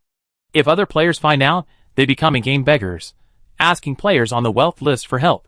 If they don't, other situations might arise. The comments from the players on the forum weren't kind. There are 100 players on the wealth list, but only the top 20 have over 10 million in funds. Many of them are dark horses trying to make the list, selling off their assets at the last minute. And what they sold might not be their own, but someone else's. The real situation isn't necessarily what the wealth list shows. It's like a boss, who appears to be worth over 100 million yuan might actually be in debt. After all, in the last round, players were willing to do anything to climb the list, and the wealth list was the easiest to climb. Now that the round is over, and the list is closed, many players might be reduced to their original state. If we rashly set a precedent, it might not be a good thing. After saying this, Jiang Xiao remembered something very important. Chapter 561. Jiang Xiao understood this very well. As a man nicknamed the Cutting Monster, he wouldn't proactively and unconditionally help a player. The phrase no gain, no early rise refers to Lu Han himself. Lu Han said this because he assumed she would do the same. Lu Han, don't always agree with me. I'm not always right. She thought it was like a test in elementary school. She might think she wrote down the correct answer, but only after the teacher's correction would she realize it was wrong. Although no one knows the correct answer in life, observing others' problem-solving process might give you new ideas. She was different from Lu Han. As an opponent of Lu Han, she would be wary, but as a teammate, she could be confident. Lu Han raised an eyebrow and nodded. But you're not wrong either. He just wanted to make her happy. There's no right or wrong in wanting to make someone happy. Jiang Xiao wasn't stubbornly opinionated, so in some ways, it didn't matter if Lu Han indulged her. She wasn't the type to let things slide unconditionally. I really want to help, but if I'm soft-hearted, I might end up helping the first person and then the second. Jiang Xiao thought carefully. Let's wait a little longer. It's only the second day of the 5th round. Okay. Lu Han agreed. As expected, after that post, many people followed suit. Please help me, everyone. There's no competition in this round. I just want to get some prize money. Someone in my family is sick, and I want to make some money. Every day I live is a day. Consider it a loan, and I pay it back later. I didn't expect people could get sick in the game. Although there's no mention of money in this round, it feels like they're all short of money. Is there a wealthy enough person to invest? We split the prize money in half. Jiang Xiao stopped watching. I don't know if it's true or not, but many people are trying to get something for nothing. I didn't expect Shen Jingbin to show up that night. Seeing Lu Han, now bald, he let out an exaggerated wow. Brother Han. Are you disillusioned with the world and planning to become a monk? Jiang Xiao blinked. Shen Jingbin had brought fruit, so of course, it was all cheaper for Jiang Xiao. She washed the grapes and lychees, and peeled them one by one. Lu Han could only watch. So Jiang Xiao thought for a moment, and went to the kitchen to squeeze the peeled grapes into juice. This would also be a liquid diet. Let's drink the grape juice. Seeing Jiang Xiao come out with the grape juice, Shen Jingbin said, Hey, it's mine. I bought these grapes. Squeeze them yourself. Jiang Xiao was quick and decisive. Lu Han leaned against the bed, leisurely sipping grape juice. Aren't you going to live stream? Shen Jingbin gritted his teeth and said something awkwardly yes. I'm divorced, you know. Lu Han nearly coughed up the juice. Ahem. You mean the NPC? Lu Han was puzzled. Yes. Shen Jingbin said, it's my in-game spouse, you know? We met at the streaming company, didn't we? I thought it was to boost my happiness and fame, but I later realized fame is much easier to gain than happiness. After all, that girl has so many demands. Shopping today, a date tomorrow. Why would I bother with an NPC? Jiang Xiao sipped slowly, as Shen Jingbin spoke. We're both divorced. Shen Jingbin's expression was complicated. Today, when I was live streaming, I boasted a little to the audience, and then she found me and threw a bucket of cold water on me. Do you know what she said? What? Jiang Xiao subconsciously gossiped. She actually called me Fahai. Shen Jingbin was baffled. And she even said I don't understand love. Chapter 562. Most importantly, Shen Jingbin was having a great time playing when someone threw cold water on him. For a moment, Shen Jingbin was furious, but when he saw that the person was his in-game ex-wife, he didn't want to be mean to her and closed the live stream. He's losing a lot of followers now, but Shen Jingbin doesn't care. Jiang Xiao sighed. To be honest, real NPCs won't proactively contact players they lost contact with. Unless the NPC comes to them on their own initiative. Lu Han and Jiang Xiao exchanged glances, then suddenly realized. Lu Han asked, How did you get to know this NPC? How else? Through work. She said I was pretty, and I thought I was, so I chatted a little longer, and she asked if I wanted to try it out. Shen Jingbin thought seriously. It just so happened that it wasn't the 4th stage at the time, and you all had spouses, but I didn't. I just found an NPC to make do with. I didn't expect this NPC to be so smart. Jiang Xiao blinked. Then what made you think of forming a spouse with this NPC? Shen Jingbin thought for a moment. She's pretty, and most importantly. Isn't that a stage requirement? Lu Han paused, not saying anything explicitly, but saying, NPCs in games are indeed very real. They have different needs. Maybe she's angry because of your attitude toward her. I buy her whatever she wants. What's the point of attitude? Shen Jingbin, as if it were a matter of course, put his foot on Jiang Xiao's strawberry stool, only for Lu Han to kick him off. Put your feet right, then stomp them. Shen Jingbin, Jiang Xiao blinked. The emotional demands of the game's romantic NPCs are pretty high. We haven't been together that long, so have you ever heard of their emotional needs, like companionship or providing emotional value? Shen Jingbin paused. What emotional value? You said you wanted a divorce? Lu Han asked. Shin Jingbin thought for a moment. What had they argued about that day? Because the NPC had said to him, all you do is livestream work, livestream work. Don't you even consider me? Shin Jingbin had received quite a lot of tips that day. He told her, don't you want to go shopping? We received a lot of tips today. Why don't you go buy a bag? She asked, what about you? He said, I'm live streaming. I'm really popular. Then they had a fight. Just as the segment was coming to an end, Shin Jingbin, a little annoyed by the other party's argument, said bluntly, if it really doesn't work out, then divorce. You can keep the money. After all, he earned enough fame points. Thinking of Shin Jingbin, he felt a little annoyed. They had a fight, and she just got a divorce. He was also wondering why an NPC could be so troublesome. Livestream. Hilarious. This Shin Jingbin used to be the top of Han Ji's list for a while, but I didn't expect his EQ to be so low. He's always been the one with the humor and the sarcasm. I seen his live streams, and his relationship life is a mess. That NPC girl is really good. I wouldn't want a boyfriend like that. What else does he give besides money? Wow, isn't a rich boyfriend what every woman wants? Wouldn't a 100,000 yuan monthly living allowance be nice? If my husband could satisfy my emotional needs, it's worth it. 8,000 a month for living expenses is enough. If he can't satisfy my emotional needs, then 100,000 a month for living expenses will satisfy my material needs. That's hilarious. My husband and I are doing our own things now, mainly because we have a child. He gives me 50,000 a month for living expenses, and I raise the child. It's okay if he doesn't come back, since it wouldn't be that useful anyway. Sister upstairs, look at your brother. He's so cute. Old men are just dogs. My husband and I didn't have anything to do together. We worked hard together until now. We don't make much, but it's enough to get by, and we live happily. Chapter 563. Jiang Shao blinked and asked Shin Jingbin, when you need someone's company, can you just give them money? The quickest way to make someone reflect is to put yourself in their shoes.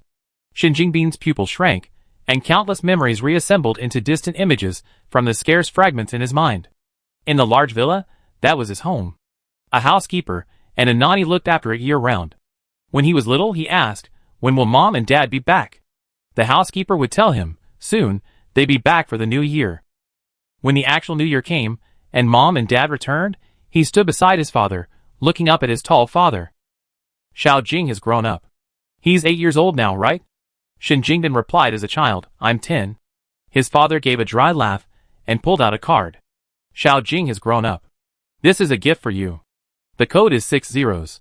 Keep it, Xiao Jing. Daddy's busy? He patted his head and said, Dad's leaving now. Even his mother said, Mom still has piano practice. Be good and play by yourself. Don't bother me. Later, Shin Jingbin realized that although his parents didn't come home often, they could still give him a lot of money. Most people in the world don't have a lot of money. He realized that if he had a lot of money, he would have plenty of company. He just had to buy soda for his classmates and top up their credit cards. When he grew up, he would buy his own car and take them for rides, parties, and nights. Even his girlfriend's eyes lit up when she saw him swipe his card. So, as long as he had money, he would have plenty of company. When he and Lu Han met, Lu Han had just become a dark horse. One night, he visited Lu Han's live stream, where his popularity was skyrocketing. He instantly fired 99 rockets, pushing his popularity to the maximum. At the time, Lu Han was playing a shooting game, and he was also playing. When he offered the game, he spammed the screen with a message. I fire 99 rockets for you, if you play with me. Unfortunately, Lu Han ignored him. He wanted money, but Lu Han had a longer-term vision. If he played with him just for 99 rockets, his ceiling as a live streamer would be infinitely lowered. After thinking it over, Shin Jingbin said, I be your number one, and you play with me. Shin Jingbin got angry and watched Lu Han's live stream, forcing him to reach the number one spot. Because the number one spot in the live stream refreshed with every game, he kept doing it for a week. Finally, one day, Lu Han said, stop it, I play with you. To others, it seemed like a condescending gift. Hey, but Shin Jingbin didn't care. He had successfully established a solid playmate relationship with Lu Han through money. Memories returning, Shin Jingbin patted his butt and stood up. That's just how it is. There's nothing in this world that money can't solve. If it can't, it must be because you don't have enough money. Then Shin Jingbin left. After Shin Jingbin left, Lu Han said to Jiang Xiao, "Don't listen to him." Jiang Xiao could tell that Shen Jingbin was not in a good mood. There was something missing from this kid's brain, but she couldn't quite put her finger on it, but it was definitely missing. Jiang Xiao asked curiously, "How did you two meet?" "I get the feeling he's quite obedient to you." Song Yusheng, while quiet, is also quite obedient. Lu Han smiled. Jiang Xiao wanted to get to know him. So Lu Han told Jiang Xiao about the relationships between the few people. Lu Han had always been quite aloof in his interpersonal relationships. He accepted those he wanted, and he didn't demand blood oaths, calling each other brothers, or anything like that, like a canon. He took it lightly. "Come, stay. Leave," explain the reasons clearly, and part ways amicably. From beginning to end, he didn't overemphasize sentimentality. Chapter 564. After changing the direction of my live stream, I wasn't asking for tips. Lu Han raised an eyebrow. "It's mainly because this guy is giving too much. I seriously suspect he'd bankrupt himself if I don't agree. Because Shen Jingbin's idea is, the man who has money for everything. Maybe I brought him along because he's the leader in the atmosphere?" Lu Han commented. "It's fun to bring Shen Jingbin along. Shen Jingbin isn't much of a drag, and he can actually find things to do on his own, even if his focus differs from others. He's not a busybody either, just quietly playing around with Lu Han and the others. He's usually a bit careless, but he doesn't do anything bad. He's a teammate who, though not very smart, is a cooperative one, a kind of support money bag.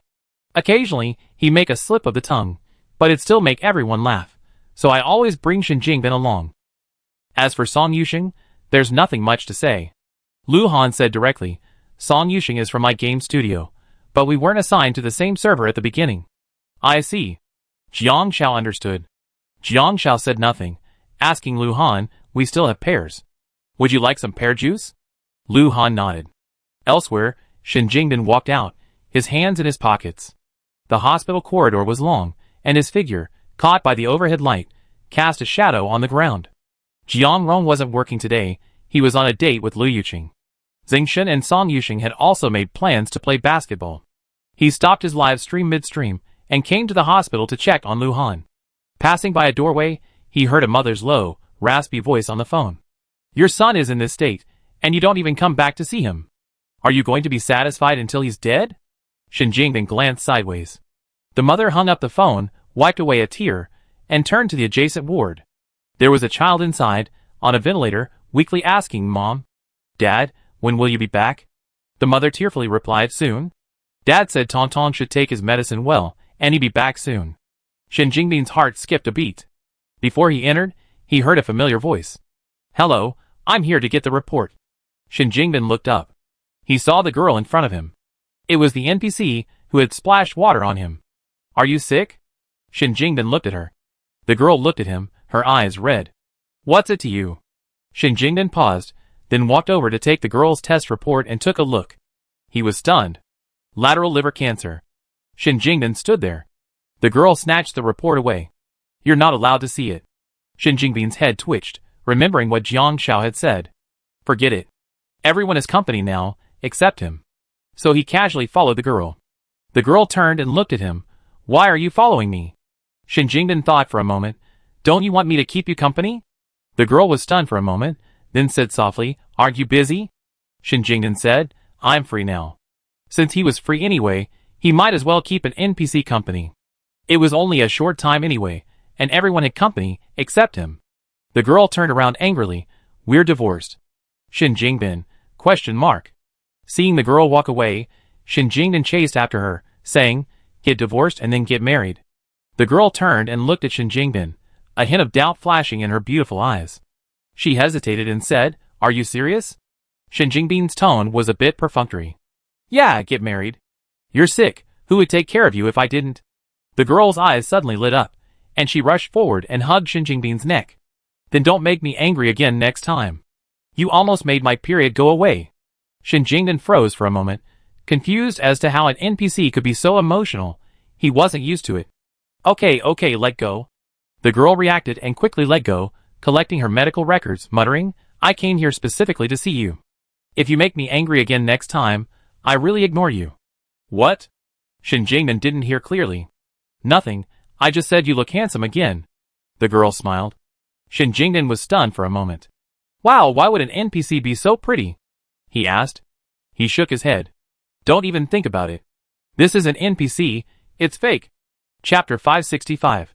Number of days for the 5th stage, 3. Basic cash reward, 3,000. Lu Han was discharged at noon the day after chemotherapy.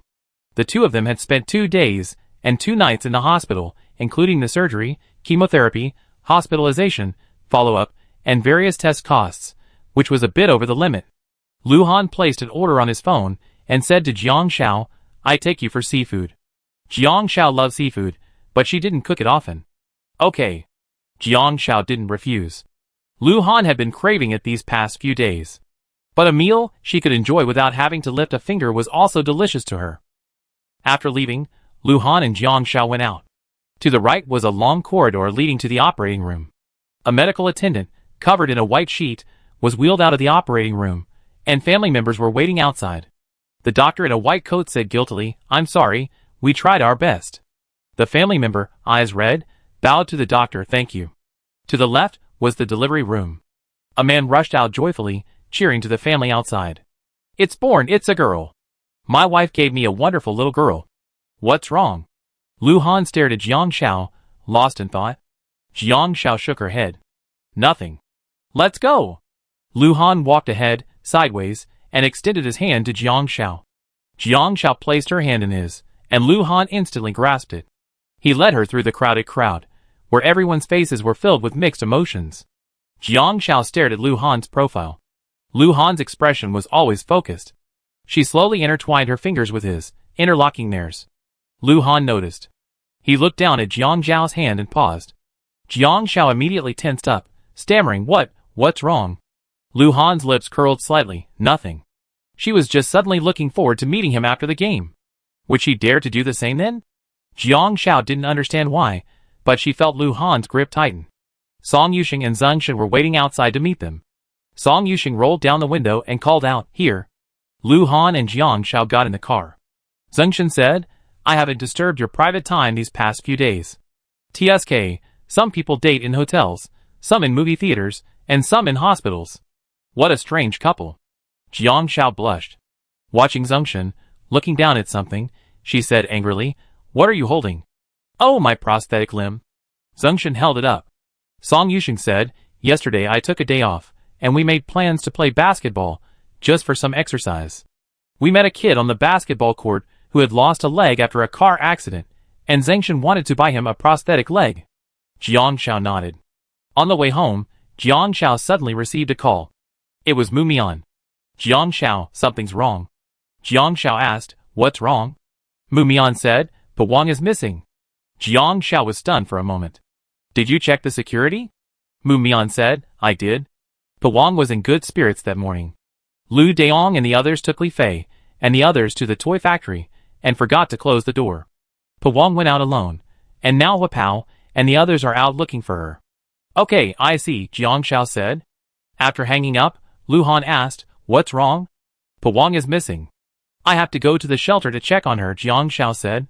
Song Yuxing turned the car around immediately after hearing this. Lu Han said, I'm canceling the restaurant. The plans for a grand meal were ruined. 15 minutes later, the group arrived at the shelter. The shelter currently had 8 staff members and 7 inmates, plus 2 volunteers, Lu Daong and Hua Pao. Chapter 566. Lu Daong looked at Jiang Xiao with a guilty look on his face. I'm sorry, Jiang Xiao. It's me. I forgot to close the door when I left. Jiang Xiao frowned and tried to comfort Lu Daong. You didn't mean to do that. Where's Hua Pao? He's still out there looking, but we actually been searching for hours. Lu Daong said. Lu Han asked, have you called the police? Mu Mian nodded, yes, they already come. Zhao Bo sat nearby, smoking a leaf cigarette and coughing as he did so. The old woman hasn't been able to remember people lately. Back home, people would often hang a sign on her so that if she got lost, someone could bring her back. Lu Daong frowned. Old man.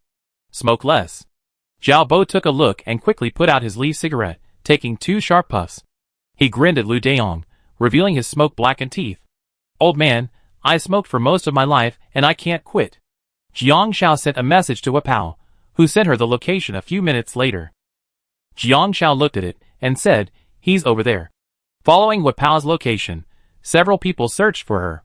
Because Huapao was the one most deeply tied to Wangpa, and the one most affected by her, he was a naturally sentimental person. A few people found Huapao in an alley on a street corner, his eyes red. Seeing so many people arriving, Huapao said, "The old man selling buns nearby last saw her here. There's no surveillance around here, so no one knows where she went. I can't find her." As he spoke, Huapao began to cry. "I shouldn't have left her alone." Seeing Huapao's distress, everyone remained silent. Lu Han frowned. "Lu Siyuan, this is just a game." Huapao looked up at Lu Han. "Lu Han, what do you mean?" "It's fake," Lu Han said word by word. "Wangpa, it's fake." Hearing this, Huapao could no longer hold back. He stood up and rushed towards Lu Han, grabbing him by the collar. "You're the fake one. You're the fake one. She said I was her good grandson, and she would buy me delicious food." Lu Han's face was cold, and he couldn't help but punch Huapao. "Lu Siyuan, you should wake up." Everyone was shocked.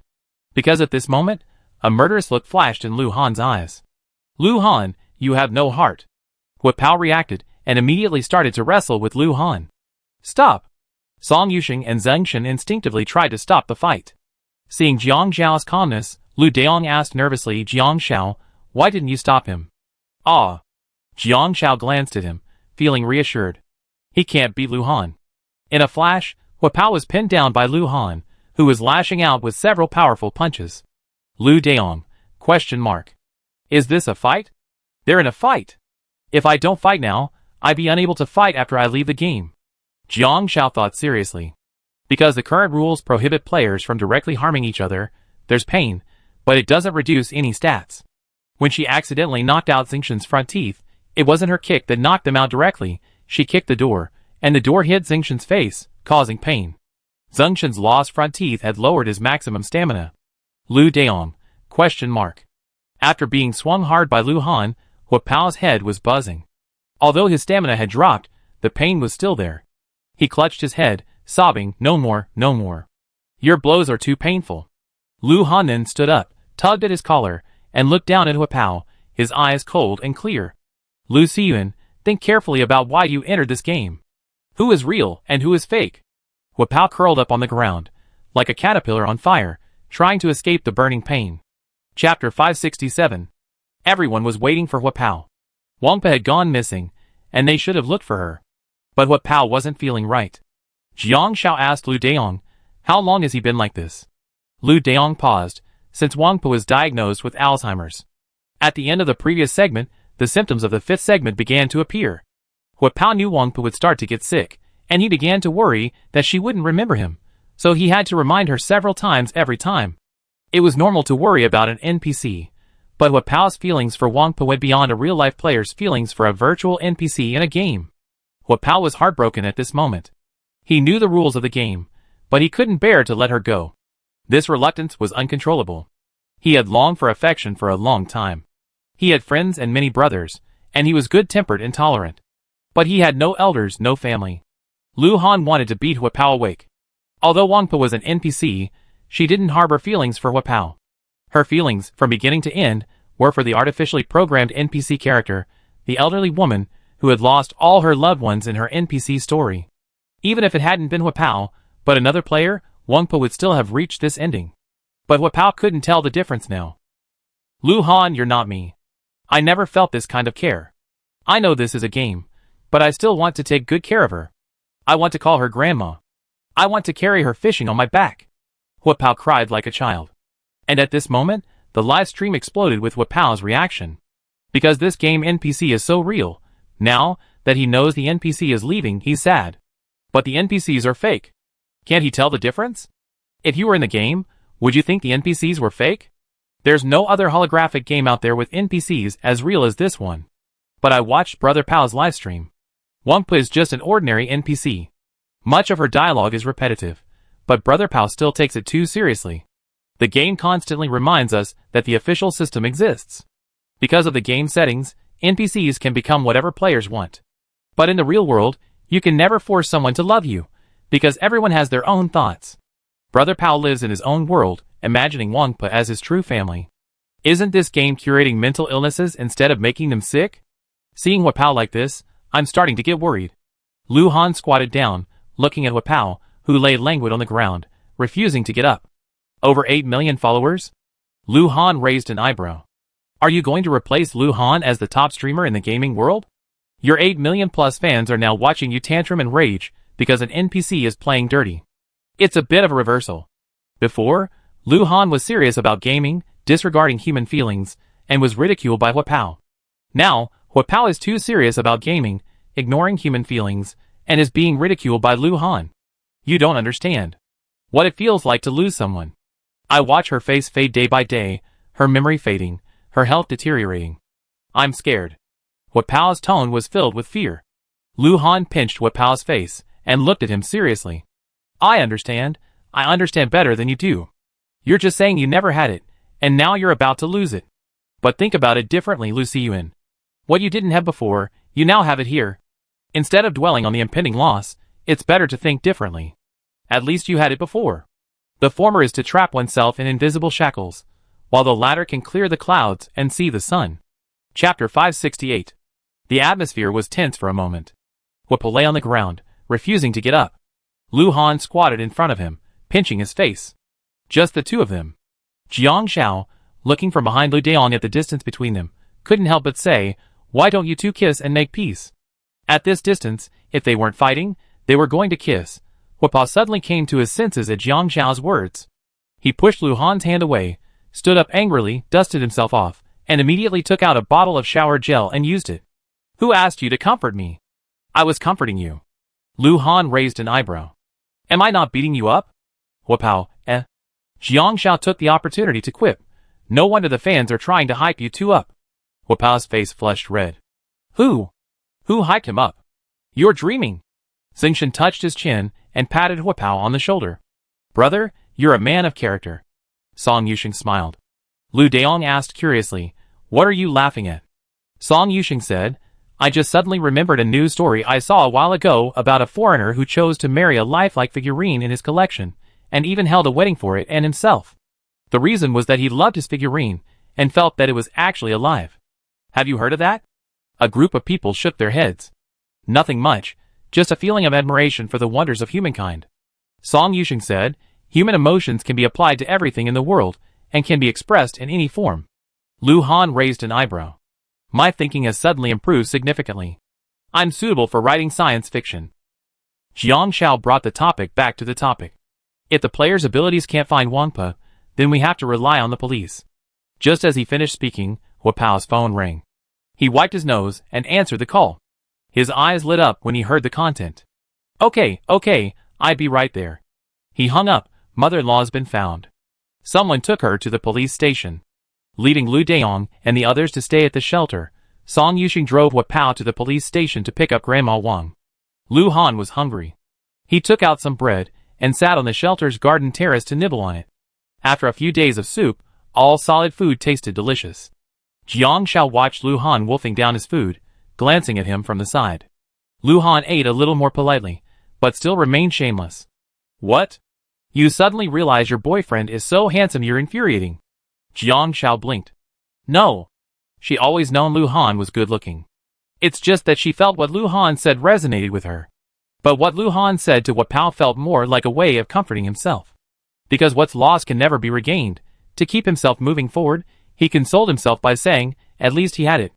So Jiang Xiao said earnestly, Lu Han, if things ever get tough between us, let's part ways amicably. I remember your kindness. Well, at least we had it once.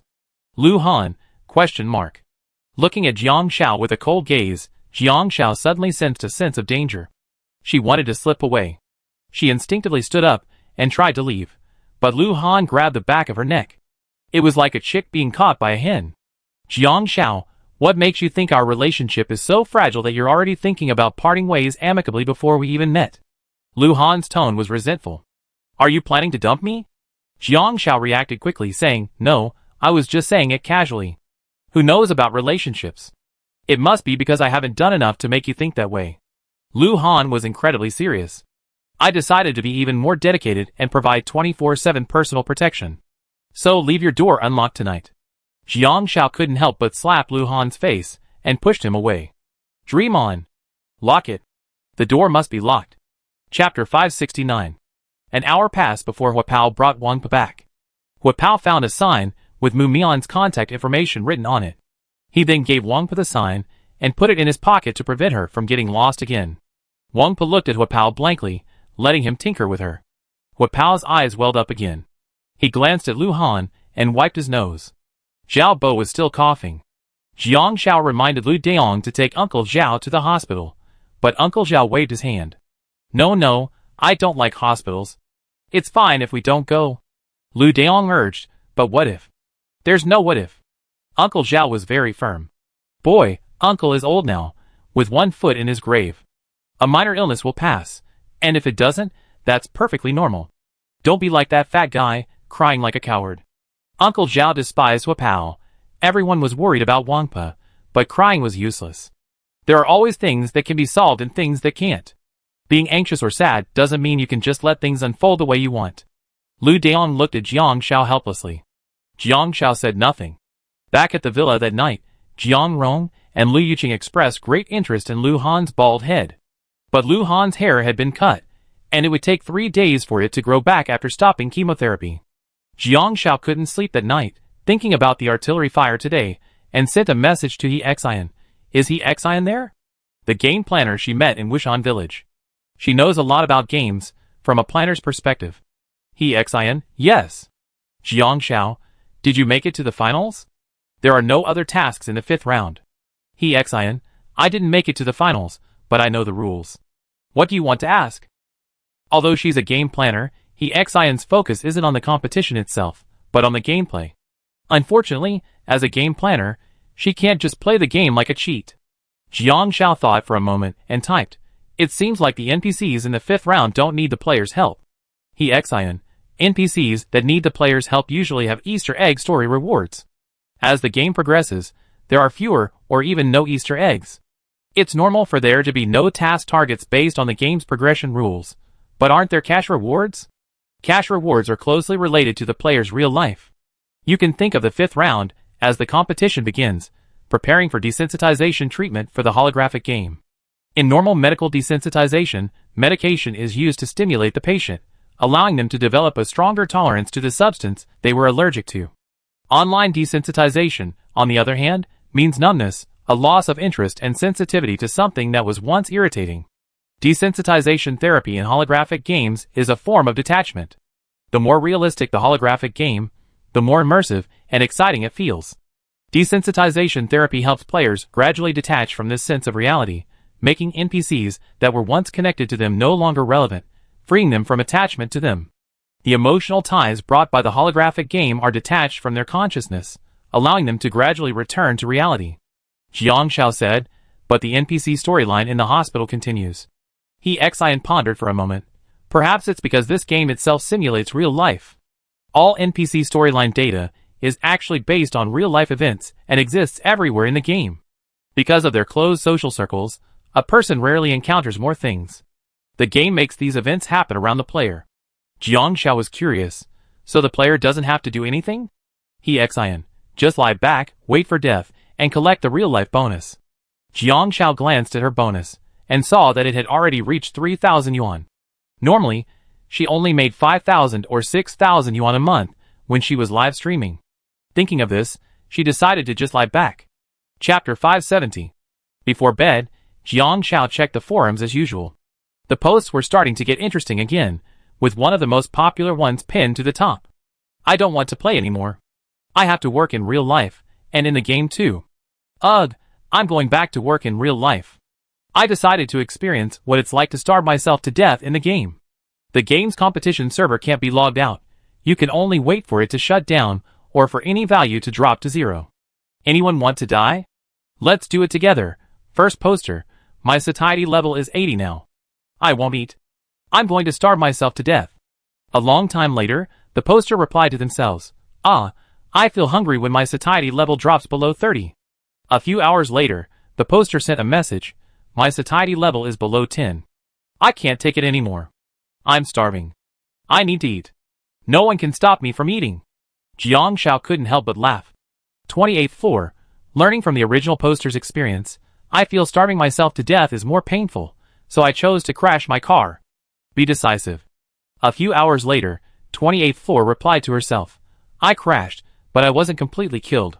I'm paralyzed and lying in the hospital with amputated legs, and volunteers are taking care of me. Wow, the volunteer lady ignored my objections and insisted on pulling down my pants to wipe me. I feel like a loser. This scars me.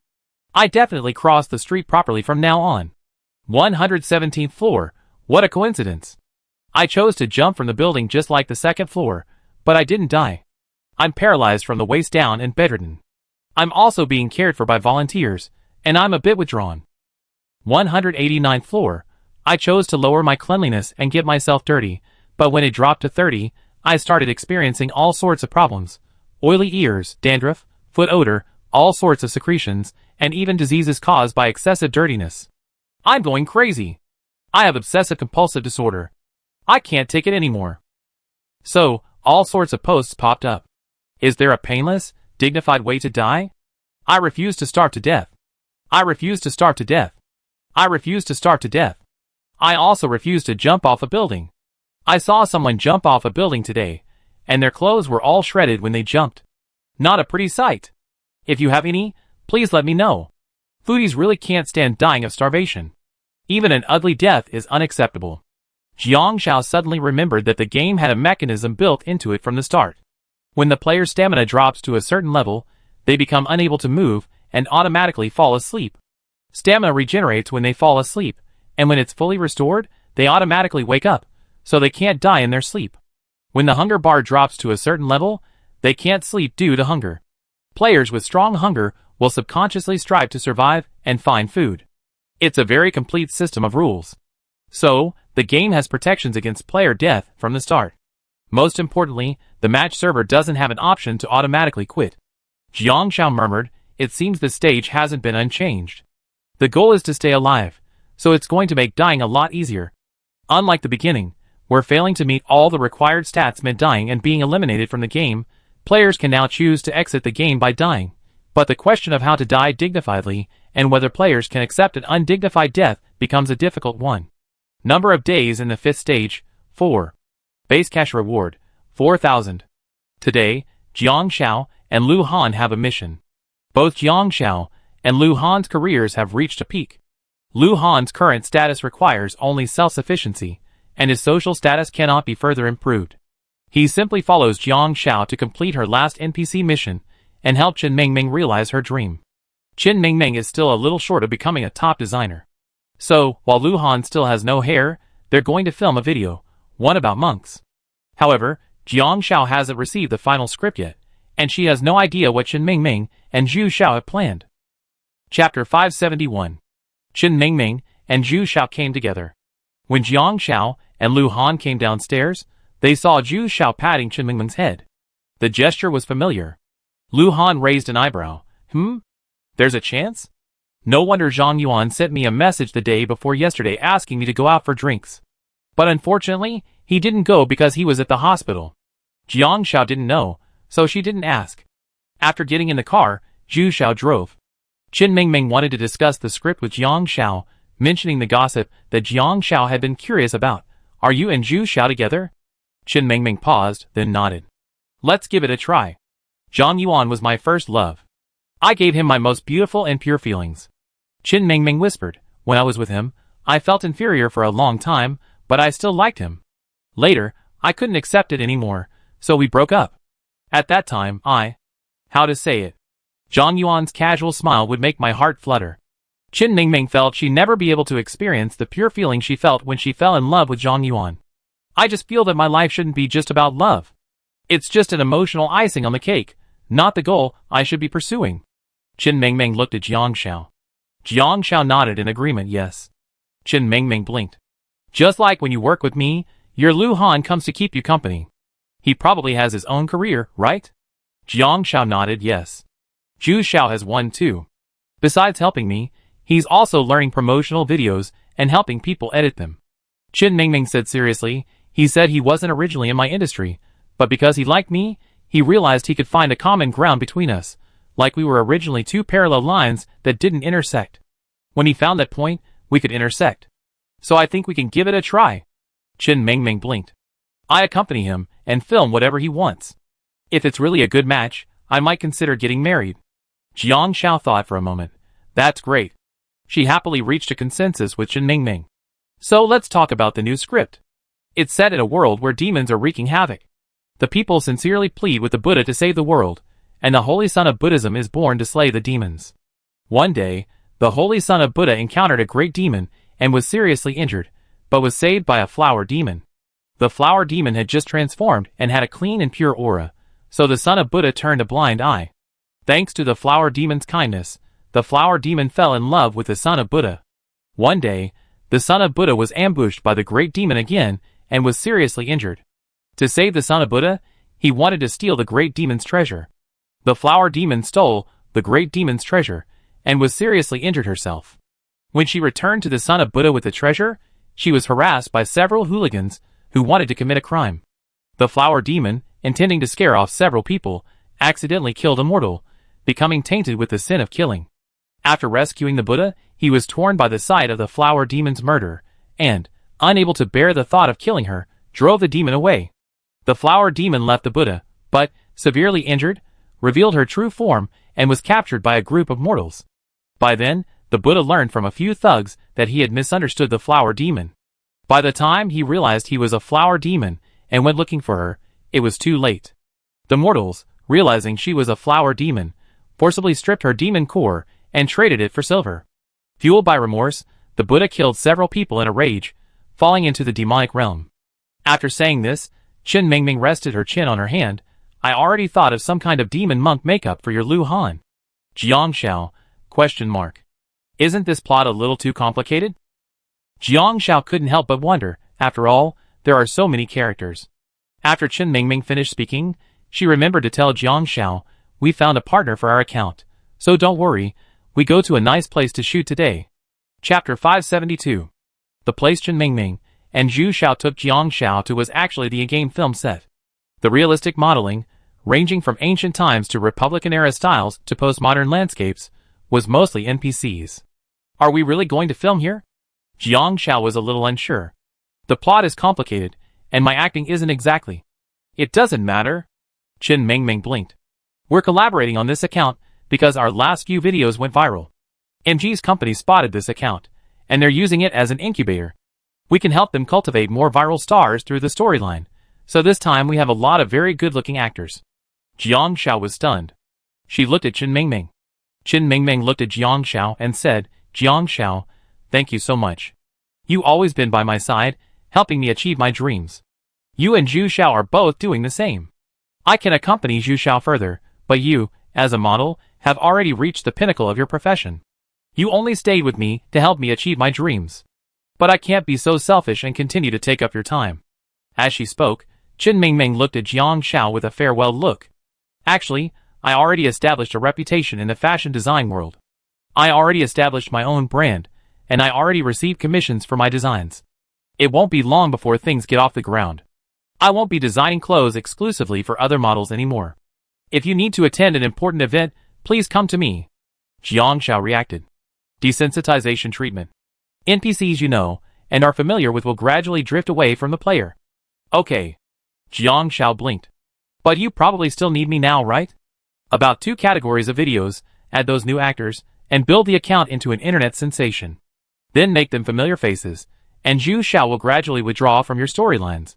Chen Mingming finished, but don't worry, this account is the result of the hard work of the 4 of us. If it were to be used in a different way, I would still give you what I owe you for all your hard work. Your hard work wouldn't be in vain. Okay. Jiang Xiao didn't refuse. Lu Han was on the phone. Jiang Xiao walked over to discuss the storyline when she heard Lu Han say, Zhang Yuan, I'm sorry, I can't help you. You can't force relationships. Jiang Xiao even heard Zhang Yuan cursing, and asked Lu Han if he really considered him a brother.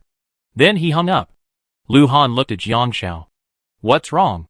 Because Chen Mingming chose Zhu Xiao, and I'm in contact with Chen Mingming, and you're my spouse, but you didn't help Zhang Yuan, so he's angry? Jiang Xiao asked. An excuse to say goodbye, Lu Han said. Jiang Xiao nodded. Chen Mingming also told me she won't force me to film Zhu Xiao anymore. If I need her, I can always contact her. Lu Han nodded, and Jiang Xiao gave him a brief overview of the script. Since neither of them were regular actors, they would have to stage the scenes and hire someone to do the voiceover. Fortunately, their looks made up for it. After hearing this, Lu Han felt a little sorry. Jiang Xiao couldn't help but roll her eyes. So, the two of them quickly split up to shoot. On set, the scenery was easy to find, including temples and the outdoors. Chen Mingming prepared a red and white floral dress for Jiang Xiao. It looked like a thin, muslin dress with puff sleeves that draped over her arms. The material was very light, a style she would never normally wear. Chapter 573. Jiang Xiao had only seen other people wearing this kind of clothing online before, pretty girls in beautiful dresses, and she couldn't help but take a second look. She always wore her training uniform. She wasn't envious or jealous, it was just that everyone had their own place, with things they couldn't and didn't want to do. She hadn't realized she already worn it several times in the game. She always treated it like a mission, doing her best. Now, as Chen Mingming was about to say goodbye, even after leaving the game, it would be a very special memory. So she looked up at Chen Mingming and said, "Come to my house for dinner in a couple of days." "Sure." Chen Mingming's eyes lit up. She always remembered Jiang Xiao as a skilled cook. After Jiang Xiao finished her makeup and changed her clothes, she emerged, and Chen Mingming was stunned. The bright red and white outfit she prepared for Jiang Xiao left her arms, shoulders, ankles, and calves exposed, even her front barely visible. But on Jiang Xiao, it exuded a clean, ethereal air, without a hint of allure. Even with the faint red eyeliner at the corners of her eyes, she still felt strangely comfortable, not like a bewitching enchantress at all. It was mainly Jiang Xiao's eyes. Her expression was so bright and pure. They say the eyes are the windows to the soul, and Jiang Xiao was definitely the kind of person who would be captivated by her eyes or smile the moment they saw her. Zhu Xiao still has a sharp eye. No wonder they changed the script. Chen Mingming couldn't help but sigh, "You're not suited to be a captivating enchantress. You can only be a pure and innocent little elf." Jiang Xiao blinked, and she felt the small red flower in her hair sway. Chen Mingming sighed, "Zhu Xiao has seen many actors, and there's a certain aura that has nothing to do with age. When a heart is changed, a person's eyes also change. And your eyes now, paired with this makeup, create a truly striking contrast. Alright, go little flower demon." Zhu Xiao first took Jiang Xiao to film the transformation scene. The trembling flower demon, hiding beneath a tree, finally transformed into a human after centuries of cultivation. Her first act after transforming into a human form was to scatter around, sniffing around her brothers and sisters, then curiously wandering around. Because the requirements for this scene were a bit high for Jiang Xiao, and she had no acting skills, she had to improvise on her own, which delayed the filming by nearly an hour. After Jiang Xiao finished filming, they returned to the second scene. That was the scene where the Buddhist disciples leave the temple. Then, Jiang Xiao saw Lu Han. She didn't know what kind of makeup Chen Mingming had applied. His facial features remained the same, but with the Buddhist robes on, his aura of abstinence was much stronger. He glanced at Jiang Xiao, his eyes radiating a depth that carried a solemn and inviolable air. Seeing Lu Han also spied Jiang Xiao, their eyes met, as if bound tightly together by an invisible thread. Zhu Xiao quickly seized the opportunity to capture their eye contact. Lu Han, wielding his demon-slaying staff, stepped towards Jiang Xiao, a solemn ritual imbued with an indescribable majesty. Jiang Xiao felt as if she had truly transformed into a flower demon, imprisoned by the staff. She had fallen in love with this monk, from the moment she saw him. Lu Han walked up to Jiang Xiao, sized her up for a moment, and suddenly chuckled, "A change of script wouldn't be bad." Jiang Xiao came to her senses. Lu Han's lips curled slightly. "After all, I can't hide the look in my eyes when I think I'm leading the world." Jiang Xiao didn't even need to actively seduce him. She could just stand there. Jiang Xiao's ears flushed, and she quickly rolled her eyes as she realized what was happening. Slippery talk. Chapter 574. Because the script was complex, many extras were added. Filming was difficult, so it took a long time. It couldn't be finished in a day, so we could only shoot the first 2 episodes. Watching the 2 people filming in the live studio. Wow, these looks are way better than any internet celebrity. I wish they could film this in real life. Brother Han, do you think I tease you? Someone asked Brother Han to join the entertainment industry, but he turned it down. Why not? Become a star. Brother Han isn't interested. His life goal isn't to be a star. He can live well without being one. Being a star means you lose your privacy. Recently, that Lu Mingchen revealed that Brother Han had been in juvenile detention and was an illegitimate child, but the news quickly vanished, as if it had never happened. I don't know if it's true or not. It's true. I know I have connections, but the situation was complicated back then, with all the vendettas between wealthy families. And Brother Han was in jail. In that case, there was actually no real evidence to prove that Brother Han was the murderer, but he confessed. It can only be said that he was young, and no one knew what happened. He refused to tell the truth and chose to confess, so the sentence must be based on his confession. Who knows? Anyway, the Brother Han I see now is the Brother Han. If you have the guts, expose his current dirt, not his older, more immature past. The grudges between wealthy families are very complicated, you won't understand. In other words, even if Brother Han made mistakes as a child, he was punished. And now he's a semi-public figure. If he commits a crime, the law will punish him anyway. Lu Han really did go to juvenile detention, and it was suppressed because of his connections. That's really amazing. Legal education. Crimes committed under the age of 14 will leave a criminal record. However, criminal records are permanently sealed, and even after adulthood, they can't be accessed. I can only say that Lu Mingchen's exposure of this matter has ulterior motives, and he's trying to discuss Brother Han. I haven't seen any news about him lately, and the Lu group is embroiled in a money laundering scandal. It's going to be a disaster. Jiang Xiao and Lu Han were unaware of the discussion in the livestream. I finished work at 6 p.m. and returned home at 10 p.m., and I had to continue filming the next day. I didn't expect Liu Yuqing to actually cook tonight. Seeing Jiang Xiao and Lu Han return, she said, "I'm cooking today. Want to eat something?" Jiang Xiao said, "Why did you suddenly think of going home to cook?" Liu Yuqing is the queen of part-time jobs, with many side hustles, including delivering food. Jiang Rong felt a little unwell today. He went to the hospital for a checkup, and found out he had a mild stomach problem.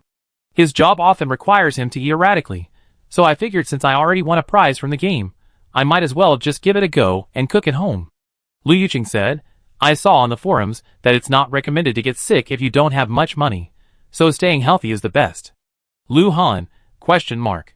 They both have irregular diets, but some people only have a mild stomach problem. While he has stomach cancer, Jiang Xiao wasn't polite. She made pork ribs with rice. She simply cooked them in the rice cooker with water, pork ribs, soy sauce, potatoes, and corn. The taste was a bit salty, perhaps because she added too much soy sauce, but Jiang Xiao felt it was important not to be picky when someone was offering you something. It would be as impolite as being picky about the place you're dining at after someone invited you. So she filled Lu Han's bowl as well. She washed up and piled up the data. Jiang Xiao began to browse the forums. The forum still had a lot of popular posts. But one post caught Jiang Xiao's attention. The poster's ID was a player who had previously suffered from bone cancer, and was asking the leaderboard leaders for help. Tomorrow is the 5th day of the 5th round. I haven't made much money, and buying supplies costs a lot. I'm probably going to die soon, but I made 5,000 yuan. I'm thinking about what I can do with it. Chapter 575. Jiang Xiao clicked in to read. Original poster, maybe I'm useless. I have no money in real life, and no money in the game, but I was lucky enough to get another 5,000 yuan bonus. In real life, I can pay for 3 months rent, and maybe even buy an electric scooter, so I don't have to walk 40 minutes to the office. Following are all player comments. Second floor, the big guys who made it to the leaderboard are lucky to get 5,000 yuan, but we didn't get a penny. Third floor, haha, no one's supporting you yet. That's too bad.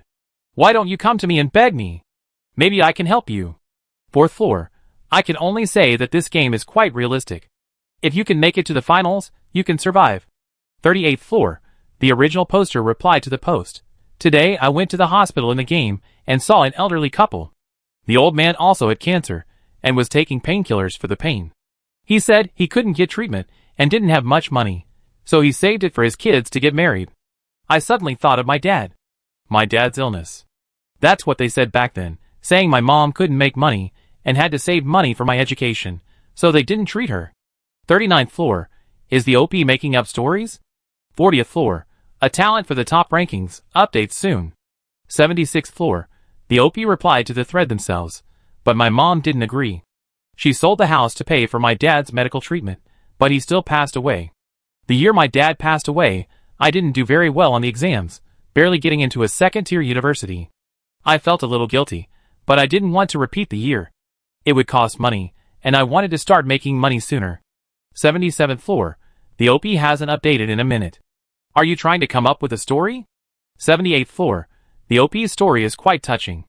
The 99th poster replied to the thread himself. I work part-time to pay for college, but I haven't made much progress since graduation. My monthly salary is just over 6,000 yuan, and my mother is still working as a nanny. I want to make more money to make my mother's life easier and buy a house soon. I'm not in a relationship yet, and I'm afraid to start one for fear of wasting time. 100th post. Is this true or not? Few people responded after that. It seemed they were all just watching his updates. Jiang Xiao refreshed her page. Just a minute ago, the poster on the 101st post had replied, Actually, I don't have a holographic gaming pod. I work part-time at an internet cafe. I happened to post a post on the official website and won a spot. Since spots aren't transferable, I asked my boss, a gamer, to lend me his holographic gaming pod. If I make 5,000 yuan, I can treat him to a meal. Jiang Xiao thought for a moment and privately messaged the poster. Are you there? The poster replied after several minutes. Yes. I work part-time at a convenience store. I just went to collect a customer's bill. Sorry. Jiang Xiao said bluntly. Do you need any help? The poster replied after a minute. Thank you. I should have agreed, but someone else already offered to help me. Thank you, thank you. Thank you so much. Oh. Jiang Xiao didn't think anything of it. It was just a simple favor. His story held a certain weight, and in the game, he must have been working hard. It was worth a favor. The other party's refusal proved that the story was true, otherwise, he would have accepted help from two people at once. Even if it's fake, it doesn't matter. This story is worth her help, at least she put some thought into it. Jiang Xiao replied, It's okay. If they're not sincere, they can contact me. Jiang Xiao continued to post until midnight. Number of days for the 5th stage, 5. Basic cash reward, 5,000. Jiang Xiao immediately pulled out her phone to check today's videos. She'd been up all night waiting for the video to be finished. Chapter 576. The video opens with an exquisite aerial view of a temple, captured by Zhu Xiao using a drone. As expected, they added a voiceover. Voiceover, please, Buddha, come forth and slay demons and monsters. The handsome Buddha is born. He shows no mercy to demons and monsters, and is righteous and unyielding. When faced with a great demon, even though he subdues it, Buddha himself suffers the consequences. Shortly after the little flower demon transformed into a human, he found the unconscious Buddha on the roadside. Unaware that Buddha was a demon slayer, he dragged him to a cave and used herbs to save him. The flower demon muttered, This is the first time I've seen such a beautiful person. Of course, I can't let him die like this. When Buddha woke up, he saw the little flower demon's back and instantly reached for his staff, intending to slay the demon. However, the moment the flower demon turned to look at him, his hand holding the staff froze. The Buddha sighed, That's all? Then the little flower demon pestered the Buddha. Because the Buddha was too weak to kill, the little flower demon couldn't cook, so she gave him the dew she drank. After a few days of drinking it, the Buddha grew thinner and thinner. The little flower demon tried to make a fire and cook, but nearly burned herself. She pitifully held out her burnt, curled-up leaf hand. The special effects were quite realistic, a bit funny, yet also a bit sweet. The flower demon coquettishly said, Blow on it, blow on my hand, and it stopped hurting. One day, a strong wind blew, and a great demon came to seek revenge. While protecting the little flower demon, the Buddha fell into the demon's trap, severely wounded, and the demon took her golden elixir. The little flower demon knew that without the golden elixir, a person would die in 3 days. She chased the demon and, after untold hardships, finally reached its lair and begged it to return the golden elixir to her. The great demon said, You've fallen in love with a demon hunter. Do you know that no demon he's captured survives? The flower demon, No, he didn't kill me. Please, give me back my golden elixir. I trade it for everything I have. The great demon chuckled, I want you to trade your roots. Flowers have roots, without them, they can't absorb spiritual energy. Eventually, the little flower demon had to trade. Without roots, the flower demon was utterly weakened. On her way back, she suddenly encountered 3 malicious thugs. The flower demon retreated in fear, her face thick with fear. You don't come over here. The video abruptly ended. Jiang Xiao was watching with such a deep concentration that the screen went black. Why isn't it over yet? Just like the author, she is stuck. I couldn't help but go back and watch it. Actually, there wasn't much plot, and the filming took a lot of time because Lu Han kept laughing at her, so I only filmed a few scenes. And when she was dragging Lu Han back to the cave, she didn't see him, and he bumped his head against the ground, causing a few bumps. I didn't expect the film to be so coherent now. Comments quickly poured in. Aw, stop being so sad. I hope the little flower demon is okay. Buddha is so handsome. I suddenly understand why a certain princess rebelled for Monk June. The little flower demon is adorable too. I died laughing when she held out her leaf-burned little hand and forced him to drink the dew, telling him it was incredibly nutritious. Yeah. And seeing that Buddha was so skinny, I suspected it was from not getting enough sunlight, so I dragged him out for some sun and died laughing on the floor. Can you believe this is the Buddha demon who saw and slew demons? Am I the only one who thinks the big demon is so handsome too? But my intuition tells me this is a bad ending. Unexpectedly, within 5 minutes of posting, there were already over a dozen comments. Jiang Xiao contentedly turned off her phone.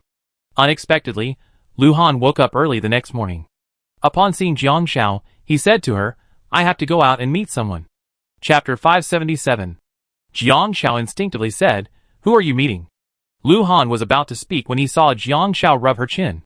A female player who's been pursuing me for a long time. Jiang Xiao said, Oh, and turned calmly. Lu Han couldn't pretend anymore, and quickly grabbed Jiang Xiao's hand. Just kidding, a player on the forum needs help. I guessed it. Jiang Xiao happily pulled out her phone. Is that what you're talking about? Lu Han raised an eyebrow. Jiang Xiao and he were thinking the same thing. But Lu Han hadn't told Jiang Xiao about this, indicating he wasn't trying to take credit for it, which surprised Jiang Xiao. Well, let's go together, Lu Han asked.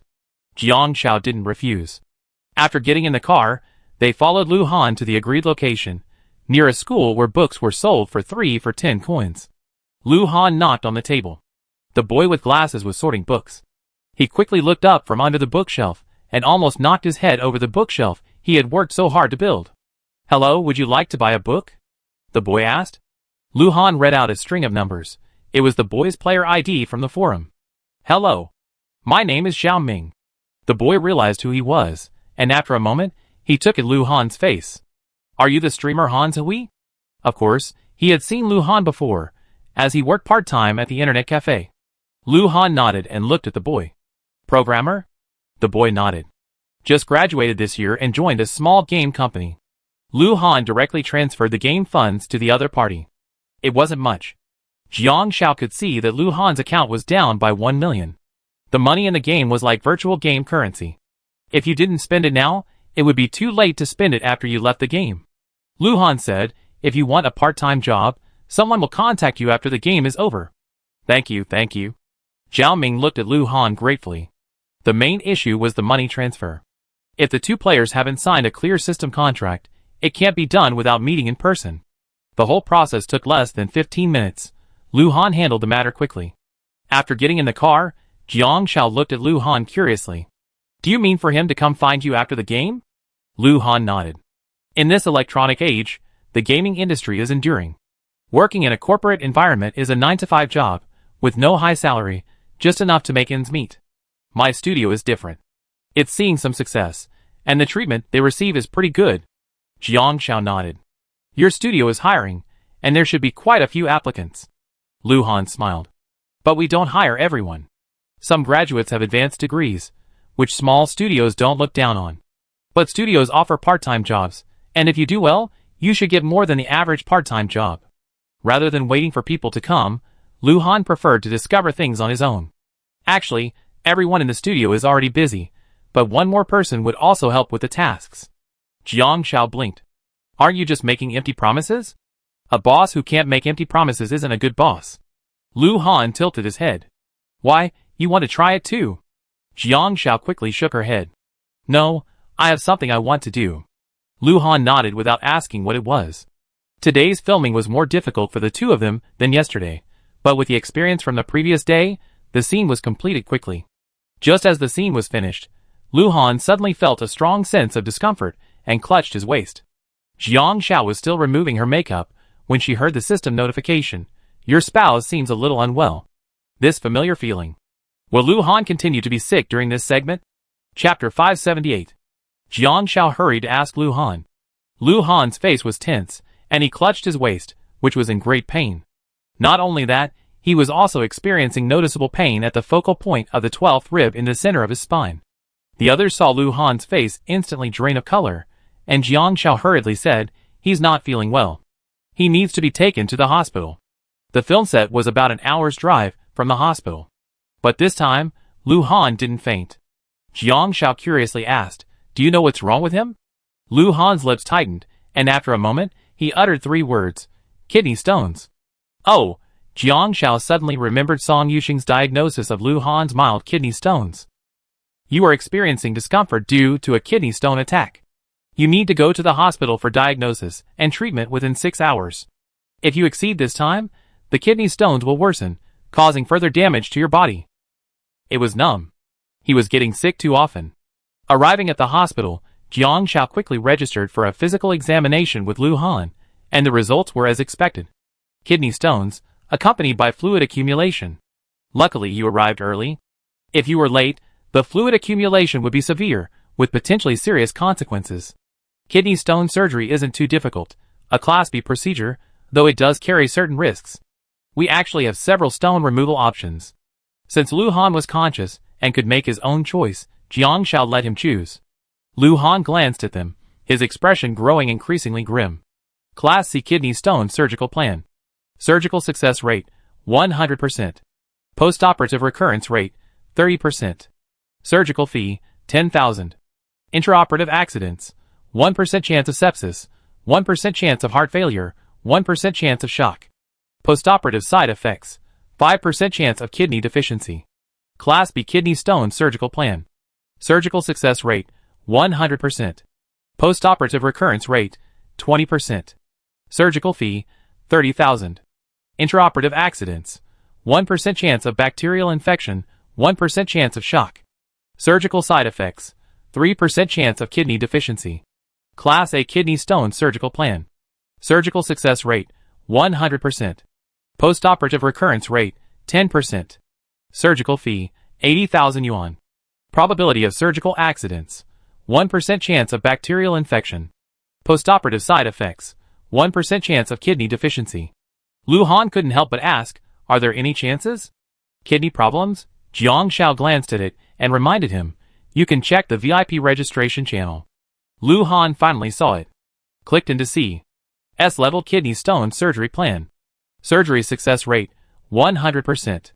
Postoperative recurrence rate, 0%. Surgery fee, 200,000. Chance of surgical accidents, 0%. Postoperative side effects, 0.1% chance of kidney deficiency. Lu Han stared at that 0.1%, it was shameful. Jiang Shao saw it too, but after all, it was an S-level surgery plan, with a 0% recurrence rate and a 0% chance of surgical accidents. So, Lu Han looked at Jiang Shao seriously and said, "Jiang Shao, do you want to experience the feeling of being widowed?" Jiang Shao blinked. Livestream. "I can't stop laughing, Brother Han. I'd rather die than have a 0.000001 chance of kidney deficiency." Brother Han's manly pride is taken on a weight it shouldn't have in this game. Wow. If Brother Han really can't make it, just let him go, and let me take care of Sister Han. I can handle it, my kidneys are perfectly healthy. Although I want to laugh, here's a little-known medical trivia. In reality, kidney stone surgery and kidney deficiency are not directly related. It's just a setting in the game. Kidney stones are a Western medical theory, while kidney deficiency is a traditional Chinese medicine theory.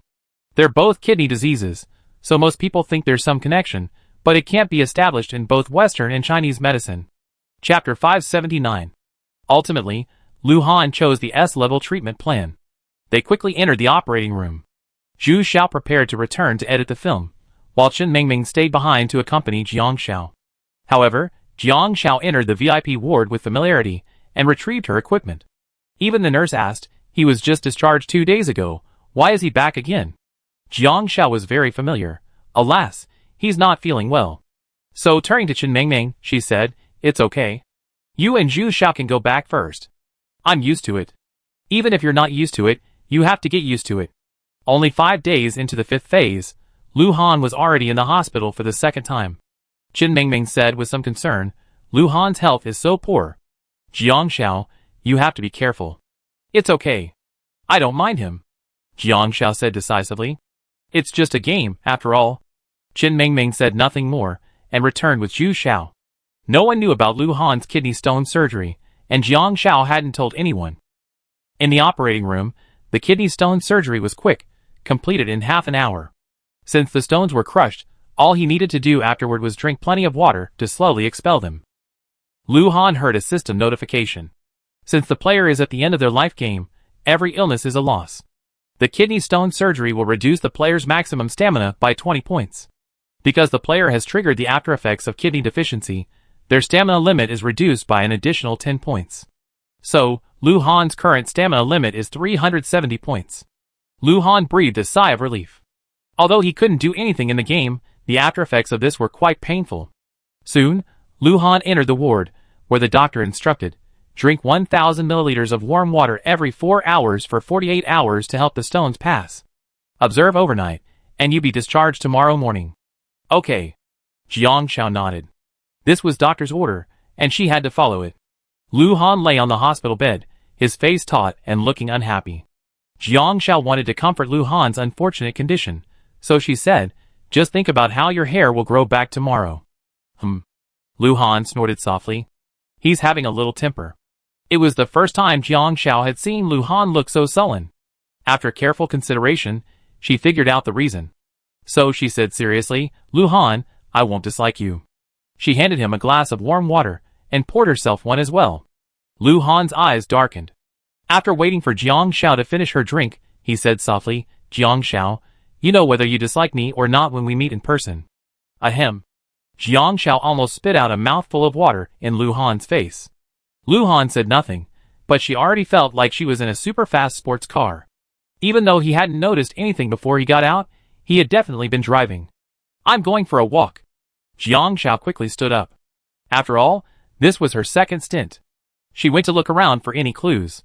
Jiang Xiao went downstairs. Since the hospital was quite large, she had wandered around the 7th floor, where surgery was held, the last time she was there. The ward next door was no longer occupied, and was now empty. She prepared to go downstairs. As soon as she reached the 2nd floor, she overheard 2 nurses discussing cautiously.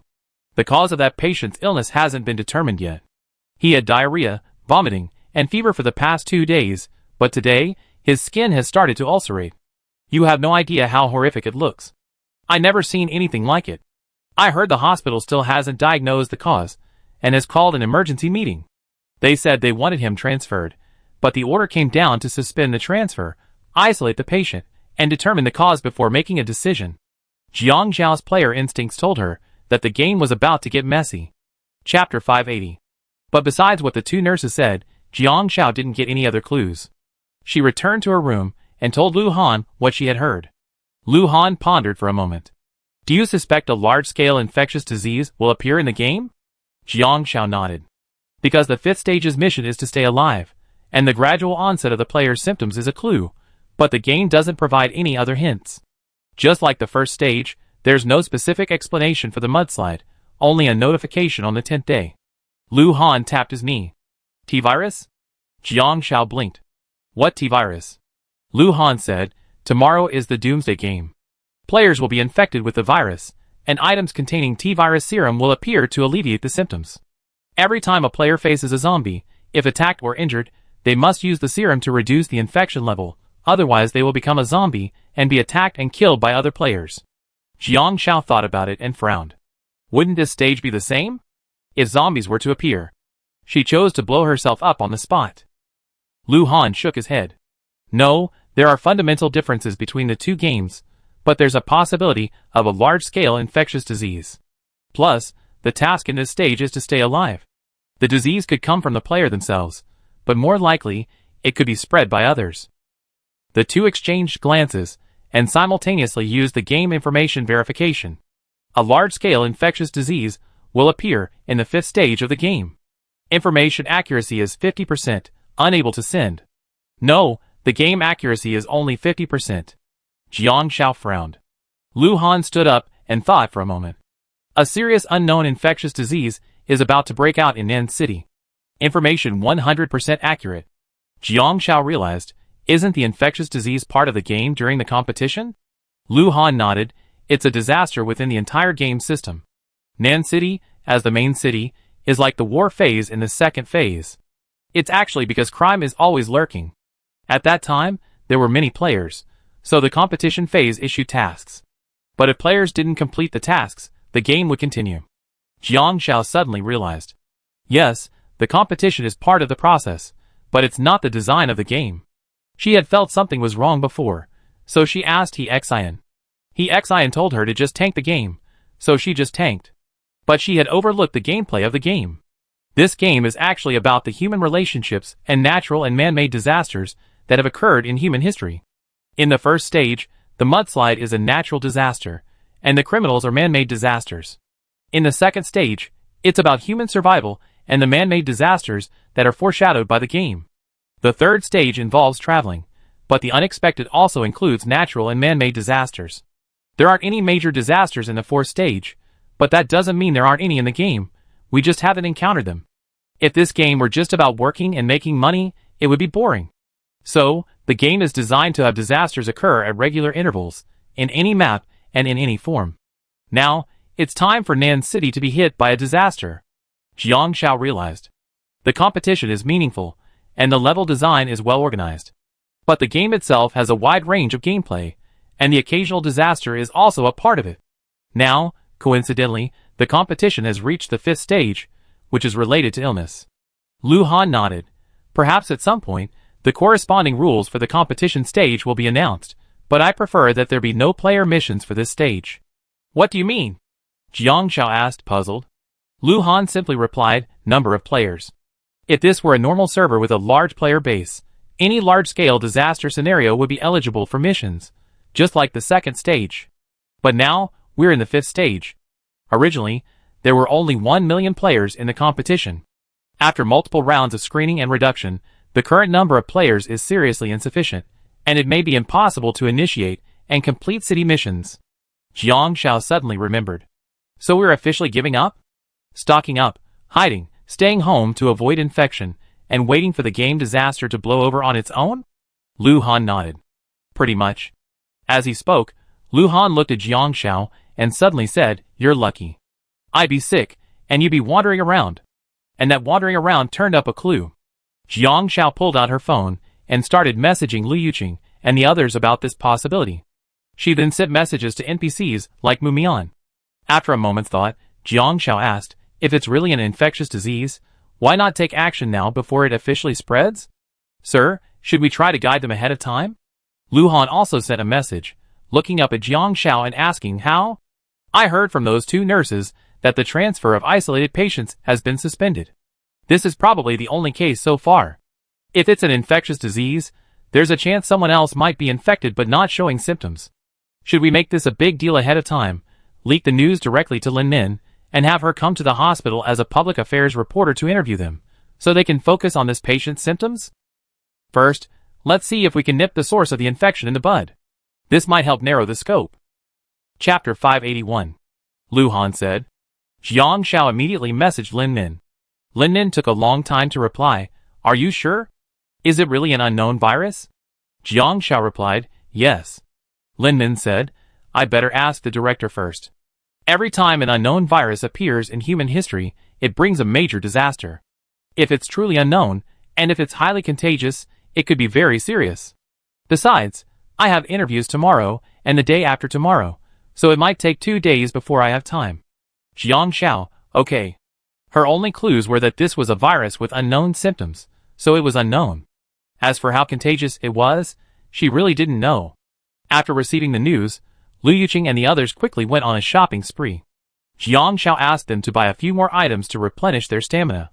She didn't know if it was just her imagination, but she felt like her stamina recharged more slowly.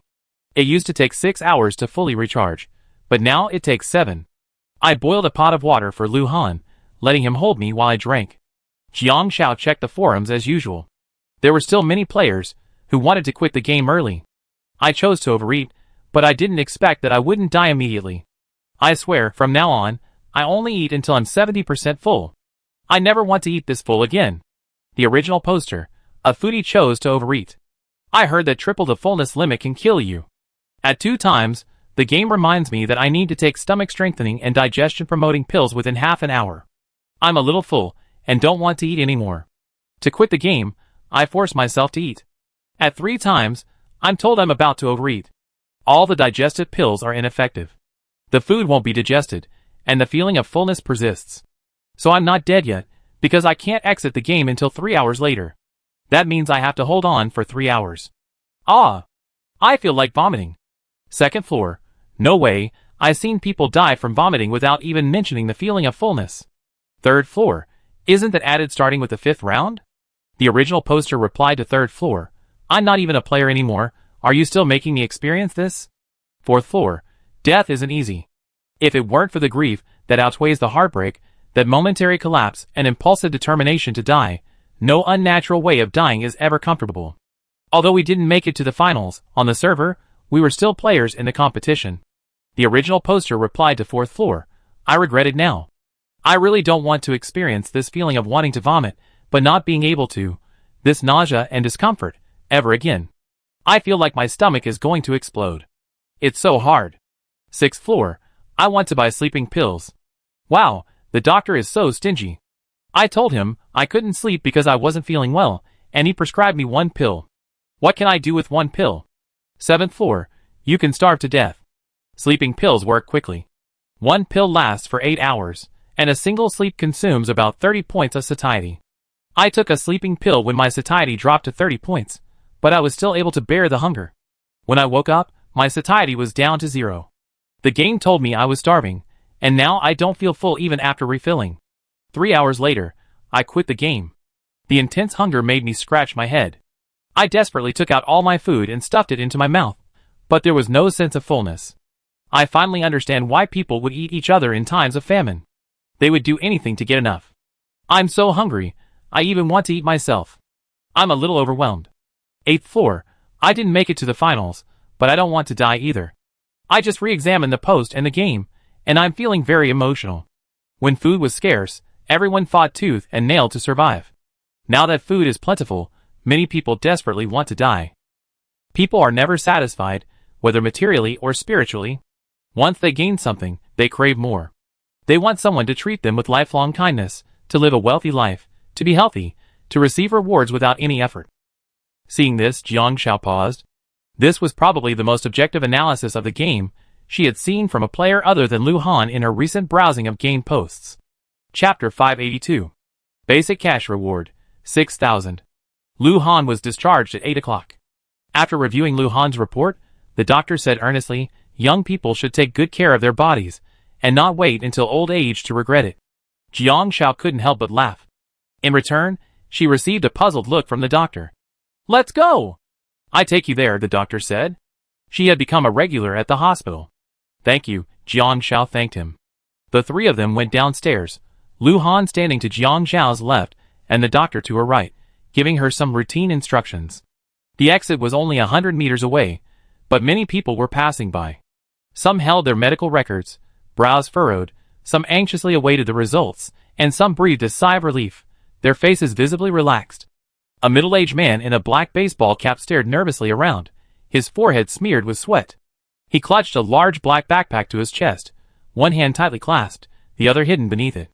Spotting the doctor standing to Jiang Xiao's right, his glare darkened, and he charged at him. Lu Han's gaze icy, and he instinctively pulled Jiang Xiao behind him. Get out of the way. Jiang Xiao's nerves instantly tensed. But it was too late. The dagger pierced Lu Han's arm. Lu Han grunted, then reacted quickly with a kick, sending the man crashing against the wall. Screams echoed from the corridor. He's got a knife. He's going to kill. The corridor erupted in chaos.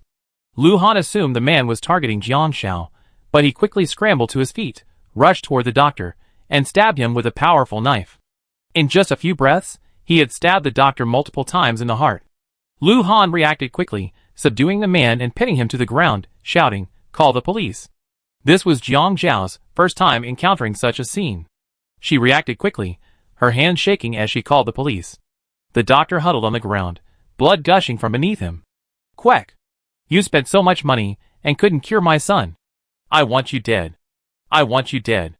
The man roared, then was knocked unconscious by Lu Han's blow.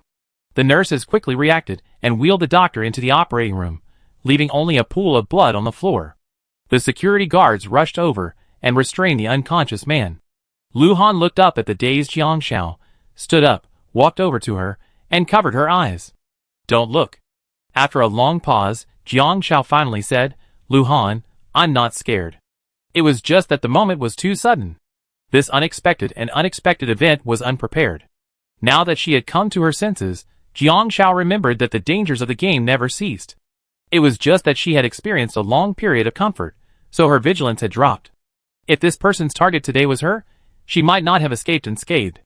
Take Lu Han's hand away. Soon, several nurses came over, choking back tears as they said, "Thank you. Let's take care of your wound first." A nurse took Lu Han to tend to his external injuries. Since the incident occurred in the hospital, they didn't have to spend money on bandages. The nurse supporting Jiang Zhao's arms was shaking, afraid. Jiang Xiao asked, "Do you know this man?" The nurse nodded. "Well, his son was in the hospital for treatment last month and died without success. He's been here several times to make a scene." Jiang Xiao frowned. The nurse had no choice but to say, "It's a rare disease.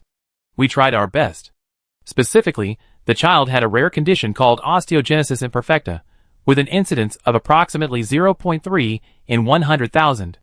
This condition can easily lead to premature death in the mother's womb, either intrauterine death or death within a week of delivery. Jiang Xiao frowned. Rare diseases, can they be detected during pregnancy?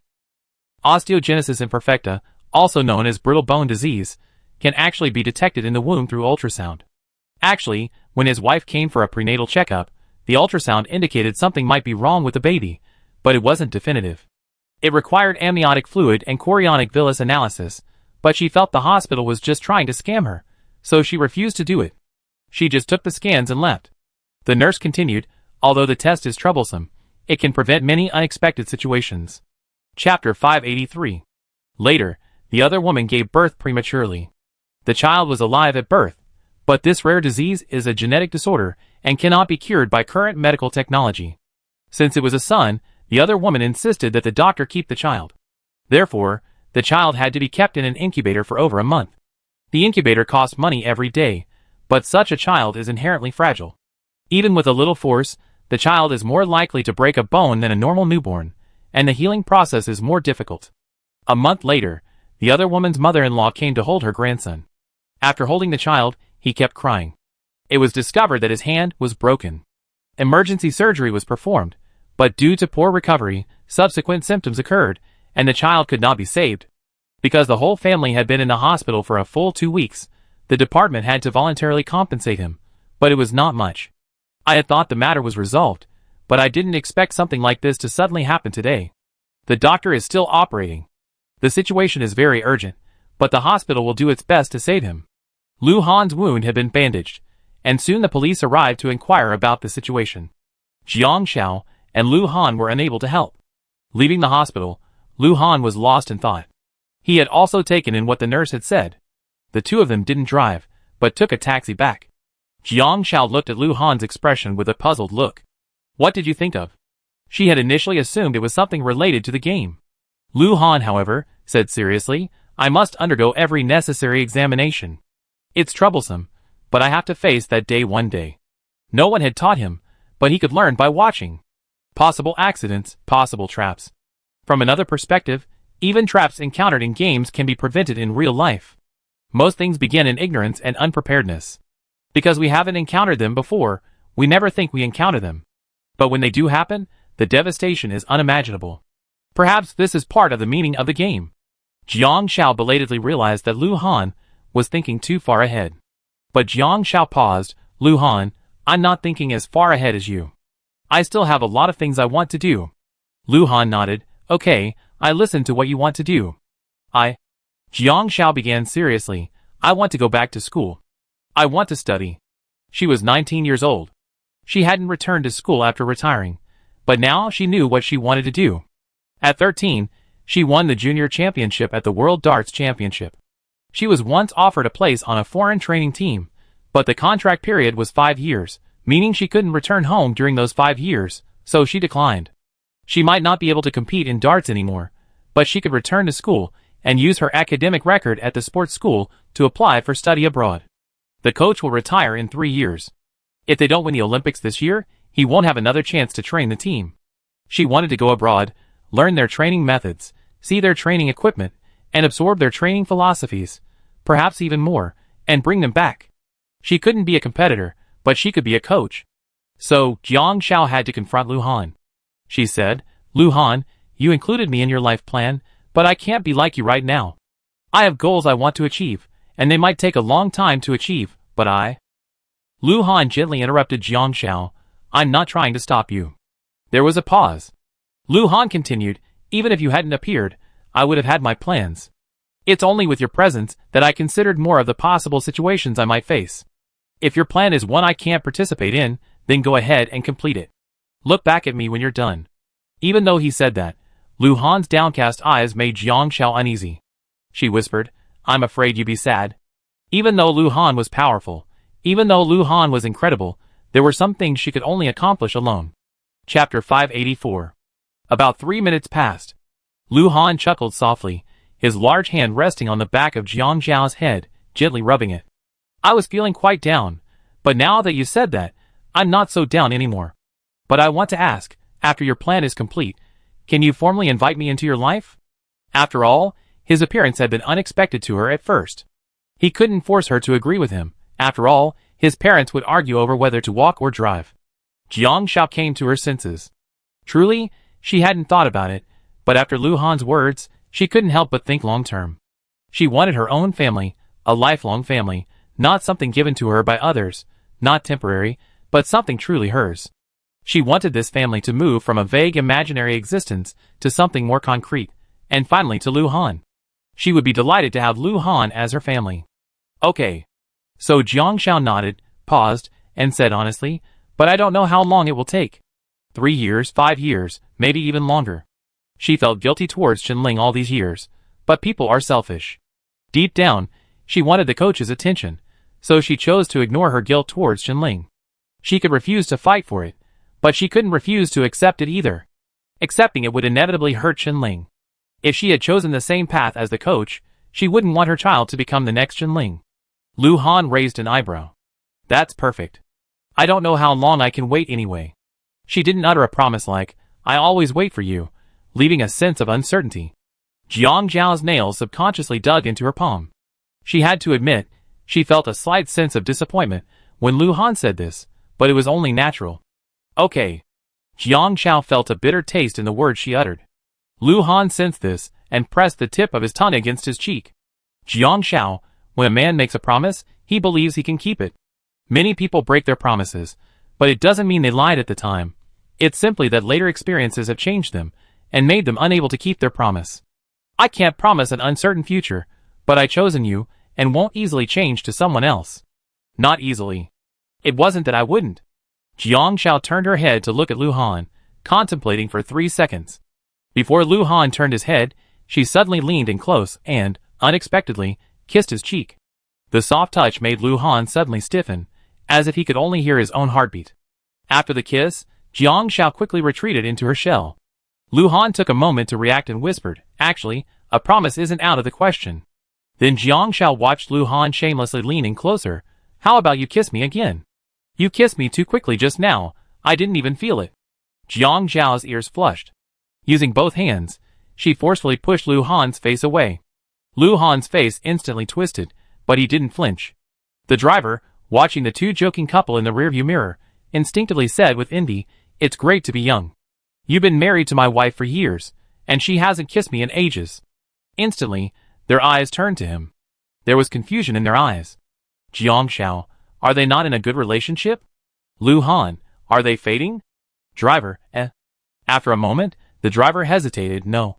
I smoke, and she thinks my breath is bad." Lu Han quickly reacted and continued to move closer to Jiang Xiao, insisting, "Jiang Xiao, I don't smoke." Jiang Xiao was no longer polite, and she used both her hands and feet to push Lu Han to the side. "No!" Chapter 585. I'm dying of laughter. Brother Han really can't stand even the slightest honey trap. Hey, Brother Han has never had sex, so please understand. Before falling in love, Brother Han was a cold and aloof wolf, but after falling in love, he's a shameless idiot. Woo woo woo, seeing Brother Han and Sister Han in love makes me want to fall in love too. I'm dying of laughter. Isn't that hilarious? Brother Han, My life goal is to get married, have children. Sister Han, my life goal is to study and strive for progress. Compared to women who are so-called willing to sacrifice themselves for love, few men are truly moved, and even if they are, it's only temporary. Because they admire strong people at heart, they appreciate women who are goal-oriented, independent, and self-reliant. Life. My wife always says she's willingly staying home for me as a stay-at-home wife, but I never forced her. The more I look at my wife now, the more ordinary she seems. There's no love left. All I have to hold on to is my responsibility to her and our children. The scumbag above has been identified. Is he considered a scumbag? There's nothing you can do about it when there's no love. When someone isn't attracted to you, it's gone. Physiologically, you just can't produce dopamine for them. But he's responsible enough to not cheat and take care of the family. That's pretty good, right? To be more precise, if someone, despite being married or in a relationship, seeks solace with someone else because they're no longer in love, then they're considered a scumbag. Back at the villa, Liu Yuqing didn't leave, curiously asking what they did last night.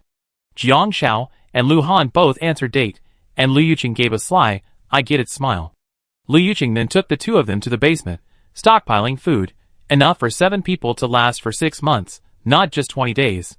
They also stockpiled a large amount of special ingredients to replenish stamina. Because there were so few players right now, and most of them were unaware of the hidden dangers in this area, no one rushed to buy them. Jiang Xiao also sent a message to the shelter's finances, allocating funds to Lu Daong to purchase supplies and store them at the shelter.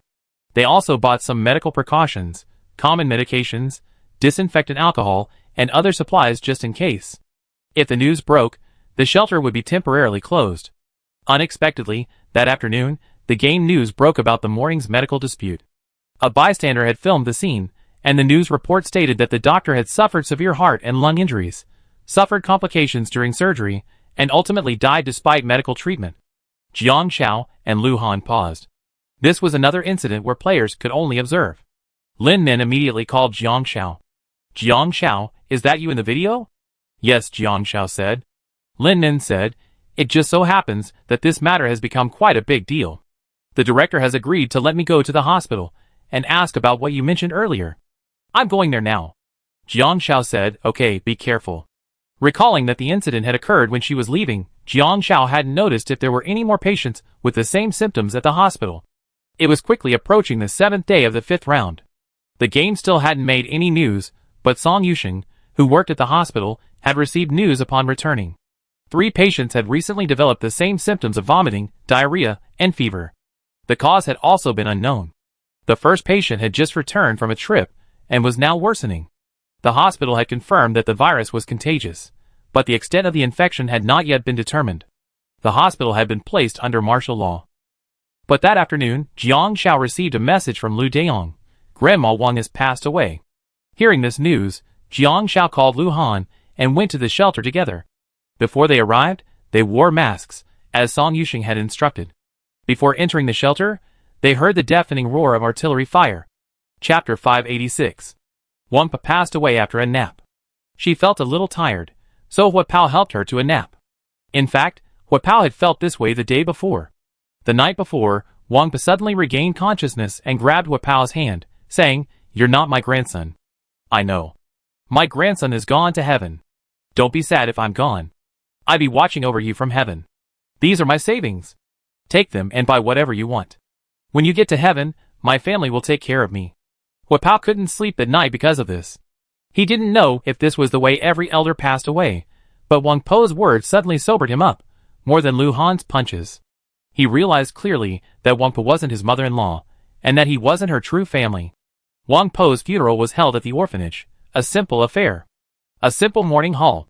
Cannon cried and burned paper for Wang Po. When he saw Lu Han coming over, he shook subconsciously and said angrily to Lu Han, "Don't you beat me. I'm sad. I just want to cry." Lu Han didn't say anything. He knelt down and burned paper for Mrs. Wang together. "I didn't ask you not to cry.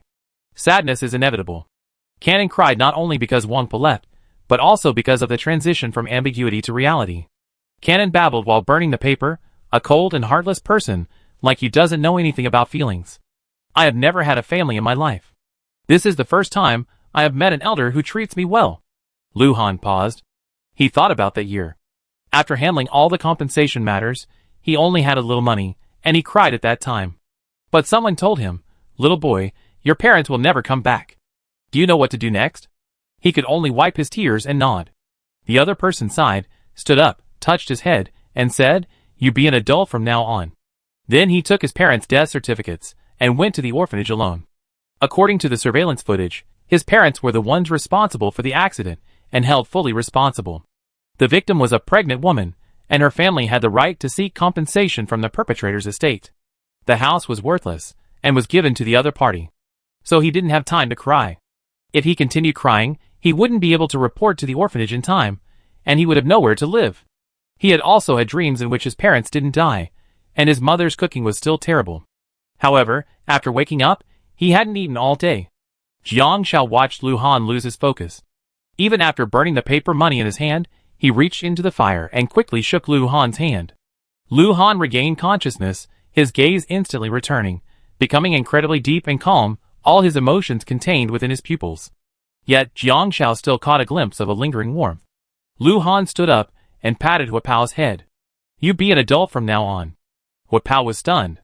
"Lu Han, what's wrong with you?" Jiang Shao watched Lu Han walk out. She suddenly felt like doing something.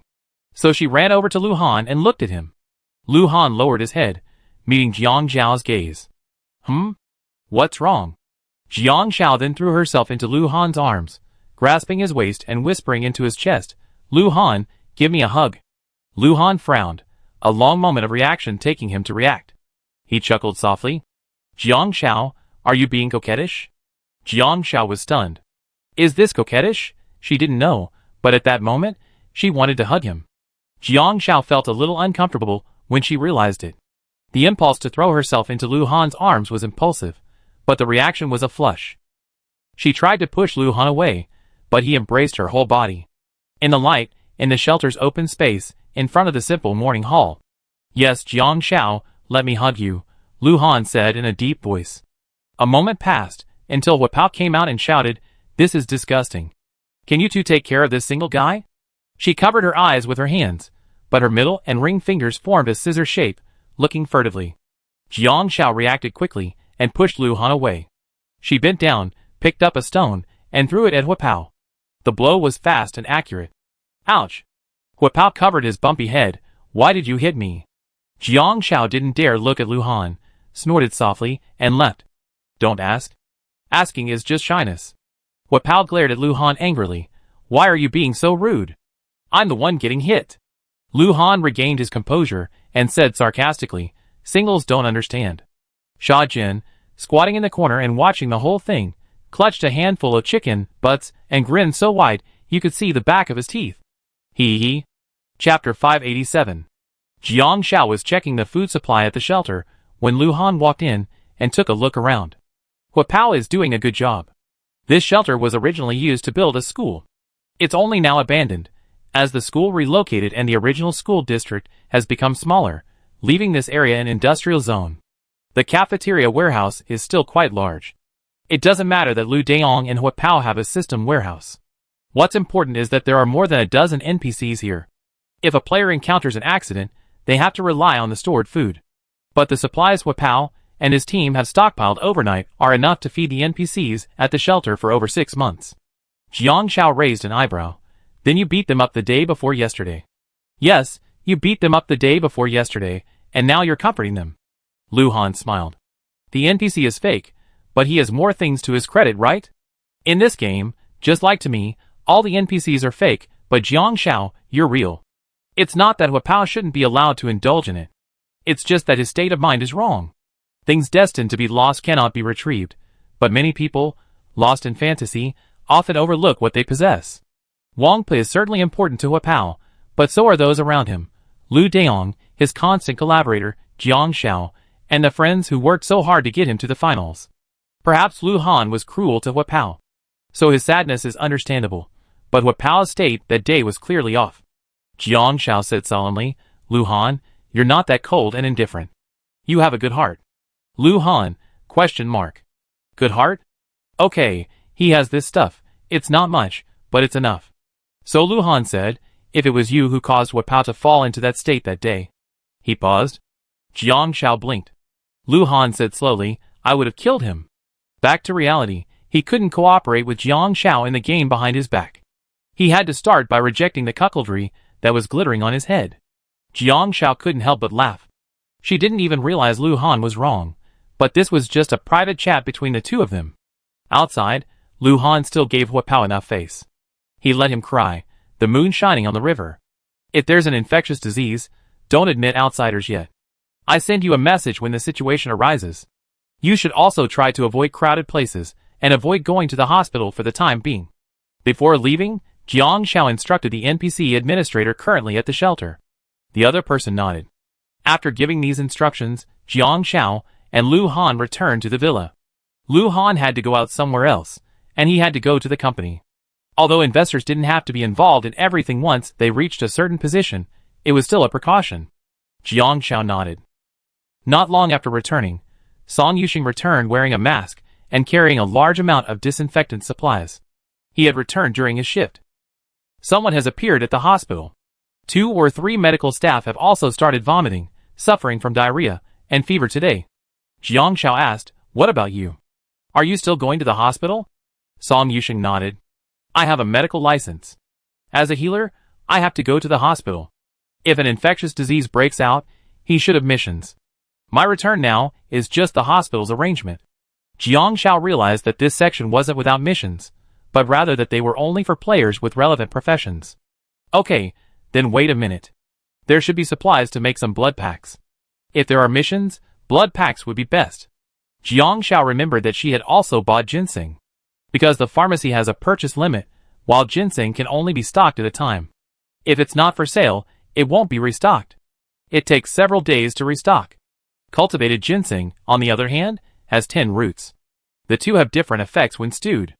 A soup made with farm ginseng only adds 2,000 stamina, but it can be life-saving in a pinch, so Jiang Xiao thought about it, and made a pot of soup with farm ginseng. Nutritious ginseng black-bone chicken and wolfberry soup. Description: a blend of highly nutritious farm ginseng, fresh black-bone chicken, and premium wolfberries, all in one broth. Effect: adds 2,000 stamina. Chapter 588. Just in case, I simmer a few more pots. You can take this one first, and don't use it unless absolutely necessary, Jiang Xiao said. Song Yuxing was a little surprised. Thank you, but I don't think I have anything else to offer. No thanks, Jiang Xiao said subconsciously. Song Yuxing smiled. That's right, we're friends. After the game is over, I treat you and Brother Han to dinner. Jiang Xiao paused. Friends?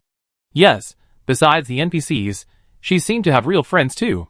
Song Yuxing had to go to the hospital that evening. Lu Yuqing finished all her part-time jobs and returned with 2 footbath basins. Seeing Jiang Xiao, she said, Hurry, Jiang Xiao, grab the buckets. Jiang Xiao was puzzled. I bought them on the way home. The weather's getting colder, so we're going to soak our feet. Lu Yuqing said, these 2 footbath tubs, one for you and one for me. This one has automatic temperature control, and 40 degrees is just right. I didn't expect Lu Yuqing to be such a health-conscious girl. Just 2? Jiang Xiao said. Yeah, just the 2 of us. They don't care. Lu Yuqing said to Jiang Xiao, footbaths are so good for your skin. Make it a habit. In winter, soaking your feet for half an hour can keep you warm all night. When Lu Han returned, he saw the 2 girls sitting on the sofa watching the news. Jiang Xiao's slender, white legs were soaking in the tub. She lowered her head and meticulously sprinkled a few goji berries and ginger into the tub. She didn't even notice Lu Han approaching when she heard a faint voice above her head. Soaking pig's trotters? Jiang Xiao looked up, stunned for a moment. Lu Yuqing had already realized Jiang Xiao, he called you a pig. Jiang Xiao, you're the pig. Just as she finished her retort, she heard a voice from the news. Now, special news. The following is a video from a public affairs interview, sent by a reporter.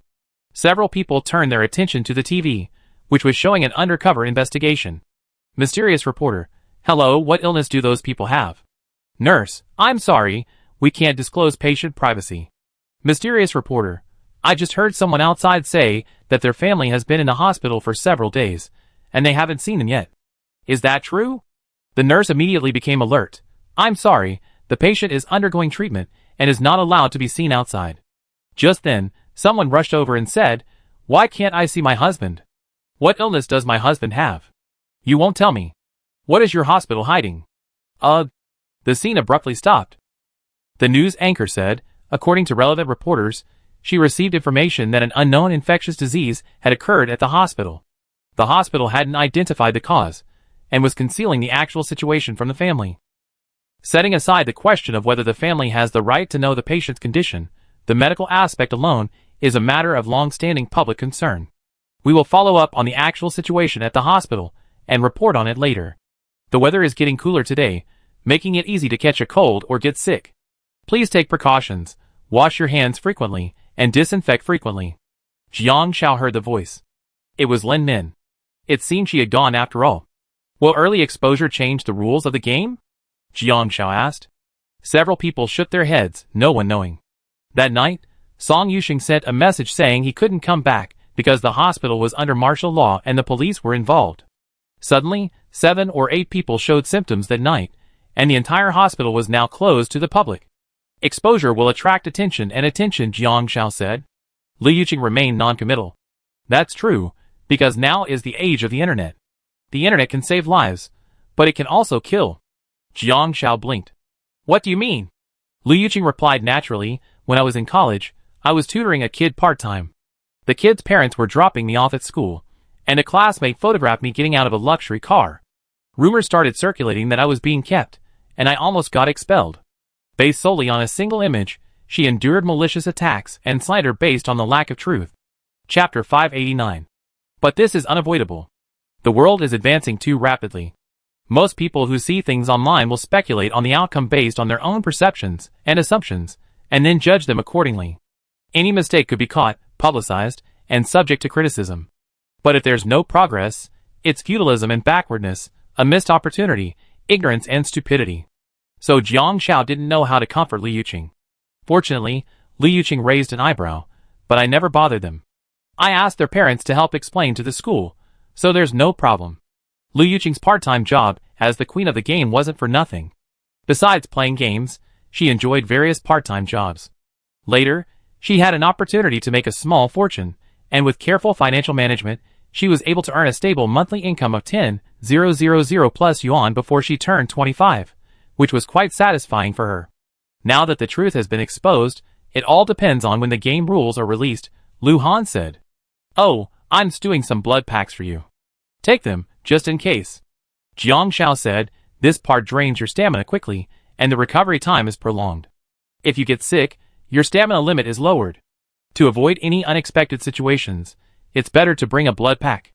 I love you. Li Yuqing hugged Jiang Xiao excitedly, practically crushing her face. There was no other way, because only Jiang Xiao had the chef's blessing, and only players with the chef's blessing could make blood packs and maximize the benefits of the ingredients. Lu Han suddenly reminded, sell all other stocks and buy medical stocks. In this situation, medical stocks should rise rapidly. Jiang Xiao just remembered. Her stocks. It's too late now, let's do it tomorrow. Jiang Xiao checked the time. The soup's ready in the kitchen, let's eat it with rice. She and Li Yuqing had already eaten, then soaked their feet while watching TV. Life in retirement is beautiful. Lu Han nodded, then went to the dining table alone to eat. Not long after, Jiang Rong and Zheng Shen returned, and the 3 pigs ate together.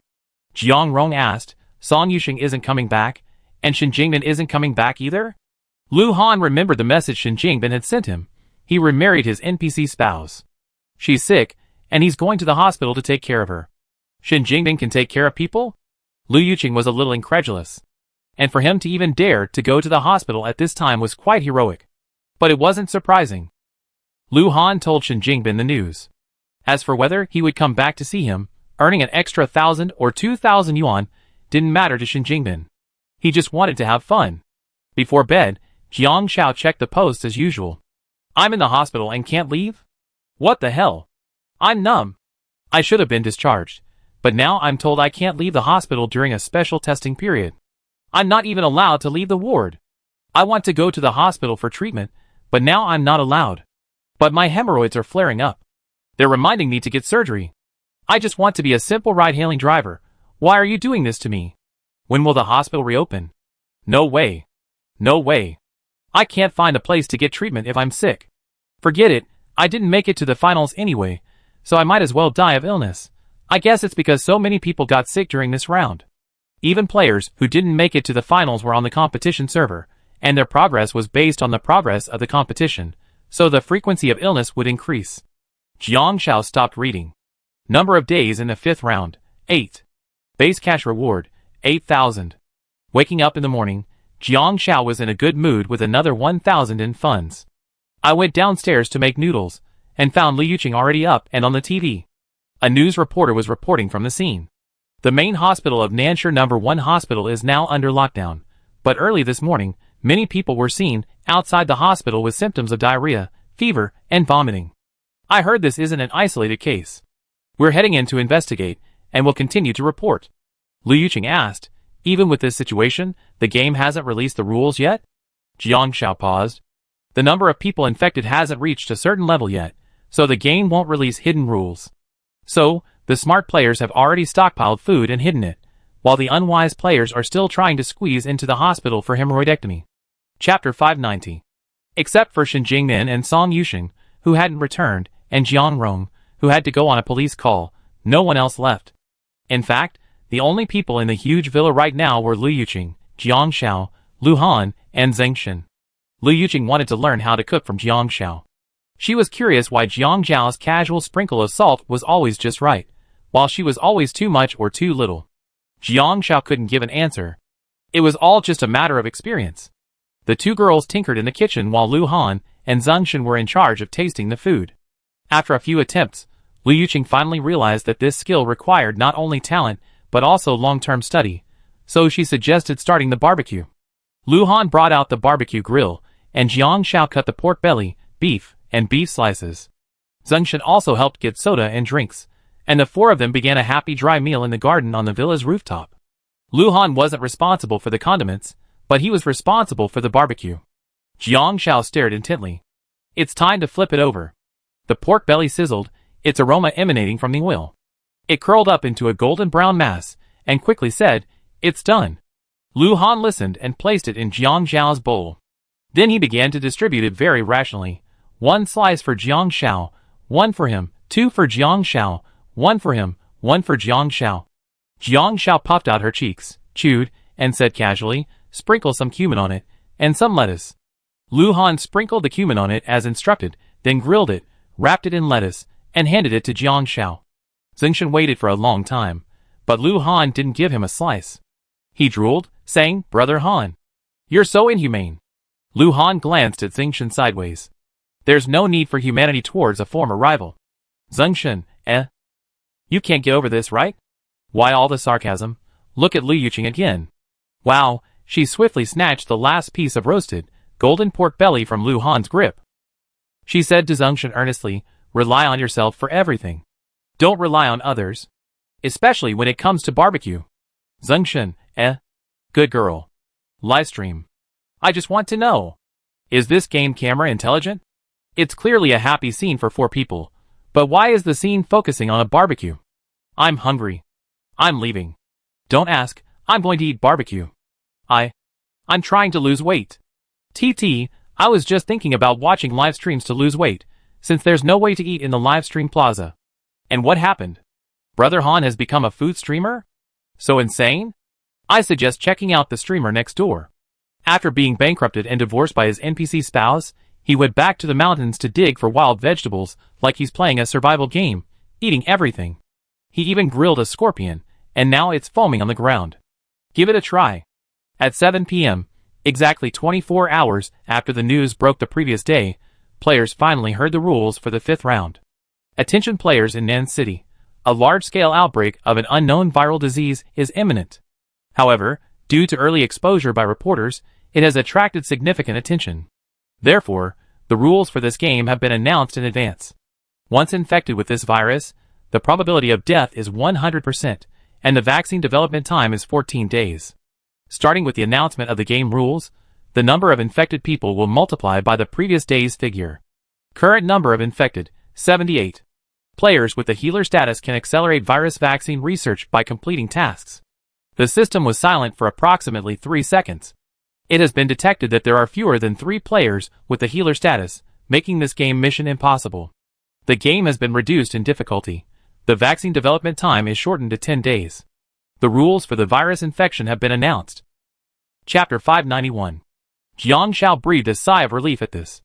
Preemptive exposure proved effective. According to the rules, from the moment the game rules are announced, the number of infected people will multiply from the previous day's figures. However, no one knows how many people will be infected when the rules are announced. Of course, the earlier the discovery, the better. Based on the original 14-day vaccine development timeline, the number of infected people would reach 1.27 million.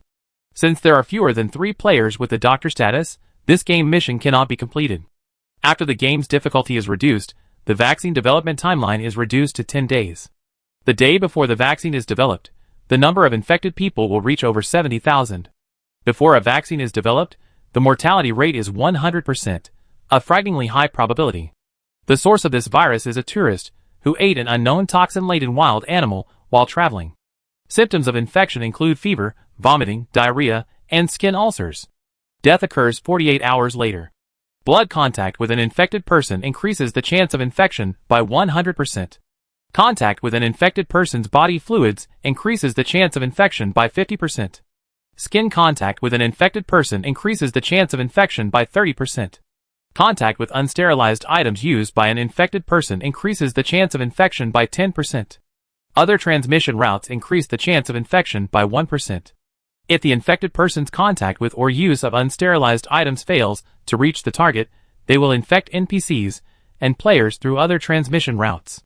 These other transmission routes include, but are not limited to, viruses carried by animals or objects. While players may not be infected, they may carry the virus. Using disinfectants can effectively prevent these other transmission routes, which is remarkable. Because it could appear anywhere, through any means. Liu Yuqing quickly reacted, disinfect. Disinfect immediately. When Jiang Rong returns, disinfect him completely. Jiang Shao took out the disinfectant supplies she had prepared long ago, as they were also purchased by Liu Yuqing and the others. Disinfectant supplies aren't plentiful in the game. After searching hospitals and supermarkets, including the market, there were only 3. Disinfectant. Purpose. Disinfects hands and prevents the virus from entering through the mouth. Effectiveness. Lasts for 8 hours. Disinfectant spray. Purpose. Disinfects foreign objects and spaces within 50 square meters, preventing the virus from entering from outside. Effectiveness. Lasts for 4 hours. Protective suit. Purpose. Blocks all viruses, but wearing the suit prevents eating or sleeping. Effectiveness. Removed. Jiang Shao suddenly realized and quickly said, the virus could be on food. Washing your hands with disinfectant before eating can prevent it from entering through the mouth. Lu Han nodded. The virus could also be on objects through dust. Disinfectant spray can disinfect foreign objects and spaces within 50 square meters. If there isn't enough disinfectant spray, we need to reduce our living space and conserve it. Supplies. Liu Yuqing calculated, 1 disinfection session only lasts 8 hours, so we have to disinfect at least 3 times a day? Oh my god! Zhengshan said, this is constant alert. How many disinfection supplies do we have now? I remember we bought quite a bit, but that day I only bought disinfectant spray. Liu Yuqing paused. Oh no! I thought I stocked up a lot, but it seems it's not enough. I should have visited more supermarkets. She had already searched a lot, but the hospital didn't sell this stuff to the public, and the pharmacies didn't stock it in large quantities. She searched store by store, but each one had a small stockpile. After searching through 1/3 of South City, she still couldn't find many with it, and the quantities were small. But if she had known this, she should have been more patient and visited more stores. Jiang Shao didn't blame them, because she hadn't been keeping an eye on them when she told them. If the supplies were insufficient, she was also responsible. Suddenly, Jiang Shao realized that she had unconsciously developed trust and reliance on her companions. Before Jiang Shao could recover, Lu Han quickly said, if this process is targeting viruses, there might not be enough disinfectant supplies. We can disinfect first, then count the disinfectant supplies and distribute them appropriately. Chapter 592. Several people helped carry the disinfection supplies out. At first glance, it looked like a lot, but I hadn't expected the game rules to require disinfection even if you weren't leaving. This game rule is only worse than the others. Because the hospital is now under surveillance, direct contact between infected people is prevented, reducing the scope of NPC infection. A shortage of NPCs will trigger other transmission routes, which undoubtedly increases the risk for players. This has both advantages and disadvantages.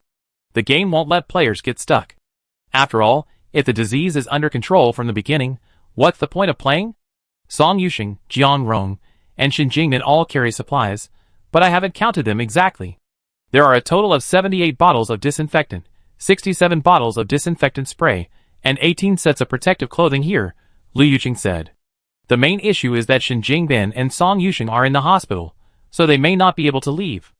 As for Jiang Rong, his job doesn't allow for vacations, and at this critical moment, he has a lot of work to do. Lu Yuqing was even worried about whether he had enough disinfectant supplies. As for why there were so few of these things, it was because every store they visited had very few. Each store had about 3 to 10, and they were gone after they were bought. Some stores only had disinfectant liquid, some only disinfectant spray, and protective clothing was the least of them. Lu Han took a look and said solemnly enough. Because disinfectant supplies are disposable, just like daily cleaning supplies, they only have a shelf life. 1 bottle of disinfectant can be used for 1 hand wash. Wash your hands with disinfectant every time before eating. Even if you only restock your food once a day, for people will use 4 bottles a day. 78 bottles of disinfectant are definitely enough. There are only 67 bottles of disinfectant spray, each of which can only protect against viruses within a 50 square meter area, lasting 8 hours. At least 4 bottles should be used per day, even within the same area. Jiang Xiao first sprayed a bottle of disinfectant spray in the living room, then each person received a set of protective clothing. Go back to your rooms and pack up. We all stay in the living room for now. After all, disinfectant supplies are limited. There are only 18 sets of protective clothing, and they're easily damaged. After using the disinfectant spray, a green line suddenly appeared within the space. Based on the living room, visible only to the player, it coincided with a 50 square meter area, encompassing the kitchen and dining room. This way, they could cook and sleep together. Outside the circle, a green countdown appeared. 7 hours, 59 minutes, and 59 seconds. Once the disinfection circle appears, we can clearly see the area. Lu Yuqing said, we follow this circle. From now on, if you leave the disinfection circle, you must wear protective clothing. Zheng Shen checked his phone. The player forums are completely blown up. They can't buy disinfection supplies at all. Several people pulled out their phones. Someone in the forum had already posted a message. Did you buy any disinfectant? I only bought 4 bottles of disinfectant liquid and 3 bottles of disinfectant spray, and you're telling me they're out of stock? Such a big supermarket out of stock? No way. Who sold out all the disinfectant? I'm begging you on my knees. Please give me a few bottles. Oh my god, they're out of stock. I saw disinfectant the day before yesterday. And now it's gone? I was lucky, I bought 10 bottles of spray, but there's no hand sanitizer. I'm terrified to eat. Ever since I was little, my grandmother taught me to eat only unclean food to avoid getting sick, since it's impossible to buy food anyway. It's all up to fate to die bravely. Lu Han finished reading it, and it seemed perfectly natural. The 5th phase initially increases the probability of players getting sick, but only players who go to the hospital will discover clues about the outbreak and stock up on disinfectant. Disinfectant should be scarce in this phase, so players won't be able to find it easily. So, this phase isn't guaranteed. If Jiang Xiao were alone, she wouldn't get sick and wouldn't go to the hospital. If Lu Han were alone, he would get sick, but he might not encounter any plot clues. If most players are solo, then the delay in receiving information makes it easy to understand why supplies are acquired late. Jiang Xiao sighed. Do we only have 10 days left in this world? Lu Han said, if nothing unexpected happens, yes. Then Jiang Xiao fumbled around in her storage, pulling out a large pile of items. Zheng Shen was stunned. Wow! Mahjong? Poker? Flying chess? Chapter 593. Lu Han was a bit incredulous. You bought all this too? Jiang Xiao, She thought, what if she were trapped in one place, unable to move or search for supplies? She'd probably be bored to death. So she bought a lot of games, including Werewolf. Unfortunately, there weren't enough people, so she didn't take them out. If she couldn't have a phone and couldn't cook, she also have a single-player video game console, Tetris and Snake, and a solar charging panel. Suddenly, Lu Han realized, was it strange that Jiang Xiao, who even bought a toilet plunger, would buy these? Not at all. Because in a fixed space where you can't leave, boredom will inevitably arise. But it's better to be prepared than not. The 4 of them packed up their things first. Jiang Xiao didn't want to sleep in a sleeping bag, and the living room sofa happened to be a tatami mat, wide enough for two, so she and Liu Yuqing slept together. Zingshan slept on the other sofa, and Lu Han, being taller, slept on the floor. Jiang Rong didn't return that night, saying that the outbreak was under control in Nanshire, and he'd been assigned to oversight duties. So, there were only 4 of them in the huge villa. They quit playing and decided to go to bed early to recover their strength.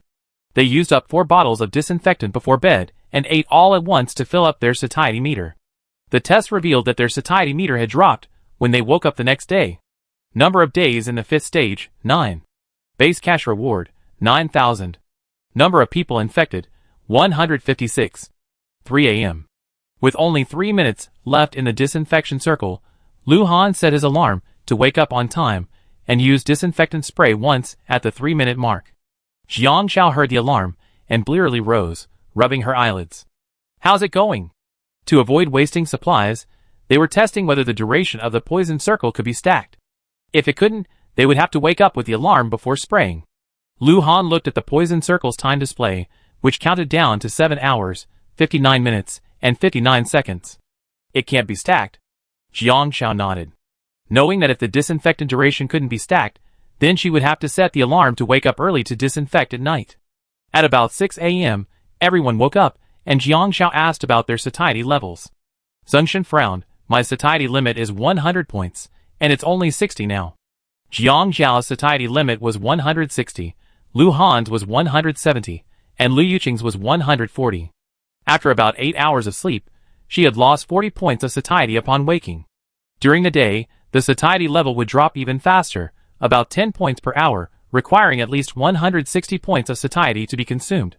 If the satiety value falls below 30, you feel intensely hungry, and hunger will cause hypoglycemia, which will reduce your maximum stamina to a weakened state.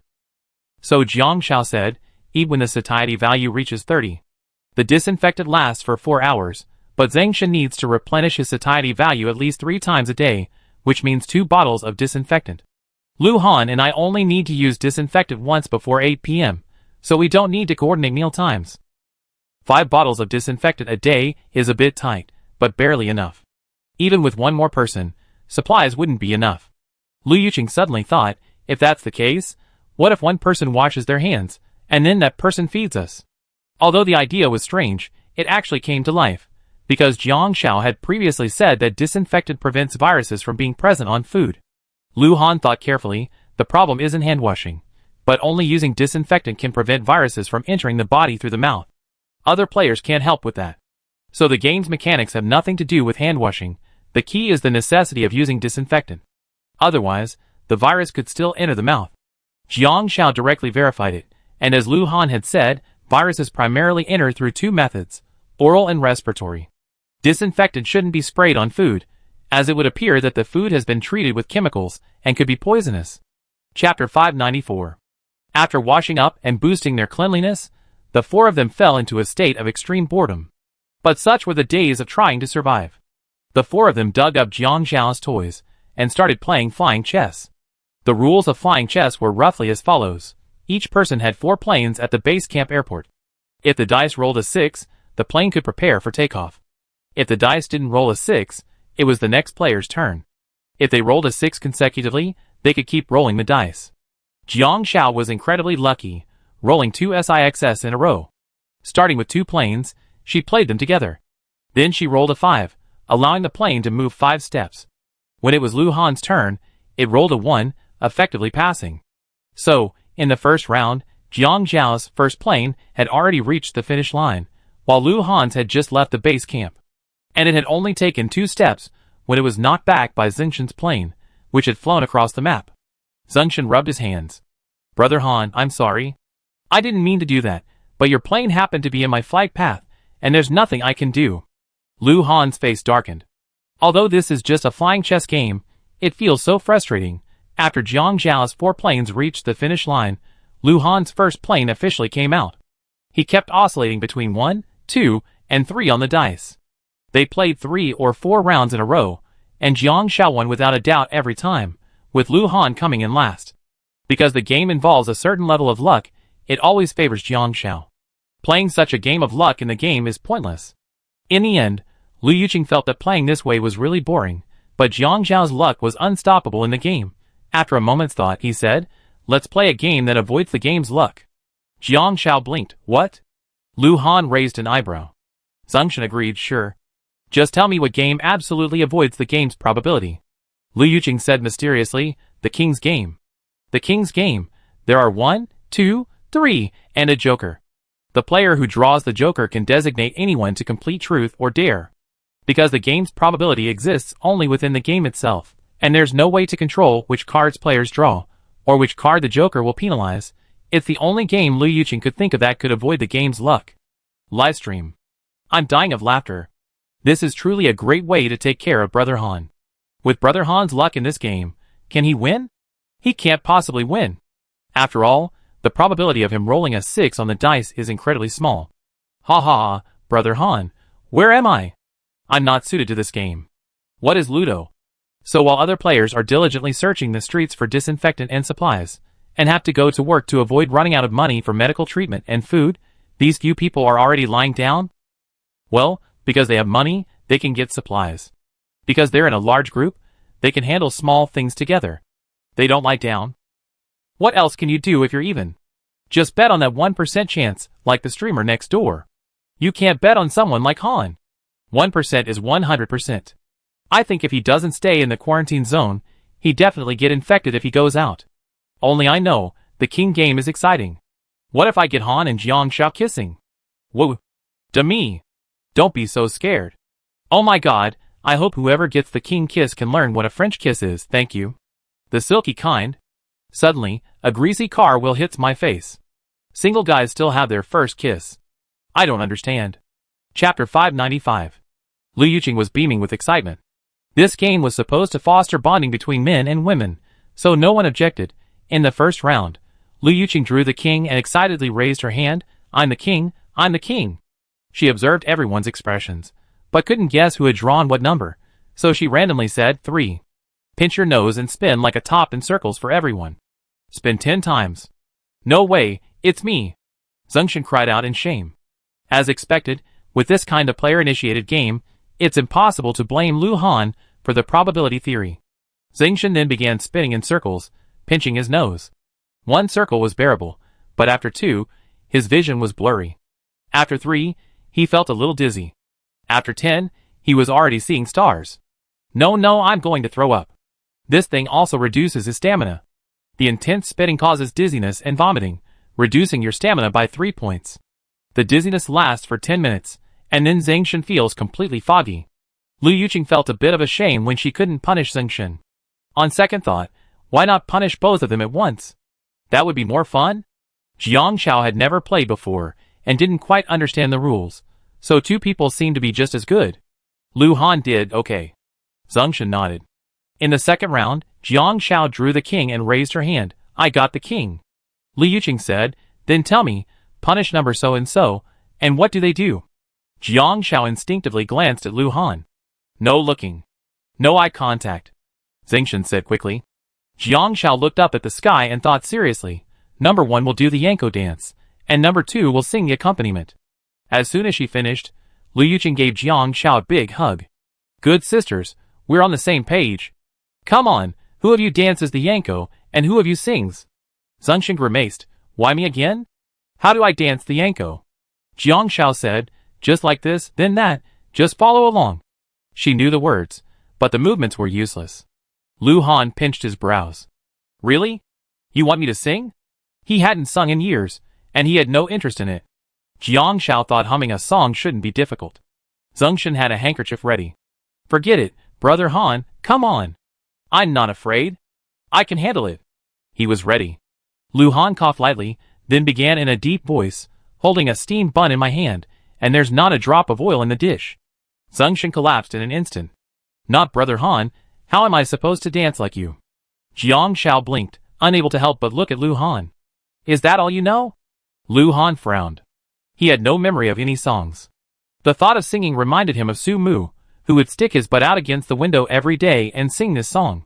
His singing was always terrible, until the uncle outside couldn't stand it anymore, and gave Su Mu 2 sweet steamed buns, which he would then happily share with him. So day after day, year after year, He knew the tune and lyrics so well that he could remember them even with his eyes closed. I'm done, Lu Han said bluntly, looking at Zingshan.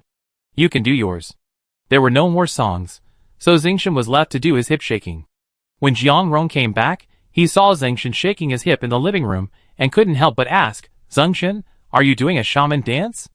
Zingshan realized, you're back. Liu Yuqing stood up and ran towards Jiang Rong. Jiang Rong instinctively stepped back. I haven't disinfected yet. I just came back from outside, so I might be carrying the virus. Carrying the virus doesn't necessarily mean you be infected, but it can infect others, so he's in a pretty dangerous situation right now. Liu Yuqing could only stand in the disinfection circle and took out the disinfectant spray.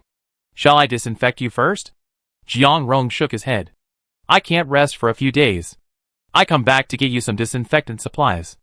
I have to work overtime soon, so I might not be back for a few days. Because the supplies are so important, many of them are stored in the system warehouse. Song Yusheng and Shen Jingnan can't come back, and Shen Jingnan won't be able to see them, but Song Yusheng can still see them. I went to the hospital. He doesn't need disinfectant and disinfectant much. He needs protective clothing and blood packs, so I brought his supplies back and see if I can replace them, Jiang Rong said. Song Yusheng had a healer class, so at this critical moment, he had very little time to rest and his stamina wasn't recovering enough, so he needed the blood packs and protective clothing. Chapter 596. Hearing Jiang Rong's words, Jiang Xiao hurried to the kitchen to get the remaining blood bags.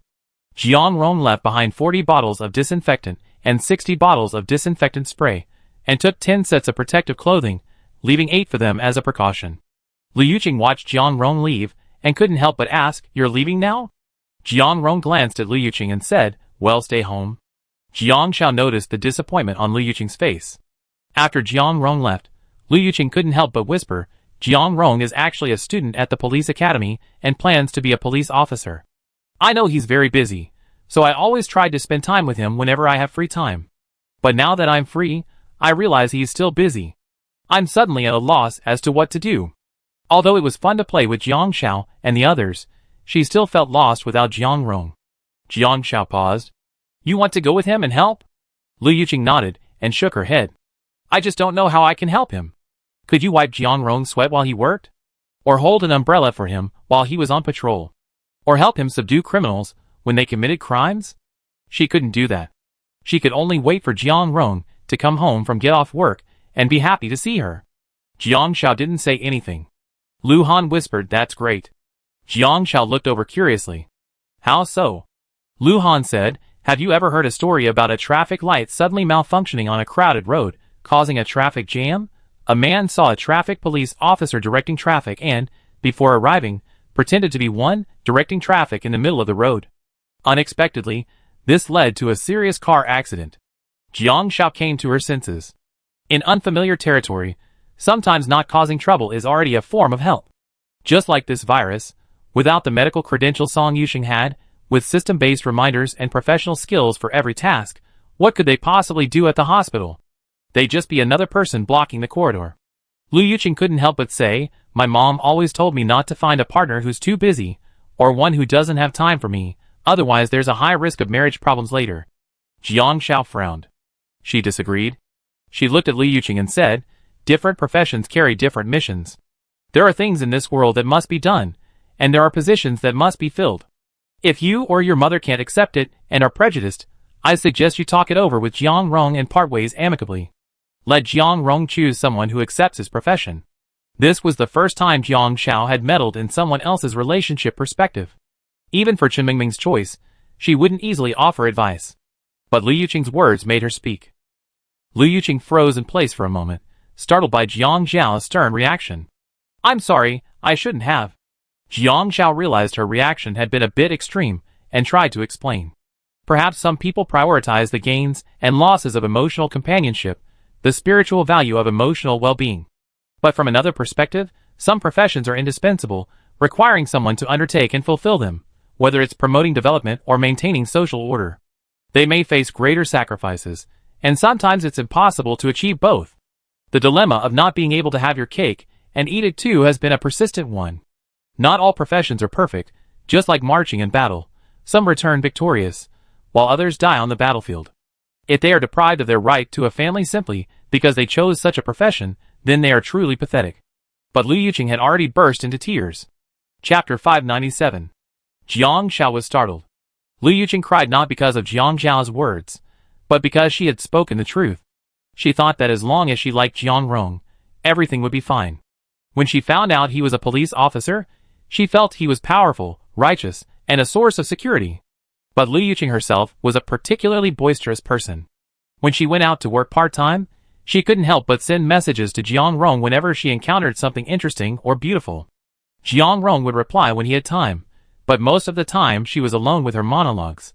She seemed to be constantly waiting for Jiang Rong's response. In reality, she knew it wasn't that Jiang Rong didn't want to respond, but he treated his in-game profession like an internship, a real internship, so when he was truly busy at work, he didn't have time to check his phone. And so she kept waiting.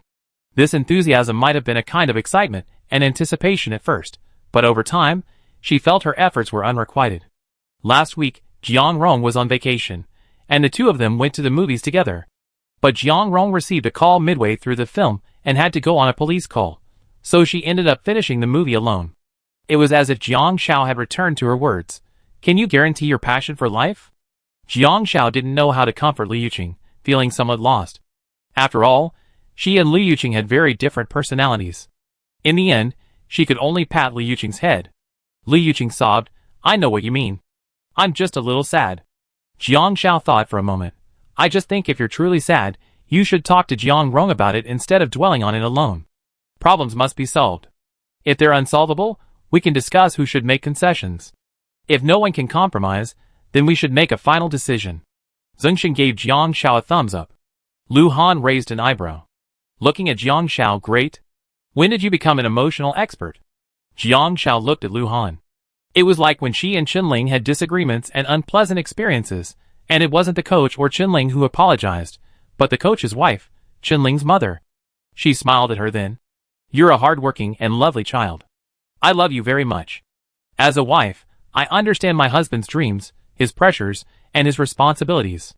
But as a mother, I love my child even more. But reason tells me I can't blame you for everything. Qinling is still young. If she did something wrong, I hope you can forgive her feelings as a daughter who wants a complete father. I apologize to you first. She never blamed her husband because she had chosen him.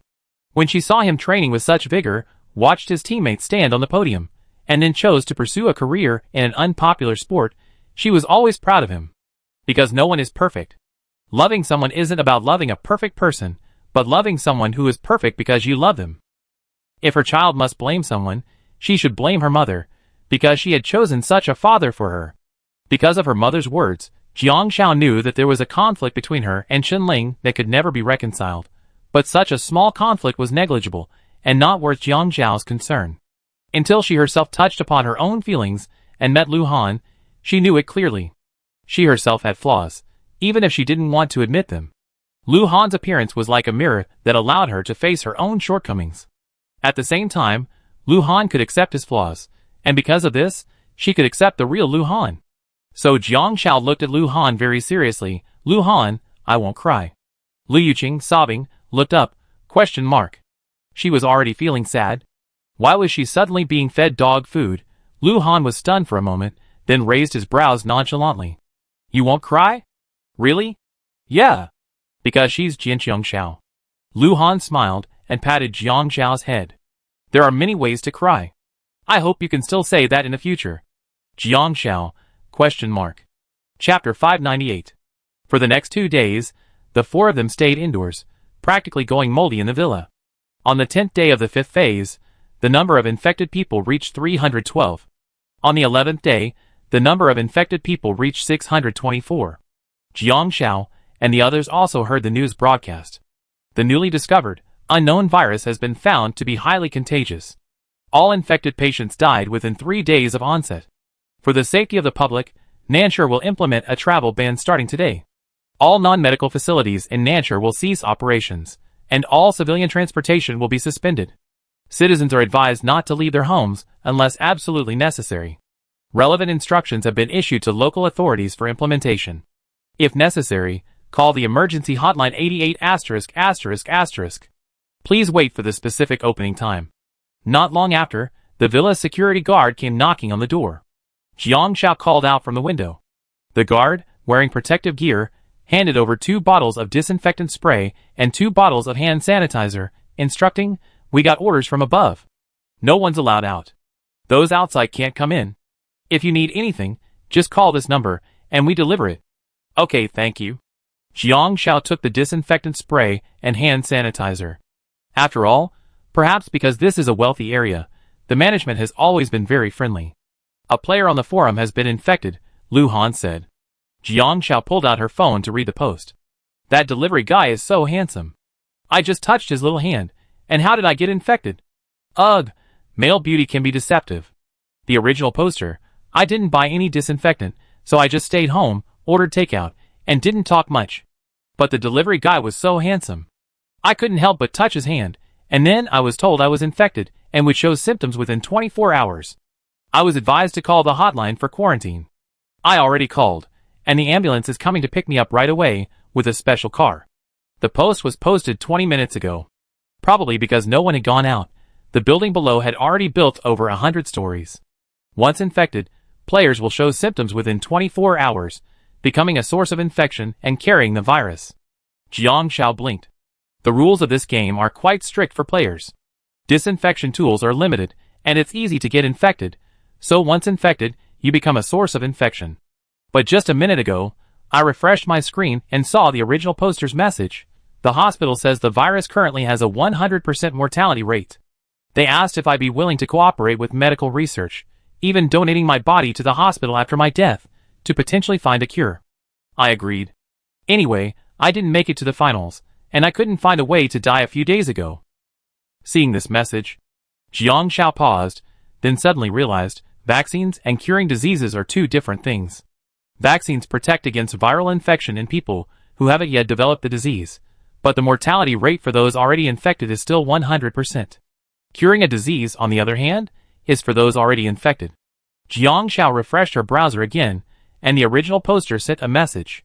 I'm dying. The game reminded me that my journey will end in 24 hours. Before I died, I signed a body donation agreement, thanking me for contributing to medical breakthroughs. For some reason, when I saw this notification, it suddenly reminded me of a saying, death can be as light as a feather, or as heavy as Mount Tai.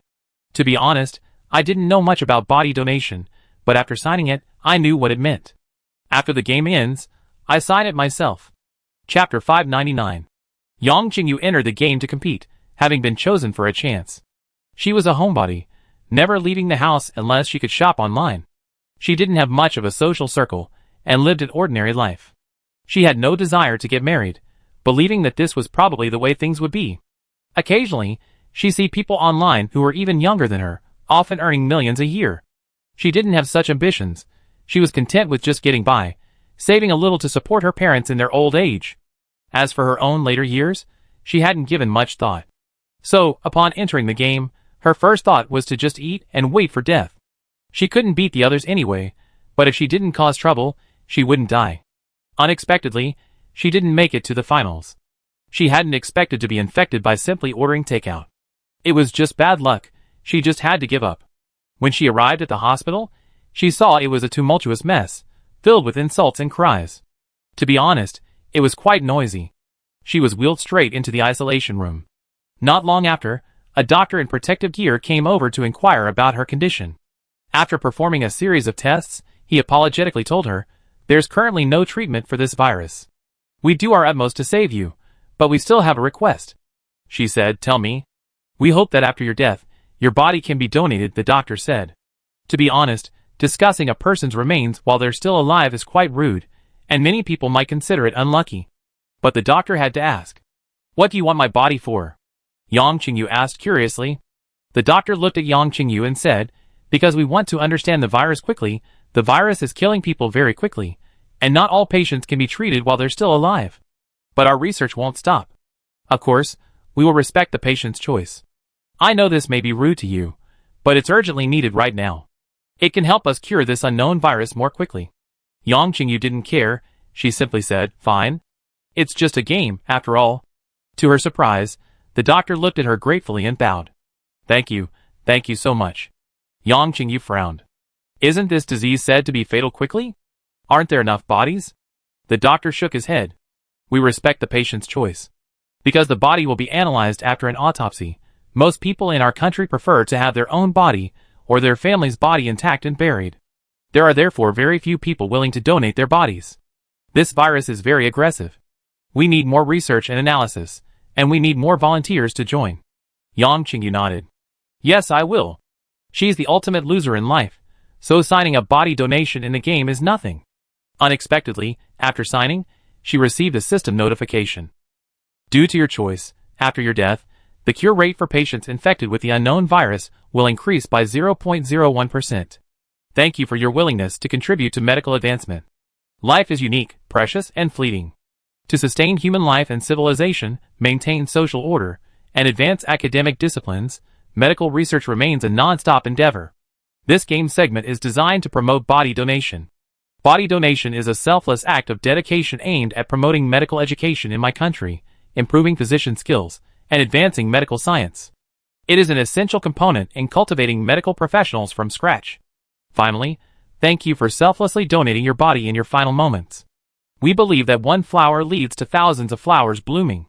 Your choice will bring a brighter future to human civilization in the game. Chapter 600. Liu Yuqing asked, body donation, is there still a way to play this? Jiang Shao hadn't expected this either. Since it's related to the disease, there's a gameplay for participating players, but she hadn't expected it to be available to all players. According to the players, if one player chooses to donate their body, the cure rate is 0.01%. It would take 10,000 players donating their bodies to raise the cure rate to 100%. Lu Han said, I've seen a lot of posts on Taobao these days about various suicide-seeking methods. There are plenty of cynics, and plenty of people watching to laugh. Jiang Shao, however, read a different message. This virus will persist, even after the 6th stage. This means that even with a vaccine, it doesn't guarantee a 100% survival rate for players. Just like many vaccines. Not all vaccines are effective in the human body, it varies from person to person. For some people, the effects of a single vaccine might last 3 to 5 years. For others, they develop antibodies and be immune for life. And for others, the vaccine will quickly become ineffective. Vaccines offer a certain probability of protection, but not 100%. This is likely true in games as well. However, once a vaccine is developed and everyone is immune, the probability of infection will be significantly reduced. Ah, Liu Yuqing said, but who would go? I see a lot of players on the forum scorning the contestants. They're probably gloating, hoping they get infected sooner rather than later. There definitely won't be enough players participating, but the eliminated players are still in the game. Nothing is absolute. Jiang Shao blinked. Suddenly, Lu Han received a message. After reading it, he looked up and said to the others, Shen Jingbin has been infected. Jiang Shao paused. He's in the hospital, closest to the ward. Not surprising. Isn't he still with that NPC? Liu Yuqing recalled. The others nodded. Just the night before, Jin Na had peppered Shen Jingbin with questions. Will you get bored staying here to take care of me? Shen Jingbin didn't mind. It was simple. There was no one to go back with him. Lu Han had Jiang Shao, Jiang Rong had Liu Yuqing, and Zheng Shen, that clueless idiot, was impossible to talk to. Song Yushin was also in the hospital. So he might as well just stay. Unexpectedly, Jin Na asked him, Do you like me? Shen Jingbin scoffed. Like what? Like an NPC? What's that? But he still said, yeah, I like you the most. Jin Na said, You're just being perfunctory again. He stared at this strange NPC, peeled a few pears, and, under her blinking eyes, decisively stuffed them into his mouth. Why ask, knowing it's just a perfunctory response? Jin Na said, But even if you're being perfunctory, I still like you. Women are troublesome. They know men are being perfunctory, but they still have to listen. Shen Jingbin shrugged. Would you like me if I didn't have money? Jin Na was stunned. Shen Jingbin continued, Or would you like me if I weren't good looking? Jin Na paused, took out her diary, and began writing in it. Shen Jingbin couldn't help but ask, What are you writing about? Jin Na angrily said, holding a grudge. That's right, a little notebook to record this blood feud. Shen Jingbin sneered. Seeing her pale face, and covered in bruises, he wondered what she wrote every day. He reached out to snatch her little notebook, but Jin Na hid it mysteriously. No, you can't. Shen Jingbin thought this girl was being eccentric. If you don't want to, then don't. I don't care. Jin Na hid the diary, and looked up at Shin Jingbin. Ahem, it's not that you can't read it. If you want to, wait until I'm gone. Shin Jingbin was dismissive. Alright, go to bed. I'm not going to read it. After she left, he go back to the villa and feast. That night, Shin Jingbin slept to recover his strength, but was woken in the middle of the night by a doctor. Sir, your wife passed away last night. Please accept my condolences. Shin Jingbin realized the bed was empty. Why didn't anyone tell me? Your wife pressed the emergency bell herself and wouldn't wake you. She said she didn't want you to see her at her worst, the doctor said. Shin Jingbin suddenly felt an indescribable bitterness and shuddered. Why was an NPC being so sentimental? Suppressing the emptiness in his heart, he prepared to apply to leave the hospital. But then I heard a game reminder. Your spouse, Jinna, left a diary in the trash can at the corner of the stairs. However, because an infected person had just thrown their belongings into the trash can, the diary is now infected. Retrieving it will infect you. Shin Jingbin paused. Chapter 601. However, Shin Jingbin didn't tell Lu Han why he was infected. Everyone thought that being infected in the hospital, so close to the virus, was understandable. Lu Han said he gave his supplies to Song Yusheng and signed a body donation agreement. The cure rate has now increased to 0.02%, but ordinary players can't see it. Jiang Xiao nodded. In this situation, there's no need to sacrifice players just to increase the cure rate. So even though Jiang Xiao knew that donating a body might increase the cure rate, she didn't need to. She just let it go. If she was infected, she could choose to donate her body. With luck, she could survive. Number of days for the 5th round, 12. Base cash reward, 12,000. Number of people infected, 1,248. Upon waking, Jiang Xiao saw the ever-increasing prize money, and the rapidly increasing number of infections. First disinfect, then go to the kitchen to cook. Jiang Xiao received a message from Lu Deong. Uncle Zhao is sick. I have to take him to the hospital. He's probably in danger. The artillery will remain at the shelter. Uncle Zhao had been coughing badly for the past few days. Although the shelter was safe, his lung problems had been apparent since the beginning of the 5th stage. Jiang Xiao urged Lu Deong to be careful. Lu Han came down and helped Jiang Xiao cook. Today they were making dumplings. Because it was cold, the news even said it was the winter solstice in the game. Jiang Xiao pulled leeks, pork, beef, and corn from the refrigerator and handed them to Lu Han. She was going to make a leek and pork filling, and a beef and corn filling. Chopping the filling and peeling the corn kernels was left to Lu Han. Zingshen came down, holding his phone, and said, I didn't expect there were good people among the players. Lu Han and Jiang Xiao both looked over curiously. I didn't make the finals, but I want those of you who did to remember my dad's kindness. OP, hey, there's no deep hatred. I saw some people being sarcastic before, but I couldn't stand it anymore. They made it to the leaderboard thanks to their skills, so why are you being so jealous? Anyway, I don't have much money in the game, so I can't do much. I'm going to go out and get infected with the virus and heroically donate my body. If you get sick and can be cured, I help you. I'm ordinary, but I'm not mediocre. Second OP, this is hilarious. The above person is acting so righteous. Who's jealous? If you have the ability to make the leaderboard, you have the ability to survive. Who's jealous? I'm not. I'm also going to go out and get infected with the virus. If I get infected, I go to the hospital and donate my body. I hope everyone lives longer. Third OP, who is the OP being so sarcastic about? It's not me. After all, I'm not sarcastic. My skills speak for themselves. I didn't do much in the game before. I didn't participate in the whistleblower game or the undercover game, and I even stayed out of the public game. After all, my life is more important. But think about it, it's just a game. Why should I be so cowardly? I'm going to donate my body, making my final contribution to my country's medical field. Farewell. 4th floor. Oh my god, you've been wanting to leave the game for a long time, but haven't found a way. Now there's finally a proper way. Who wouldn't rush in? Zingshen finished reading. Hey! Doesn't it feel like a reverse marketing campaign? Jiang Xiao suddenly remembered. If the number of players who actively infect exceeds the game's limit on new infections, will the number of infected people still increase according to the game's set limit? Lu Han verified the message and said, if it exceeds the game's mandatory infection limit, the number will increase according to the actual number the next day. Chapter 602. Because the game initially announced the number of infected people and the probability of infection on the first day.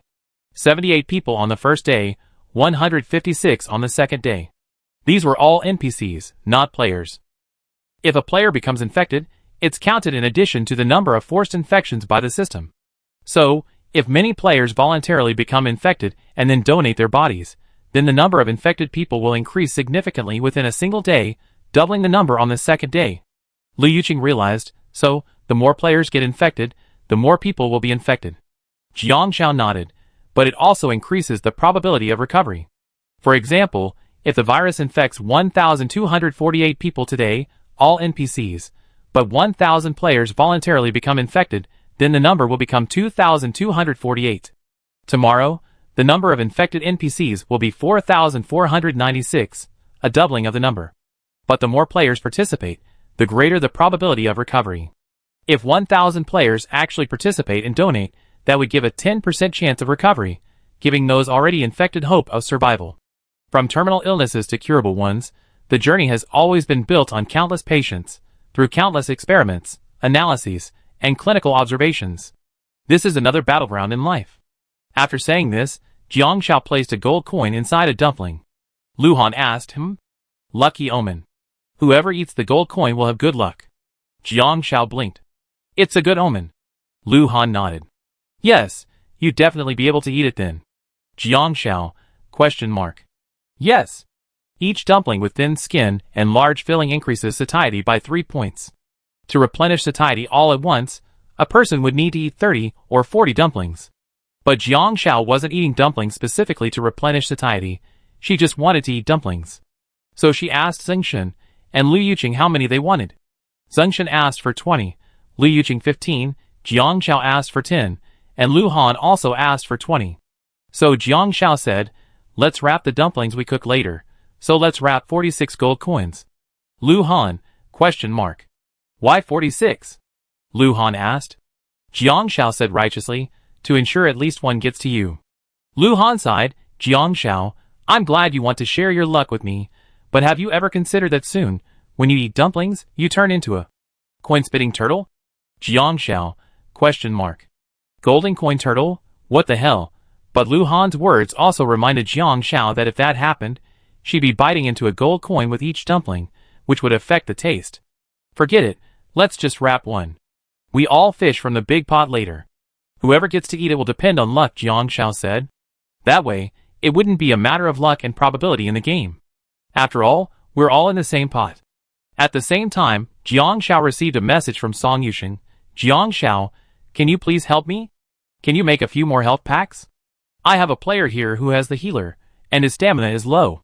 Song Yusheng was now a health pack consuming machine.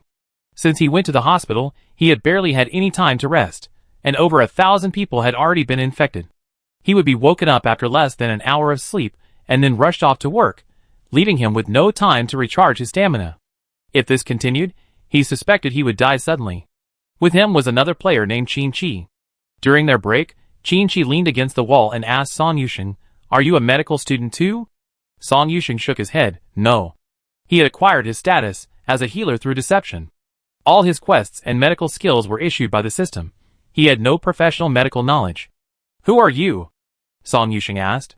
Qin Chi nodded, then shook his head, then nodded again. "Yes, but not really.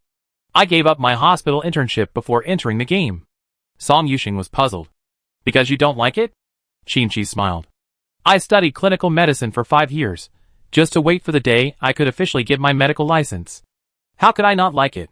"Then why?" Song Yusheng was curious. Qin Chi paused. "Probably because of fear. Witnessing a patient's complications, unable to get off the operating table, their electrocardiogram flattening into a single line, he was afraid. He felt he couldn't bear the weight of a life." Chapter 603. Qin Chi was a true medical student. Before graduation, he had already participated in surgeries of varying sizes under his mentor's supervision, and he was also responsible for assisting his mentor with post-operative care. He was the most outstanding student among the freshmen, the one with the best chance of being the first to perform an independent surgery. The day this incident occurred was due to a major accident. A highway suddenly collapsed, burying dozens of vehicles and countless lives beneath the rubble. He also joined the rescue efforts on the scene. There was a little girl under the rubble. When she was rescued, she was still breathing, but her breath was very weak. She was bleeding from her nose and asked him, "Brother, save me, Mom and Dad." But her parents had already lost their lives protecting her. He desperately tried to save her, but he was too panicked and nervous.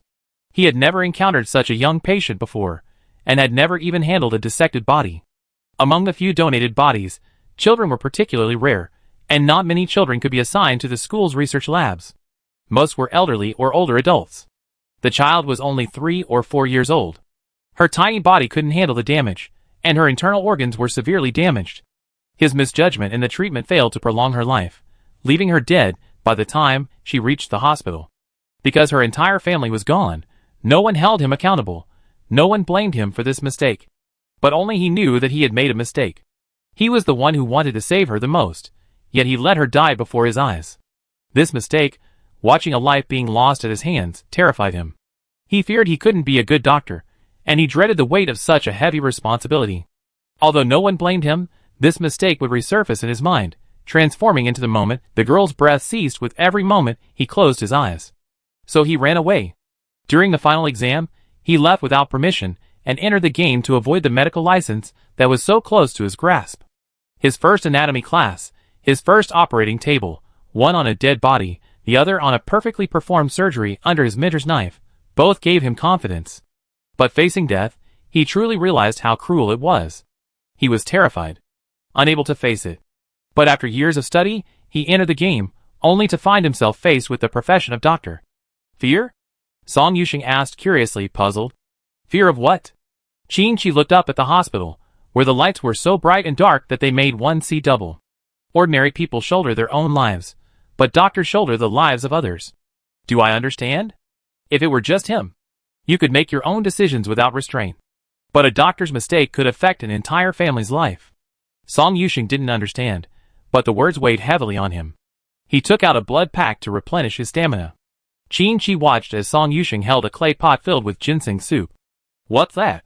A blood pack, Song Yusheng said. This game is so far along, and the food I'm given doesn't replenish my stamina. I feel like they're waiting for my sudden death. What about you? Do you have any stamina left? Qin-Chi shook his head. It's almost gone. He thought, let it go once it's gone.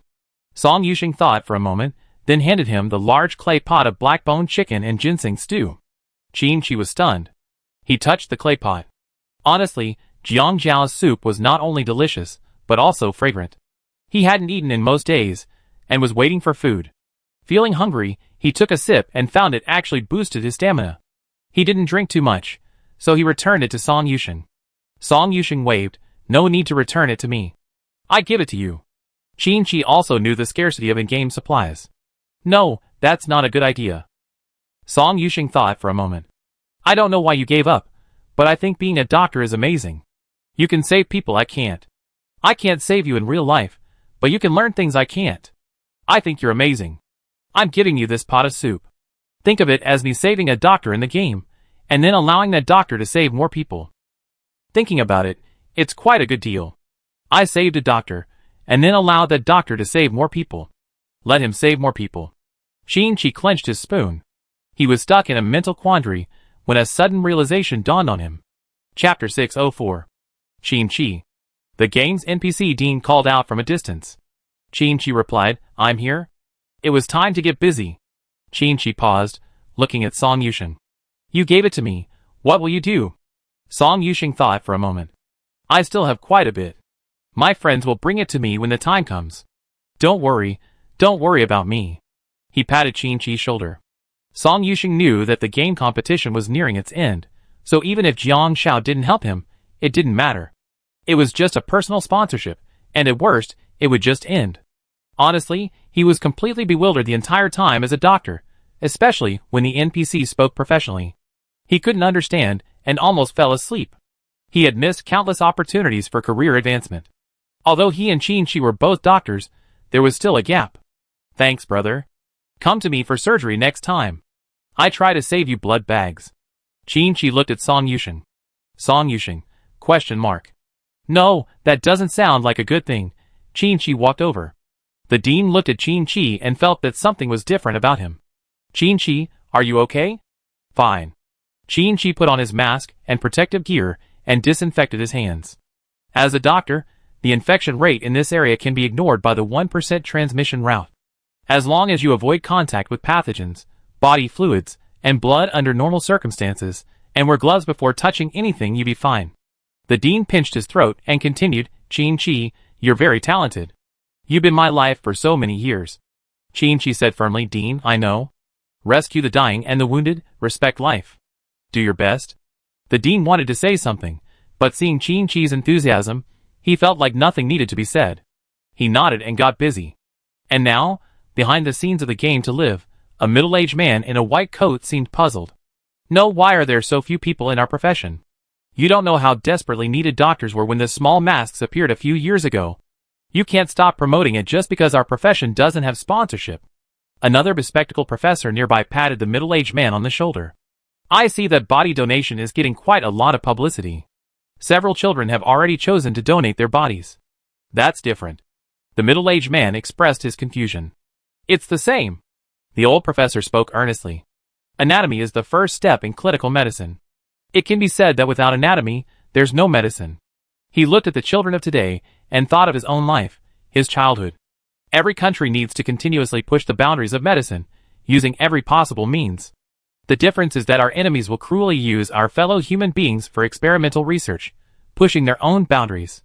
But we can't. We can't actively harm our fellow human beings. We can only promote it and encourage them to volunteer. In the past, our country's medical field was relatively shallow. A senior I know rode his bicycle through the streets for 8 years to promote body donation. The old professor sighed and thought, besides, the medical profession doesn't need to be promoted. Children who dream of saving lives will eventually choose this path. Without this heart, they'd just be killers.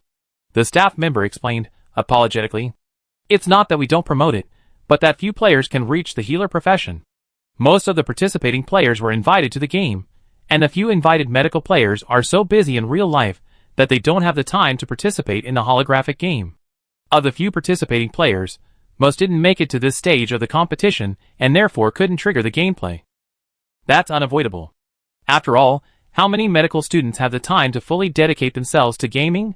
How many of those playing the game actually understand the field of medicine? The public playability of this game is limited by the number of invited players. After all, it's a large-scale, humanistic simulation of social survival. How can it be triggered with fewer people? Chapter 605. After seeing Song Yuxing's message, Jiang Xiao asked Lu Han, how do I send it to Song Yuxing? Lu Han checked his phone. He's told Jiang Rong. Jiang Rong will come pick it up when he has time. After saying this, Lu Han couldn't help but scratch Jiang Zhao's nose. It's free work. There's no benefit in helping him. He remembered that Jiang Xiao would always ask for money for everything he did, though she never actually accepted it. Now she didn't mention it. Jiang Xiao sneezed loudly and rubbed her nose. This game is different from the one about stockpiling supplies. When she played games before, she was cautious because holographic games were survival games that involved competing for supplies. If it was a doomsday game about stockpiling supplies, she wouldn't even think of helping without any benefit. She said, it doesn't necessarily require a reward, it's just a small favor. Besides, going out wouldn't be much help in our current situation. We actually only have a few of the stamina items I prepared. Because they weren't out, their stamina wasn't depleting as quickly. And since they'd been cooped up in one place, they had plenty of stamina. The water's boiling. Lu Han said, is it time to eat? The white, pink dumplings were half sunken and half floating in the boiling water. Jiang Xiao shook her head and poured a bowl of cold water. The boiling water instantly calmed down, and a faint gurgling of bubbles rose from the pot. When the water boils, pour a bowl of cold water. Pour cold water 3 times, and the water should be boiling 3 times. Jiang Xiao said. Lu Yuqing just happened to come over. I always been curious. Why do you have to pour the dumplings 3 times? Wouldn't it be better to cook them for 2 minutes longer? Jiang Xiao said, it's to prevent the dumplings from sticking. Dumpling wrappers expand with heat and contract with cold. Rinsing them with cold water makes them firmer and more complete. If the dumpling wrappers are left to cook after the water has boiled, they will become puffy and soft. Jiang Xiao wasn't a fan of this, but if you're not particularly particular about taste, you won't be too concerned.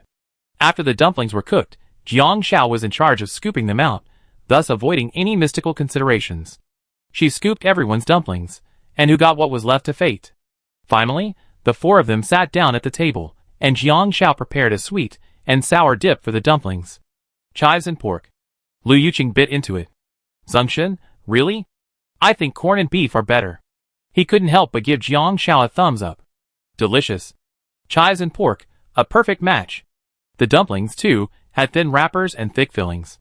The filling was seasoned, neither salty nor bland.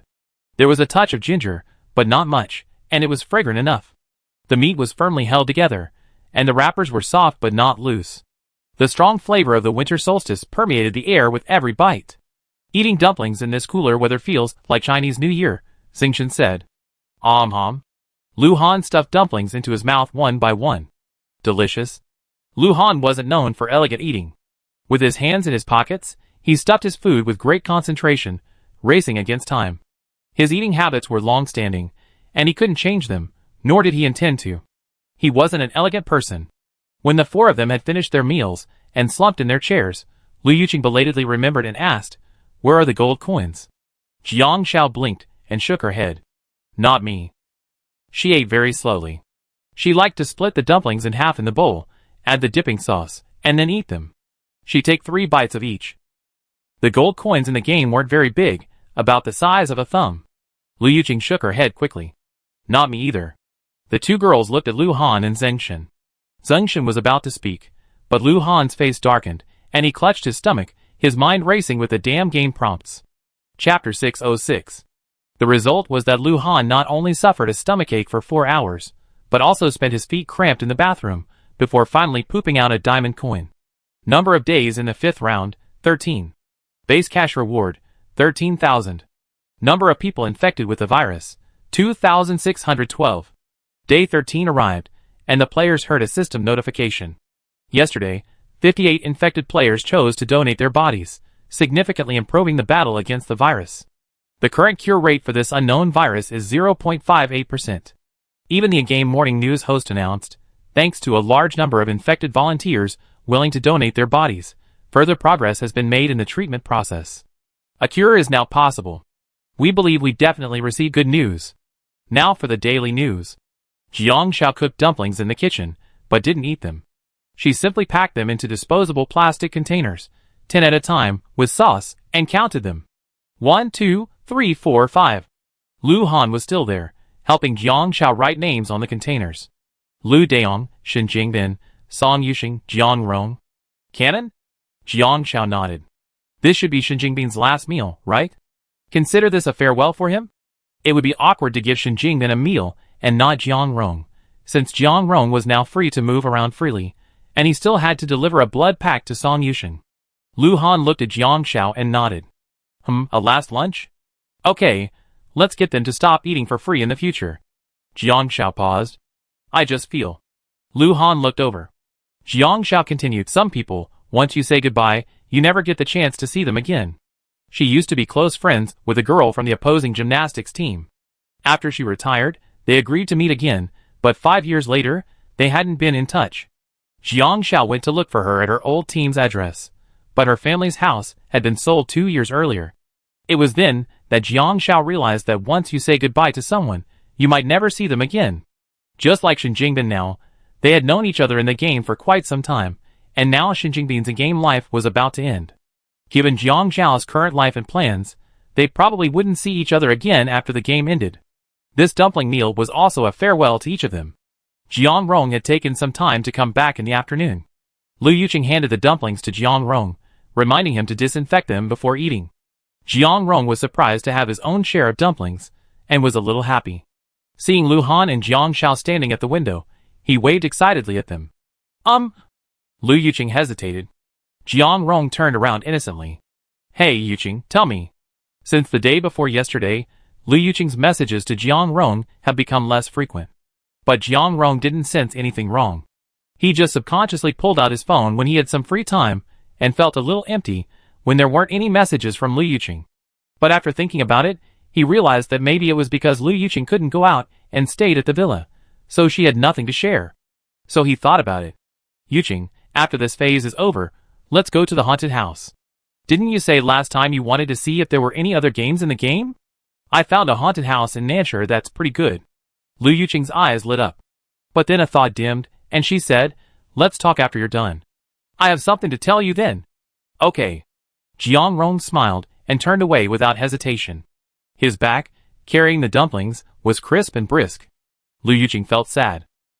It was obvious that her emotions were as great as 1,000 mountains, but he knew nothing about it. It was true that human joys and sorrows were incommensurable. Chapter 607. Song Yuqing, Lu Deong, and Shen Jingbin, all in the hospital, received dumplings sent by Jiang Xiao. Shen Jingbin checked his time. His illness was less than an hour away. At the last moment, Song Yuqing brought him dumplings from the isolation ward. Jiang Xiao said, "We're celebrating the winter solstice in a game too," he said. "Let's try these dumplings." Shen Jingbin took the dumplings, took a few bites, and nodded. "I can't leave. I have to leave soon. I treat you to dinner when I get back to reality." Song Yuqing asked, "Where's your diary? The nurse told me yesterday that you cried after reading your NPC spouse's diary." "Who cried?" Shen Jingbin's neck flushed red. "How could I possibly cry? He was just..." As Shen Jingbin's countdown continued, his illness began to flare up. The high fever and festering pain clouded his consciousness. The instruments inserted into his body fluctuated, then stabilized, finally reaching the end of his life. Shen Jingbin's livestream suddenly went black, displaying, "The player in question has died, and their life story is being compiled and summarized." Shen Jingbin didn't immediately withdraw from his consciousness. He heard the system summarize his life in the game. "Your life experiences are as follows. You were a strong child. After leaving your birthplace, you had no contact with your elders. Forced by life's difficulties, you became a destitute beggar, forming a group of fellow beggars. During the war, you contributed to defending your homeland, and your efforts brought peace to the future. After the war, you abandoned your former social circle and sought a new direction in life. You traveled extensively and experienced human trafficking. You escaped through wit and resourcefulness, but were left with a lifelong disability. You later met your spouse, and with her help, you became a moderately famous live streamer through your unique style and exploited portrayal. You and your spouse had a disagreement and divorced. But when your spouse developed terminal cancer, you returned to care for her until she passed away. After your spouse's death, you encountered a viral outbreak, which also stricken you. You died of the disease and chose to donate your body, contributing to humanity's efforts to combat this unknown virus. After your death, none of your fans remembered you, nor did they mourn for you. Although you were famous for a time, you never truly entered people's hearts. Only your spouse remembered you at the time of your death. Your life was a journey of great decline and great success. Few remember you after your death. Although you didn't leave a deep impression on our times and society, your contributions are felt in every corner of our era. Whether in war or illness, you were a resilient figure who persevered. In this life, you had a spouse who loves you. Although you didn't spend your life together, you weathered many storms together. Life is rarely perfect, and I believe your experiences will be etched in your heart. Finally, thank you for participating in this different life. I hope it helps you find the direction and goals you strive for in real life. Farewell." No one knew the exact time of Shen Jingbin's passing. Song Yuqing, at the hospital, sent the news to Jiang Xiao and the others. This wasn't the first person to leave, but after so long, everyone was clearly aware of the impending departure of a friend. "It's the 5th stage, and the number of people will decrease," Lu Han said. Jiang Xiao looked at Lu Han. "Who do you think should go first?" Lu Han thought seriously. "Together? If nothing unexpected happens, the details will depend on the next stage's settings." Chapter 608. She looked at Lu Han. Lu Han,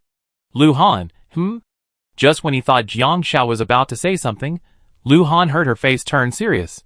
"If you leave first, I'd still be able to live well." Lu Han was stunned.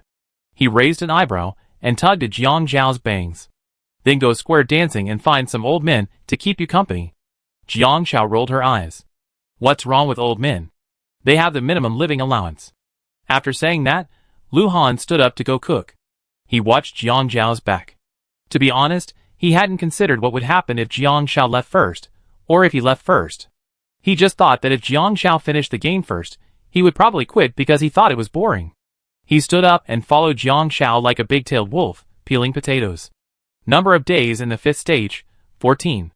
Base cash reward, 14,000. Number of people infected, 5,758. 267 new body donors added, with a current cure rate of 3.25%. Lu Deong stayed at the hospital for 3 days, until Uncle Zhao passed away. Under his lung condition, Uncle Zhao refused to let Lu Deong spend any more money. He simply said, "Son, in this situation, save some money for yourself and don't treat Grandpa." Lu Daong wanted to ask if the game coins were worth anything, but Uncle Zhao insisted, and the NPC during the desensitization stage was unusually resolute, so he received the news of Uncle Zhao's passing that evening. With tears welling in his eyes, Lu Daong sat in the hospital corridor for a while, signed the body donation agreement, and then left after disinfection. He found the hospital crowded. With the increasing number of infected people, the hospital was facing a bed shortage. Lu Daong, having donned his disinfected protective suit, rode his bicycle back to the shelter. Before he even entered, Huapao barged in with a pitchfork. "Back off! Back off! Back off! What are you doing?" Lu Daong muttered. "I finally got back, and you won't let me in." "Disinfect, disinfect," Huapao said quickly. Then Li Fei and Sha Jin emerged with spray, spraying Lu Daong all over. Lu Daong, Alright. After returning, Lu Daong sent a message to Jiang Shao. As he did so, he reflected, this game was almost over. It was because of Jiang Shao that he had all these memories, met Zhao Bo and Huapao, and found a place to stay. After texting Jiang Shao a thank you, Lu Daong entered and asked Huapao, the game is almost over. What do you want to do after you leave? Huapao was stunned. Lu Daong scratched his head, thinking, oh right? You're a big streamer, so you must be going back to be one. Huapao nodded, as if that were the case. He asked Lu Daong, what about you? Lu Daong thought for a moment, go back home and take a look. He was raised by his grandparents as a child, but in reality, he was more impatient with them. For example, he didn't like eggs, but his grandmother would boil one every day, as if it were the best thing in the world, and she insisted he have one. So, when he grew up, he fled to the city with his parents, only returning home for Chinese New Year. Last year, he and his parents went back to their hometown for only 3 days. Lu Daong and Huapao had little in common about this. When he saw Huapao weeping bitterly for Wangpa, Lu Daong told Huapao, you don't know how much trouble grandparents can cause. If you were really rich, it wouldn't be like this. Huapao lashed out, you just have too much and are never satisfied. Lu Daong simply stopped talking. Let Huapao cry on his own. But now that Uncle Zhao was gone, Lu Daong suddenly wanted to go back after the game was over. Huapao thought for a moment, how about I go back with you? Lu Daong instinctively said, why would you go back with me? Huapao said sarcastically, after all, we're a couple in the game, and you're not letting me go back with you to meet your parents after the game? There has to be some kind of formality. As he spoke, he quietly backed away. 3 seconds later, Lu Daong picked up Uncle Zhao's sledgehammer and chased Huapao. Chapter 609. Evening News. Jiang Shao and Lu Yuqing huddled on the sofa, watching TV. Lu Han calculated the time and prepared to make coffee. Having stayed home for the past few days, they played King Game, Flying Chess, Gamoku, and various card games. Because of the game's probability, King Game didn't have it, but it did have live streaming. Any unconventional gameplay would easily be censored, so they eventually gave up. A vaccine is only 4 days away, and the cure rate is currently 3.25%, so there's still a glimmer of hope, Lu Yuqing said. Jiang Shao said, the mortality rate is 96.75%, and the SARS mortality rate of 11% is already quite high. According to Lu Yuqing's understanding, each infected person has a 3.25% chance of recovery. But in reality, the mortality rate of an infectious disease is calculated based on the number of deaths and the number of infections. This means that for every 100 people who get sick, 96 or 97 will die. These two probabilities are different. Lu Yuqing blinked. Okay. So what's the disease with the highest mortality rate in the world? Lu Yuqing asked. Jiang Shao thought for a moment. Rabies. Rabies is also known as hydrophobia. Really? Lu Yuqing paused. Although they say rabies can be prevented, I never seen anyone actually get it. For example, when she was a child, she was bitten by stray cats several times, and the doctor recommended getting a rabies vaccine. But it was too expensive, 1 or 2,000. She didn't get it until she got her own dog. Jiang Shao, because those who get it die very quickly. Just like this virus. Vaccinations have a high probability of providing immunity. But once infected with rabies, the mortality rate is 100%. The typical rabies vaccination duration ranges from 1 to 3 years, depending on the type of rabies. Lu Yuqing nodded and continued reading the news. Suddenly, her back straightened, and she looked extremely alert. She then quickly pulled out her phone and sent a message, her expression slightly anxious. Jiang Xiao sensed Liu Yuqing's uneasiness and tilted her head to ask, "What's wrong?" Liu Yuqing then said, "I sent a message to Jiang Rong, but he didn't reply." Just now, Liu Yuqing heard the system prompt, "Your spouse seems unwell." But Jiang Rong hadn't replied yet. She didn't know where Jiang Rong was, and she couldn't even find him. "Call?" Jiang Xiao asked. Liu Yuqing quickly called, but the call didn't go through. "Police station?" Jiang Xiao said. "Yes, to the police station." Liu Yuqing stood up and hurried to the police station.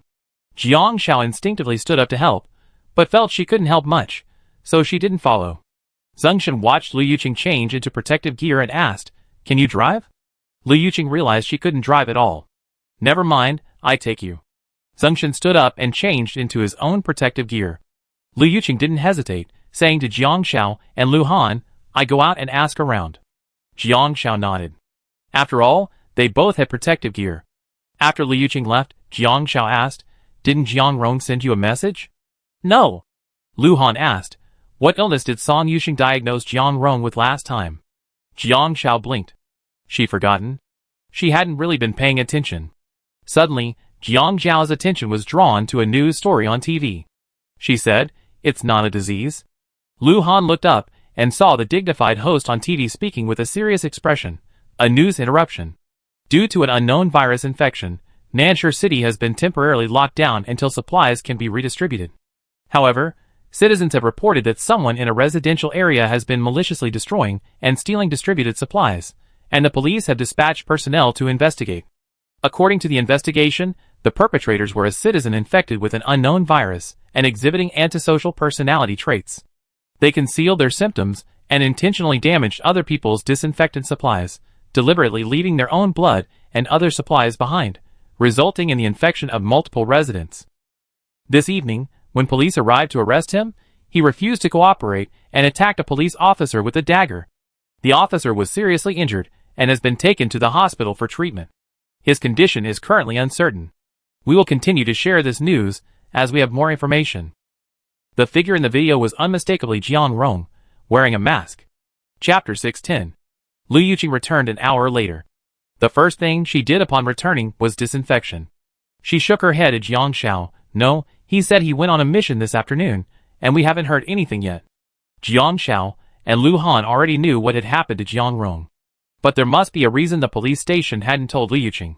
"Let's wait a little longer," Jiang Xiao said. Liu Yuqing threw away her protective suit and sat down to grumble. The last time Song Yuqing diagnosed him, he said he was healthy. How could he be feeling unwell? Jiang Xiao shook her head, feigning ignorance. Liu Yuqing sat back on the sofa, hugged her pillow, and began discussing her relationship issues with Jiang Xiao. "I actually thought about what you said to me last time for a long time, but the moment I saw Jiang Rong, I was speechless." Jiang Rong was a stubborn person. He was completely oblivious to her emotional roller coaster, and could only smile foolishly at her. She couldn't be so cruel as to tell him that while he was still planning their next date, she was actually painfully debating whether to end their relationship. Jiang Xiao nodded vaguely. That was all she had to say.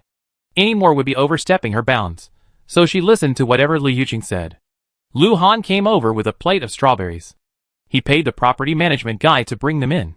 Because the coffee was almost ready, and everyone was about to recharge before bed, they were ready to eat. Then she saw Lu Han coming over with some cut strawberries. Lu Han's cut of the strawberries was strange. Others either didn't cut them at all or cut them in half.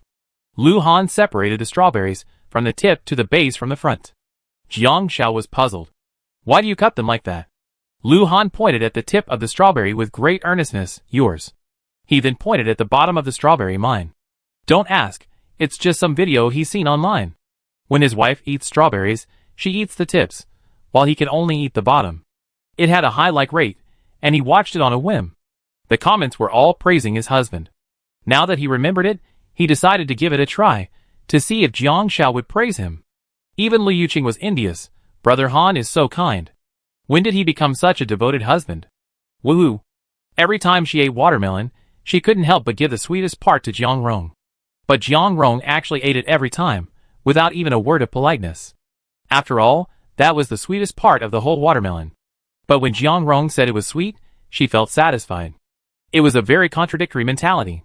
She wanted to share what she believed was best with the other person, but at the same time, she also expected the other person to respond in kind. If she couldn't, she would feel disappointed and unwilling. So, at this moment, Liu Yuqing envied Jiang Xiao. However, Jiang Xiao thought to herself, she didn't understand. She could have eaten one strawberry in one bite, so why cut it in half? Thinking of Liu Yuqing's words, she cut both the tip and the butt in half, and gave one half to Lu Han. I'm going to say no to self-indulgent efforts and moral blackmail. Half each, and you don't want to eat mine. This way, everyone would have both the tip and the butt of strawberries. Lu Han smiled. Actually, he wasn't feeling any self-indulgent. It was all a spur-of-the-moment decision. It wasn't because he wanted to give her something better, but because he wanted to see if she liked eating strawberries this way. If she didn't like it, then forget it. Lu Han sat to Jiang Xiao's right, and started eating the fruit. Liu Yuqing was stunned. Seeing the two of them stuffing strawberries into their mouths in unison, she let out a groundhog scream. What about hers? Were they really not going to consider giving her one? Be careful, she shave her head, slick it with shoe polish, and use her 36 million bald head to illuminate them. Chapter 611. Live broadcast. Brother Han was so naive. I thought I didn't deserve a wife if I didn't eat strawberries and butts. But Sister Han taught me that love can be about sharing strawberries, not just one person eating the tip and the other the butt. It's so important to reject self-indulgent giving and moral blackmail. My husband always says he has to give me the chicken, and I'm not stopping him. I can't finish it all by myself. Why does he act like if I eat it, he won't get to eat it? It's so tiring. Haha, yes, I like to eat. I want 4 crabs by myself, so I ask my husband how many he wants, and buy as many as he needs. There's no need for him to give me his own food. Otherwise, he give me small things, but I have to give him big things. There's really no need for him to act out of deliberate behavior to prove his love for me. We're both realistic and comfortable with each other. Number of days in the 5th round, 15. Basic cash reward, 15,000. Number of people infected with the virus, 13,752. 1,118 new body donors. The current cure rate is 14.43%. With more and more body donors, the cure rate is also rising. The morning news also heard the host's cheerful voice. Yesterday, facing an unknown infection, the Nansha Medical Research Center achieved a major breakthrough. Now, a cured case has been found, and a vaccine is just around the corner. I believe we will definitely defeat the virus. Jiang Xiao glanced at the Tiaba forum on her phone. The posts were dwindling, perhaps because most players were preparing to leave. There are no clues, only a few interesting ones. I can get infected with the virus, then prepare to die and donate my body. Then, on the 3rd day in the hospital, suddenly I'm told I'm cured? Original poster, I was trying to die, I want to quit the game. I got infected, but I'm cured? The first person to be cured, and now I can't die again? Although my stamina limit has been reduced, it tells me I developed antibodies, and won't be infected again for 3 months. I want to die. Second poster, from what you said, you must have been lucky. Why didn't you make it to the finals? Original poster replied to second poster, yes, I was lucky. Then isn't the 3rd stage a reversal of luck? How lucky were you? You were lucky at the scenic spot. The weather was so bad. I was checking in on an island, accidentally stranded on a deserted island, and encountered cannibals. I almost got eaten. I figured, no matter how badly I died, I wouldn't even consider being eaten by cannibals, so I just saved myself, desperately trying to save myself. And then I missed my check-in time. Third floor replied to the original poster. The original poster is so pitiful, ha ha ha. Can you tell me? Do cannibals brush their teeth after eating someone? I also want to know how the original poster saved themselves. Can you tell me? What if I ever encounter cannibals again in the future? Original poster replied to third floor. I told the chiefs the benefits of a vegetarian diet, and urged them to eat more, saying it's good for their physical and mental health. I even offered to help them find a vegetative patient. Third floor replied to the original poster. Question mark. Jiang Xiao burst out laughing after reading this. Liu Yuqing had also woken up and rubbed her eyelids. What are you laughing at? Instinctively, she grabbed her phone to see if Jiang Rong had replied. Still no message. She couldn't help but grumble. It's been all night, and you haven't even said a single word. Suddenly, Liu Yuqing's phone rang. Startling her, she frowned when she saw the caller was unfamiliar, but she still answered. Hello, Ms. Liu. Yes, it's me. Liu Yuqing's previously lazy expression gradually stiffened. The other person's voice buzzed in her ears. Your spouse was in an accident while pursuing a criminal suspect yesterday. He was rushed to the hospital but died despite life-threatening injuries. Because he died in the line of duty, we reported this to the higher authorities and awarded your spouse a first-class merit. We need you to come to the hospital to handle his funeral. Is this available now? Died in the line of duty. For a moment, Lu Yuqing felt as if a large hand were squeezing her heart, suffocating. It was clearly fake. She knew it was just a game. But why was she still so sad after hearing about Jiang Rong's ending? Chapter 612. Jiang Rong was somewhat taken aback. Unexpectedly, yet predictably, the NPC was a sociopath. His kind words of persuasion were futile, and he was ultimately stabbed in a fatal spot. The game reminded him that the wound was too deep, affecting his heart, rendering him unable to move or even apply a bandage. He felt himself being rushed to the hospital. He was clearly conscious and could hear voices clearly, but his vision was blurry, unable to open his eyes, and he felt a sense of detachment. The doctor performed resuscitation on you, but due to a shortage of blood in the hospital's blood bank, the rescue was ineffective. In 3 minutes, your life in the game would end. 3 minutes later, Jiang Rong's livestream screen went black. Jiang Rong waited for a moment before hearing the game prompt. Your life story is as follows. You have always been a righteous child, exposing and reporting criminals from a young age. After leaving your birthplace, you joined the police force to combat crime. You experienced war, endured the turmoil of crime, and made tremendous contributions in defending the city. You orchestrated the work, prevented the full outbreak of the criminal war, and brought peace to Nanshire. It was during this time that you met your future spouse.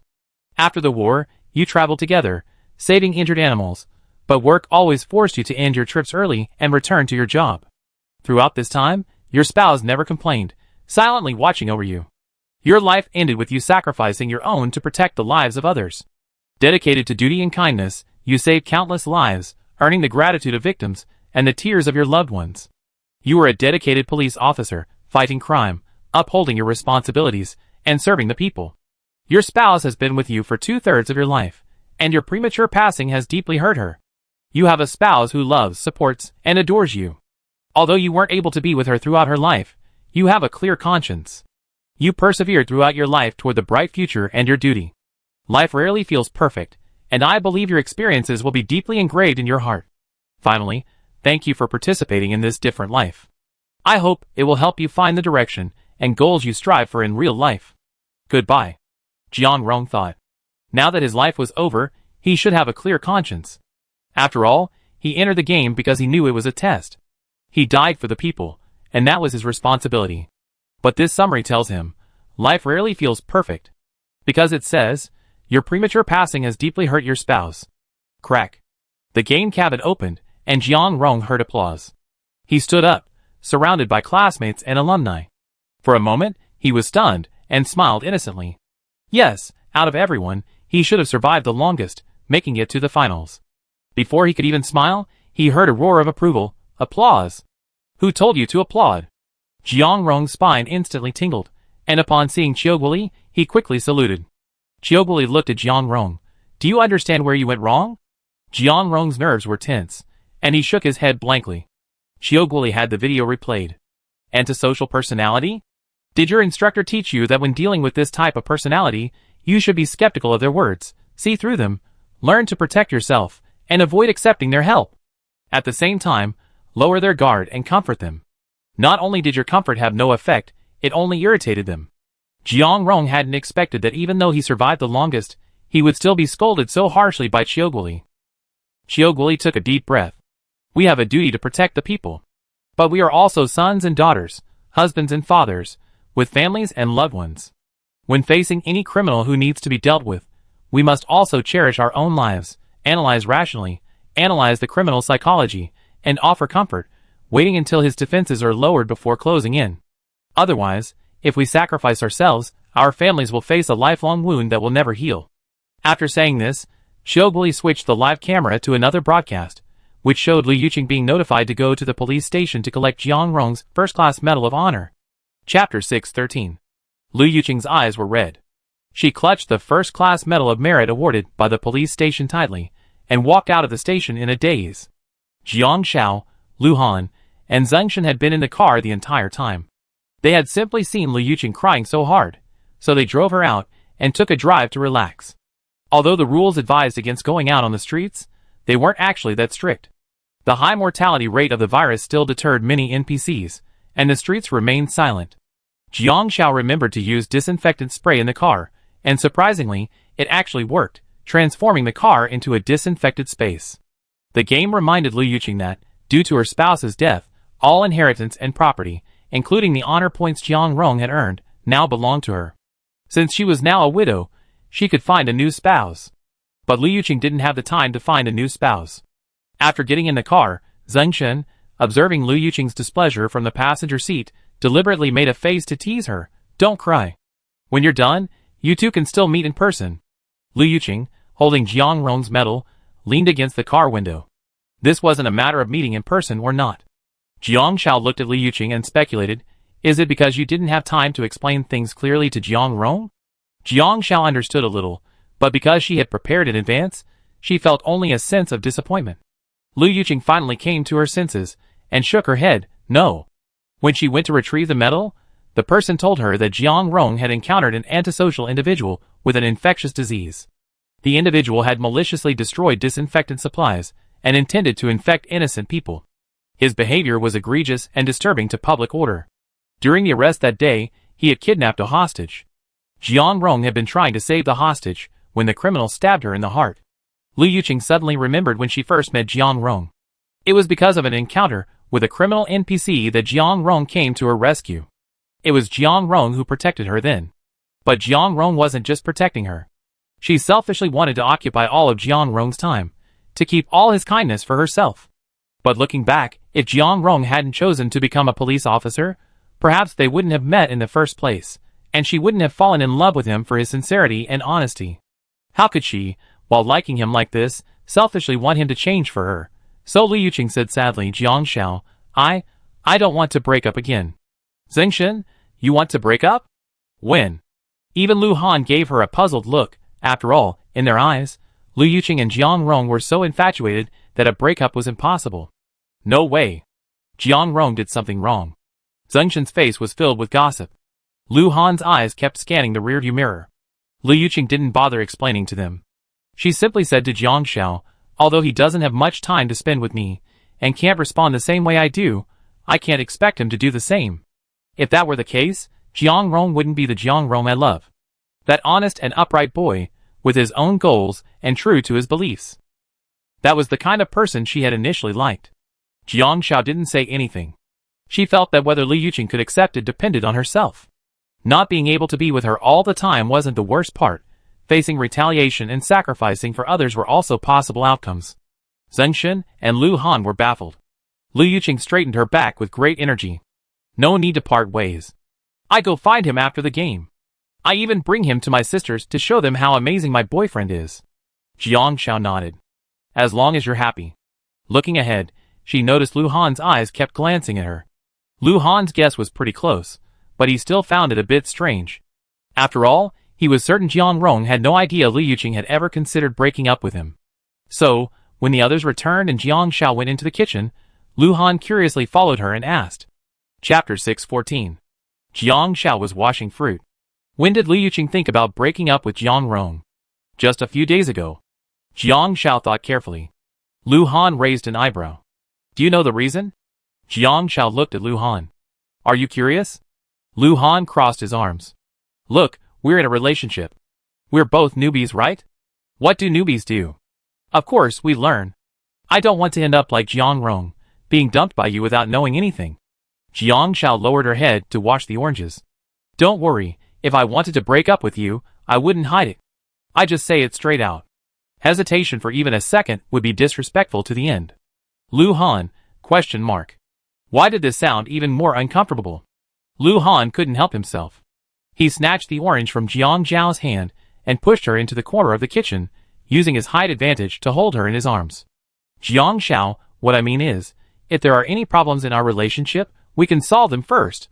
He meant to learn from the experience of Liu Yuqing and Jiang Rong. To prevent a sudden breakup without knowing the reason. Jiang Xiao looked up and nodded seriously. "Yes, I agree.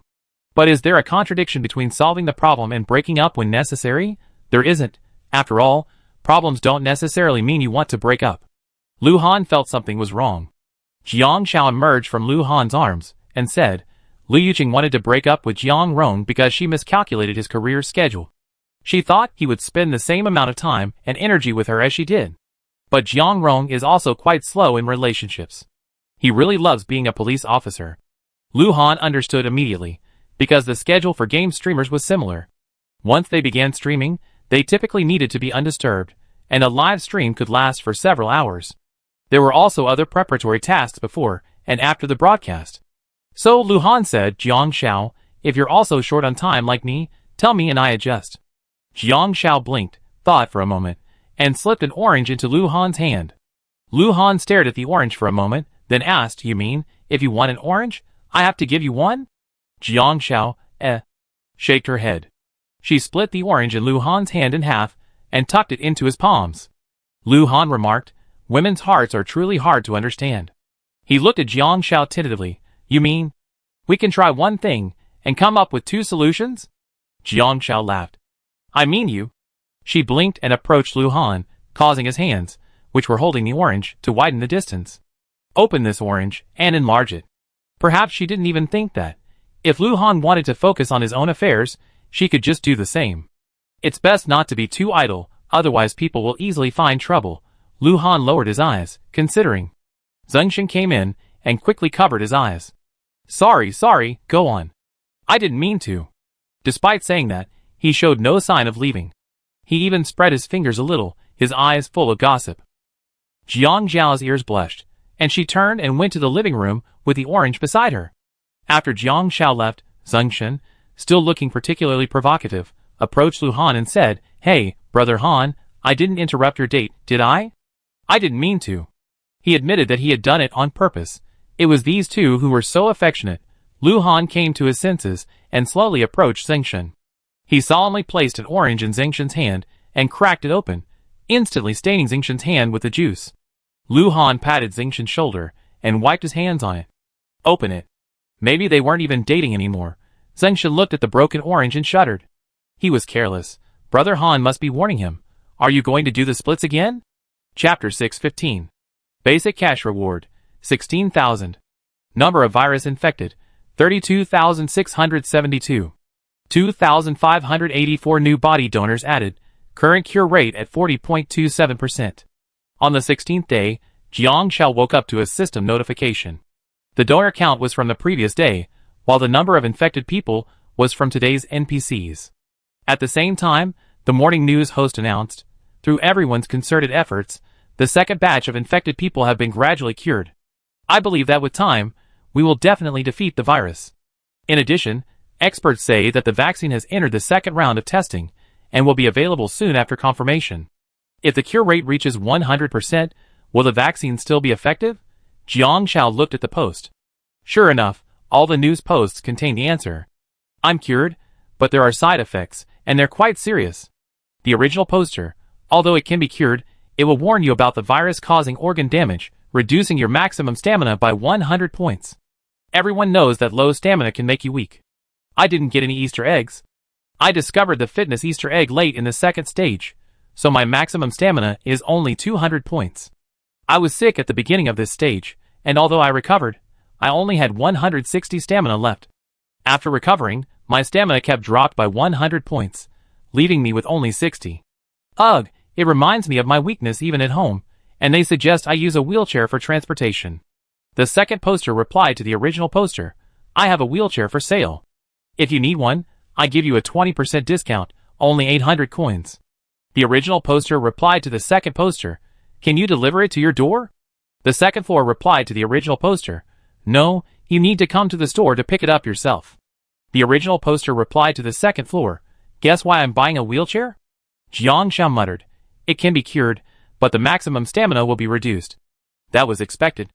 After all, any outbreak of any illness in this stage will reduce the maximum stamina. At this time, Jiang Xiao also saw the address book's moments. The address book's moments is for NPCs, where players can see NPC updates and post their own. However, most of these posts are just to get likes from the NPC's online trolls. Only a small number of them require responses to NPC updates to maintain goodwill with the NPC. Jiang Xiao saw Chen Mingming's latest moments post, a selfie with a tube inserted, captioned, wish me good luck this time again. Jiang Shao realized what was happening and sent a message to Chen Mingming. Sure enough, Chen Mingming was infected. However, according to the message Chen Mingming sent, Jiang Shao also learned that Zhu Xiao had gone to the hospital with Chen Mingming and was by her side to take care of her. Jiang Shao realized that, based on the NPC progression, Zhu Xiao and Chen Mingming's relationship would likely deepen due to this incident. Suddenly, Jiang Shao remembered that she hadn't finished watching the story between the Flower Fairy and the Buddha child since the virus infection had suddenly occurred, and she had forgotten about it during the subsequent updates. She quickly dug out the video. Last time, she seen the Flower Fairy obtain the Buddha child's golden core and then return to save him, ending with an encounter with a thug. The second video showed the Flower Fairy, bloodied and exhausted, returning to the hut where she and the Buddha child lived. She trembled, repeating to herself, they were trying to steal her golden core, and she accidentally killed them. The Flower Fairy wiped her tears and tried to feed the golden core to the Buddha child, but the unconscious Buddha child's lips were tightly closed, making it impossible for her to take the golden core. The Flower Fairy could only hold the core in her mouth, feeding the core to him. Zhu Xiao used a hazy technique, causing the thin veil to flutter, obscuring the two figures, leaving only a faint outline. Chapter 616. Seeing this, Jiang Shao suddenly remembered what happened during the filming of this scene. Lu Han closed his eyes, saying he was Sleeping Beauty, waiting for her to kiss him awake, and then he pouted his lips like he was about to hang an oil bottle. This was why Zhu Xiao changed to covering his mouth with gauze, and the effect was surprisingly good. Thinking of this, Jiang Shao pressed the pause button. Don't ask, I just want to beat him up. Because no one would believe that a Buddhist saint dressed in austere, weak, and unattainable clothes was actually a frivolous monk with a pouting mouth waiting for a kiss. So even now, when Jiang Shao thought about it, she felt that Lu Han deserved a beating. Unexpectedly, before Jiang Shao could calm down and continue watching, Lu Han's snarky voice came from behind her, you still have time to kiss now. Jiang Shao clenched her fists. Hard fists. Lu Han, however, refused to give up. He stroked his hair and asked earnestly, or do you prefer me to be a monk? If so, it's a bit quirky, but understandable. He's still handsome even without hair. 2 minutes later, Lu Han clutched his waist as he and Jiang Shao kept their distance, while watching a video together. After waking up, the Buddhist child noticed the murderous aura emanating from the little flower demon and demanded, did you kill someone? The little flower demon was speechless. Seeing the Buddhist child pick up the staff, she frighteningly sat on the ground, believing he was going to kill her. But he eventually turned around, closed his eyes, and let the demon go. He had been there to eliminate the demon. He let the little flower demon go not only because he discovered she killed someone, but also because he discovered she'd fallen for human desires. The little flower demon, her eyes red, finally stumbled away. The Buddhist child left with the staff, but this time, he wasn't just slaying demons. He had a different understanding of demons. Arriving at the Yellow Springs Inn, I overheard 3 people joking. Last time, I saw a little flower demon holding a golden elixir. It shone with a dazzling golden glow, and I wondered how high her cultivation level was. We almost made a killing, but she was so fierce and determined to get it back, even at the cost of our lives. Strangely enough, that elixir clearly belonged to a cultivator, and it's useless against demons, so why bother? And it cost us a brother. And then what? The elixir is gone. Oh, how could we be the ones to suffer the consequences? I lost a brother for nothing. That flower demon reappeared recently, and I already told a Taoist who refines demon elixirs her whereabouts. I'm sure the flower demon will be refined into an elixir tonight. The Buddhist disciple suddenly realized something, frowning as his mind pieced together the fragmented events. A sudden pang of pain pierced his chest. He stood up and followed the man out of the city, demanding to know the Taoist's whereabouts. But when they arrived at the Taoist temple, they found the little flower demon already dying. Not only had her demon pill been taken away, but she had even been tortured for questioning the Taoist priest about whether she had hidden the flower roots. When the little flower demon saw the Buddhist disciple, she closed her eyes before she could even smile. The Buddhist disciple then saw the corpses of various demons in the temple. Ordinary demon captures involve taking the demon pills to prevent them from committing evil, then releasing them back into the forest. But this Taoist priest wanted to skin and drain the demons, squeezing them to the bone. It wasn't the demons that harmed humans, it was humans who first developed greed. Demons can only devour the spiritual energy of heaven and earth to cultivate, while demon pills are beneficial to humans. So, their rampant hunting of demons led to a demon counterattack, which led to rumors of demons killing people. It turns out that it wasn't the demons that were evil, but But human nature. It was human nature. He actually listened to someone, and went down the mountain to exorcise a demon.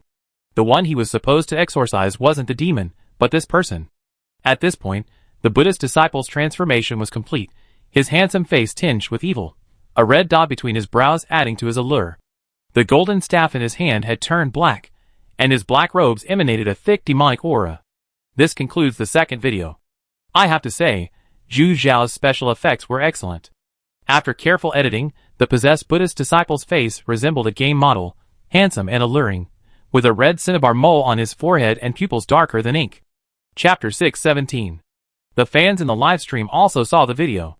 Wow, this video Brother Han and Sister Han shot.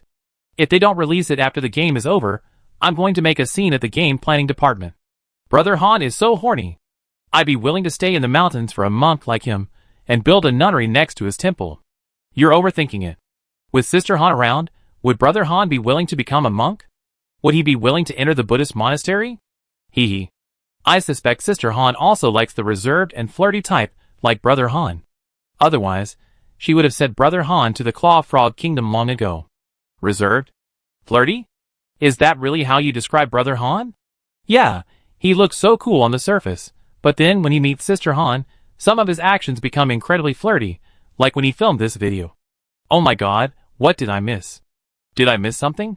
Even Jiang Shao couldn't help but take a look at the final scene, where the Buddha's child transforms into a darker person. After all, there's something indescribable about the darker Buddha's child. If the Buddha's disciples at the beginning were as pure as the snow on the mountaintop, unattainable, then the fallen Buddha's disciples had the feeling of being dragged down, of falling into his abyss, especially those eyes. Seeing Jiang Shao lost in thought, while staring at the video, Lu Han asked lightly, "What are you looking at?" Jiang Shao tilted her head to look at Lu Han's face. The outline remained the same, but the video had been beautified, making the skin more delicate, whiter, and even more alluring under the cold makeup. She brought her hand closer to Lu Han, and his breath paused slightly. Then he felt Jiang Zhao's small hand press against his brow. The next moment, she pulled his eyelids upward, revealing the pinkish-white flesh of his eyelids. She asked, "Are you wearing contact lenses in the video?" Lu Han, The next moment, Jiang Shao quickly pulled her hand away. Lu Han took a deep breath, about to say something, but noticed the tip of Jiang Zhao's ear was red, and the fingers that had just touched his face had gently rubbed it twice. A moment later, Lu Han realized what was happening and chuckled, "Jiang Shao, next time you want to touch me, just let me know. I pretend to be asleep." Jiang Shao, She just felt that Lu Han in the video was a little unreal. She wanted to pinch him to see if this person was really her boyfriend. At this moment, Jiang Shao decided to play dead, and turned back to watching the video. Suddenly, her left shoulder felt heavy. Lu Han placed a hand on Jiang Zhao's shoulder, reaching across her face, and helping her scroll down the screen. He was completely calm, and composed throughout the process.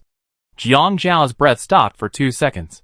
Because hugging someone's shoulder is different from holding hands. Holding hands only allows you to feel the warmth of Lu Han's palm, but hugging someone's shoulder allows you to feel his warmth all over your back. The final video also marks the end of the story of the Buddha and the little flower demon. The Buddha, possessed by a demon, becomes murderous, unaware that the Taoist possesses a hidden sect. The Taoist, using his magical tools to preserve his last vestiges of spirit, escapes, declaring that his actions today must be made known to the world. The Buddha's demonic possession is a disaster for the world. Unfortunately, the Buddha's saint possesses a unique wisdom and profound cultivation, making it impossible for ordinary people to subdue him. Even the Buddha's master has come out to persuade him, but the Buddha replied, "Master, you have taught me since childhood to be virtuous. I am here to defeat the demon, because it is evil and wantonly harming mortals. But after my experience in this world, I understand that there is cause and effect. Evil is the result of evil. How can we only eliminate the result and neglect the cause? Without the cause, there can be no result. If we truly want to eliminate it, we must completely eradicate the cause and effect." These words stopped the master in his tracks, and he chanted Amitabha. If it weren't for the greed of immortal cultivators, who ruthlessly exterminated demonic spirits, how could the demonic spirits have developed a hatred for humans? The Buddha's child, initially tempted by mortal desires, and driven by guilt for having misunderstood the flower demon, followed her instructions, and helped her eliminate the world's evil. The sudden appearance of the fallen Buddhist child has brought the relationship between humans and demons to a more literal level, revealing the truth. The demon's active attacks on humans are due to the despicable deeds of some cultivators, who preach propriety and morality. There is cause for effect, and humans and demons could have coexisted peacefully. The day the truth came to light, the great demon, who had fought the Buddha's child, appeared before him with a nonchalant air. Chapter 6:18. I never thought that after becoming possessed by a demon, the Buddha's disciple would see clearly the truth about the world's good and evil, and realize that not all demons like us are sinister. After all, what evil could a natural demon have in mind? The Buddha's disciple did not want to say more. The great demon pulled a small flower pot from his pocket. What a coincidence! This is the first time I've seen a demon willing to plead for a human. The other day, a little flower demon came to me asking for a monk's golden elixir. The elixir was useless to me, so I simply let her leave her flower roots. Unexpectedly, the roots have been disobedient these past few days, and have sprouted. Isn't that strange? The Buddha's disciple immediately sensed the little flower demon's presence.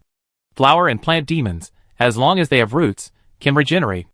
In return, the great demon gave the flower root to the Buddha's disciple, saying, "Take good care of it." The following video shows the Buddhist disciple in seclusion. In the mornings, he would place the little flower demon's root on the windowsill, letting it soak in the rain and sunshine. At night, he would nourish it with his own magical powers. Decades passed, and the Buddhist disciple's eyebrows turned a frosted white. A faint figure appeared beside the Buddhist disciple. The Buddhist disciple couldn't see it, but the little flower demon winked at him, his eyes clear. The Buddhist disciple, feeling something, gazed towards the flower root. The imagery is beautiful, and the eye contact holds suspense. To be honest, the plot is a bit lame, as there's much more to it. If it were a full-length feature, Jiang Xiao thinks it would be quite exciting. However, it's mainly to showcase the costumes and actors, so the plot is pieced together to create a sense of atmosphere. The final scene is particularly striking. The transparent little flower demon stands before the Buddhist disciple, gazing at him. This scene is particularly moving, the kind Jiang Xiao wants to capture for her screensaver. With a click, a screenshot was actually taken. Unexpectedly, Zhengshan was also peeking in from behind the two of them. He thought they were watching something else, but it turned out to be a video they'd taken themselves. And, surprisingly, it was quite good. The sound of the screenshot snapped him back to his senses, and he couldn't help but exclaim, "This little flower demon is so miserable." It's a good thing the ending is a happy one, otherwise, if Fozi and the little flower demon weren't together, how many couple supporters would have died? This is tragic. Not together. Lu Han and Jiang Xiao said almost simultaneously. Zhengshan? Lu Han and Jiang Xiao exchanged glances, and it was clear to them. Although the video didn't explicitly state it, the final scene and various details made it clear that Fozi and the flower demon couldn't possibly be together. Zhengshan was puzzled. Why? Hasn't the flower demon resurrected? Lu Han glanced at Jiang Xiao and said in a deep voice, although the Buddha is a cultivator, the frosty color on his eyebrows indicates that he is gradually aging and will die sooner or later. After decades of nurturing, the little flower demon has appeared, but it has no physical form.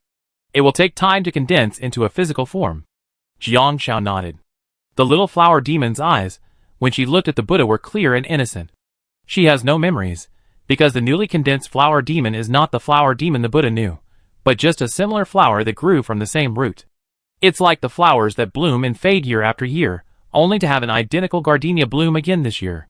But it's not the same gardenia from last year. It's the flower demon who saved him that tempted him, not this new little flower demon. As the monk said, cause and effect, without cause, there's no effect. We must see the essence through the surface. Fuck. Zhengshan cursed. I don't believe it. Lu Han was about to speak. Actually, it also mentions that humans and demons have different paths, so they can't possibly be together. Jiang Xiao nodded. Because different species have reproductive isolation. Shut up. Zhengshan quickly covered his ears. You two are monsters. You're even breaking up your own on-screen couple. This is outrageous. Just shut up, he won't listen. As long as he covers his ears, his on-screen couple will remain. Livestream. Ah! Zhengshan finally said something sensible. I almost want these two to shut up. 1 second I'm so excited about it, and the next second the two people involved tell me it's a bad ending. And the key is that they have a lot of reasons. Zhu Xiao didn't say whether the ending was bad or not when filming. He just left it as a suspense, saying we know the effect after the editing. But as soon as they mentioned the bad ending, I couldn't help but look for details. It seems like it really is a bad ending. The ending? Ugh, I won't listen. These two are toxic. They're even breaking up their own on-screen CP. My little heart is broken. Chapter 619. The fifth phase soon reached its 17th day. The latest report is that the vaccine has passed its third test and will officially begin distribution tomorrow. All citizens can schedule their vaccination appointments on their mobile phones through the UME app. The probability of infection is reduced after vaccination, and entry and exit restrictions are no longer in effect. The current cure rate warning has reached 61.55%, and more than half of the infected have recovered. With 2,128 new body donors, the cure rate has increased to 61.55%. On the same day, the number of people infected with the virus reached 69,600, but Jiang Xiao knew the cure rate would be even higher. In-game NPCs have a 3-day onset period after contracting the virus, while players only have 24 hours. However, most players are eager to leave the game, hoping for a quicker onset. Zengshan asked Jiang Xiao and Lu Han, "So when can we go out? The cure rate is pretty high right now. We should be able to get vaccinated tomorrow, right?" Jiang Xiao glanced at Lu Han. "We have to wait until the cure rate reaches 100%. 100%, Zengshan nodded. "I understand." After all, Brother Han was too ridiculous. But Zengshan realized, Jiang Xiao, you can actually go out. With Jiang Xiao's luck, she could definitely go out. Jiang Xiao said seriously, "Don't get your hopes up. Who knows if this will lead to another instance of survivor bias or a reversal of luck? For example, Lu Han wouldn't go out unless there was a 100% cure rate or a vaccine." She glanced at him. Lu Han was leaning back on the sofa, reading a forum, feeling drowsy. He picked up his phone and hid it on his face. He simply threw it aside, turned his back to Jiang Xiao and the others, and began to take a nap. In the afternoon, the property management company came to deliver a bunch of stuff to Liu Yuqing, some small toys she ordered on her phone. After Jiang Rong left, Liu Yuqing decided to try some hobbies. She'd been shopping for a bunch of DIY items online. Jiang Xiao saw her take out an embroidery frame and actually imitate the ladies of ancient times. Jiang Xiao leaned over to watch curiously. Liu Yuqing asked, "Have you seen it?" Jiang Xiao nodded. "I've seen it in a video. I heard embroiderers make money selling their embroidery. We can't be embroiderers, so this might as well be a way to pass the time." Liu Yuqing fiddled with it for nearly 10 minutes, then showed it to Jiang Xiao. "Does it look good?" She thought it was quite good. Jiang Xiao nodded. "It looks delicious." Liu Yuqing was puzzled. "Good? Delicious?" Jiang Xiao blinked. "Yeah, isn't that a fried egg you're embroidering? White egg whites with a round yolk in the middle. A Q-shaped fried egg?" Liu Yuqing, It's a flower. A daisy. The white petals are white, the yellow center is yellow. Looking at it carefully again, yes, it does resemble a fried egg, and the more you look at it, the more it looks like one." Jiang Xiao remembered, wool felting is easier to get started. Wool felting involves stacking wool of different dyes together, and then using a needle to repeatedly form balls into the desired shape. Repeatedly poking and prodding increases the density, turning the thread into a ball, and then tying the ball into various patterns. Liu Yuqing watched Jiang Xiao tear open the bag of felt material, pull out a needle, and begin poking. Her speed was lightning fast.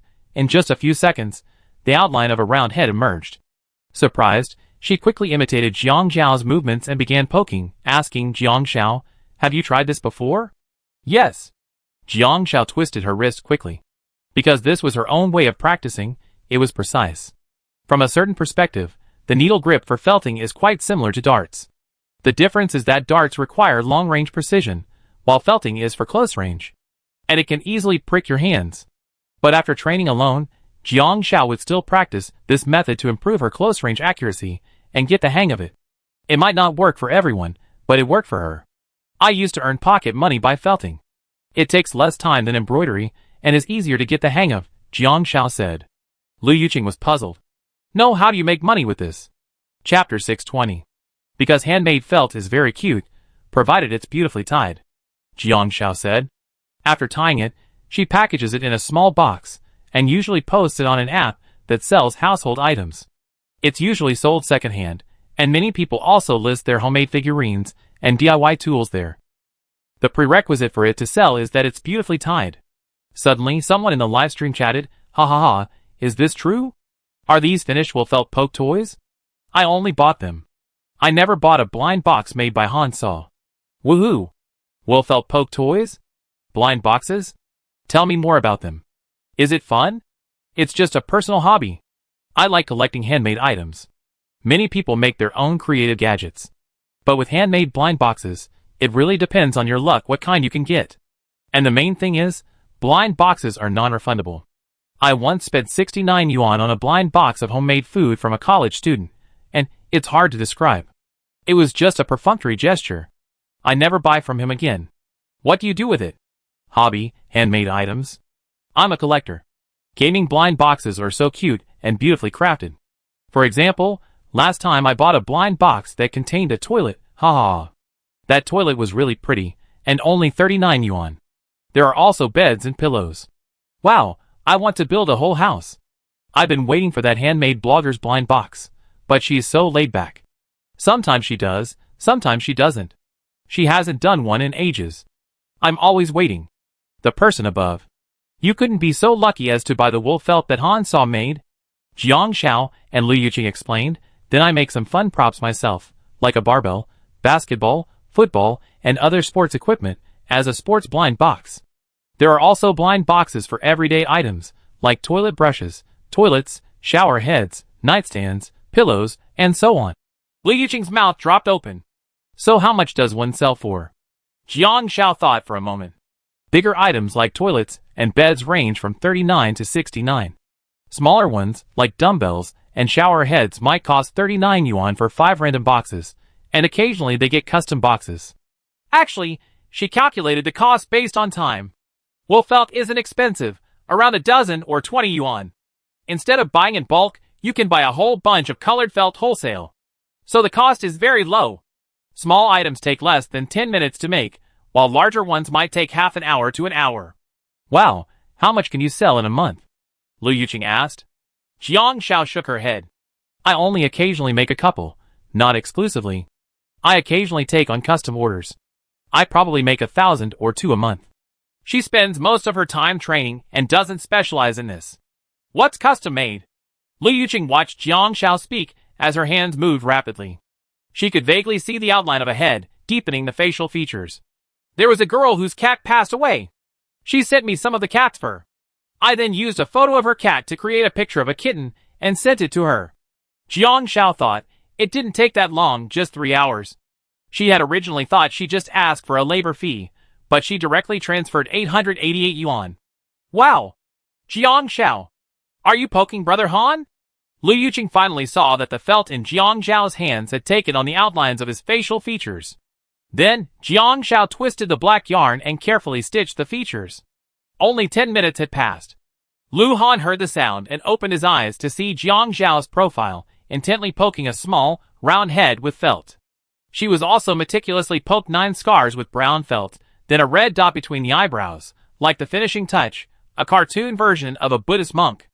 Lu Han tilted his head and looked at Jiang Xiao intently, his eyes quirking, his lips still curled before he could reach his full curve. Jiang Xiao, holding the Buddhist monk's head, said to Liu Yuqing, doesn't it look like they twisted Lu Han's head off? Lu Han, eh? Chapter 621. What's it like to have a girlfriend who pokes felt? When she's angry, she might poke a caricature of you into felt, then threaten you by twisting your head off. So Lu Han turned away, closed his eyes, and continued to pretend to sleep. Liu Yuqing found it amusing and started learning. In just a few minutes, she had already pricked 8 holes in her fingers. She felt like the reincarnation of Rong Mama and Ziwei. She loved pricking herself with needles. Finally, she decided to give in. Forget it, Jiang Xiao. I don't have that much patience. Then she leaned back and watched Jiang Xiaozha work. It must be said, just watching Jiang Xiaozha's concentration, the fuzzy felt slowly transforming under her hands, seemed to have a soothing effect. It was truly healing. Jiang Xiao, are you thinking of opening a felt craft shop? Liu Yuqing asked. I see you really like it. Maybe. I think about it later, Jiang Xiaozha said casually. She had indeed thought about it. After all, she had been making money with felt for a while after leaving the training team. But after getting into holographic games, she rarely touched felt anymore. Why later? Liu Yuqing asked curiously. Jiang Xiaozhao said, because some things can be done anytime, while some things won't be done again until they're done now. Liu Yuqing asked curiously, so what do you want to do? Jiang Xiao instinctively said, win a gold medal? Win a gold medal? Lu Yuqing was puzzled. Jiang Xiao amended her words. Win a gold medal for myself? Use your life to build one for yourself. Whether she wins it, or she becomes a coach and leads others to win it, she must win it at least once. Witnessing it, like a climber striving for the moment of reaching the summit, to give their career a golden and perfect ending. Lu Han rolled over, opened his eyes, and looked at Jiang Xiao's back. He suddenly remembered a news report from 1 year. A player from the darts team, a talented player who had previously won the world championship, had missed the gold medal due to a mistake. It was a small piece of information, and Jiang Xiao's name wasn't even mentioned. But now that he thought about it, it was most likely her who was reporting it. Unlike that year when she won the junior championship at the world championships, her name was solemnly repeated 3 times by the host. But he hadn't paid much attention at the time, because they were from 2 different worlds. Whether as Lu Han or Lu Mingde, he and she were like 2 parallel lines that would never intersect. And now, he suddenly became curious. Why did she enter the game? Why didn't he continue throwing darts? Jiang Xiao stood up. Lu Han quickly closed his eyes. Suddenly, he felt something furry on his face. Cooking! Jiang Xiao checked the time. Lu Yuqing hurried to follow. Lu Han opened his eyes, and removed the Buddha's head from his face. Due to material constraints, Jiang Xiao had only etched a simple head and shoulders. While not very detailed, it was at least clear it was him. Unfortunately, you can't take things from the game with you. Luckily, Jiang Xiao could be taken with you. Number of days in the 5th round, 18. Base cash reward, 18,000. Number of people infected with the virus, 143,544. 2,172 new body donors. Current cure rate, 61.99%. The morning news had already announced the official launch of the vaccine, along with the game rules. Chapter 622. The vaccine for this phase has been successfully developed and is free. After vaccination, the chance of infection is reduced. Blood contact with an infected person increases the chance of infection to 100%. Physical contact with an infected person increases the chance of infection to 20%. Other infection routes are blocked. 3 infection routes have been blocked at once. The vaccination will definitely be successful, but the chances of infection will be greatly reduced. As long as there's no contact with the blood or body fluids of an infected person, there's no risk of infection. Zungshan said with relief, finally, I can go out. As long as there's no direct contact with an infected person, it's fine. Before anyone else could speak, the game prompts continued. Currently, 100,000 vaccination slots are available daily. Vaccination is currently available through the following channels. 1. Regional leaders will apply at the CDC and receive a vaccination at your doorstep. 2. After queuing up at the CDC to apply for the vaccine, you can go home and get vaccinated. 3. Early vaccination slots can be obtained through special channels. 4. Special groups can obtain early vaccination slots. And that's still limiting the number of slots. Lu Yuqing said. There are over 4 million NPCs in Nanshire. Jiang Xiao said, it'd take about 40 days for all the NPCs to be vaccinated. Ah! No! Zungshan scratched his head. I want to go out. I'm going crazy. Even in a zombie apocalypse, I can still go for a spin and kill a few zombies for fun. Confined to a 50 square meter space, people really go crazy after a while. Just as he finished speaking, Lu Han received a message from Song Yusheng. Song Yusheng said he has 5 family members available. The blessing Lu Han had originally asked Song Yusheng to give was now working. This must be one of the special channels, for doctors' families. Exactly 5. We have 4 people, enough, Zungshan said. Jiang Xiao remained silent. The shelter also needed vaccines. Because players would eventually quit the game, although she was an investor in the shelter, she wasn't the official head of the operation, but Mu Mian. Besides that, there were only 2 staff members. Everything else was secondary. The main task was arranging for staff to queue up at the CDC for applications. If they had to wait in line, who knew how long it would take? Lu Han also had to begin preparations. He had to start arranging NPCs to perform the corresponding tasks at the several companies he invested in. The 2 were still pondering. Suddenly, they heard a system notification. Because your social status is higher than 3 points, you can get an additional special service. A doctor will come to your home at 8 a.m. to administer the vaccine. They looked up almost simultaneously. Lu Han asked Jiang Xiao, did you hear that too? Jiang Xiao nodded. Zungshan was confused. What did you hear? After hearing what Jiang Xiao and Lu Han said, Lu Yuqing explained, no way, So this is the benefit of being a player with high social status. Absolutely amazing. Jiang Xiao paused. This setting is quite realistic. She suddenly remembered what the player who made money had said. He didn't have money for medical treatment because he saw two NPCs choose painkillers because of money. This segment clearly illustrates some of the darker realities. Why do people strive for wealth and status? It's to hold on to what they want, to increase their chances of retaining everything they cherish. In insignificant moments, money is just icing on the cake, making life more comfortable. Those who don't pursue material things might not be tempted. But in critical moments, it can save lives, just like in this segment, where they can get the best medical care quickly. Something money can't save, but you always try your best. Without money, you can only end your life with regret and resentment, or watch your loved ones suffer from illness, powerless to do anything. It would be fine if life were free of attachments, but even the slightest attachment would produce two completely different states of mind. The former can only lament the unfairness of fate, unable to hold onto the hand of love no matter how hard they try. The latter, on the other hand, will resent their own incompetence and laziness, becoming a lifelong obstacle they cannot overcome. Chapter 623. At 8 a.m., the medical staff arrived promptly. The vaccination process was simple. A prick was administered on Jiang Xiao and Lu Han's arms, and the entire process took less than 10 seconds. We will need to observe for 30 minutes. If there is no rejection within 30 minutes, the vaccination is successful. The medical staff politely stated, if you experience acute allergic reactions such as severe dizziness within 30 minutes, please go to the hospital immediately for emergency treatment. However, allergic reactions are generally not expected. Otherwise, the player would be left with no solution. Jiang Xiao was about to nod when Lu Han, acting on the principle of freeloading, asked, could you please vaccinate my two friends as well? The medical staff hesitated, then glanced at Lu Han. After all, both of them had a social status close to 8, which was considered quite high in the game. Finally, he nodded, okay. Zingshan excitedly clapped his hand on Lu Han's shoulder. This is what it's like to cling to someone powerful. I think I could write a book called Me and My Amazing Friends. Lu Han's cold glance suddenly reminded him of the splits, and he quickly withdrew his hand in fear. After the 4 people were vaccinated, Song Yuxing's quota was no longer available, so Lu Han told him to give it to someone in need. Song Yuxing quickly figured out who to give it to. Besides the medical staff, the hospital also had family members of patients who couldn't enter due to infection.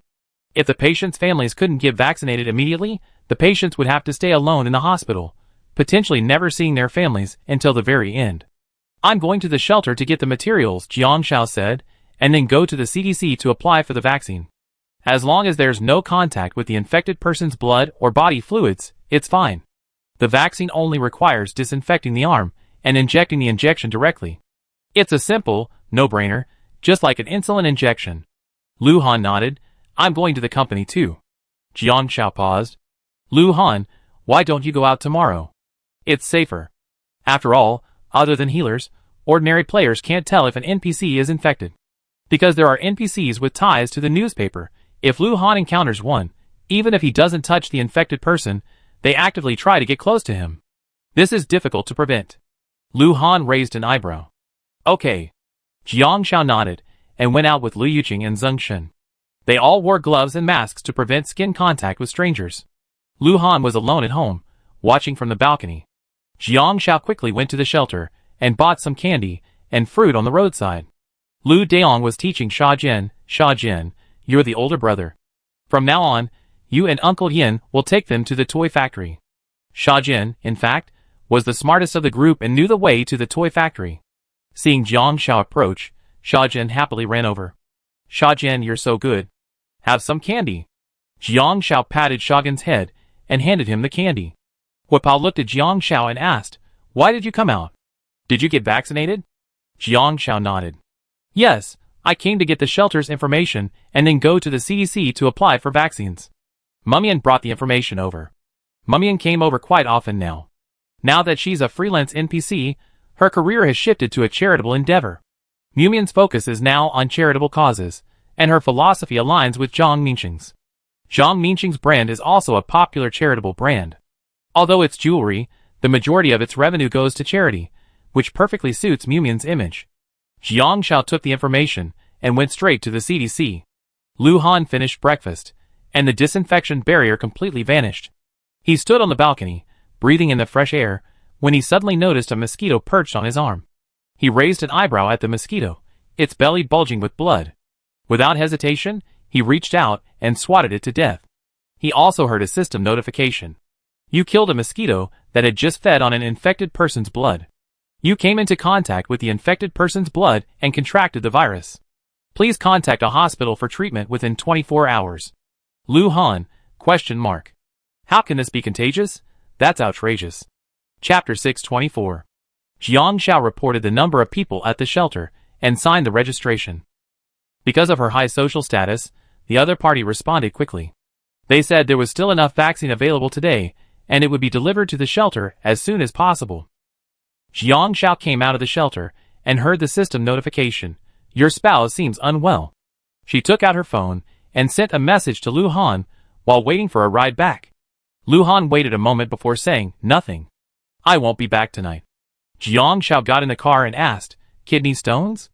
That shouldn't be the case, but during the surgery, they said the recurrence rate was 0%. Lu Han, no, there's nothing wrong with my kidneys. Seeing the emoji, Jiang Xiao couldn't help but sneer and quickly replied, stomach problems?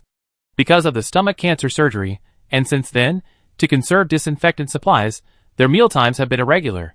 He wondered if this would affect Lu Han. Lu Han was silent for a moment before sending a message to Jiang Xiao. I'm in the hospital. I've been infected. Just then, Jiang Xiao returned to the villa. Lu Han wasn't at the villa, and Jiang Xiao was stunned when she saw the message. Learning the reason for Lu Han's infection, she was a little confused. This meant that while all avenues had been closed, there was a misunderstanding regarding the infected person's blood. Infected blood doesn't necessarily mean you must be wary of the infected person, but rather anything blood-related. Physical contact with an infected person means avoiding direct contact with the infected person. All I can say is, Lu Han could be infected even by swatting a mosquito. Survivor bias certainly doesn't exist in Lu Han. The current cure probability is 61.99%. Lu Han still has 24 hours until the onset of illness, meaning there's still a chance for another update at 12 o'clock, and the cure rate can be further improved. But Jiang Xiao had a feeling that Lu Han couldn't even escape the 0.1% chance, let alone the 61.99% chance of recovery. So she texted Lu Han, what do you want to eat? Lu Han, ? Jiang Xiao, anything you want, anything. Lu Han, ? Jiang Xiao sighed. Silly boy, don't you realize time's running out? She waited a moment and was about to ask. Lu Han said a single word, you. Jiang Xiao, Her ears blushed, and she didn't reply. Lu Yuqing returned to find Lu Han gone. She was speechless to learn that he was infected and in the hospital. So Brother Han went to the hospital alone? I came back and found his car gone. Jiang Xiao suddenly remembered that Lu Han had driven to the hospital alone and hadn't come into contact with anyone. In truth, Lu Han had always been very careful to avoid infection, but he couldn't escape the game's luck. That should be it. Jiang Xiao nodded, glancing around the kitchen to see what dishes were available. Lu Han preferred beef. So, she cooked the beef with radish. Although it was called a clear stew, Jiang Xiao added quite a few ingredients, like a few Sichuan peppercorns to remove the fishy smell, a small tea bag to soften the beef, and a touch of vinegar. The rest was fennel and other spices, without orange peel, because it made the soup taste strange and Jiang Xiao wasn't very accustomed to it. Then she chopped 2 handfuls of green peppers and added salt, which served as a dipping sauce. The beef stewed for several hours. It was already around 6 or 7 in the afternoon when it was tender and tender. Jiang Xiao tasted it and found that the beef she had bought had a little bit of fat on it. The fat was so tender that it softened the meat and tasted very fragrant. She scooped the beef into a bowl and asked Zengxin to drive her to the hospital. Lu Han lay in the isolation ward, stretched out his hands, boredly counting his fingers. The live stream had become numb. Brother Han has been counting for ages. Can he even get from 5 to 6? The child is going crazy. I can already see Brother Han's mindset of just giving up and waiting for death. If Brother Han doesn't have Sister Han, will he be a widow? Whoa, no. No bad ending. I feel like I'm following a long-running drama, and then suddenly the hero gets a terminal illness. I want to send a razor blade to the author. Chapter 625. Lu Han stood up when he heard Jiang Xiao approaching. The isolation ward was transparent, and contact was prohibited. Jiang Xiao wore protective clothing, which was distributed upon entering the hospital. With Song Yuxing present, Jiang Xiao had also been vaccinated, and had proof that she could visit Lu Han. Jiang Xiao poured the stewed beef broth into the ward through the isolation tube, and laid down beside him. I came to see you. Lu Han accepted Jiang Xiao's offer of food and sat down, opening the lid and beginning to eat. Jiang Xiao looked at him with her chin propped up. Lu Han swallowed a few mouthfuls, then remembered something and began to speak slowly. Jiang Xiao blinked. I didn't put a coin in the radish. Lu Han was silent for a moment, then looked up at Jiang Xiao. Jiang Xiao, are you afraid you won't see me tomorrow? Jiang Xiao was stunned. Responding quickly, she said, No, I only made you food so you could pass away peacefully, so I could inherit your legacy. Lu Han raised an eyebrow. Jiang Xiao, how can you be so sure I die? Jiang Xiao's eyes widened. That's the probability, then. Let's make a bet. Lu Han said nonchalantly. Jiang Xiao blinked. What? About whether I die. Through the transparent glass, Lu Han leaned closer to Jiang Xiao, as if kissing her forehead. Let's each make a bet. If I win, you hug me when we meet. Jiang Xiao blushed and pursed her lips. What if I win? Lu Han, as if it were a matter of course. I hug you. Jiang Xiao was stunned for a moment. No, why was this so strange? Win or lose? Before she could finish, Lu Han quickly said, I'm betting I die of illness. Jiang Xiao, question mark. No. That's too much. He brought it up himself, and he was so shameless to say it first. Lu Han. I didn't agree. Jiang Xiao thought Lu Han was 10 times thicker than she was. He must have at least 100 layers of blankets covering his face. Livestream. Oh my god, Brother Han's abacus beads are so thick they couldn't even fit on a turntable. Hilarious. I thought Brother Han would bet that he could stay this time. Ha! I didn't expect him to actually think he'd leave. Well, if Brother Han wins the bet, he leaves, and in real life, Sister Han will go find him and hug him. If Brother Han loses, he go find Sister Han and hug her, and even stay with him in the game. Ah, Brother Han has all the good stuff. Got it? Be shameless with your wife. Can anyone install a surveillance camera on Brother Han? I want to witness the meeting in person. There's nothing wrong with that. After all, this relationship is witnessed by the entire internet. Install a surveillance camera on Brother Han Plus. Hire paparazzi to follow them, as they meet in person. I pay, thank you. You can pay for the details of their meeting. Blurred images are fine. Money's not a problem, thank you. An hour later, Jiang Xiao left with her lunch box. Song Yusheng came over and looked at Lu Han, Brother Han. Lu Han nodded, leaning against the pillow, a thermometer between his teeth, chewing on it back and forth. He also made some arrangements for his final wishes. Keep an eye on Zhengshan after I'm gone. If he still has any thoughts, teach him to do the splits a couple more times. Song Yusheng smiled. Zhengshan can't do it anymore. Not at all. Not only that, seeing Jiang Xiao reminds him of his lost front tooth, and seeing Brother Han reminds him of the splits he spent the whole night doing. Lu Han asked again, what's your maximum stamina? Song Yusheng replied, 420.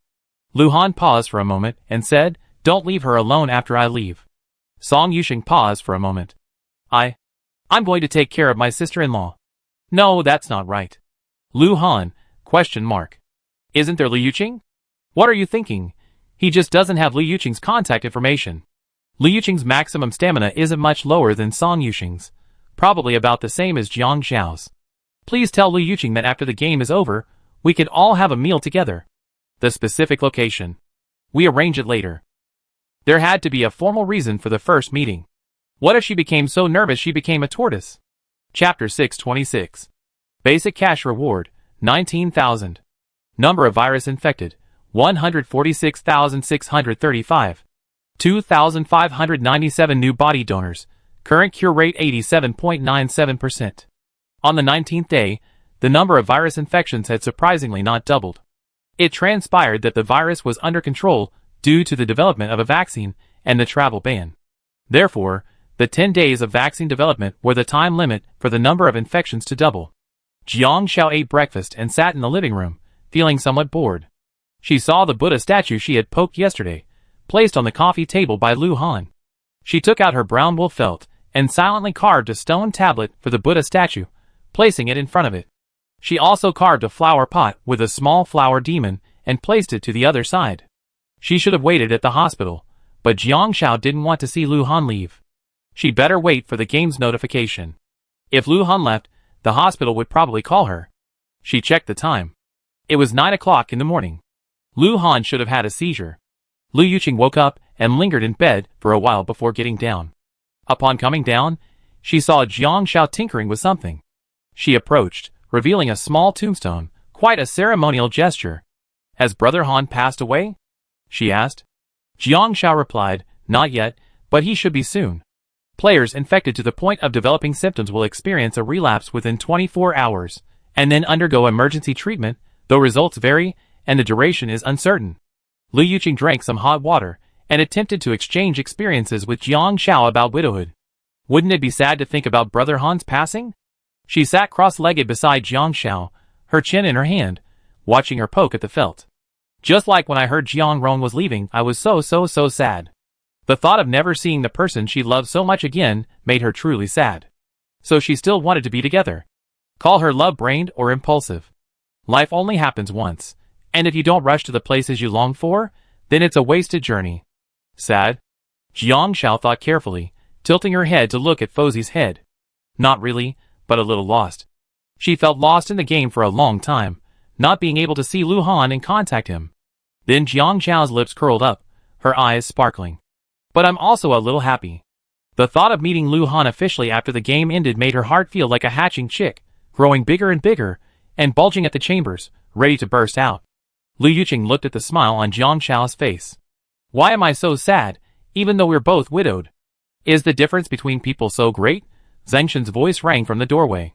You're being a little disrespectful to Brother Han by saying that. Although I have to admit that Brother Han's passing is truly something to be happy about. Jiang Shao pondered, maybe it's because there was no goodbye. Departures with goodbyes are complete, and have a beginning and an end. She visited Lu Han, cooked him a meal, and watched him finish it. Song Yuqing, on the other hand, was still anxiously waiting for Jiang Rong to return, to share her tumultuous emotions with him. But she never saw him. So her feelings were different. Zheng Shen placed the chicken, duck, goose, fish, and seafood he had brought on the table. No matter what, Brother Han's passing is a good thing. I bought them specially, so let's have hot pot tonight. Let's celebrate the fact that the threat of splits is no longer present in the game. Jiang Shao thought for a moment, alright. Life must go on. Zheng Shen messaged Song Yuqing, asking him to come back early that evening for hot pot, and to bring some soda.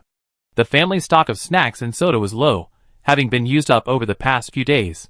That evening, Song Yuqing drove his car to the villa's parking lot. The passenger in the passenger seat also got out, carrying 2 large bags, one for snacks and one for soda. Chapter 627. Zheng Shen rubbed his hands as he gazed at the steaming hot pot. Now we just have to wait for Song Yuqing to return with the soda. Let's celebrate Brother Han's first day away. Lu Yuqing began to set the dishes. Are you so scared of Brother Han around? Be careful, he might come back. The man at the door paused. Zheng Shen confidently placed his hands on his hips. If you can, come back. Come on, come back. If he can, he do splits right there for him to see. Who else who quit the game can still come in? Jiang Shao took the white noodles and, seeing that the hot pot was almost boiling, reduced the heat and threw in 2 more mushrooms. Lu Yuqing said, Jiang Shao, you haven't received a call from the hospital yet. Don't get so cocky. Didn't you answer the phone a day late last time? Zheng Shen smiled at Jiang Shao. Jiang Shao, now that Brother Han is gone, won't you consider finding another one? Zheng Shen, are you a jerk? Lu Yuqing said. Can't just have fun? After a life of losing a partner, everyone needs a new one. What's wrong with me introducing Jiang Shao to an NPC? Zheng Shen winked at Jiang Shao. Experiencing more life is fun. Besides, it wouldn't be nice to be alone in your next life. A door creaked open. Song Yuqing, Chi Yu. Zheng Shen looked up, startled, and sat down on the ground, doing a split. He gave a dry smile behind Song Yuqing. Brother Han, do you think my splits are good? Jiang Shao turned around, and her breath hitched when she saw Lu Han. Lu Han looked at them with a half smile. Everyone seems happy today? He was carrying a large pile of things. Jiang Shao quickly realized, aren't we celebrating your recovery? She then shifted her position and gestured for a seat. Flattery never wears thin. Lu Han's pride is strong. Lu Han walked over, his eyes glancing at the tombstone on the coffee table. Jiang Shao quickly tried to retrieve the tombstone, but Lu Han had already grasped her hand. Nervous, Jiang Shao held the stone tightly in her grasp. For a moment, everyone was awkward. What's the point of erecting a tombstone for someone who hasn't passed away yet? Lu Han chuckled softly, and slowly pried Jiang Zhao's hand free. He held her hand with one hand, while he toyed with the delicate stone tablet in the other. You did it? Jiang Zhao nodded. There's nothing on the tombstone. I'm just stabbing it for fun. I get it. Suddenly, Lu Han said, Tombstone, marriage is the grave of love. Our love will eventually lead to marriage. So Jiang Zhao, when will you reach the legal age for marriage? Lu Yuqing, Song Yusheng, Zheng Shen, Jiang Zhao couldn't help but say, Lu Han, actually this is. I won't listen, Lu Han said lightly. As long as he didn't listen, the truth would be what he said. His slender peach blossom eyes lifted slightly, his dark pupils flickering in them, as he looked at her with a half-smile. Jiang Zhao turned her head away. Let's have hot pot. The shrimp balls are ready. Zheng Shen, seeing Lu Han didn't say anything, stealthily prepared to get up. Lu Han said leisurely, Zheng Shen's splits are pretty good. Zheng Shen, Damn. He seems to be threatening me. After the group had eaten for a few minutes, Lu Yuqing stealthily tugged at Zheng Shen. Seeing Lu Han didn't say anything, Zheng Shen finally stood up, holding his crotch. Little did they know that this reaction just confirmed that they were celebrating Lu Han's departure. Lu Han held Jiang Zhao's left hand with his right hand, and ate with it himself. Jiang Zhao couldn't break free, so she knew he was doing it on purpose. He must have heard them talking. She whispered, Lu Han, how did you heal yourself? Given Lu Han's luck in the game, it shouldn't have happened. Lu Han smiled, Jiang Zhao, I'm a little upset right now, but I don't want to say it, and I'm going to hold a grudge. Jiang Zhao was puzzled. Hold a grudge? What grudge? She muttered quietly, I'm not celebrating. Zheng Shen bought the things, and Zheng Shen said them. She just patted the monument, and wanted to have some hot pot. Song Yusheng coughed twice. Let me tell you. Chapter 628. The virus has a mortality rate, and a cure rate. The mortality rate is calculated normally, while the cure rate is calculated as a percentage, based on the actual total number of deaths, and the actual total number of infections. Song Yusheng said, according to the game rules, infected NPCs will die within 3 days at the latest, and players will die after 1 day. Before the donation, all infected NPCs died, and these numbers were counted in the total death toll. But after the donors appeared, the virus also had a chance of being cured. When a cure rate appeared, a treatment method had already been found. However, most infected people still died due to delayed treatment, inadequate conditions, or various complications, but a cure was already available. Song Yusheng said, by the 8th day of the virus infection, the number of deaths among infected people was very small. By the 8th day, all were cured. The vaccine wasn't available until the 10th day. Because the cure rate counts the total number of infected people, with the arrival of donors, the cure rate increased, and there were basically no more infected people dying later, because the initial deaths from the virus were already counted. The game never claimed a 100% cure rate. In reality, there's no such thing as a 100% cure rate. Those who have already died can't be brought back. It's just that as the cure rate increases, they gradually be submerged in the larger base, becoming one of the 1% or 0.1% of deaths. Jiang Zhao's theory was correct at first, but as the cure rate increased, she fell into a misunderstanding. So, she didn't think about it for a while. However, even after recovering from the virus, NPCs will be very weak, and players will directly reduce their maximum stamina by 100 points. The vaccine is only designed to prevent these side effects, maintain everyone's health, and prevent the spread of the virus. Song Yusheng finished. A few people realized. So, by the time Lu Han was infected, a cure had already been found. Lu Han raised an eyebrow, and remained silent. Everyone finished their meal in silence. Afterward, Zheng Shen took the initiative to wash the dishes. Lu Han went to the balcony alone. Lu Yuqing glared at Jiang Zhao. After all, Lu Han had been emoting all dinner.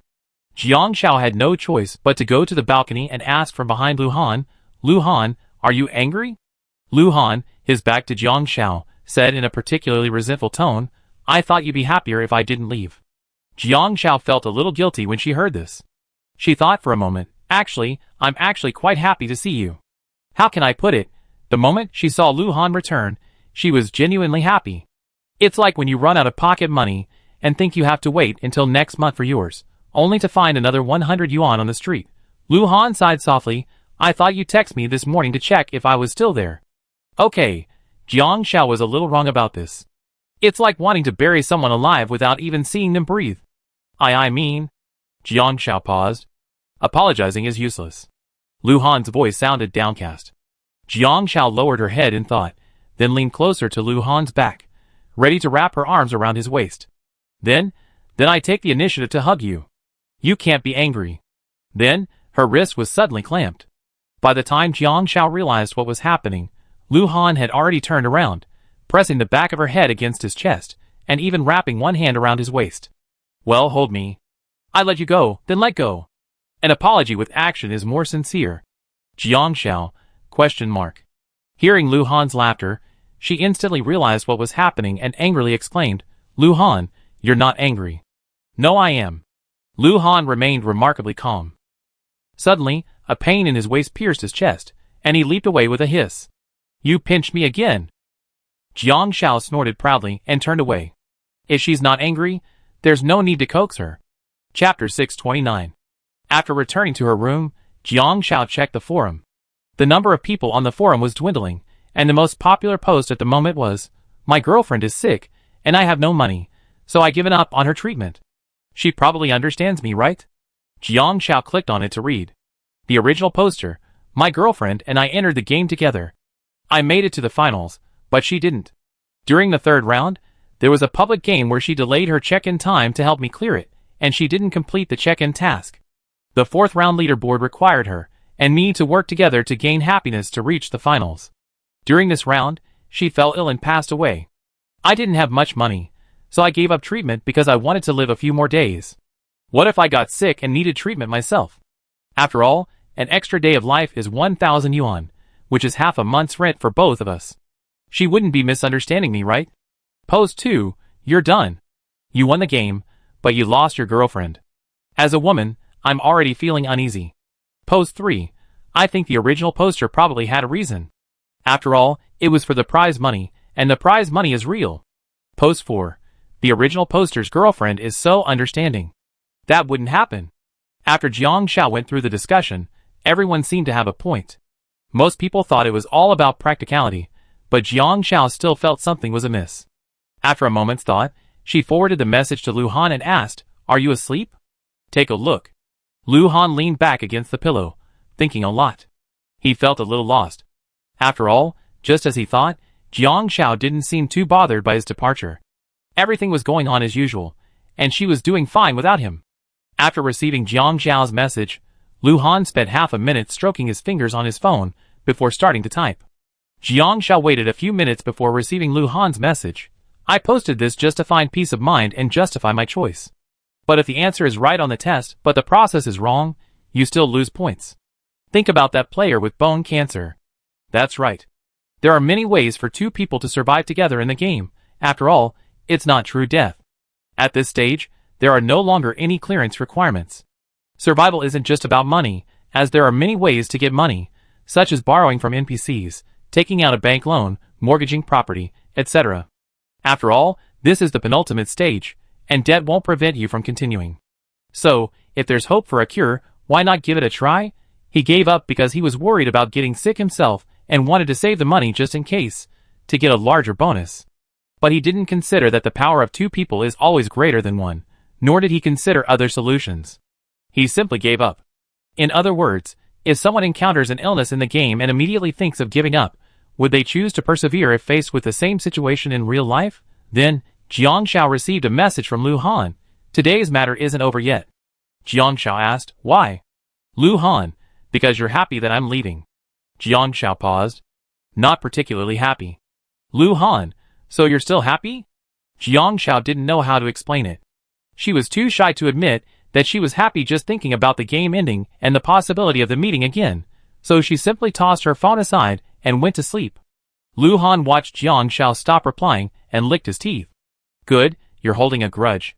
We get back at each other when we meet. Chapter 630. On the last day of the fifth round, the prize money had accumulated to 20,000 yuan. In the morning, Liu Yuqing woke up and saw Jiang Shao preparing to make soy milk. She asked Jiang Shao, what are you going to do with the prize money? Jiang Shao thought for a moment. Tuition and mortgage, I guess. She still had over 20 years of mortgage payments to make. She also had to apply to go back to school. If she wanted to go abroad, the money wouldn't be enough. With her previous grades, she could apply for a subsidy and work part-time. Lu Yuqing helped Jiang Shao wash the peanuts and mix them with milk to make walnut and peanut soy milk. Jiang Shao, where are you from? Yanshi, Jiang Shao asked. Yanshi. So you bought your house there too? Lu Yuqing asked curiously. No, in Ningxing. Jiang Shao shook her head. Because training and school were in Ningxing, she moved from Yanshi to Ningxing. Wow, what a coincidence. I'm in Ningxing too. Where do you live? Lu Yuqing asked. Really? Jiang Shao said happily, over there on Nanhu Road, in Yujing Community.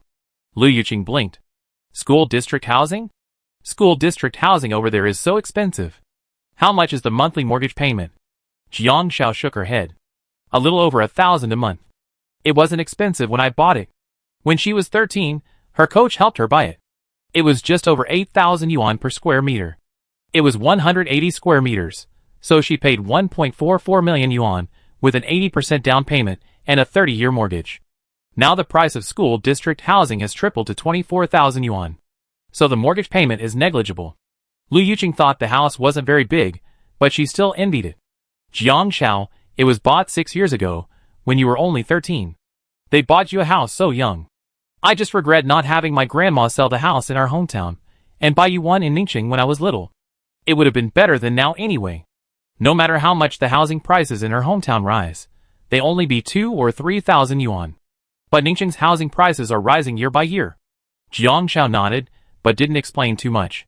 At the age of 13, she won the world championship in darts, earning a prize of 200,000 pounds. After receiving the money, her coach, worried that she would spend it recklessly, bought her a house in a new development. Unexpectedly, 6 months later, it was designated as a school district property, and the price has risen dramatically in the past 2 years. As for the remaining money, she kept it for her to buy furniture and other things after the house was delivered. So, although the house price is high, she only has to pay a little over 1,000 yuan a month for the mortgage. The coach said that she couldn't sell the house unless she faced a life-threatening situation, but otherwise, she might have done so to treat her hand. Lu Yuqing said, I'm saving this 20,000 yuan for my dowry. Dowry? Jiang Shao paused. How much should I prepare? Lu Yuqing thought for a moment. There's no fixed amount. It's just that according to our customs, the man gives a betrothal gift, and the woman's dowry is triple that. My grandmother is the only one in my family, so I might not be able to give triple that, but I should at least save over 100,000 yuan. What if I need to buy a house with Jiang Rong and pay the mortgage? After all, she currently earns over 10,000 yuan after taxes each month, which means she can save around 40,000 to 50,000 yuan a year. If nothing goes wrong, she could have saved over 100,000 yuan in 2 or 3 years. Jiang Shao hadn't heard of this, but she couldn't help but wonder. What if she and Lu Han? No. Shaking her head, it's not that far yet. Lu Han came downstairs and overheard Lu Yuqing's words. He walked into the kitchen and suddenly asked, as Jiang Shao lowered her head, have you prepared your dowry?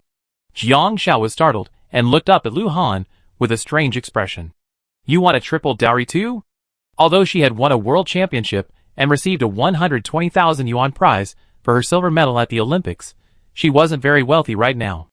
Besides daily expenses, much of her money went into rehabilitation. Her hospital treatment wasn't producing the results she hoped for, so she had to find a private rehabilitation center. The most expensive programs cost hundreds, thousands, or even more per day. She traveled extensively, but the results were minimal. Her savings were dwindling, and she considered selling her house and moving abroad, but her coach stopped her. Blindly pursuing treatment without any assurance was a waste. He didn't want her to rush into treatment and spend recklessly. Athletes inherently expend their youth for fame and fortune. She had talent and had once achieved top honors at a young age, but that, along with her injury, was a thing of the past. So he hoped she could get used to ordinary life. So, for the past year or so, she'd been traveling, her savings dwindling. She'd only been a holographic game streamer for 3 months, and while she made some money, it didn't seem like much. Lu Han said bluntly, how much do you want for your dowry? I give you triple the betrothal gift, okay? Lu Yuqing, Very well, just pretend she's dead. Jiang Shao was about to say no, but then realized it and rolled her eyes. I haven't even said I'm going to marry you yet. Lu Han felt a little regretful. She's gotten smarter. Now she's not easily fooled.